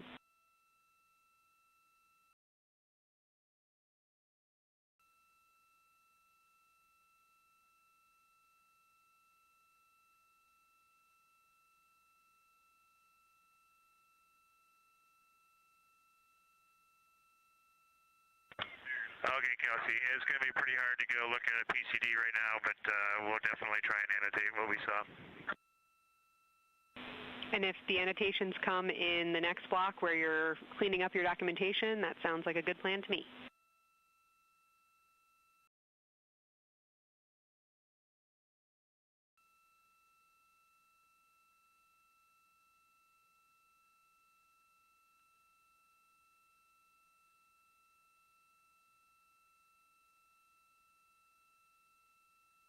This is Artemis Mission Control. On the bottom right corner of your screen, you can see a view of the Science Officer Console here in Mission Control. And we've been hearing that communication between the science officer. The Orbit 1 science officer is Kelsey Young, and she's been asking questions to the crew, specifically CSA astronaut Jeremy Hansen, based on the observations they've been making during this eclipse period. And then in the upper left-hand corner of your screen, you can see a view of the Artemis Real-Time Orbit website, which provides updates on the velocity and the distance from Earth and the Moon of the Orion spacecraft as it continues to make its way back to Earth. The distance from the Moon will continue to increase at this point. So right now, Orion and its crew are about 6,300 miles away from the Moon and about 251,000 miles away from the Earth.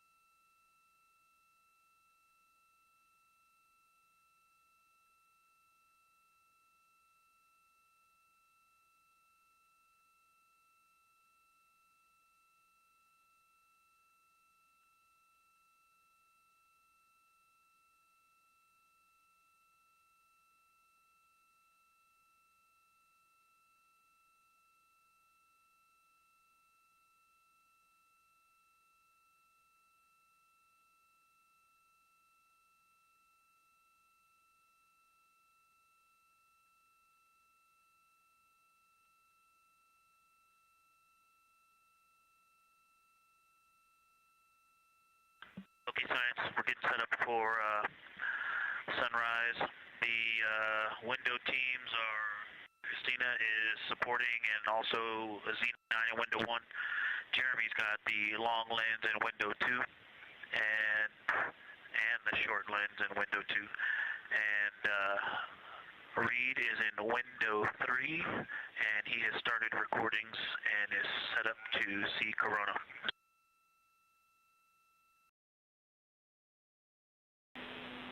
Great sit rep, Victor. That sounds like a good config, and we're showing coronal effects start to appear on your video camera. So in the next few minutes, we should start to hear your observations.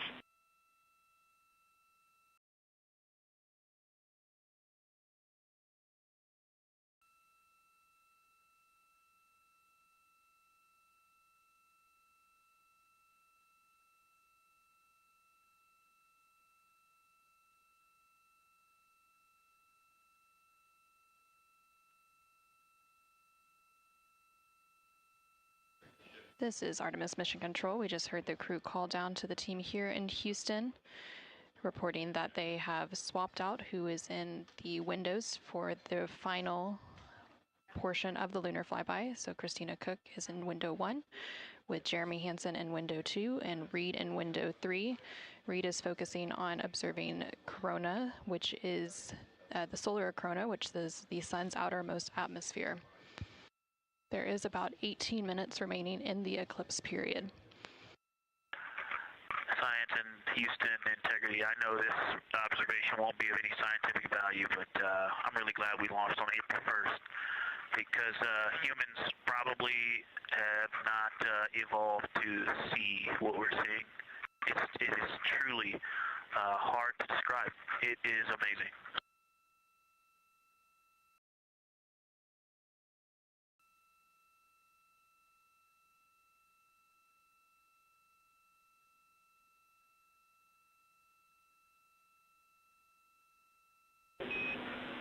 Amazing. Thank you, Victor.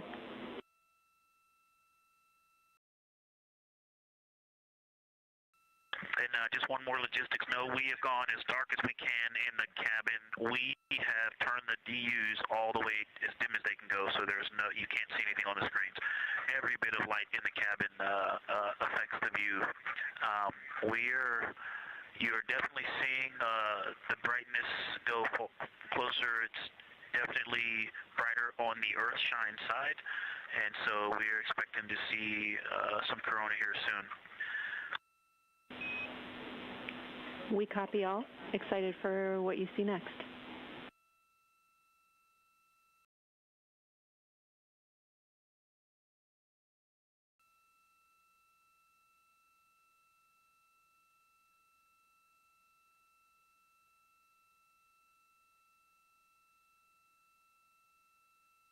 I'm not sure if we talked much about the star field, but we've got lots of stars. You've got the nice glow around the moon, but right off the well, we're upside down now, but from upside down 4 o'clock, right off the edge of the moon, looks like a planet. That line of planets. There's something a moon diameter to the left, and something right off the limb of the moon to the right, and then something orange. It looks orange to the right of that, about half the moon diameter. So. But anyway, there are definitely stars. I think some of those planets that you said we might see, we're seeing. And so in unreal view, yeah, the moon in the foreground is one of the darkest things we see out the window. And now it's deep space behind it is kind of dark blue like it looks from Earth, but we can also still see stars. It's quite a wicked view. Victor, Ike is doing the best job, and I'm not going to try to add on to what he's doing. It's indescribable. No matter how long we look at this, our brains are not processing this image in front of us. It is absolutely spectacular, surreal. There's no adjectives. I'm going to need to invent some new ones to describe what we are looking at out this window. This is just absolutely beautiful and inspiring to hear. And Victor, we suspect what you're seeing is Saturn and Mars. That reddish object is likely Mars. Good opportunity to look to the future of where we're going.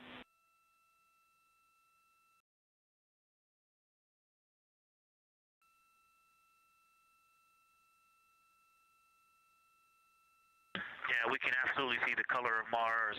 That's awesome.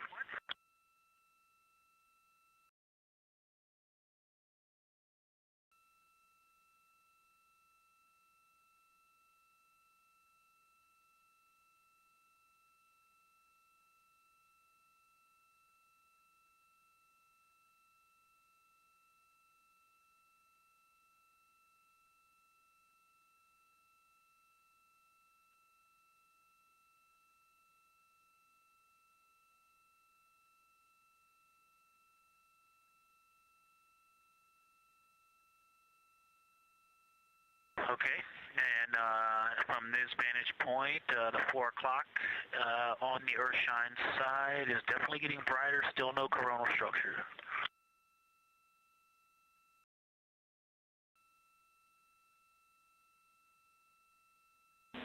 Houston copies.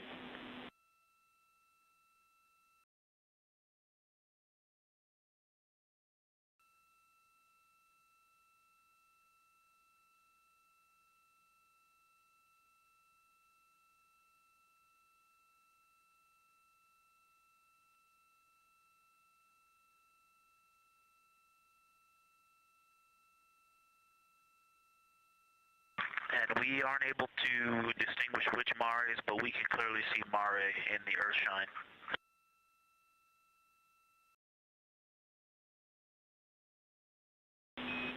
We copy.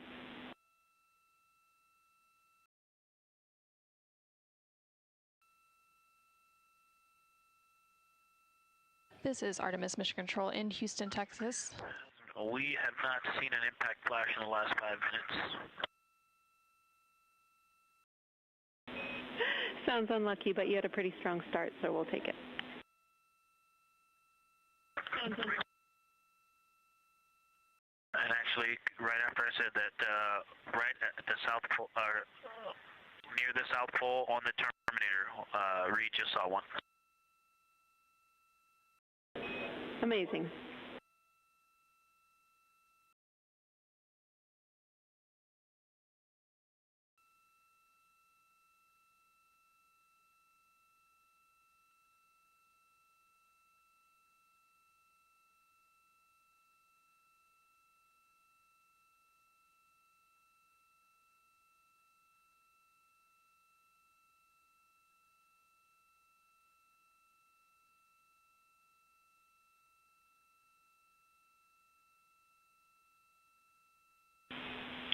Integrity Science, and as you look around our solar system neighborhood, you should see Saturn setting behind the moon right now.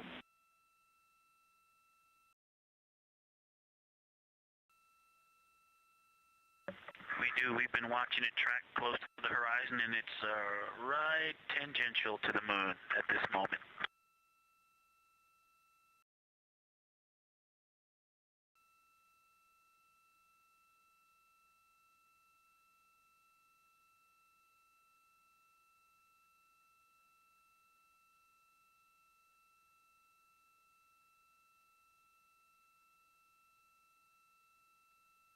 This is Artemis Mission Control in Houston, Texas. We are currently 5 days, 2 hours, and 44 minutes into the Artemis II mission, and we have about 11 minutes remaining in the eclipse as at the latter half of the lunar flyby that the Artemis II crew is experiencing on board the Orion spacecraft. We've received several different call downs from the crew and questions up from the science officer here in Mission Control. One of the things that they said that they were able to see is Mars off in the distance, and then the science team also confirmed that they should be seeing Saturn setting behind the moon. They've also acknowledged seeing several different impact flashes, and these are flashes of lights from meteorites striking the surface of the moon. They've also mentioned the solar corona, which is the sun's outermost atmosphere. Here in Mission Control Houston, the Orbit 1 and Orbit 2 teams have officially completed their handover. So the Orbit 2 team is now leading here in Mission Control, and that is being led by Flight Director Diane Daly, and the Capcom here in Mission Control will be Tess Caswell.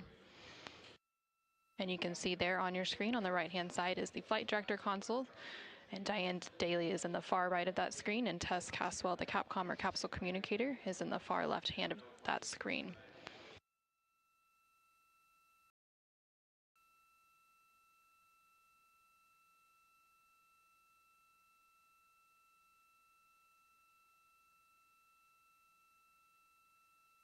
Okay, the light is continuing to grow in intensity. At about the 4 o'clock position on the, about the 8 o'clock position on the Earth shine side, Saturn has set. Mars is tracking towards the moon's horizon.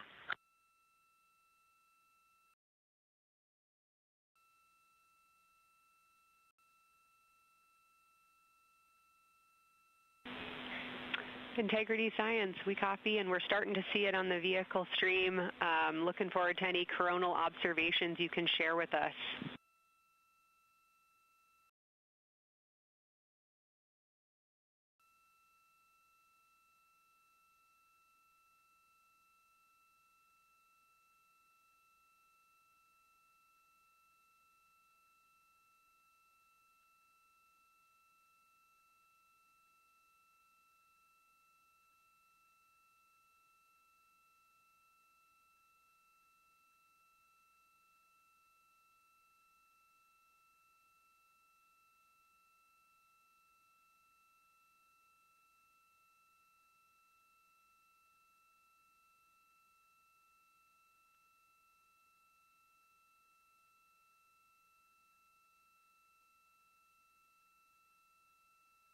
This is Artemis Mission Control. That view you're seeing on your screen is coming from the solar array wing cameras outside of the Orion spacecraft.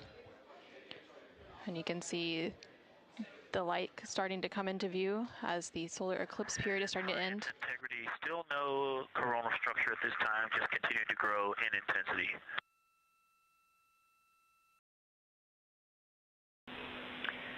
Copy, Victor, and reminder, you still should have several minutes before the eclipse classes need to go on, and we can send you up a reminder when you're getting close to take your eyes away from the D5 viewfinder, but you should be good for several more minutes.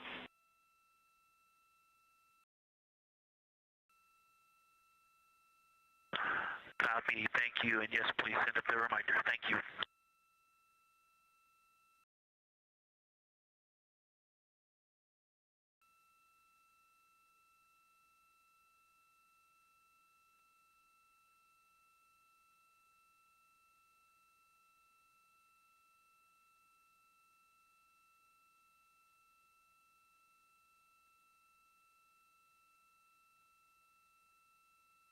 Okay, we all think we're starting to see something. I believe the most popular term is baby hair. As the light grows in intensity and the horizon on this side becomes very distinct. You can still see Earth shine, even though the sun's brightness is definitely growing in intensity.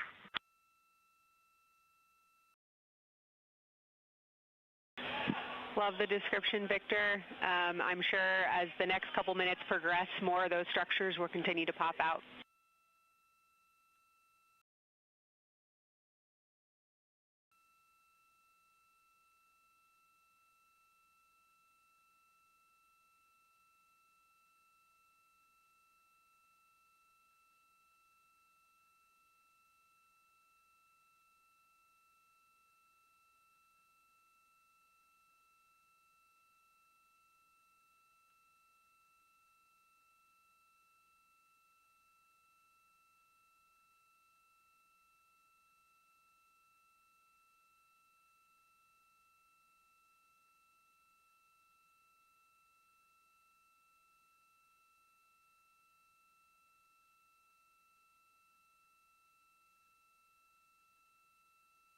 This is Artemis Mission Control in Houston, Texas. The Artemis II astronauts on board the Orion spacecraft are currently observing an eclipse. And to the crew on board the spacecraft, the eclipse looks much like a total solar eclipse here on Earth, except the moon is much larger compared to the sun, unlike a terrestrial solar eclipse where the moon and the sun appear the same size in the sky. We are definitely starting to see structure. That baby hair is rapidly growing out toward the 9 o'clock and the 8 o'clock.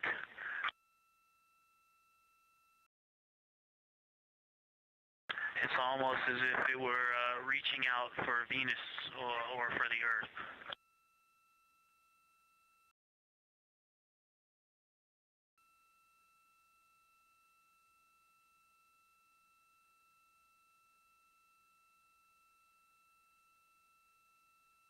If you've ever seen the spotlight off the top of the Luxor at night in Las Vegas, this looks like what that wants to be when it grows up.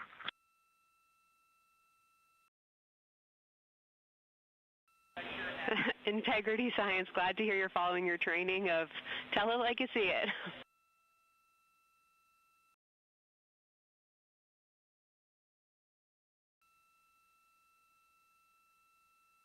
So far, it's pretty symmetrical. There are 2 or 3 streamers that are growing in intensity and in magnitude, and it's slowly starting to widen, starting to spread out across the horizon. Pretty amazing view.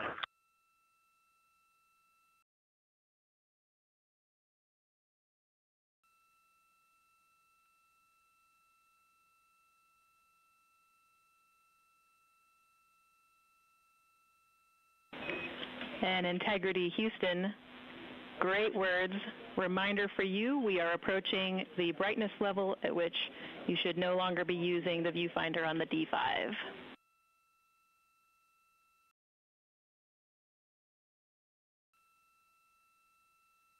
Integrity copies, and thanks for the heads up.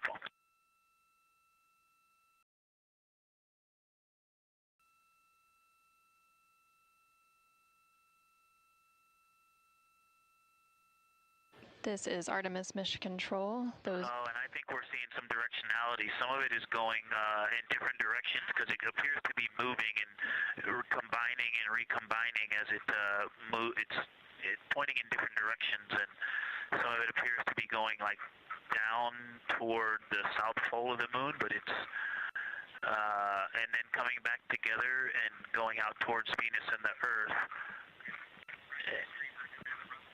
And depending on how I stare at it, it looks like one large structure, but then it definitely has wisps, and you can see 3 or 4 structures inside of it. It's like watching a flame. It's like looking at a flame, and stand by. And so it has some inherent movement. Now there's a very bright spot. There's a very bright spot in the center of it. There's a towering light of light, and then there were like 2 streamers that were going 30 degrees out from it, and now it is just extremely bright.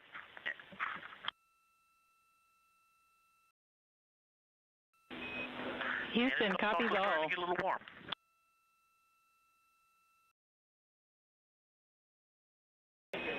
And we copied all. We wanted to remind you at this point on the eclipse glasses. Should be about time for those.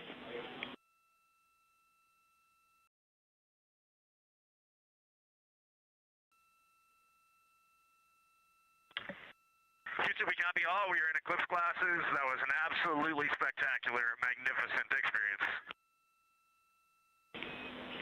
Thanks for the report. We sure wish we were there with you.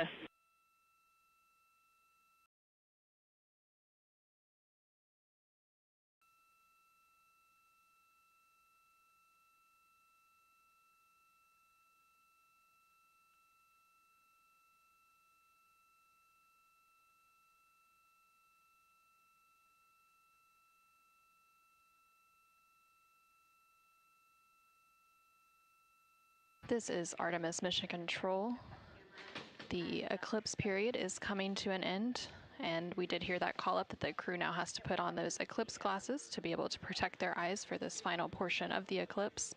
And these views coming to you from the solar array wing cameras on the Orion spacecraft. And Houston, if you could give me about 20 new superlatives in the mission summary for tomorrow, that'll help my vocabulary out a bit. Thank you. We will solicit input from the team.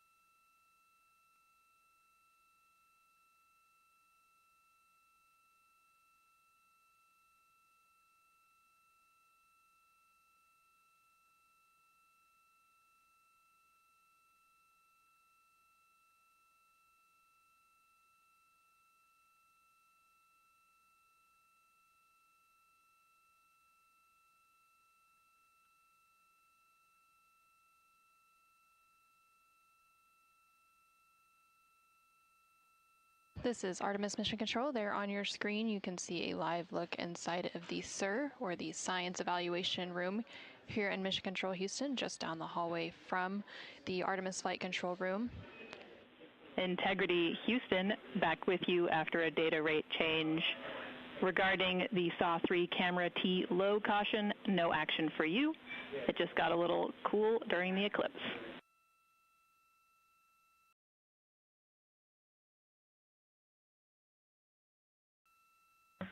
Okay, we copy, and if you didn't copy my request for the mission summary to add about 20 new superlatives to help my vocabulary, I would appreciate it.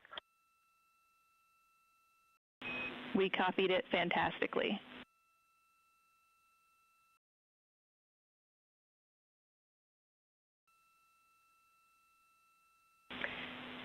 And Integrity Science, this is basically wrapping up your fly-by-day observations. I can't say enough how much science we've already learned and how much inspiration you've provided to our entire team, the lunar science community, and the entire world with what you were able to bring today.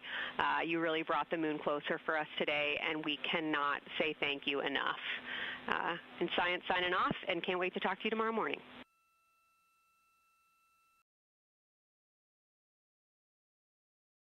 To your entire team, Kelsey, to the entire NASA science team, you all really turned to when we shifted launch dates to April 1st, and you got the most incredible package together for us to go do some great science and some great, truly human experience moments here. And we were well prepared, and we appreciate all of you. And this is what we do best when we all come together and work as a team. So you all knocked it out of the park. Thank you for giving us this opportunity. Beautiful words, Reid. Thanks so much.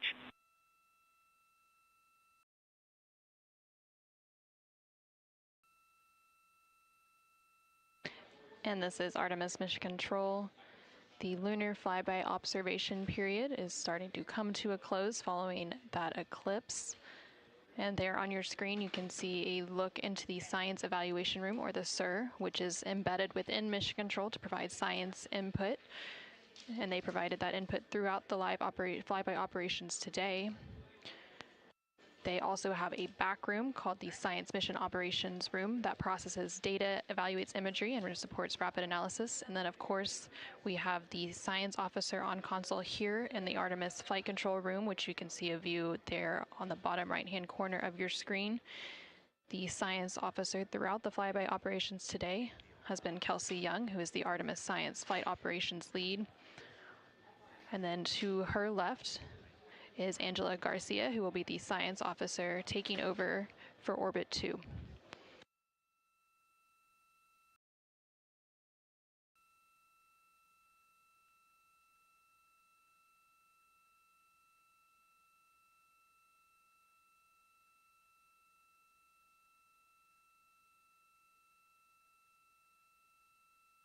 And for the past 7 hours or so, the crew has been going through their lunar flyby observation period.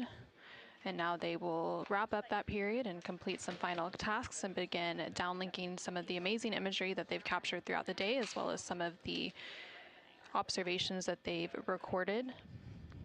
And now on your screen, you're seeing a live look from the Orion spacecraft from those solar array wing cameras.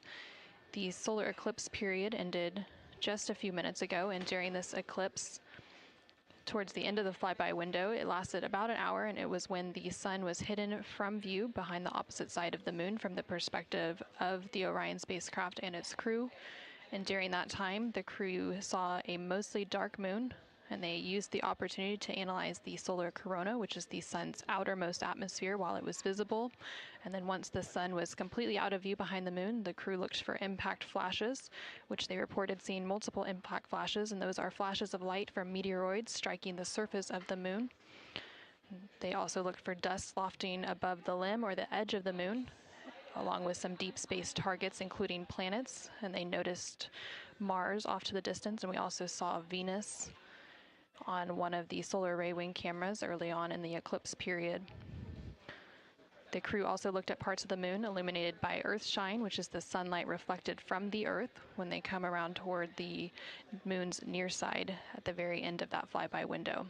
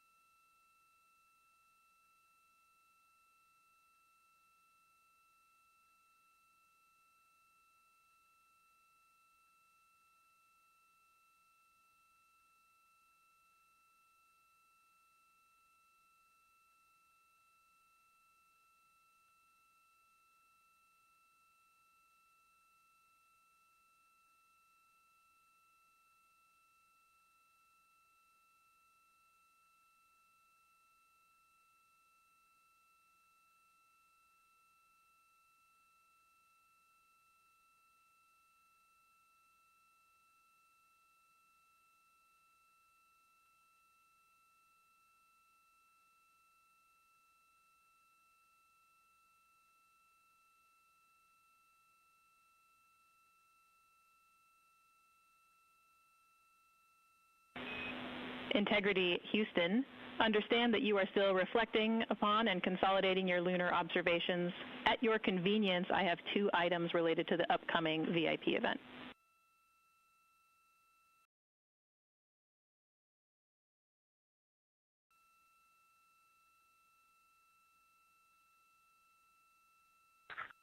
Go ahead. All right, first we wanted to let you know that the message for that upcoming event is on board for review at your convenience.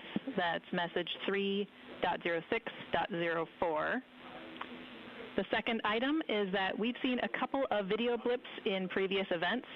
So during the HDPAO setup activity, we're wondering if Jeremy could please confirm for us that the TS rate is set to 1300 when you get to step 10.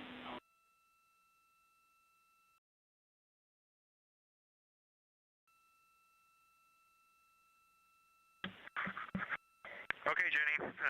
Yeah, we're pretty sure we've been in 1300 for all the PAO events. We've been tracking that when we swap between the HHP and the D5. We copy, Jeremy. Thanks. And for the record, the phenomenal Jenny has gone on to her next appointment of the day, and you've now got Tess with you.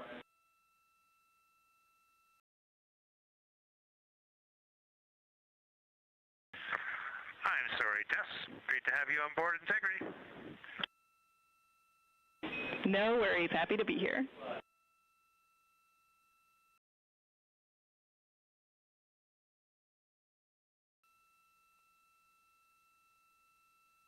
This is Artemis Mission Control. We heard some communication there between the Capcom or capsule communicator here in Mission Control, which for Orbit 2 is Tess Caswell, and the CSA or Canadian Space Agency astronaut on board the Orion spacecraft, Jeremy Hansen. They were discussing an upcoming public affairs event. And Integrity, 3-minute warning for the maneuver back to bias tail to sun.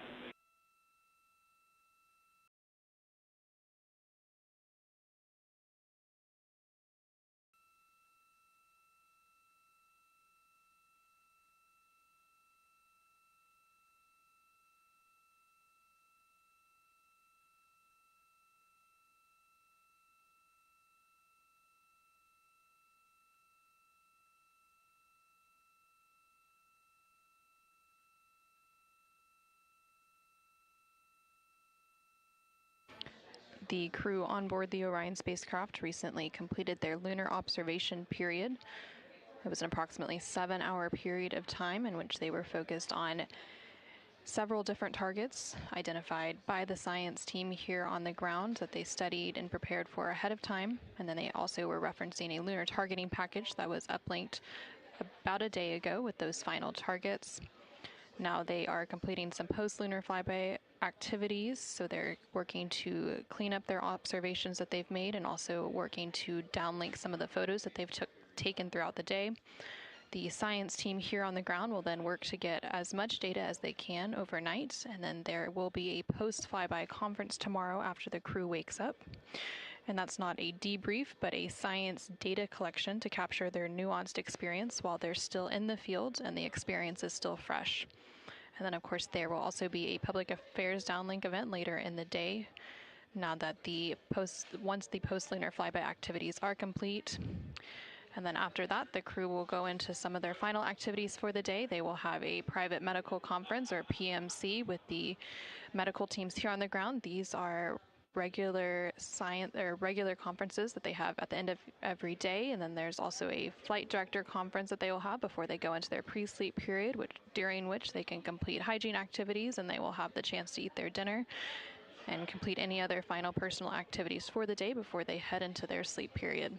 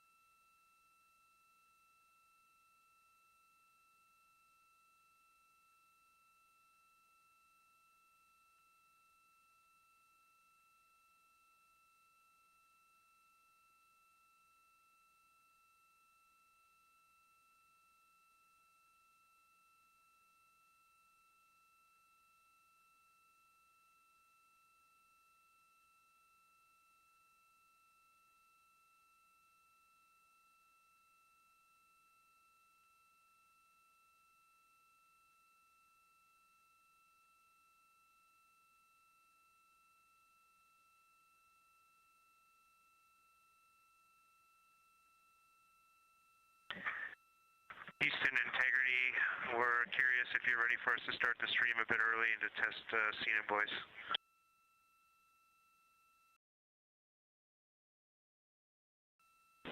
Checking.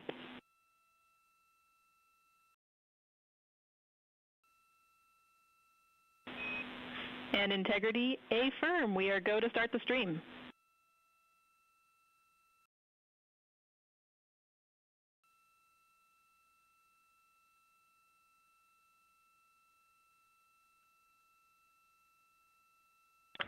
Okay, Houston, the stream has started. We checked TS rates 1300 and audio is true. So I will give you a voice check now on the mic. We copy good settings and we've got a good view.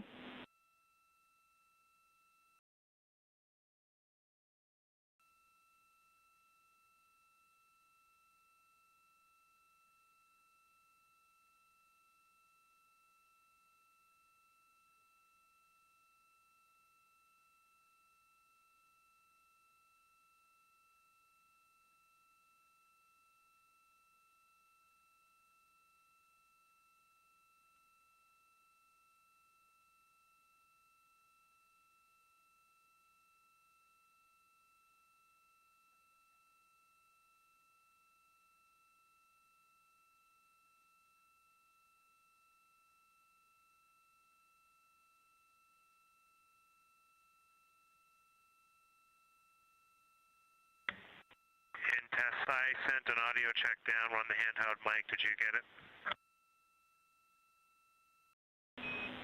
Sorry for the delay, Jeremy. We were talking that a bit, but it was a bit broken, so please repeat for us.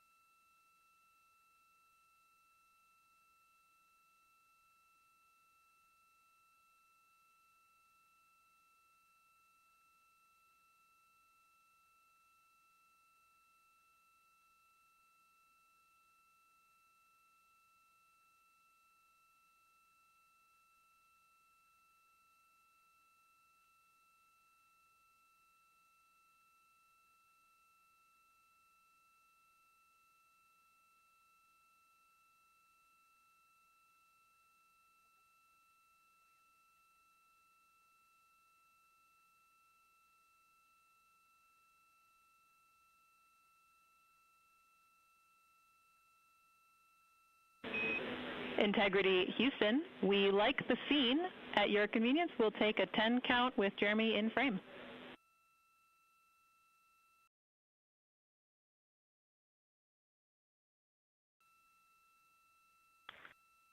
Okay, copy that. Give us 2 minutes and or 1 minute and we'll do that.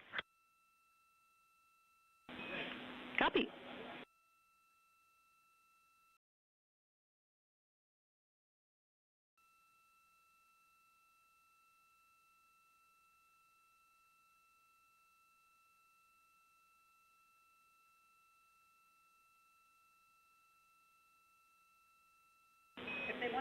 Great voice check and good words. We like the scene.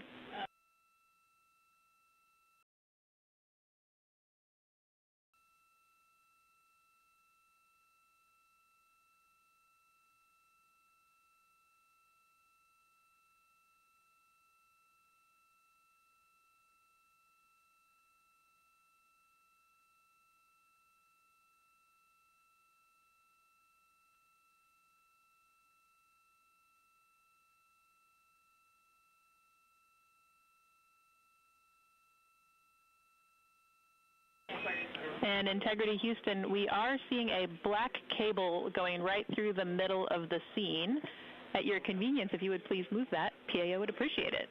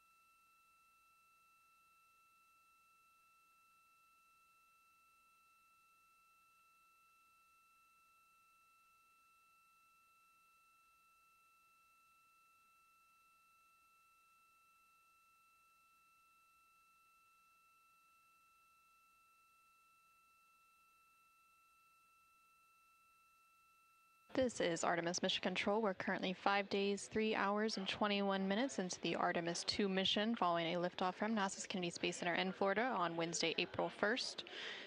The crew on board the Orion spacecraft is currently wrapping up their lunar flyby cleanup activities. They're making final... Houston Integrity, high priority PAO images from the eclipse are on PCD-1 in a so-named folder.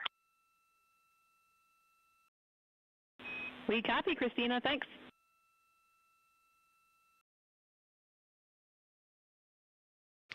And NASA astronaut Christina Koch there calling down to the ground regarding some public affairs imagery that was captured during the lunar flyby activities. She referenced a PCD, that is in reference to their portable computing devices, which are basically tablets that they're able to transfer files and also follow along on processes and procedures and their timelines for the day.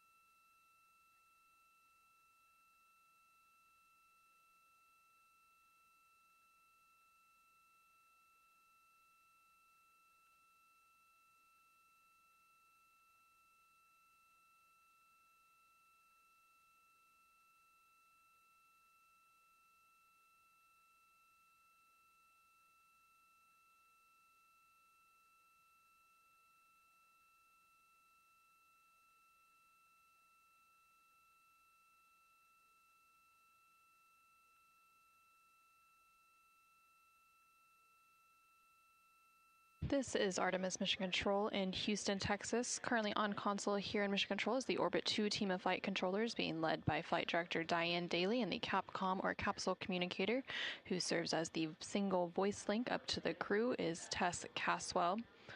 The crew on board the Orion spacecraft recently wrapped up their lunar flyby observation period, and now they are completing some cleanup activities and transferring some data and files down to the ground following that lunar flyby. Many of these files will be analyzed by the science team overnight in advance of a post-lunar flyby conference tomorrow once the crew wakes up. The crew is also preparing for an upcoming public affairs downlink event.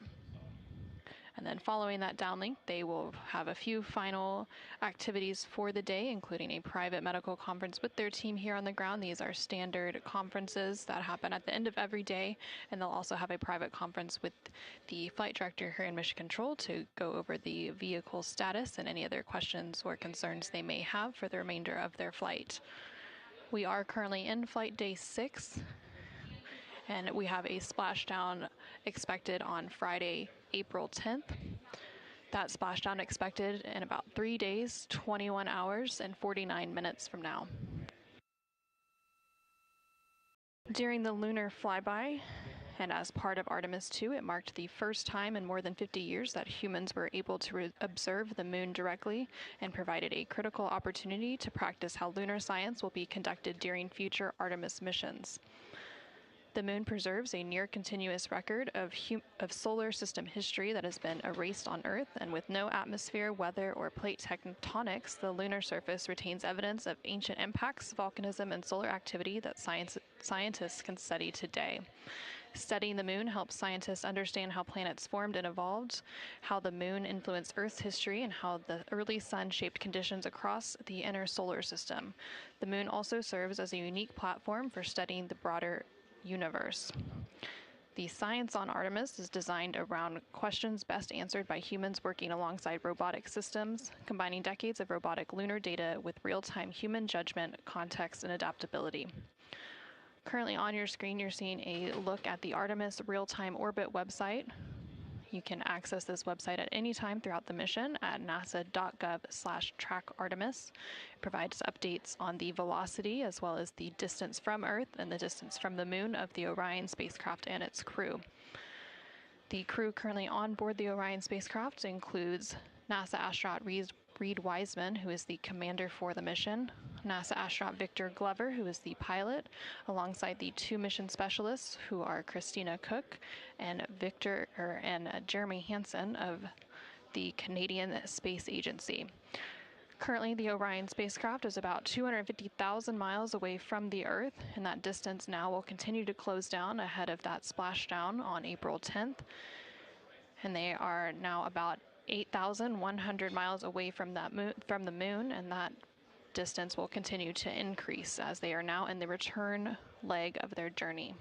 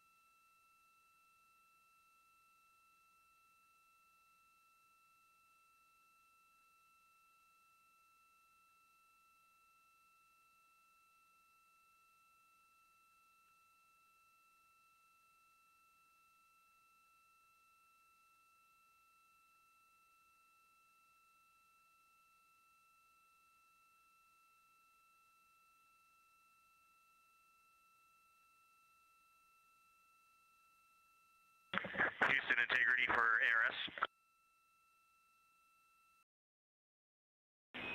Go ahead, Integrity.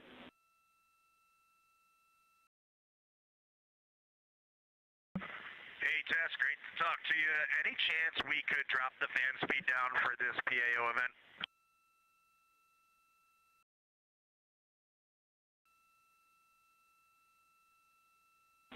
We will put that in work. Great to be talking to you, too.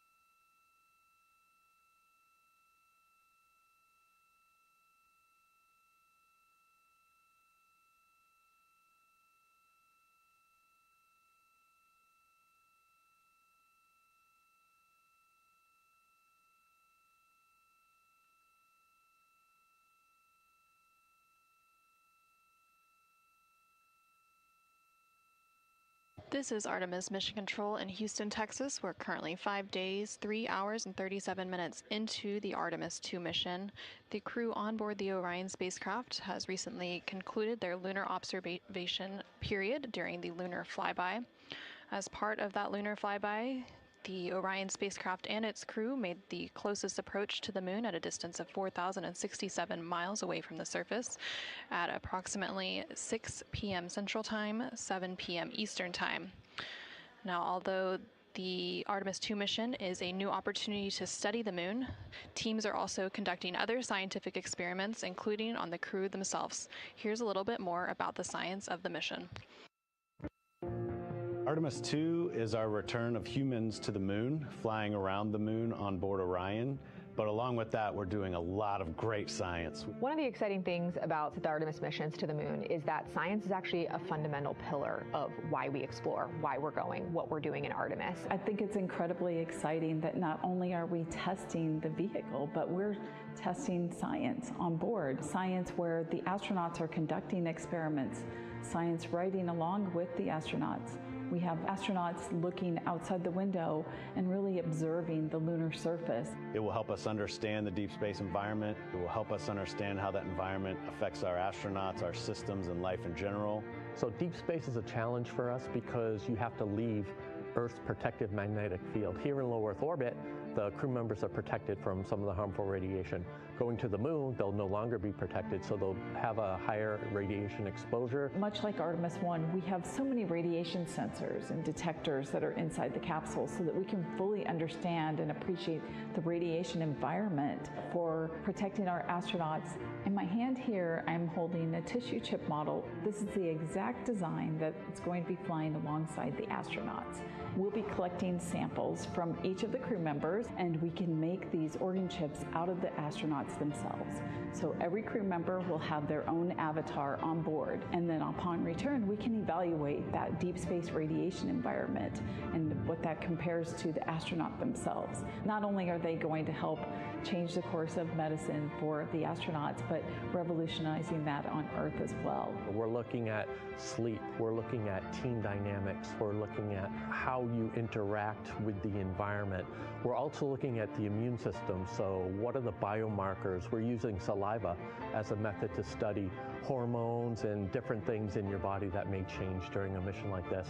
And then finally, how do we function after microgravity, being close to the moon, then returning to Earth? Which will ultimately help us achieve our goal of getting humans to Mars. And then on top of that, we have an opportunity to look at the moon from deep space on the far side for the first time in over 50 years.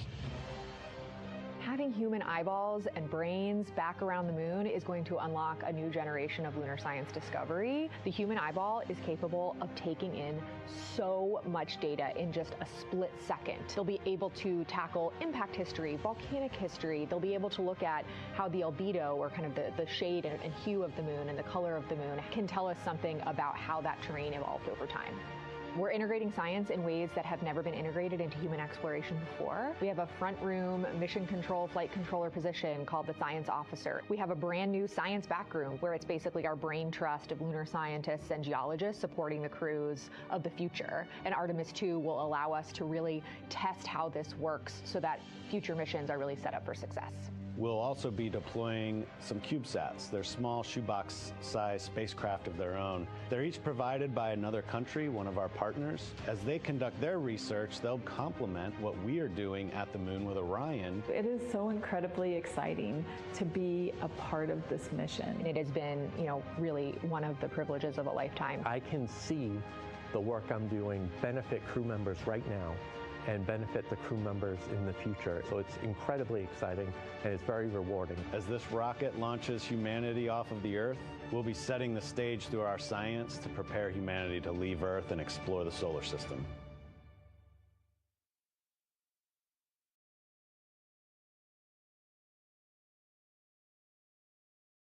And as part of that, we are going to inhibit cabin leak detection. The edge key manual response is still available. Copy, thumbs up.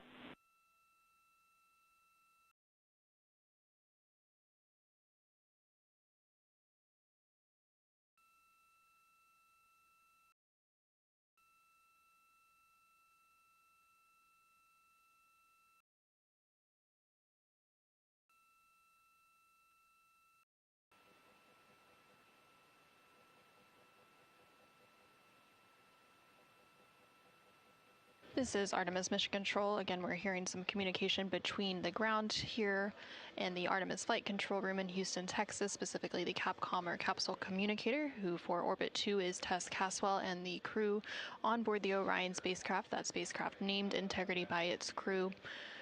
They are preparing for an upcoming public affairs event, so they are discussing the camera views, which we will see here shortly. There on your screen on the left-hand side, you can see the Artemis Real-Time Orbit website, or ARO.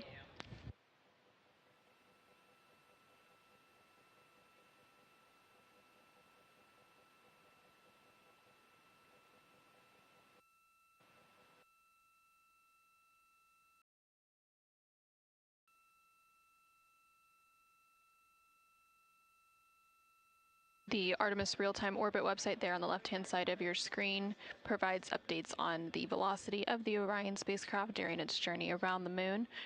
Following a lunar flyby earlier today, which concluded about an hour ago, the crew has been conducting some cleanup tasks, so they've been transferring some of their documentation, their photos and data that they captured during the flyby to the ground to be evaluated by the science team, and of course some of that imagery will also be evaluated by the public affairs team here at NASA and then shared with the world once it's available.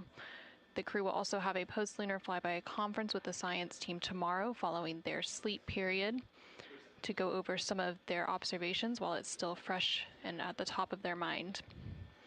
On the bottom right-hand corner of your screen, you can see a look into the Artemis Flight Control Room here in Mission Control Houston, specifically the Flight Director Console and the Capcom or Capsule Communicator Console. The flight director currently on console for Orbit 2 is Diane Daly, and throughout the Artemis II mission, there are 3 shifts or orbits of flight controllers who provide 24/7 coverage and support to the Artemis II crew and the Orion spacecraft and its systems during its journey around the moon. We are expecting a splashdown on Friday, April 10th. That splashdown will take place in about 3 days, 21 hours, and 33 minutes.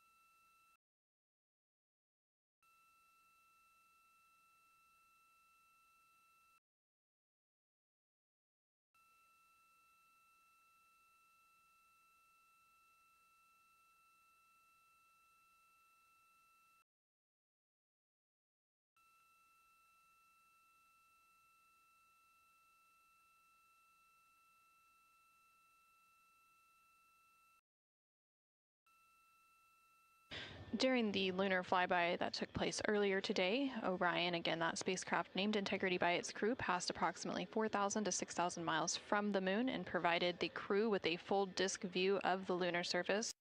And from that higher vantage point, much farther than Apollo's lunar orbits on average, the astronauts were able to observe both poles and large-scale geological features in a single view.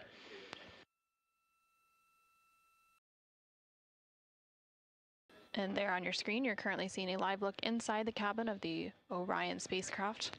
Integrity Houston, we are 3 minutes out from an on-time start, and we have adjusted the fan speed. We'll take a thumbs up if you're happy with it. Copy, thumbs up.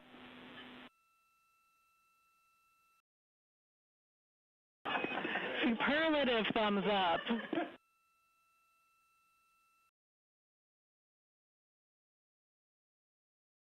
And there on your screen, you can see all of the Artemis II crew members.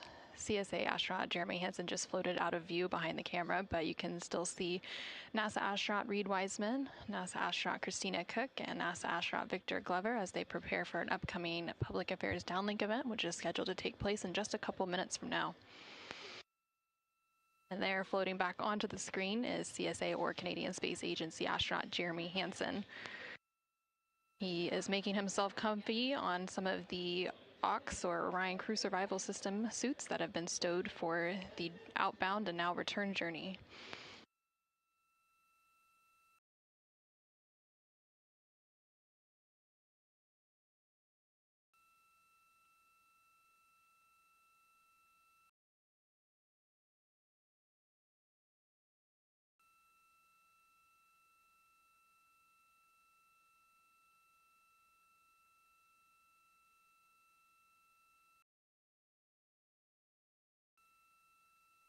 Shortly after the completion of these couple of public affairs downlink events, the crew will begin winding down for their day, and they will have the opportunity to eat dinner. Some of the items on their menu today for dinner include chicken with corn and black beans, sweet and sour pork, rice pilaf, spicy green beans, citrus fruit salad, and maple cream cookies. All of the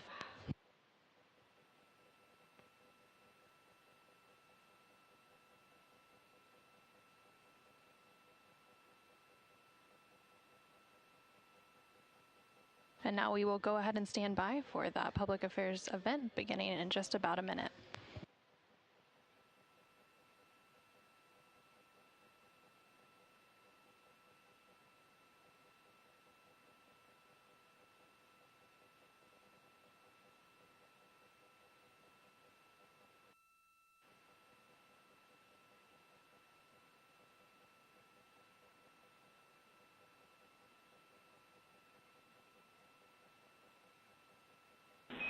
Integrity Houston, no action for the DU-1. Caution, we're taking a look.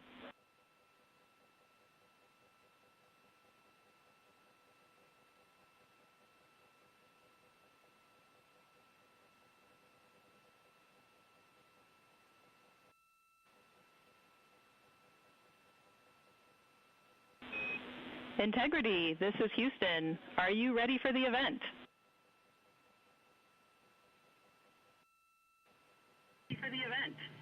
Hello, Houston. Integrity is ready for the event. Administrator Isaacman, this is Mission Control Houston. Please call Integrity for a voice check. Integrity, Jared Isaacman, comm check.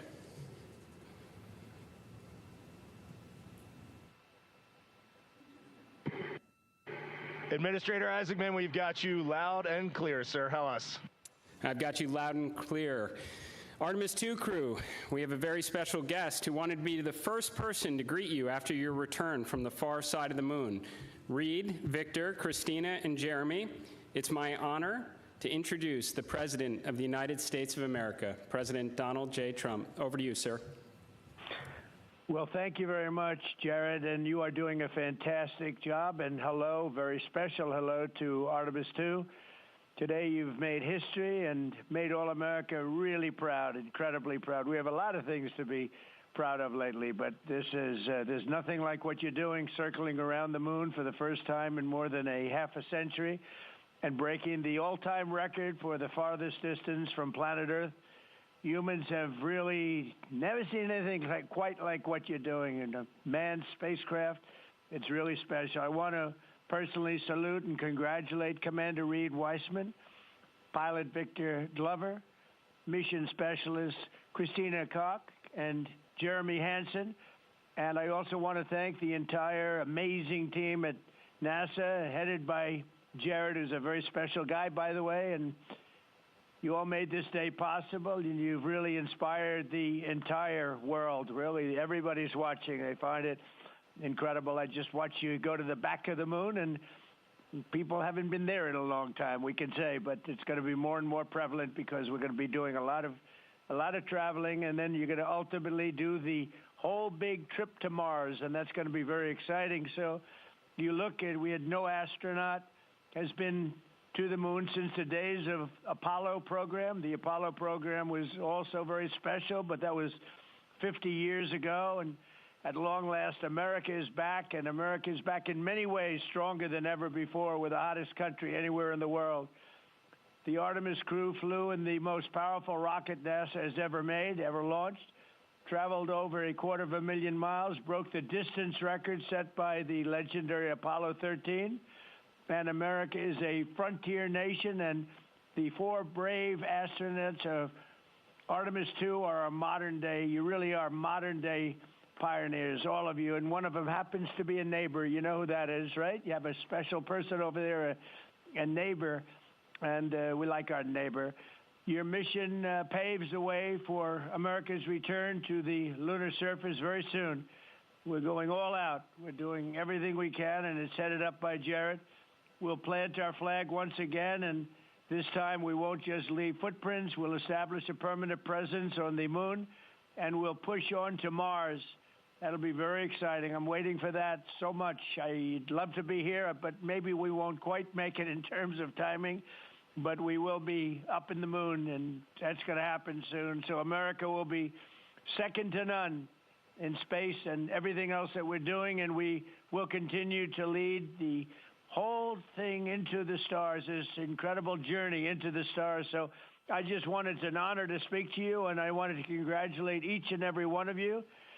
And tell me, what is the most unforgettable part of this really historic day? The whole world is watching and listening. Please tell me.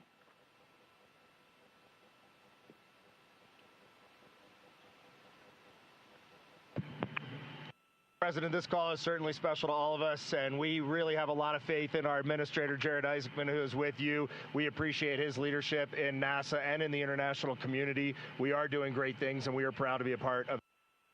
I have to tell you, as we came around the near side of the moon, seeing all the sights that we've seen from Earth for all of our lives, but we're seeing them from a different perspective, and then we started to get a glimpse of the and we saw sites, Oriental sites that no human has ever seen before, not even in Apollo, and that was amazing for us. And then the surprise of the day, we just came out of an eclipse where the sun, moon, and the entire dark moon about that big right out the window that we were watching. We could see the corona of the sun, and then we could see the planet train line up, and we at Mars, and all of us commented how excited we are to watch this nation and this planet become a 2-planet species. That is fantastic. You know, I had a decision to make in my first term, and the decision is, what are we going to do at NASA? Are we going to have it be revived, or are we going to close it down? And I had very little hesitation, and it's really great to have somebody like Jared involved because he really makes it much easier for me. But it was not even a question in my own mind. We've spent what we had to do, and then of course we have Space Force, and Space Force is very much related to what you're doing, and that was my baby. That was a very important one, and it'll turn out to be truly one of the most important, I believe, decisions I've ever made. So we're very proud of Space Force, and we're very proud of all of you. Does anybody else have anything to say? A lot of people listening.